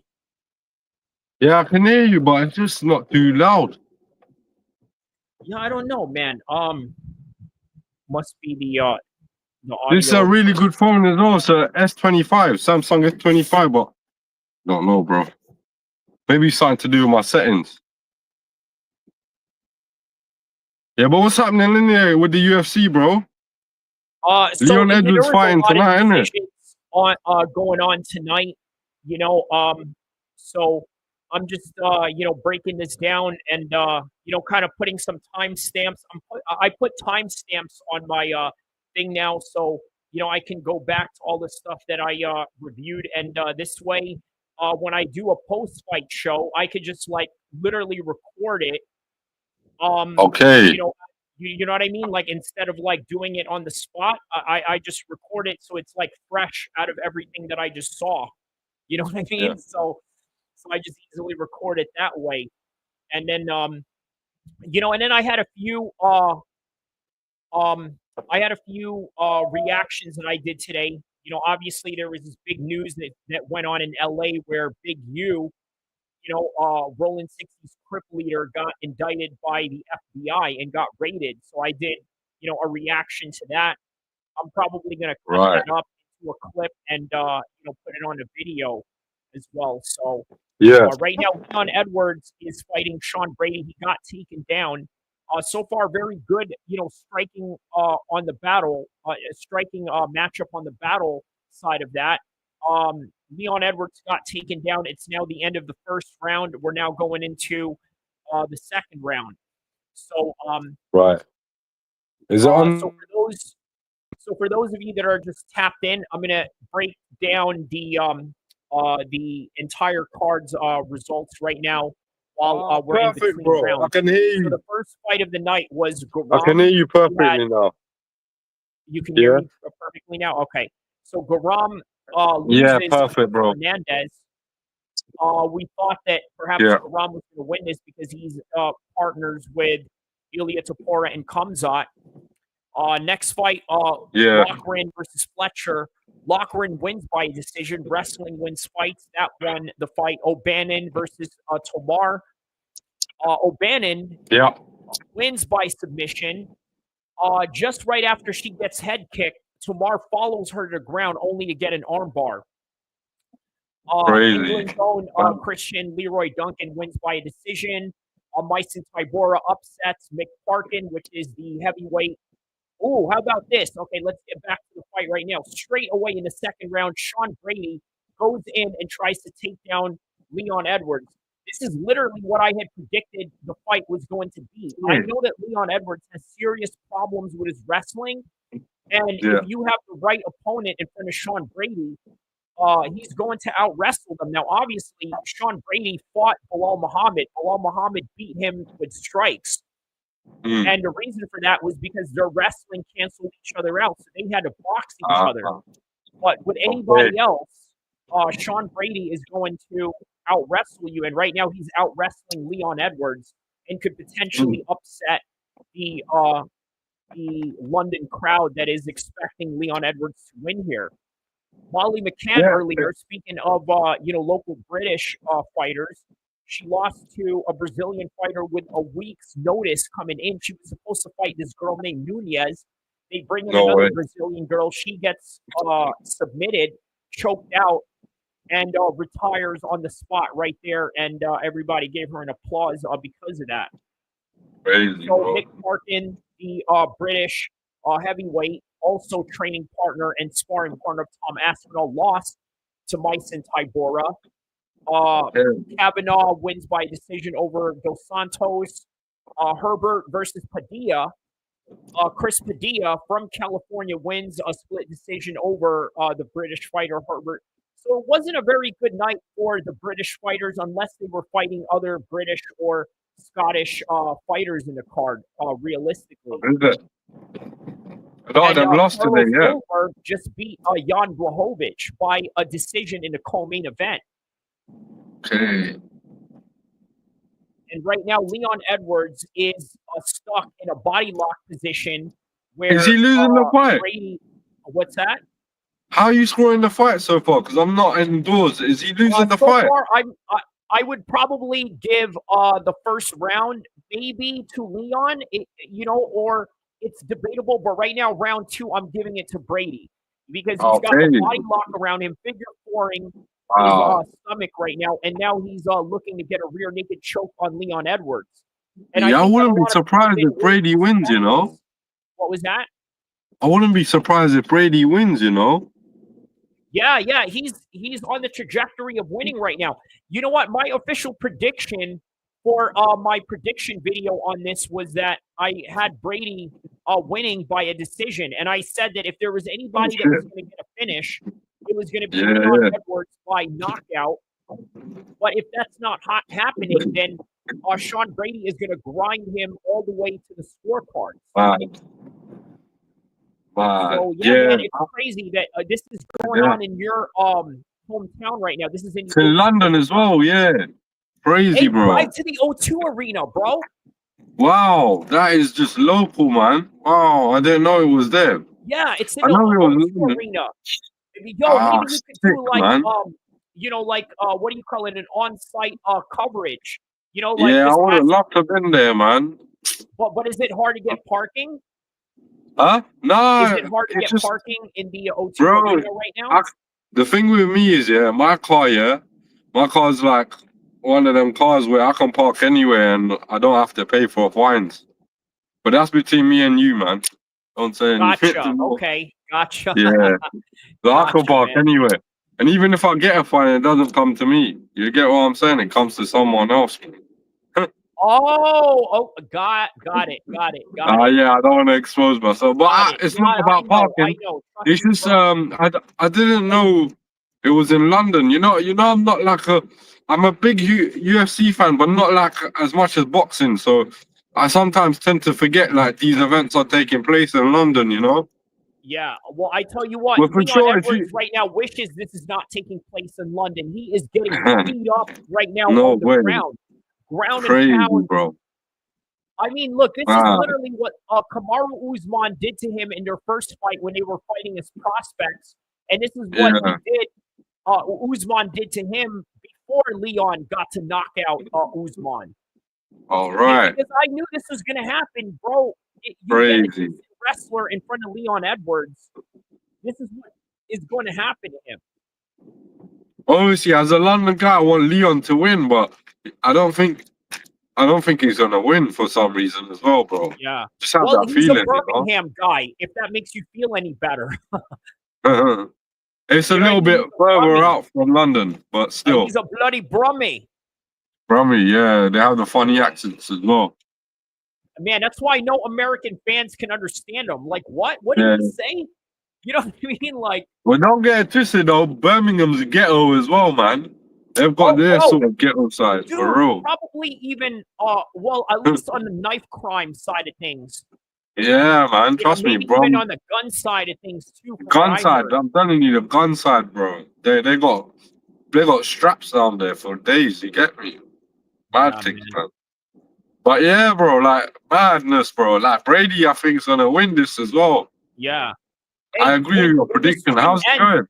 When this stream ends, check out. I'm gonna have it on my timestamp, right, where I cover the FBI raid of Big U in LA. This is like big news out here in LA. And you know how I did, the Cali crash stream with those dudes that got away in the bikes, right? Yeah, that was sick, bro. I enjoyed that.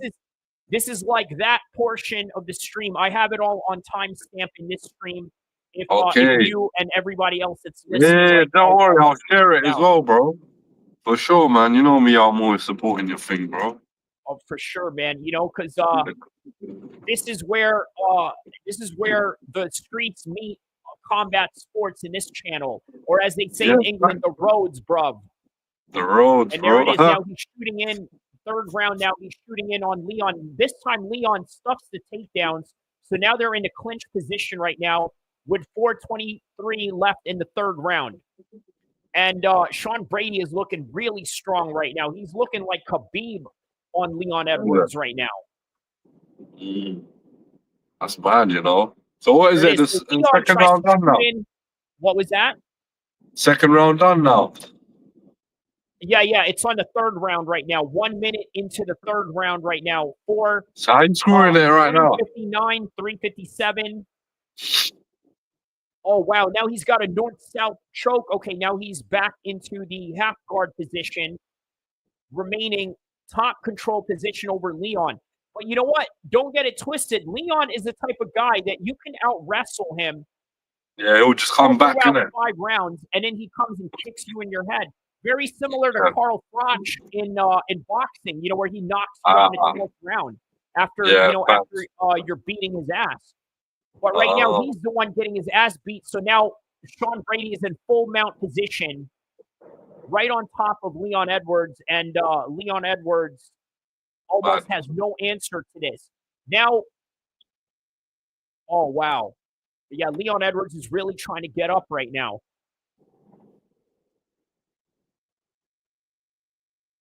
Crazy. So you have Brady winning the third. Well, how's it going in the third round? So right now he's remaining on top.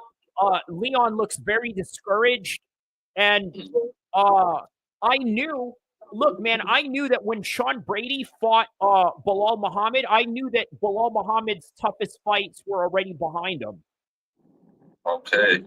You know what I mean? Meaning that I knew that Sean Brady, is way better than Leon, and it's showing right now. It is, and the crowd is not loving it right now. You know what I mean? They are not loving it because you got to remember, most of the people that come to UFC events in the UK are usually like super elitist people that really don't understand the sport or is not tapped in like that. Yeah. You know what I mean? So they don't understand what's going on. They think they see highlights of Leon, knocking people dead. And they're seeing this and they're thinking, well, wait a minute, this is not what we pay to see. Well, I understand that, but you got to tell Leon to get up so that you can come there and see what you pay to see. Yeah. And then the significant strikes right now are on Brady's side.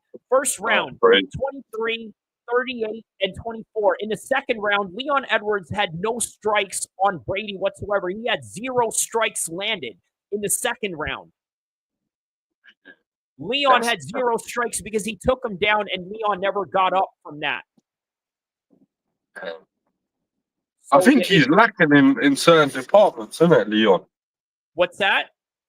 I think he's slacking in certain departments of mixed martial arts, Leon, isn't it? And look, the first round, the second round, check this out, right? Control time for the second round.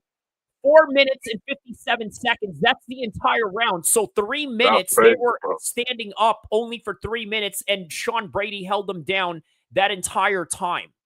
Crazy. 4 minutes and 4 minutes and 57 seconds, bro. Madness, bro. That's the control time of Brady. Strikes. Because he just shot in right away. Like Khamzat, man. Khamzat doesn't give you any opportunity whatsoever. Khamzat's a beast, man. But speaking of UK MMA, I think they have the John Jones and Tom Aspinall signed right now. Is it signed? Yeah. Oh shit. Yup. Ah, that's gonna be a sick fight, bro. Who do you think's gonna win that? Bro, you know what, man? Listen. Yeah. I A love really good fight. I love MMA. I love US MMA, right? Yeah. US MMA is number one next to Dagestani MMA, right? Ah, okay. You know what I mean?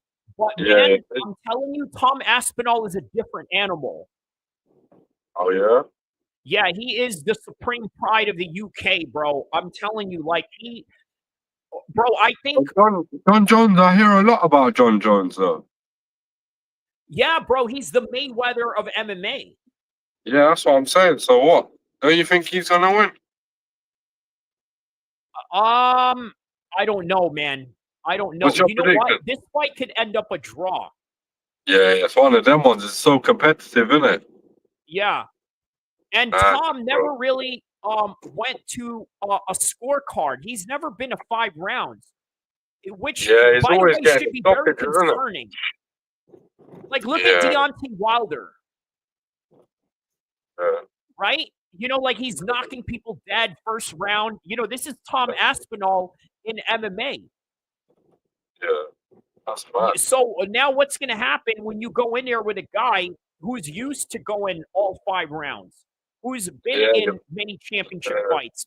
And right you now, don't have going that into the spirit, 4th innit? round, Leon looks so discouraged going into the championship rounds right now. No way. Brady's gonna do a job on him, isn't it?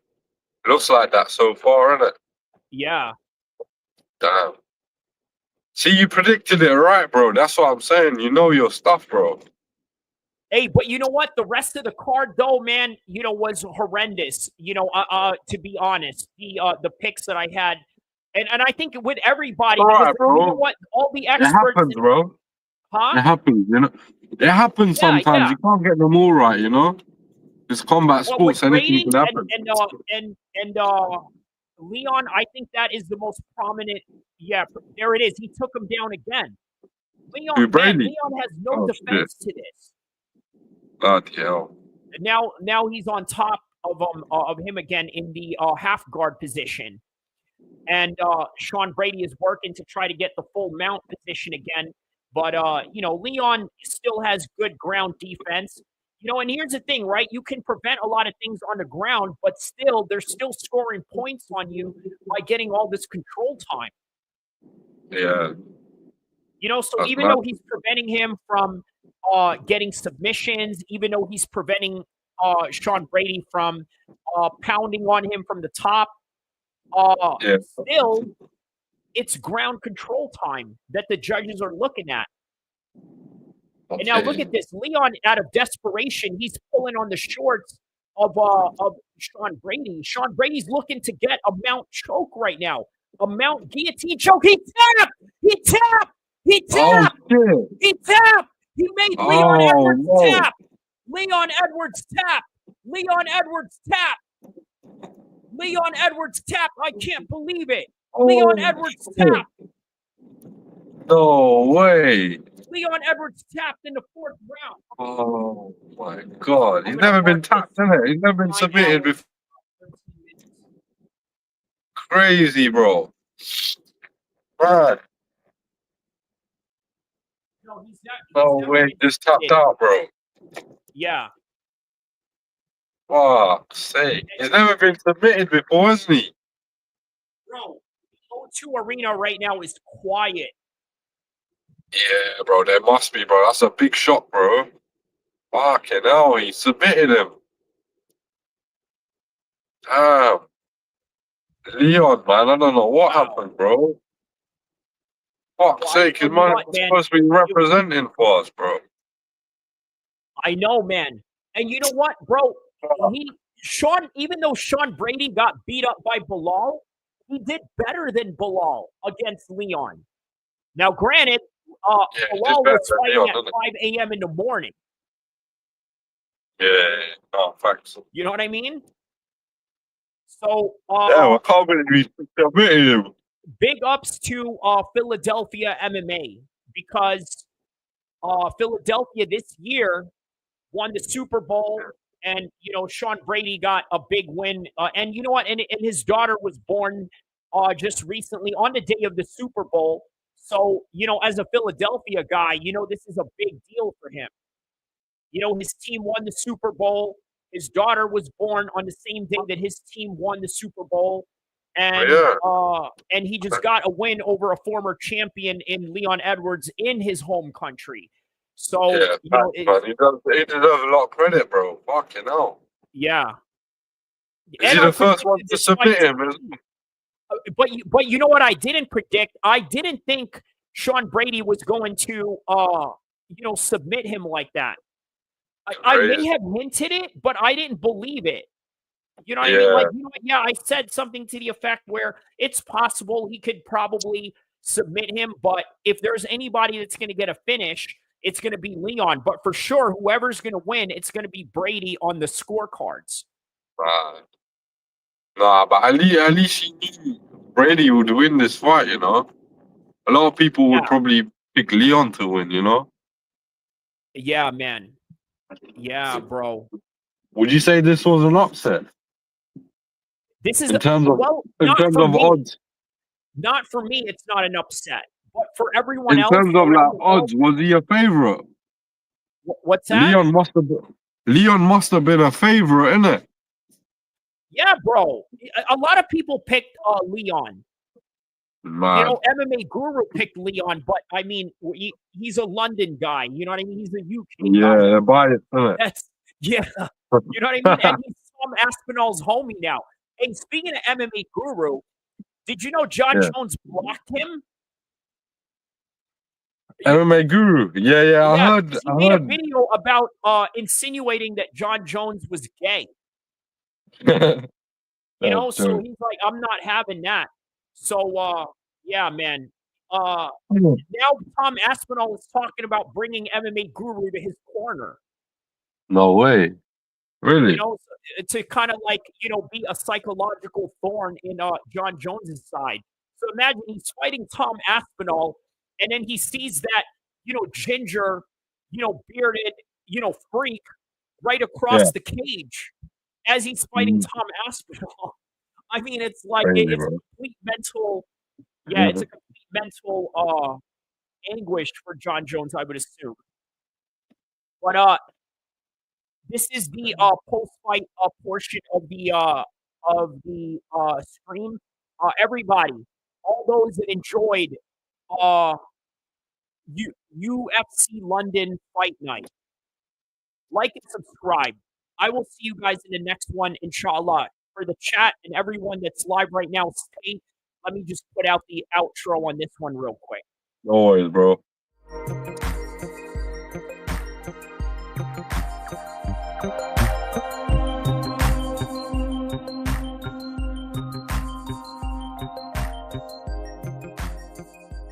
Congratulations to Sean Brady and the city of London.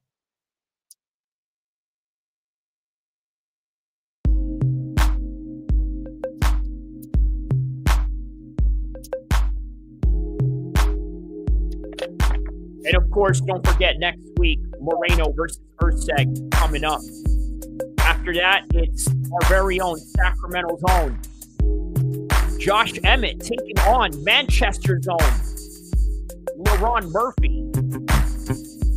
And then after that, it is UFC 314 on April the 12th.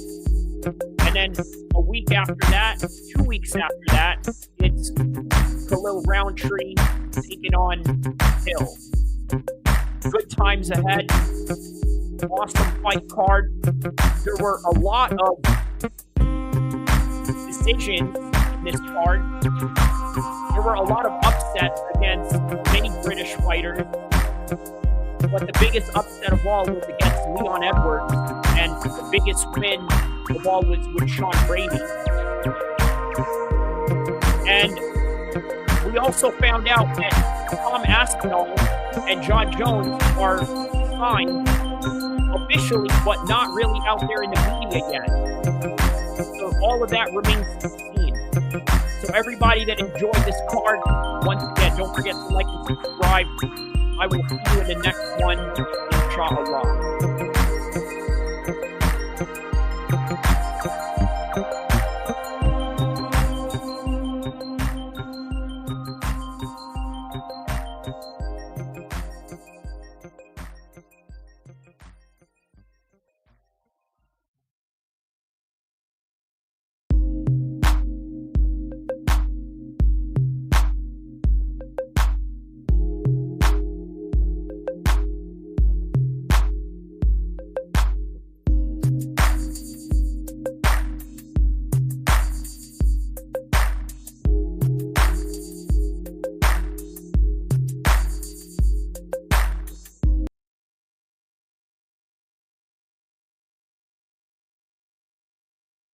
All right.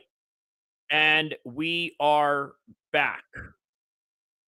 All right, man. So yeah, welcome to the bonus stream. We got Zayn Musa with us live on location at the event of O2 Arena.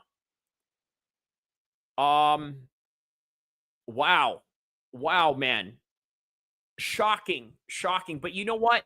Listen, this is what's different about MMA than any other sport, right? I mean, obviously you could throw American football and Premier League soccer as well. It's, very similar to that degree, right? Just the unpredictability. I mean, look, speaking of Premier League football, obviously last year, my team, Manchester City, was dominating the entire scene. Now, this year, they're struggling.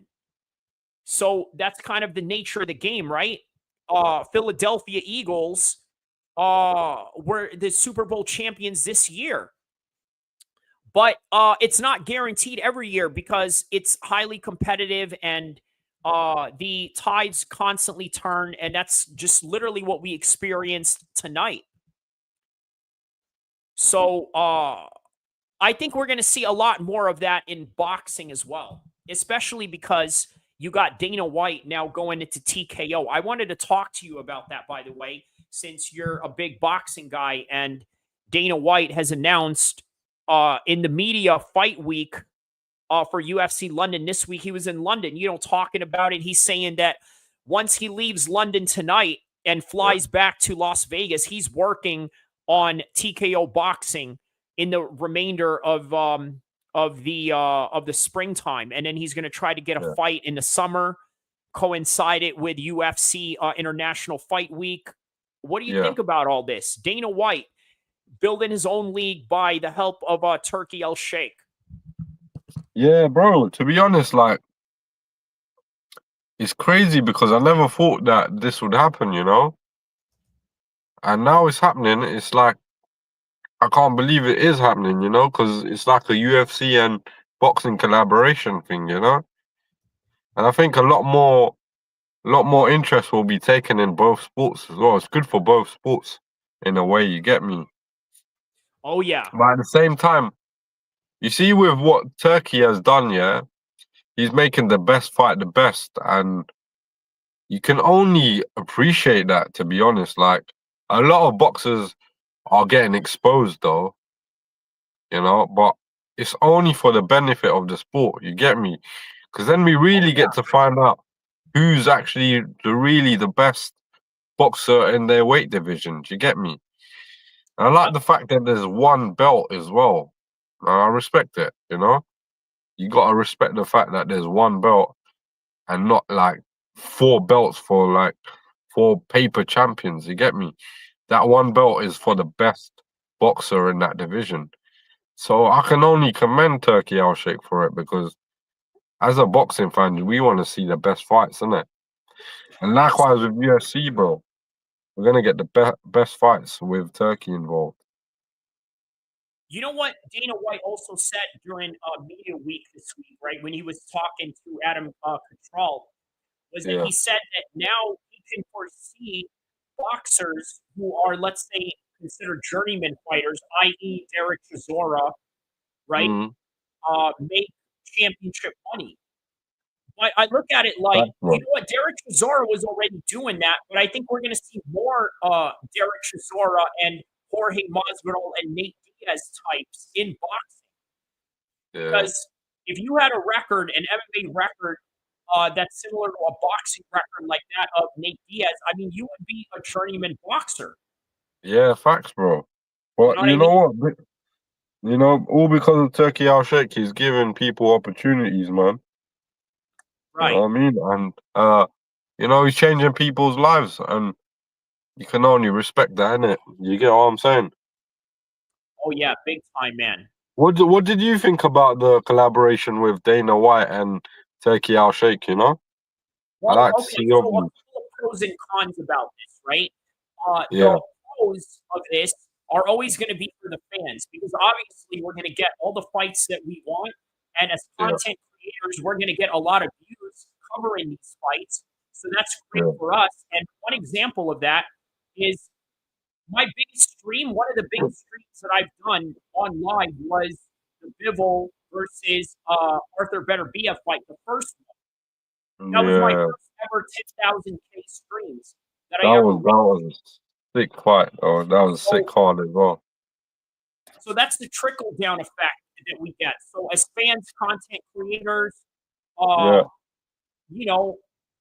even some of the fighters. But here's a con: not all of the fighters, because the biggest concern that people have is the pay structure. Now, Turkey Al-Sheikh is the head promoter, right? But Dana White is the president, and that's a problem. A little bit of a problem. Let me explain why. For the fighters, and that's where the con comes in. It's a con because a lot of these fighters are going to get underpaid, because guess who's doing the budgeting? Yeah, Dana White. Ministry, it's Dana White. So that could be a problem, because he's going to underpay a lot of the He underpays a lot of the UFC fighters as well, isn't it? Yes. Even the high paid. You know who's the most who's the least paid fighter in the history of the UFC? You're not going to believe this. It's Conor McGregor. No way. You want to know why he's the least paid ever? Because he makes the most, but he also gets the most cut out of his supposed salary, if that makes any sense. Way. So technically, I know that sounds like I'm saying that he's the biggest destitute out of all the fighters. He's not. He's just the most robbed out of all the fighters. Okay. That's mad, bro.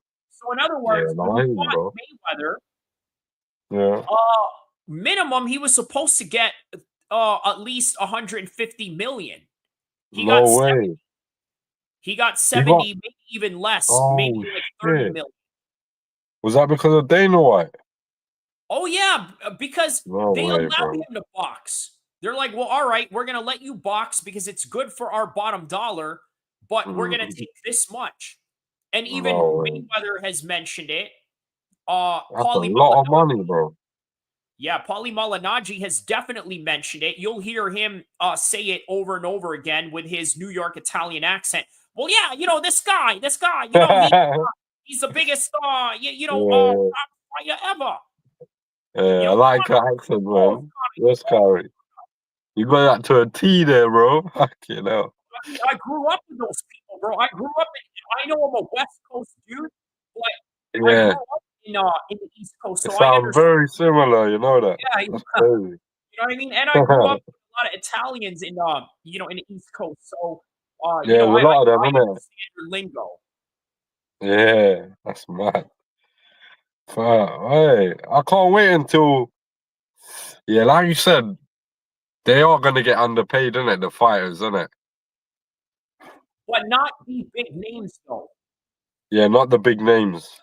So when Dana White says that he's going to build a middle class for the journeyman fighters, or the fighters that are sort of like. Is that what you said? Yeah. What he means is that not bad. People like Derek Chisora. Now, Derek Chisora may not be a champion, but he's a superstar. Facts, bro. He's got a big following, Yeah. You're not a superstar if you're not, if you're hanging out with, Nigel Farage and all that, regardless of, whatever political opinions may have about the guy. You know, Nigel Farage has a big following. He's very well known. And if he Yeah. knows you and you do content with him, you know, like what Derek Zora does, then, Yeah. you know, then you're a big deal. You know, but that's why Trump is sort of like, I mean, look, there's a lot of things that I can, you know, criticize Trump about. But the one thing that I can say is that he makes a lot of our fighters seem bigger than what they are. And look, Conor McGregor was just at the White House. Did you know that? Did you see that clip with Conor at the White House? I haven't seen it, but yeah, I heard of it. He announced at the White House that he's going to run for the Prime Minister of Ireland. With Conor McGregor? Yeah, he's going to run as the Prime Minister of Ireland. Bro, I don't think that's a good idea, bro. Wait, say that again. You don't think it's a good idea? I don't think it's a good idea, but you know what? Big up Ireland. They always support Palestine, innit? So I always support them, bro. Win, bro. The But Irish I don't know about. I they're don't know not about Conor McGregor becoming like the Prime Minister. What's that? I don't know about Conor McGregor becoming a Prime Minister, bro, because he's not really a good example, is he? Well, that's the thing. People in Ireland hate him, bro. That's why he has to move. That's why he's moving to America. Oh, is it? Yeah, bro. You know what's crazy about this, right? In 2015, Conor McGregor's whole entire ethos was, hey, you know what? I can win a championship in Ireland. I don't got to move anywhere. I represent my section. I represent where I'm from. And I'm going to, you know, die where I'm from. You know what I mean? Like, it's cool traveling the world, but his whole entire stilo is that I represent Ireland completely. Well, where's all that now? Yeah. You know, they're running him out of Ireland because of that case. Yeah, man. A lot of Irish people are not sure if they like him as well, bro. You know what I mean? Yeah, they're not too fond of him. So I don't know what he's yeah, man. You know, like I don't know what he's thinking, bro. But I tell you what, man, cocaine is one heck of a drug, bro. You know what I mean? And they probably got the good stuff because you know David Kennedy was bringing all of that from Colombia when he was you know when he was running things. You know what I mean? Bro, there was one prediction that you told me. What was it? Ankalaev. I remember you were telling me he was definitely going to win that fight against Alex Pereira. Correct. I didn't know Ankalaev was Chechnyan as well, Dagestani, right? Yeah. Yeah, I didn't even know that, man. It's their you know, it's their language's version of Muhammad. That's mad, bro. Yeah. So he's actually another Dagestani, bro. Can't believe it. There's quite a lot of them, isn't it? Yeah, they're running got the a sport, bro. heavyweight in the UFC right now, a heavyweight, Shamil Gaziev. Look him up. He's gonna Yeah, I remember you telling me, yeah. He's coming up as well, isn't he? You might see him with Tom Aspinall if Tom Aspinall beats John Jones. And you know what? And when Tom Aspinall beats John Jones, bro, he's going to skyrocket from here. I'm talking like Joe Calzaghe level. Remember when Joe Calzaghe beat all those top Americans, right? Yeah. It's like it'll be like that. You know what I mean? Because you know how it is. You know, there's always the U.S. versus UK when it comes to like real big championship fights, right? And MMA is now, you know, not excluded from that. So just imagine when a UK guy beats an American guy, it's a big deal. Yeah, it's a very big deal because that doesn't always happen. It's usually Mayweather on Ricky Hatton type of situations. Yeah, facts. That's crazy, man. So when is Makhachev back in the ring, bro? Well, they were gonna line up Ilya Tapora. Yeah. They were like, nah, we're not gonna do that. They decided that, you know what, they're going to because look, Islam does not want to fight another 145er. Yeah, that's true. He wants to fight somebody that is I mean, it's not to say that he's not a challenge, but Islam cares about the optics. You see, he beat Volkanovski twice already, right? The only reason why he had to fight him twice was because Volkanovski came in at a short notice. Okay. You know, on some Bacoli versus Parker tip, like that. Okay. You know, so that's the only reason why he got knocked out in the second fight. And then Volkanovski had to go in there and fight Ilia Topuria to defend his title. Yeah, I remember. Now you're going to take on the guy that you helped get a title because, let's be honest, the reason why Ilia Topuria took out Volkanovski is because Islam softened him up for him. Facts. You know what I mean? Imagine that. You get head kicked by Islam, and then you got to go in there and fight this Spanish Georgian. Yeah, Volkanovski was tough, bro. Don't get it twisted. Islam made it look easy, Makhachev did. But Do you understand? with him, and you know, and as a result, He done him twice, didn't it? Huh? He beat him twice as well, didn't it? Yeah. So he definitely softened him up, bro. Handed the 145 belt to Ilia Topuria. He handed him the belt. He's like, here, let me knock this guy out so that it'll be easier for you. Yeah, facts, bro, man. And now he's like, well, all right, let's have him fight. And Islam was like, no, I'm not going to fight him. You know, I'm like, stay out there. I'm like, if we're going to fight, then what you need to do is earn the title shot. Okay. But you know what? You know who would be a good 155 fight for Ilia Topuria? There's a built-in storyline. Paddy Pimblett. Oh, is he gonna fight Topuria? Yeah. No, but they have. Oh, you would like to see that? Ilia Topuria and Paddy street fought in London. They threw like a hand sanitizer at each other. You know, like throwing bananas, like you know, they were throwing eggs. Like at a hotel, they fought at a hotel room. Yeah, that's crazy, bro. You see what I'm saying? So there's a built-in storyline because Paddy, the storyline behind it. Ilya, he said, "Mate, you know why you know why the Russians terrorized you, mate? It's because you're a fucking sausage." That's how they speak, isn't it? The Scousers. Yeah, you know what I mean? I like, and so bro, you got Ilya, an accent to a T, bro. Ilya was like, "No, I'm not having none of that." You know, so Ilya, you know, confronted him, you know, at a hotel room, threw a hand sanitizer. No, actually, Paddy was the one who threw a hand sanitizer at him. That's why he calls Ilya Mr. Hand Sanitizer. What? I don't know who Ilia Topuria is, but I know Mr. Hand Sanitizer. All I was trying to do, mate, was eat me eggs, and then he comes in there and throws, and then I had to throw a hand sanitizer. Yeah, bro, you know what I mean? So, when you hear sanitizer out of Paddy, just know where that context came from. Yeah, there's definitely a beef behind it, isn't it?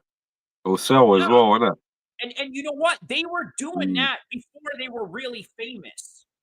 Yeah. You see, that was before Ilya was champion, before Ilya got to meet the Prime Minister of Spain. That was before Paddy beat Bobby Green. You know, which I mean, Paddy was always big anyway. You know, but Ilya got even bigger after, you know, the championship win. You know, Ilya wasn't really known when they street fought like that. Okay. Makes you know, sense, and then the beef was over a Twitter, you know, like thing because you know Paddy was saying that like you know the Georgians deserve to get terrorized by the Russians because you know the Georgians are at war with Russia at the time, right? And so Paddy, you know, basically said things like that. You know, that's the thing with Paddy, bro. He says a lot of you know crazy things. He told Pulyaev that he doesn't deserve to represent the British flag because he's not really British. I mean, you know, that's a crazy thing to say. You know, because he's from here, you know. Represented the UK in you know, in the amateur Olympics of mixed martial arts. You know what I mean? So I mean, if you represent your country like that in a world amateur stage, I mean, you know what more qualifications do you need to say that you're British? Yeah. You know That's what I deep, mean? man. And so he Yeah. said, "No, you can't rock that because you're not really British." I'm like, "Well, Patty, really, neither are you." Mhm. If you think about it, you know what I mean? The Yeah. Scousers are not really British, and they'll Yeah. tell you, they're not very like patriotic. They're Yeah. anti-British because a lot of them have an Irish background. Yeah. I didn't You know what I even mean? know That's that, why but yeah. McGregor's dad, they have cousins and living relatives in Liverpool. Because the Irish, the Irish are very deep in Liverpool. And Right. most of their gangs out there are Irish. You know what I mean? Oh, They don't cool. claim that they're like Anglo, white British, right? They Yeah. claim Ireland, and they claim Scouser, but really being a Scouser means you're Irish. If That's you mad. think about it, right? Yeah, it's true. Yeah. They're really Irish deep down. Yeah. Mm. Yeah, I mean that's what I'm saying. That's weird for Patty to say that to Pulyaev. You know what I mean? Like, you can't rock the British flag and this and that. Well, Nah, you you can't don't rock say the that, bro. British flag, and we know why. Nah, you can't say that, Because bro. if you rock the British flag, then everybody in your hood, in your section, they're gonna check you for it. Like, hey, what are you doing? You know what I mean? Like, like that's not what we represent. That's not what we're about. What fights are you looking forward to though, bro, on the UFC? There's Bryce Mitchell. He's gonna fight this guy named Jean Silva. Because Okay. the beef was, what Bryce Mitchell said, right? He said that he would go fishing with the German guy from World War II. I don't want to mention his name because it'll trigger the algorithm negatively. Oh, really? But you know who I'm talking about, the German guy from World War II, right? He said that he would go fishing with him. And Oh, yeah. so, somebody, Jean Silva, he's like an upcoming 145er. He's like, I'll take that fight.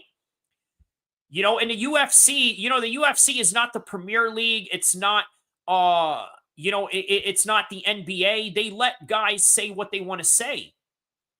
Right. And if you don't like what they got to say, then guess what they'll do? They'll just bring somebody to come in there and fight you for it. And that's the fight business. Yeah. You know what I mean? Ryan Garcia, Ryan Garcia said the N-word, right? Yeah. You know what I mean? Said a whole bunch of, horrible things about black people, about Muslims. Well, no, I he's remember getting a that. big fight in New York, so it didn't really change anything. And and even though we don't like what he said, we're kind of okay with it too, if you think about it. You know what I mean? Because it's like, it's the fight game. This is what we do. If we got a problem, sells, isn't it? Yeah. You know what I mean? We're going to solve it like that. We're not going to go cancel you. We're not going to go fire you. You can't really fire anybody in the fight game. Unless, of course, it's the UFC. And the UFC doesn't fire you unless you're losing. Facts, bro. The only way you're getting respect is when you go into that ring, bro, and prove it. Yeah. You get me? Yeah. That's how it is when it comes to combat sports and, fighting. Yeah. So yeah, Garcia's got to go out there and prove himself, though. But yeah, bro, I'm very I don't know how to say. I'm very happy that Canelo and Turkey, they're working together. I think that is a big collaboration. Yeah, but to be honest with you, man, I'm not too fond of that fight. As I don't know who that guy is. I thought he was a fan or some celebrity that's trying to get a picture with Turkey and Canelo. I didn't understand. I just it just I don't like that fight, to be honest, as well. But at the same time, I think it's like an introduction for Canelo to come out in Saudi, innit? It's like his coming out party. Let's say it like that. Okay. Before Terence Crawford. Yeah, fair enough. Kind of like Madirov, but that was a lot more competitive than what we. What you think about Terence Crawford versus Canelo? That's the question I want to ask you. I like because it. I know you can break it down. I like it a lot. To break it down. I like this fight a lot because I think this fight is going to be dead even. Yeah, it's gonna Dead be a good even. ass fight. Yeah, it'll Bro, be. I think with skills, Crawford's got skills, bro. He does, and that's why he's gonna make this fight very competitive. It's gonna be a very People are saying he's gonna do to Canelo what Floyd did to Canelo, bro. Can you see that happening or not? And do you think the size will play a factor in the outcome of the fight? No, because it's not like Canelo. I'm sorry, it's not like Canelo. Yeah, it's not like Canelo is the size of Bivol. You know, that would make a difference if it was like that. Yeah. You don't see Terrence going up that far. So facts. I agree, man. That's why it's an even fight. Could it be like Canelo and Floyd? Maybe. You know, there's a chance that that's what it is. Yeah. You know what I mean?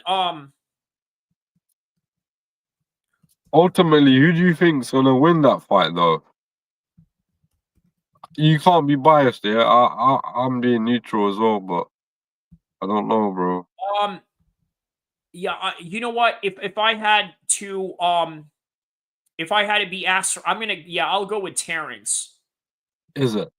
Yeah, because yeah.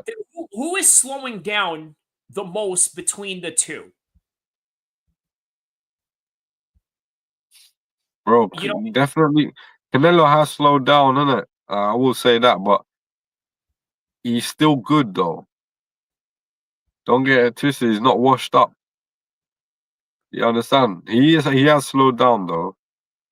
Crawford, he's getting older as well, though, but he looked a bit more beatable in that Madrimov fight. If you watch that fight, you know, Madrimov did win a few rounds, you know, but at the same time. But do you think that may be indicative of the fact that maybe Madrimov is really just that good, or you don't really rate him that highly? I think he's good. I think Madrimov was good. Okay. Bro, because like he's not the typical Eastern European fighter, bro. He knows how to box a bit as well. He knows how to use his ring generalship, you know? He's a smart fighter as well. Too. Yes, bro. And he reminds me a bit of Golovkin, you know? He looks like him and he fights a bit similar. Yeah, he does kind of resemble him in a way, huh? Yeah. So I think Terrence beat a credible fighter, a fighter that was really good. You get me? And he was undefeated at the time. So I think Crawford's definitely got a big chance to win this fight. He does, man. He does. I can't wait to see that fight, bro, man. And how do you see Crawford winning this fight? Because obviously you picked Crawford to win the fight, right? Decision. These guys are, when it comes to each other, these guys are decision machines. Only because you know how it is in boxing; it's at the highest level, and you can probably say, "Well, what about Errol Spence and Terrence Crawford?" Well, that's a different case because let's be honest, right? Errol Spence was coming off of a car crash. Yeah. And speaking of Errol Spence, his homie, I don't know if you know the rapper Yella Beezy, he walks out Errol Spence all the time, charged with murder. No way. Yeah, bro. Man, they're getting everybody now. You know what I mean? They're everybody's getting yeah, man, the feds are on it, bro. You know what I mean? They're on Big U. I mean, these are separate issues, you know what I mean? Obviously, right? But I would imagine, Errol Spence is probably not too thrilled about that, because this isn't just his personal rapper that walks him out or whatever, you know what I mean? Like, it doesn't work like that. These are real homies. Yeah. You know what I mean? And yeah, he's facing murder right now. So you know, I'm sure yeah. You know, I'm sure that that's gotta hit him in his heart right now. You know what I mean? Because yeah, dude, you know, I've known people that have, you know, sort of you know, experience. I mean, I have a brother-in-law that, you know, has you know, that has yeah, you know, that has done things to people that got him locked up for, you know, for a long time. So, you know, it happens, you know, and it's just it's yeah, it can be a very big distraction to your life depending on what you do professionally, especially if you're tied in with these people, you know. So it's yeah, Yeah, I know what you mean, bro. yeah. And that guy Big U, you Yeah, know, I his saw your Facebook status. Free Big U. Who is yeah. he? Yeah, you know, here's the thing, right? He did a lot of positive things. He's also a Muslim brother, by the way. You know, Oh, so okay. you know that Alhamdulillah. so not only you know, it's beyond just, you know, street affiliations, you know, at that. I mean, you know, this is a Muslim brother, you know, so and he did a lot of positive things. He brought his son up to become an NFL player. He also has like this football league where he brought up a lot of these other kids to become NFL players. So, you know, there's some positivity in this guy. But when you read the FBI files that they released on his indictment, I mean, this dude is scary, bro. Oh yeah. This is yeah, he's a scary individual that you know that yeah, that I don't think he's not to be messed with, this dude. You know what I mean? Like this is not a dude that you mess about with, you know what I mean? Um Them ones, yeah. yeah. Yeah, so yeah, check out the police report on that. I mean, you know, I do have the reaction that I have on that in here.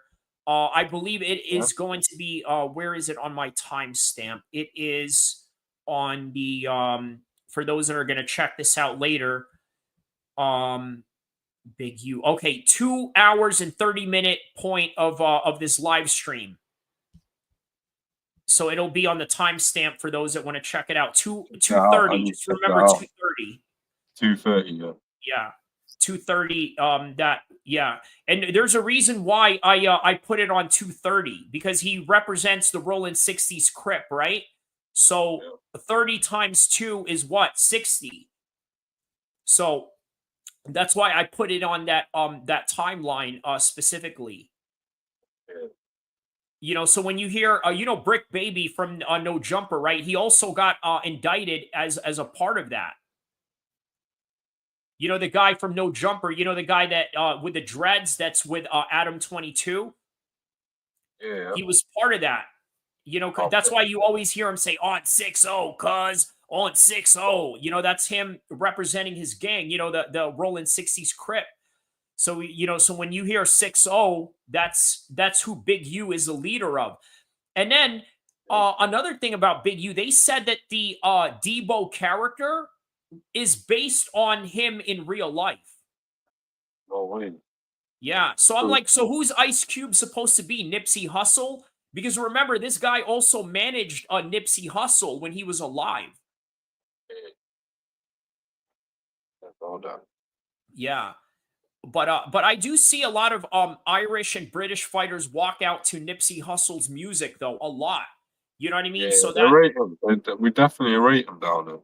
yeah, Nipsey man. Hussle is Nipsey, sick. I'm surprised though because when I heard Nipsey back in 2010s, 2011s, I just thought that you know what, he's big in our section, right? He's big in the California world. You know, maybe across America a little bit. But man, when I see like people in the UK, people in France, people in the Middle East, you know, it was surprising. Like, wow, this dude is he's really an international superstar. You know what I mean? He's not just like, you know, a local act. You know, kind of like Central C. You know, obviously Central C at one point was, you know, was like a big London guy. Yeah. But then, you know, you see him, he branched out to LA, he branched out to New York. He's out here. He does like freestyle shows in New York and stuff like that. He's out here. He's hanging out with like local gangs and stuff like that. You know what I mean? Like he's a California dude. You know, like he's an international dude now. He's not just a London guy. So that's kind of the phase that a lot of these rappers go through. You know, that you go from being a local guy to an international guy. So madness. Yeah, I hear you, man. Nipsey Hussle. Is when he passed, may his soul rest in peace.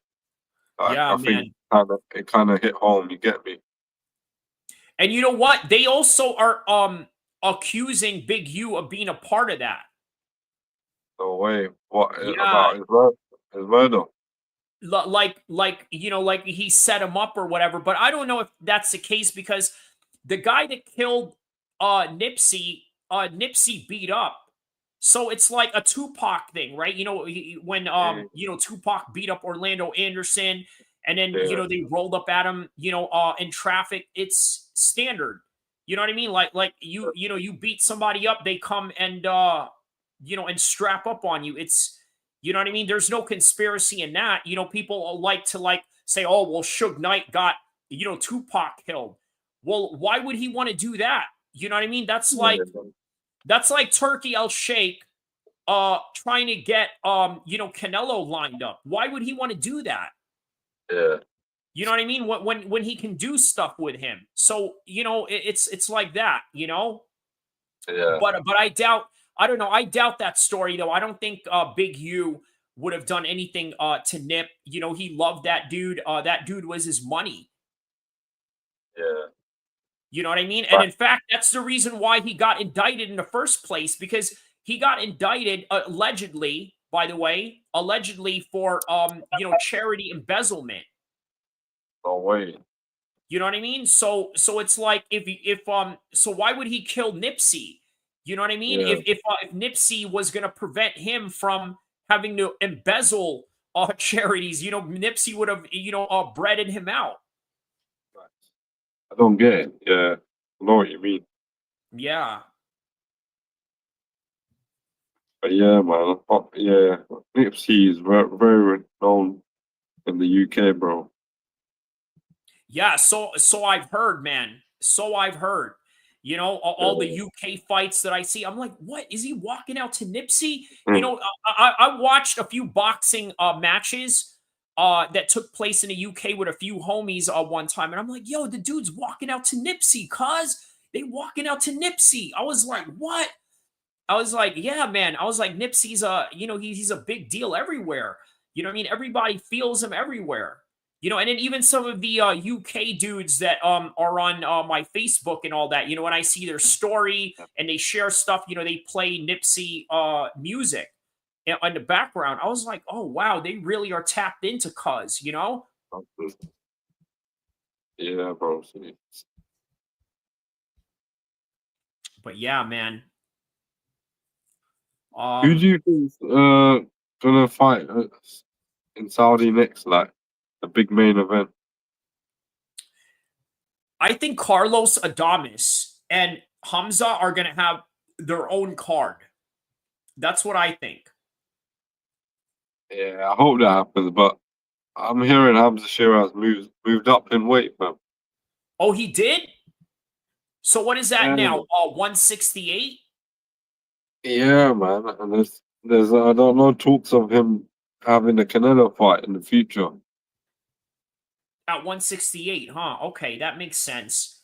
That's more of his weight class than Canelo, honestly. Yeah. Like Canelo is a blown up 168er. He is. He started at welterweight. Yeah. Yeah, he's a blown up he's a blown up welterweight. Maybe not even light, you know, junior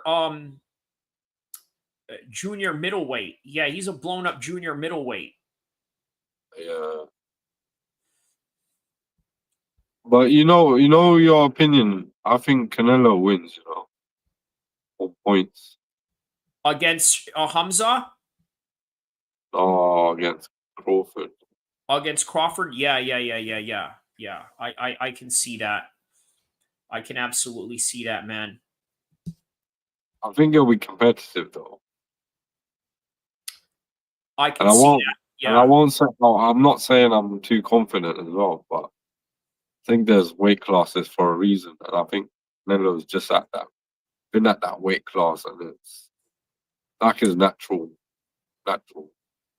He's looked good in it. Natural weight class. You get what I'm saying?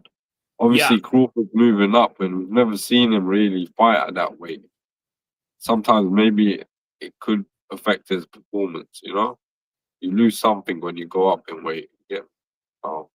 Yeah. That's what I'm hoping on. And bro, I'm not confident at all. You know, because I know Crawford's the best, one of the best boxers in the world today, bro.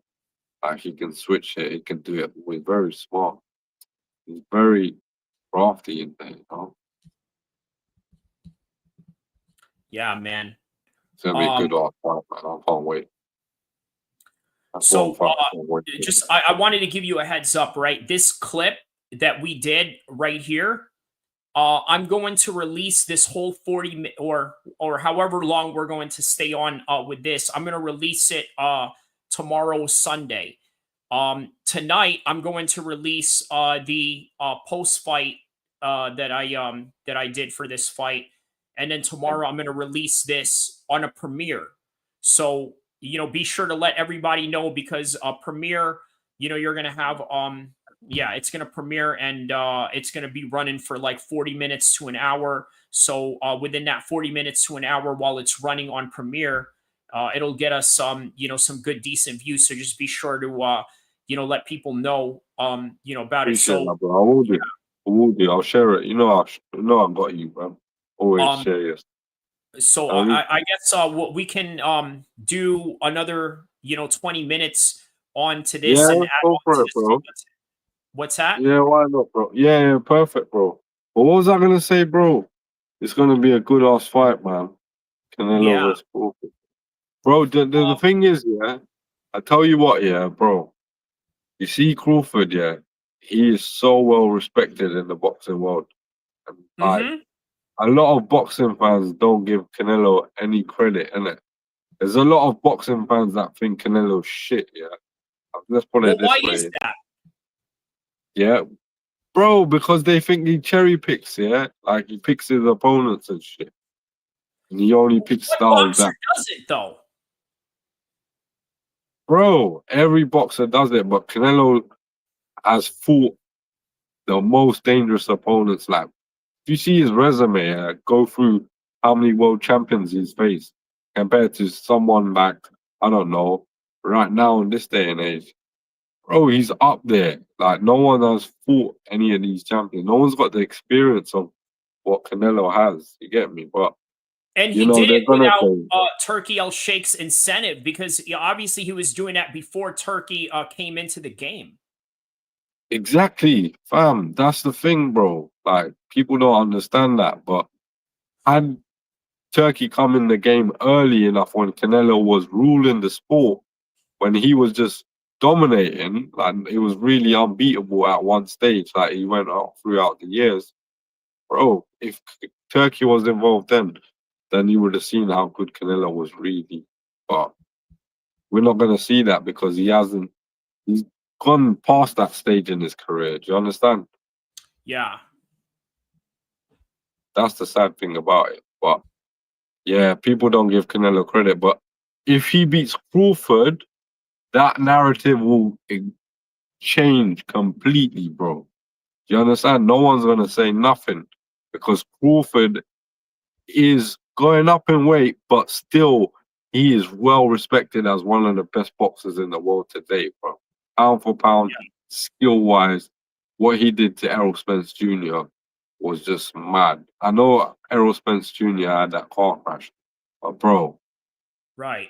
Errol Spence was like a killer in there, bro. He could knock out people quickly and fast. You understand? So, but even if he wasn't going to hurt Errol Spence in that matter, he would have still did something similar, if not just less severe. Bro, everyone was 50-50 in that fight. They didn't know who was going to win that fight. But that fight, he just whitewashed him. Bro. That's how good he is. Do you get what I'm saying? Spence was no bum at all, bro. Spence was a world champion as well, you get me? But what he did to Spence was just like greatness, isn't it? And that's what he is. He's a great fighter. He's a special fighter, Crawford. Bro, you cannot rule him out. But if Canelo beats him, bro, everyone's gonna be giving Canelo that respect. And I hope he does get that respect if he does beat him. Because it's not gonna be easy because like I said, Crawford's pound for pound, one of the best skillful fighters in the game today. Understand? Yeah, dude. Anybody that beats him like that is not a joke. That's what I'm saying, bro. So a lot of people don't think Canelo will beat him. You get what I'm saying? Because Crawford's that special, bro. And very well, they could be right because obviously Crawford's never lost before. Canelo lost to Bivol and Floyd Mayweather. But they were two of the best fighters in the world, bro. So you cannot fault Canelo, bro, because he's fought the best out there, bro. And that's facts, bro. Yeah, he's always seeking greatness. He's a special fighter as well, but it's just he just lost, innit? You get what I'm saying? When you take challenges like that, bro, you're gonna lose, bro. No matter who you are, you get me? Because you're fighting the best fighters in the world. No one's doing that, bro. So they can just, stick their opinion when the sun don't shine. Yeah, man. And you know what? What does that say about Bivol now? Because now he's got to win over Canelo, and now he's got to win over Arthur Beterbiev. I mean, that is just absolutely. Bivol is a special fighter as well, bro. To beat them sort of opponents, bro.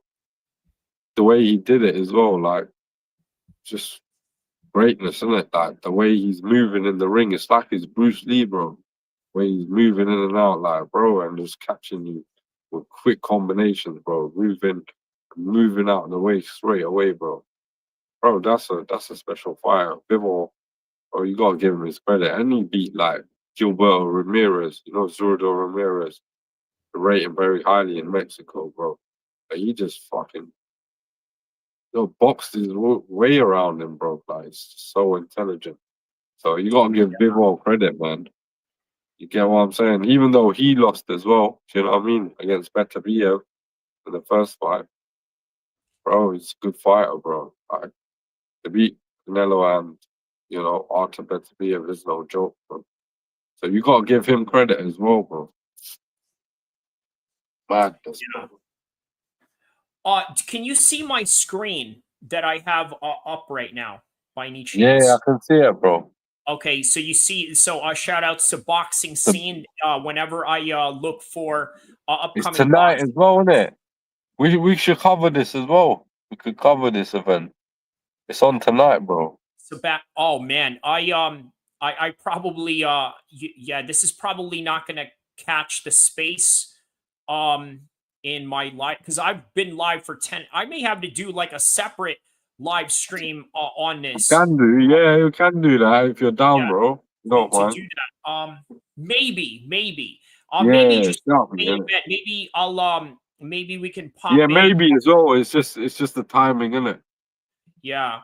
Because cool, obviously bro. there's I think I'm gonna probably be praying Tarawih. We're good. We'll do it another time if you want. Fundora. What do you know about this fight with Fundora and Chordale Booker?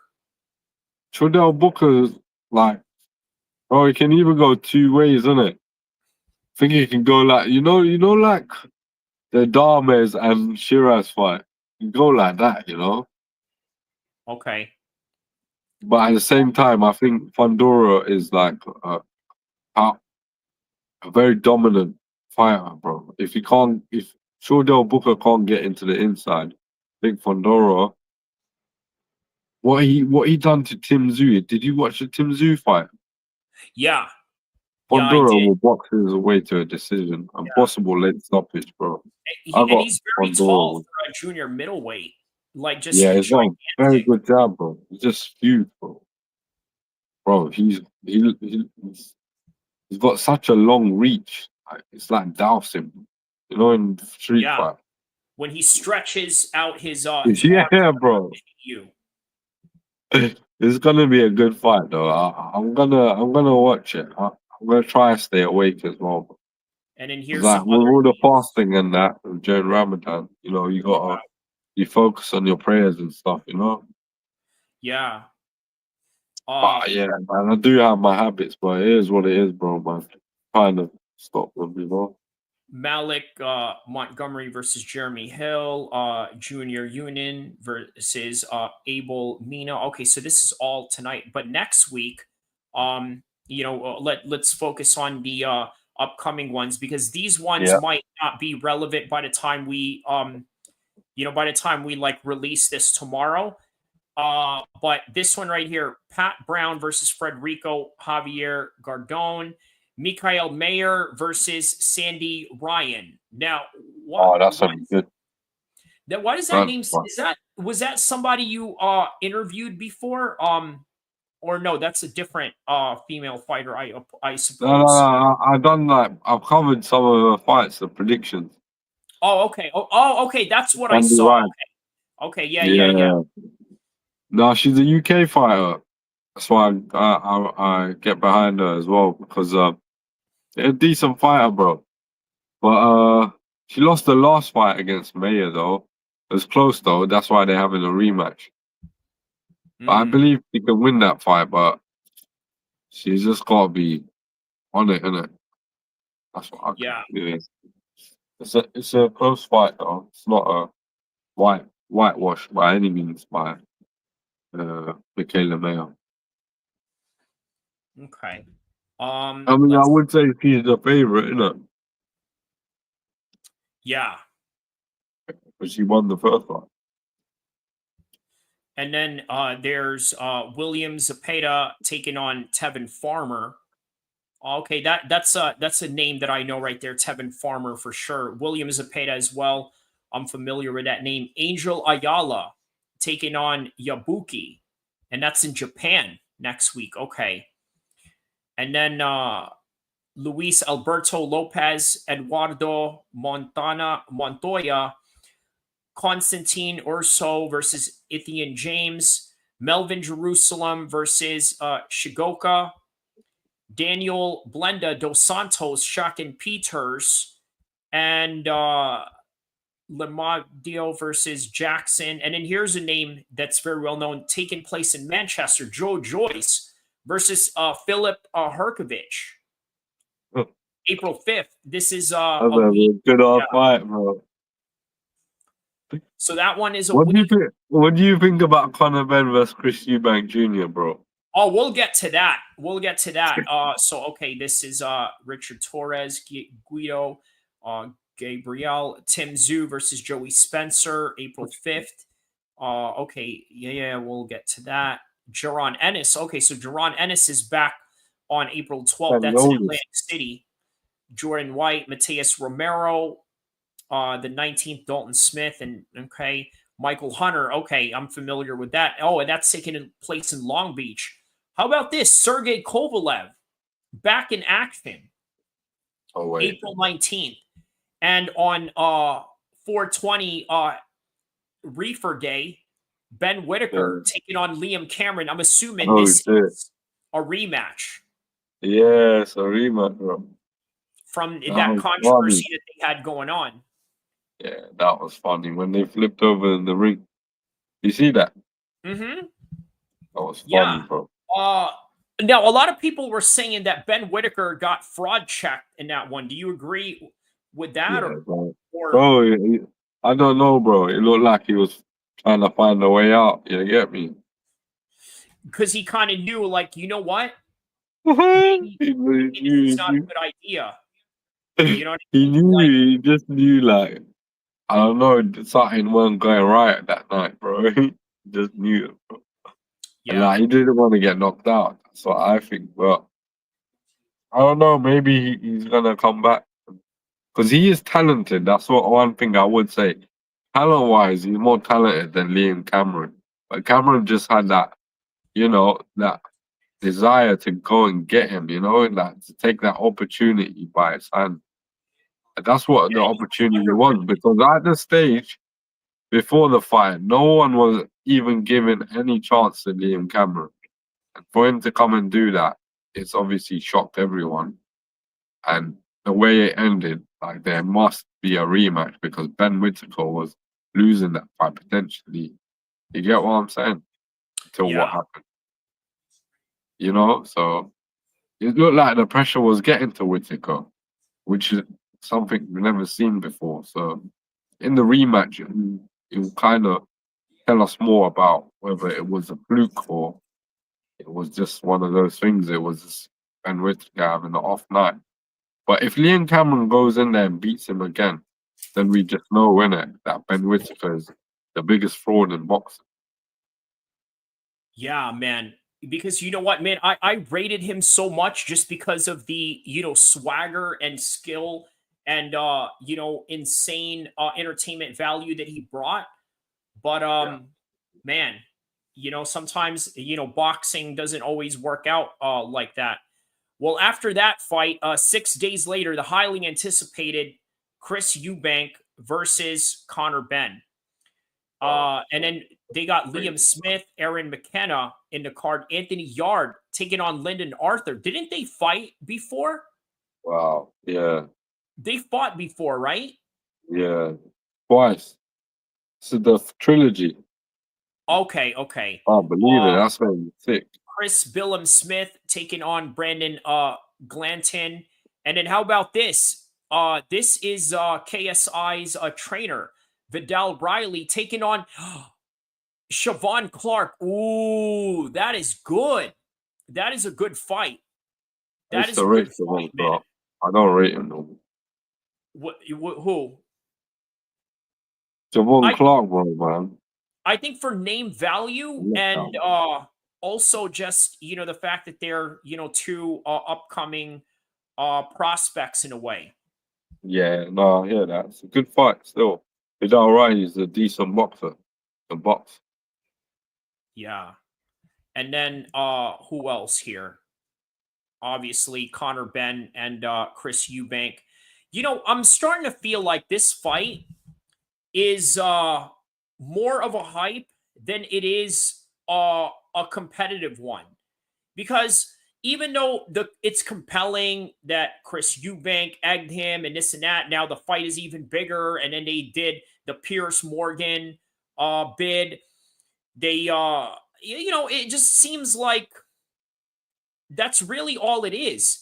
Because on the day of the fight, what we're going to see is Chris Eubank's proficiency over Conor Benn's rookie mistakes that he, you know, could potentially make in this fight. Right? Or do you see Conor Benn being competitive with Chris Eubank at all?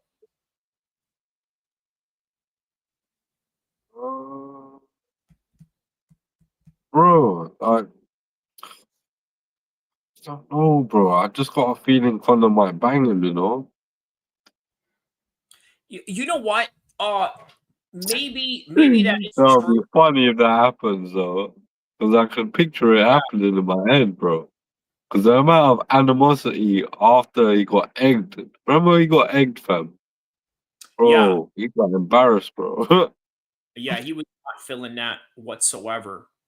And you know he's got a hot temper, bro. And like, you know, if that plays out in the ring, it could be a good thing or a bad thing. You know what I mean? So that's why I'm kind of interested in seeing. You get me? That's why I want to know who's gonna win that fight. Not to mention they've got a big history with their family, innit? Both of their fathers. You know what I mean? Their both fathers fought before, so it's kind of the Nigel Benn and Chris Eubank Jr. Chris Eubank Sr. Rivalry, innit? Because their sons are fighting each other.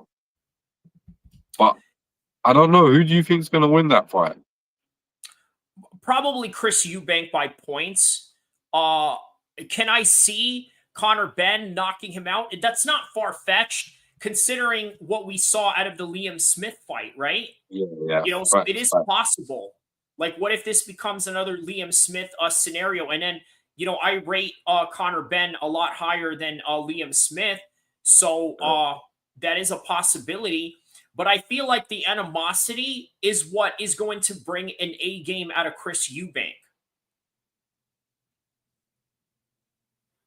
Right.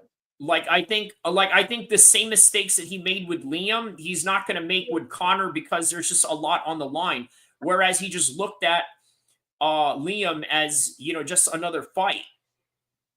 Just another fight that he can, you know, just sort of brush over. But yeah. But do you think that is the thing that is kind of mad, yeah, about this fight, yeah, is these two fighters were meant to fight ages ago. Do you know that? Both of them had a fight scheduled way before, but it got cancelled. It was all because Conor Benn failed the drugs test. But imagine if he was on drugs, man. He would have fucked up Chris Eubank Jr., bro. Oh, With yeah. that fight, he would have duppied him, bro. I'm telling you. And I think that is why the Eubank family was so adamant in really trying to change this. You know what I mean? Like, they were really adamant in trying to change that because, you know, they didn't want to give anybody an advantage over there. Yeah. You know what I mean? Like that was the last thing they wanted to do was give somebody an advantage. That is not what they wanted to do. So if they could have prevented it, they did. And now this fight is even bigger. Bro, the wickedest thing, yeah. Yeah, you got the Pierce wicked, involved. You got the Turkey, Saudi. I mean, it's, you know, now it's in Tottenham Spur Stadium. Yeah, Tottenham Hotspur Stadium. Yeah. So it's a, yeah, I rate it. I rate it. Bro, the maddest thing about it was that fight was still going to happen when Conor Benn was on drugs. Yeah. But it didn't happen, didn't it? But that's how you know it was meant to happen as well, because the promoters wanted it to happen. And money talks, innit? But it didn't happen in there because it would have been bad for boxing, innit? If it did. Yeah. Yeah. No, that would have been really bad. So the commission didn't let it happen, you know? Humiliating for sure. Yeah, credibility wise, can't do that. But at the end of the day, it's going to be interesting to see if he's off them things, you know? And it's just like an actual Conor Benn, you know? Yeah. Yeah. That must play a part, innit? I think this is going to be a whole lot more, it's going to be a whole lot more competitive, but even if it's competitive, I just think that Chris Eubank is just way more skilled, based on experience. The type of level of competition that he has faced, I just think that he's more experienced in that regard. Yeah, facts, man. Boy, it's going to be a good fight, man. Yeah, for sure, man. For sure. So right after that, we got Ryan Garcia taking on Ronaldo Romero. Do you see any? I mean, none of these fights are really that competitive, are they? Ryan Garcia versus Romero, that's not that competitive. Devin Haney against Jose Ramirez, that's not really competitive. Teofimo Lopez, you know what it is? These are three famous guys taking on three loudmouth. I mean, obviously with the exception of maybe Jose Ramirez, but you know, they're all loudmouths versus famous guys. I mean, that's a fair assessment to make, isn't it? Yeah, facts, man. They're not like very, very even matchups, you know? No, it doesn't seem like that. But you know what? This is the reason why the fight is free to watch. Yeah, bro. I want to know your prediction on one fight, yeah? I think Garcia, Devin, and Theo easily win this one, without a doubt. What do you think about the Joe Joyce fight versus Philip Perkovic? Who do you think wins that fight? Oh yeah. That's a good fight. I'm gonna go with Herkovich. I just think that Joe Joyce. Same, you know, same. I swear to God, I was gonna say the same thing. You know what? I don't know how he was able to beat Dubois. I mean, Dubois must have either improved or Dubois was really messed up that day to where he just did him in at the right place at the right time. I'm not even gonna lie. I thought Daniel Dubois would win that fight as well, bro. Yeah. Yeah, but bro, he just eats punches, bro. It's not good, bro. He's like a robot, bro. Yeah. He just gets one bang, like his head's there, isn't it? Like he doesn't move it. That's his problem, bro. I think he's taking too much punishment, bro. Yeah, big time, man. Big time. Big time, bro. Yeah. It's not even like Derek Chisora. Derek Chisora moves his head and shit. Like, even though Derek Chisora takes some punishment, he's still like responsive, innit? With Joyce, it's just like he's there, bro. And it's just, he'll take the punch, he'll take it. Bro, he's there, bro. Obviously, he's giving his punches, but like, fam, if he can't knock you out, then obviously he's done for, innit? Like, it's either he knocks you out or you get knocked the fuck out. You know what I mean? And that's his problem. I think Hergovich is a little too like defensively sound at this stage, and it's heavyweights, isn't it? It's one punch. Obviously, anything can happen, but yeah, I'd definitely go with Hergovich though. So, yeah, you know I think that's a safe bet, as they say. Obviously, Canelo is also a safe bet against William Skull. But how about this? Yeah, but how do you think Canelo wins that fight though? Would you see it winning on points or knockout? He gets you think Skull is that shit?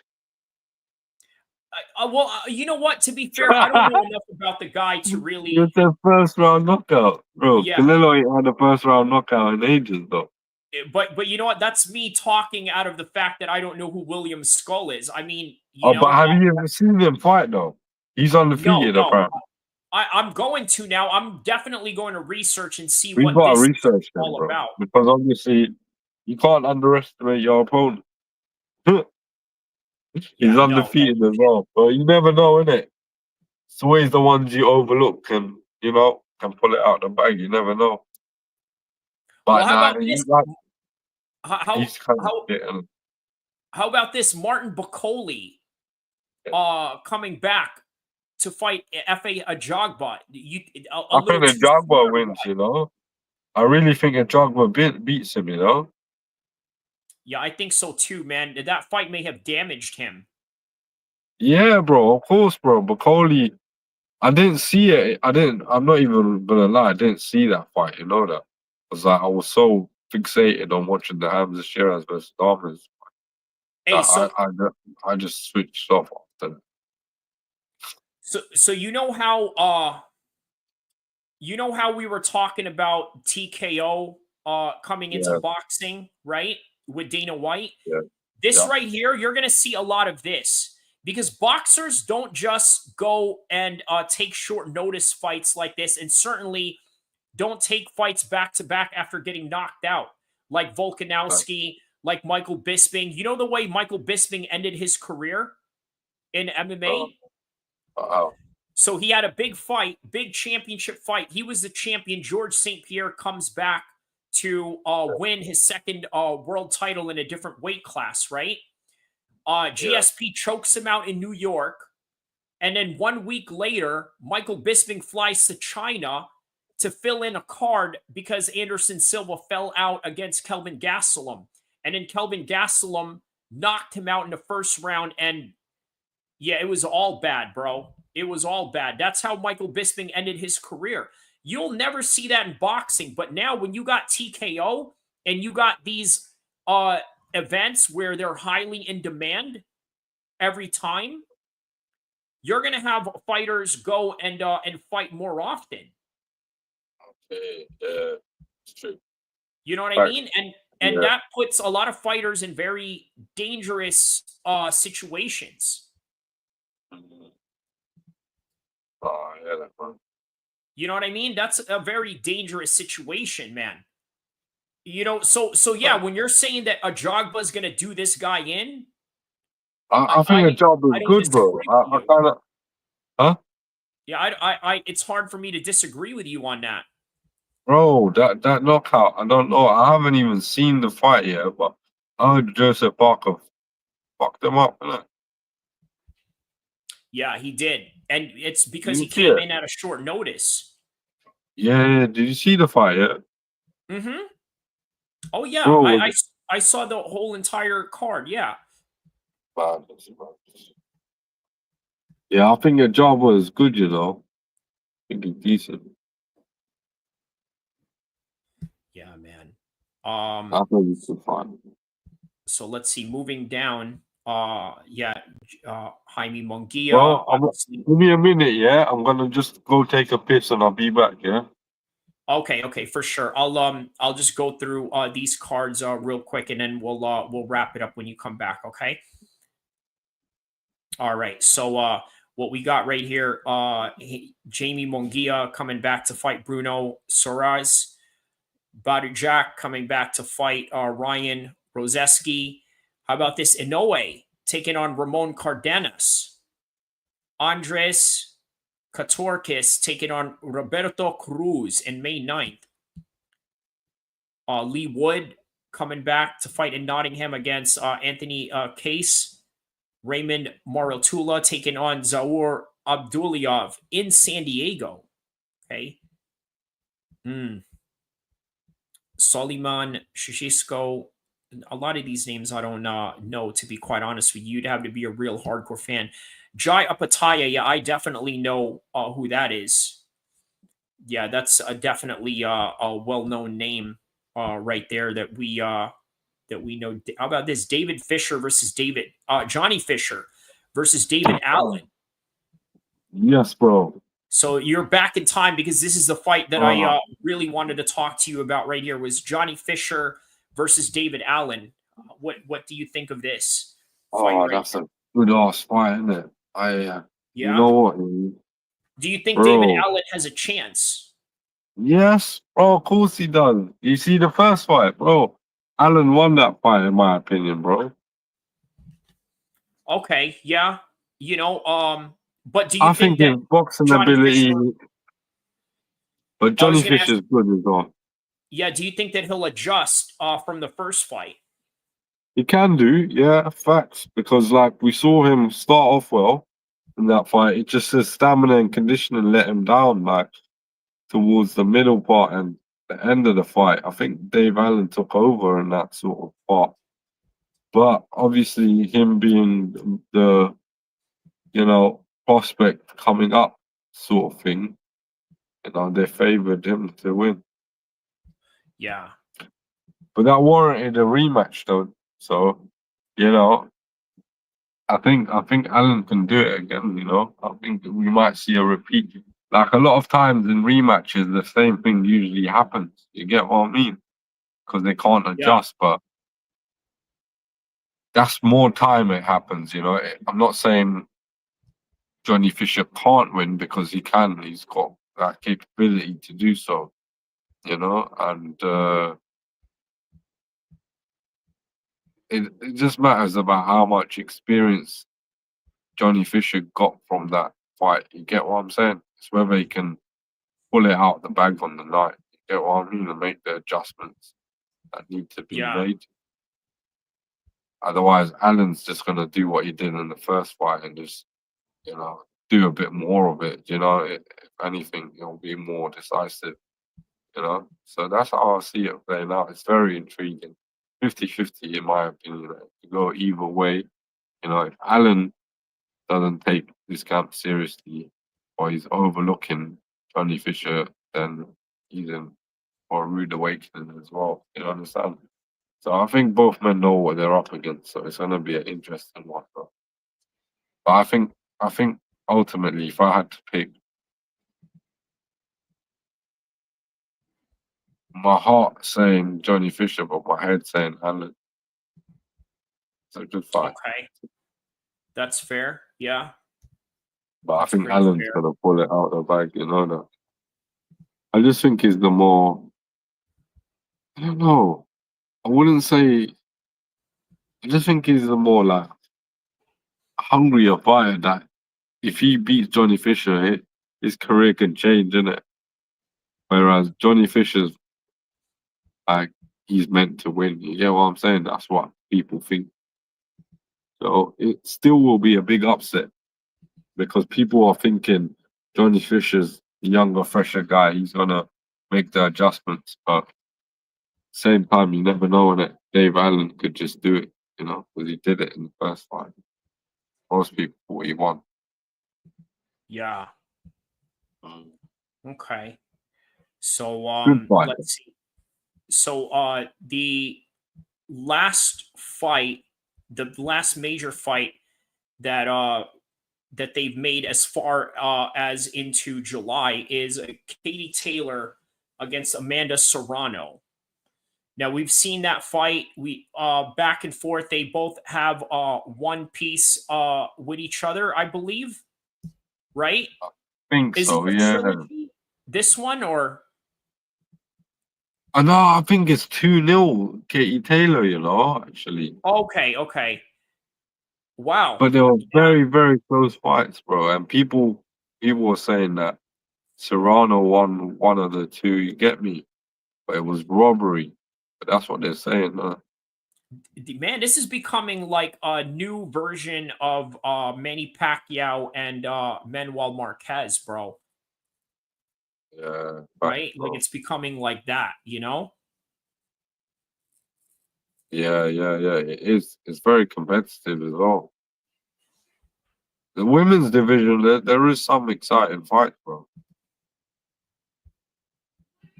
Yeah. Like, I never thought I'd say that as well, because I'm not really into women fighting each other, you know. Well, I tell you what, it's a whole lot more competitive than women's MMA, that's for sure. You think so?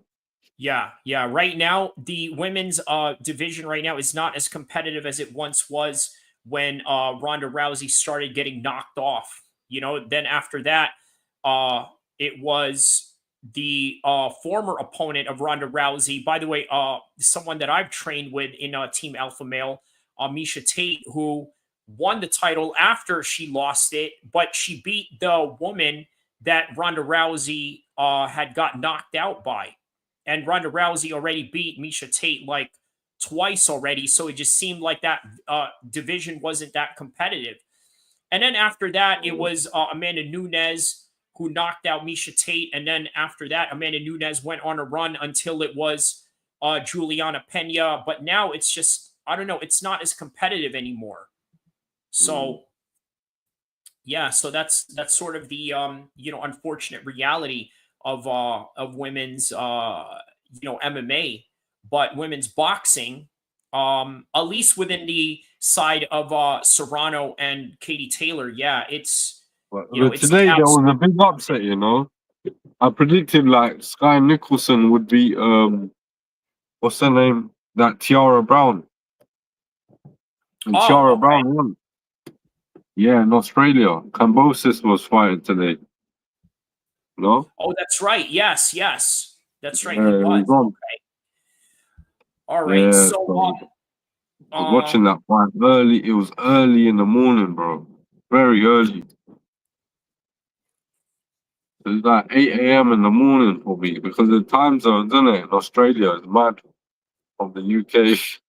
You get what I'm saying? Yeah. It must have been a mad time. At least with this fight tonight, this seems like a pretty reasonable time, doesn't it? You know, with the UFC card. Yeah, that was perfect, man. It's just a shame I didn't get to catch the fight. Because you probably assumed that it was going to be late because it's a UFC card. So, you assumed maybe that it had, like an American. I thought it was going to be on late, fam. Yeah. You know that one? 1 second, bro. My phone is just a bit. It came off the thing because I'm speeding a bit. Sorry.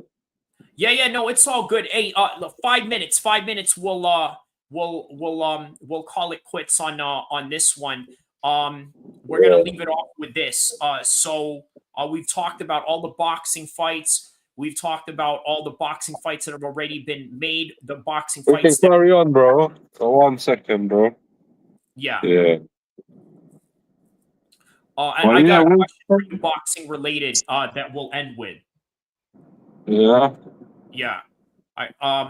It involves Eddie Hearn. So Is it? All right. Yeah, Go for it, bro. All right, so you ready? And then we'll close it off with this as our final topic and our final conversation. I'll let you close this out, right? Do you think Eddie Hearn will retire anytime soon?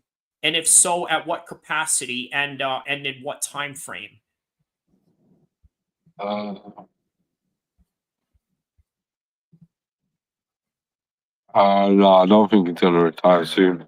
I think he's still in the game, bro. I think he's still in the game for like Bob Arum long? Yeah, I think he's too passionate about it, bro. Okay. And the thing is about him, like, he's very competitive, bro. Even when you see him against Frank Warren in the Queensbury versus Matchroom thing, you can tell he likes that rivalry, and I don't think that rivalry is gonna come out of him anytime soon, bro, because he's got a bunch of fighters still till this day, like, that are gonna thrive or make him money, you know? Like, he's got Anthony Joshua, for example. Even though he's defeated, he's a big ticket seller, like, in London. Everyone knows him, you get me? The whole world. You get what I mean? And he's always gonna be involved in boxing. Why did you ask that question anyway, though? It's a very random one. Yeah, the reason why I asked is because I've heard him say that, he doesn't have much long in boxing, and really? Yeah, that's what I'm basing it off of. Bro, let me tell you something. In boxing, when you're in love with this game, bro, you never want to come back. The thing is, yeah, a lot of people retire and they come back. You get what I mean? Right.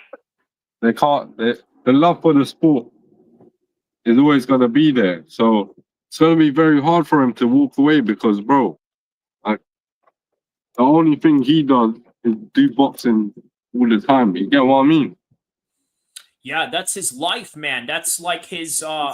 life and blood and sweat. What did he say? What did he say in the interview? I didn't catch it. He just said something along the lines that, you know what, I'm not going to be in boxing for too long. And, he felt that, he's accomplished enough that, that going any further will just make him into a bitter person. These are all from Kugan Cassius's interviews that he's done recently. And interviews that he's done in the past as well. I've heard him say, as far back as, the 2017s, 18s, and 19 era. Yeah. Yeah. But yeah, on any regard, man, what were you going to say? I was just going to think, like, I can't believe he's talking like that, you know? Maybe it is true, you know? Yeah. He wouldn't say these things for no reason. But I think it's a lot to do with Turkey as well, because Turkey's, like, pretty much fobbed them off, innit, right now, by bringing Dana White involved into boxing. It's like more competition, you know? Yeah. Yeah. And I think both promoters didn't like that. Yeah. That's what sort of vibe I got. Do you get what I'm saying? I listened to what Oscar De La Hoya said about the situation, because he's like, Dana White doesn't know nothing about boxing. You get what I'm saying? Yeah. So it's kind of wrong for him to be put in that position where he's making the fights and being involved in it when you've never really boxed a day in your life and in the boxing ring. Yeah. You know what I mean, bro? Yeah. So it's kind of like it's kind of like I don't know how to say it because Turkey's done a lot for them lot. You get what I'm saying? But it feels like they're being kind of like betrayed because, do you understand? Like Turkey's gonna be working with Dana White now, so I don't know. But at the same time, it's sort of like he can afford to work with everybody, right? Yeah, that's it. So it's not like it's one thing if like, all right, there's a scarcity budget behind it. This is not a guy that works under that type of that type of infrastructure.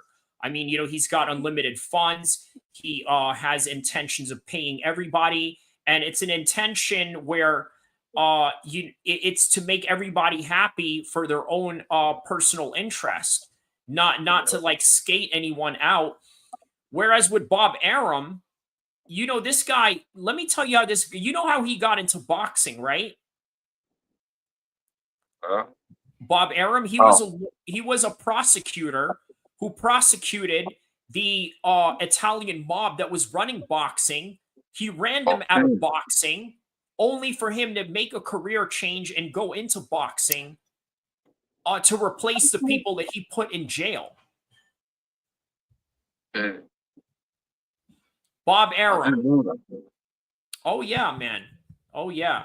But you know what? We're gonna save that conversation for a different time.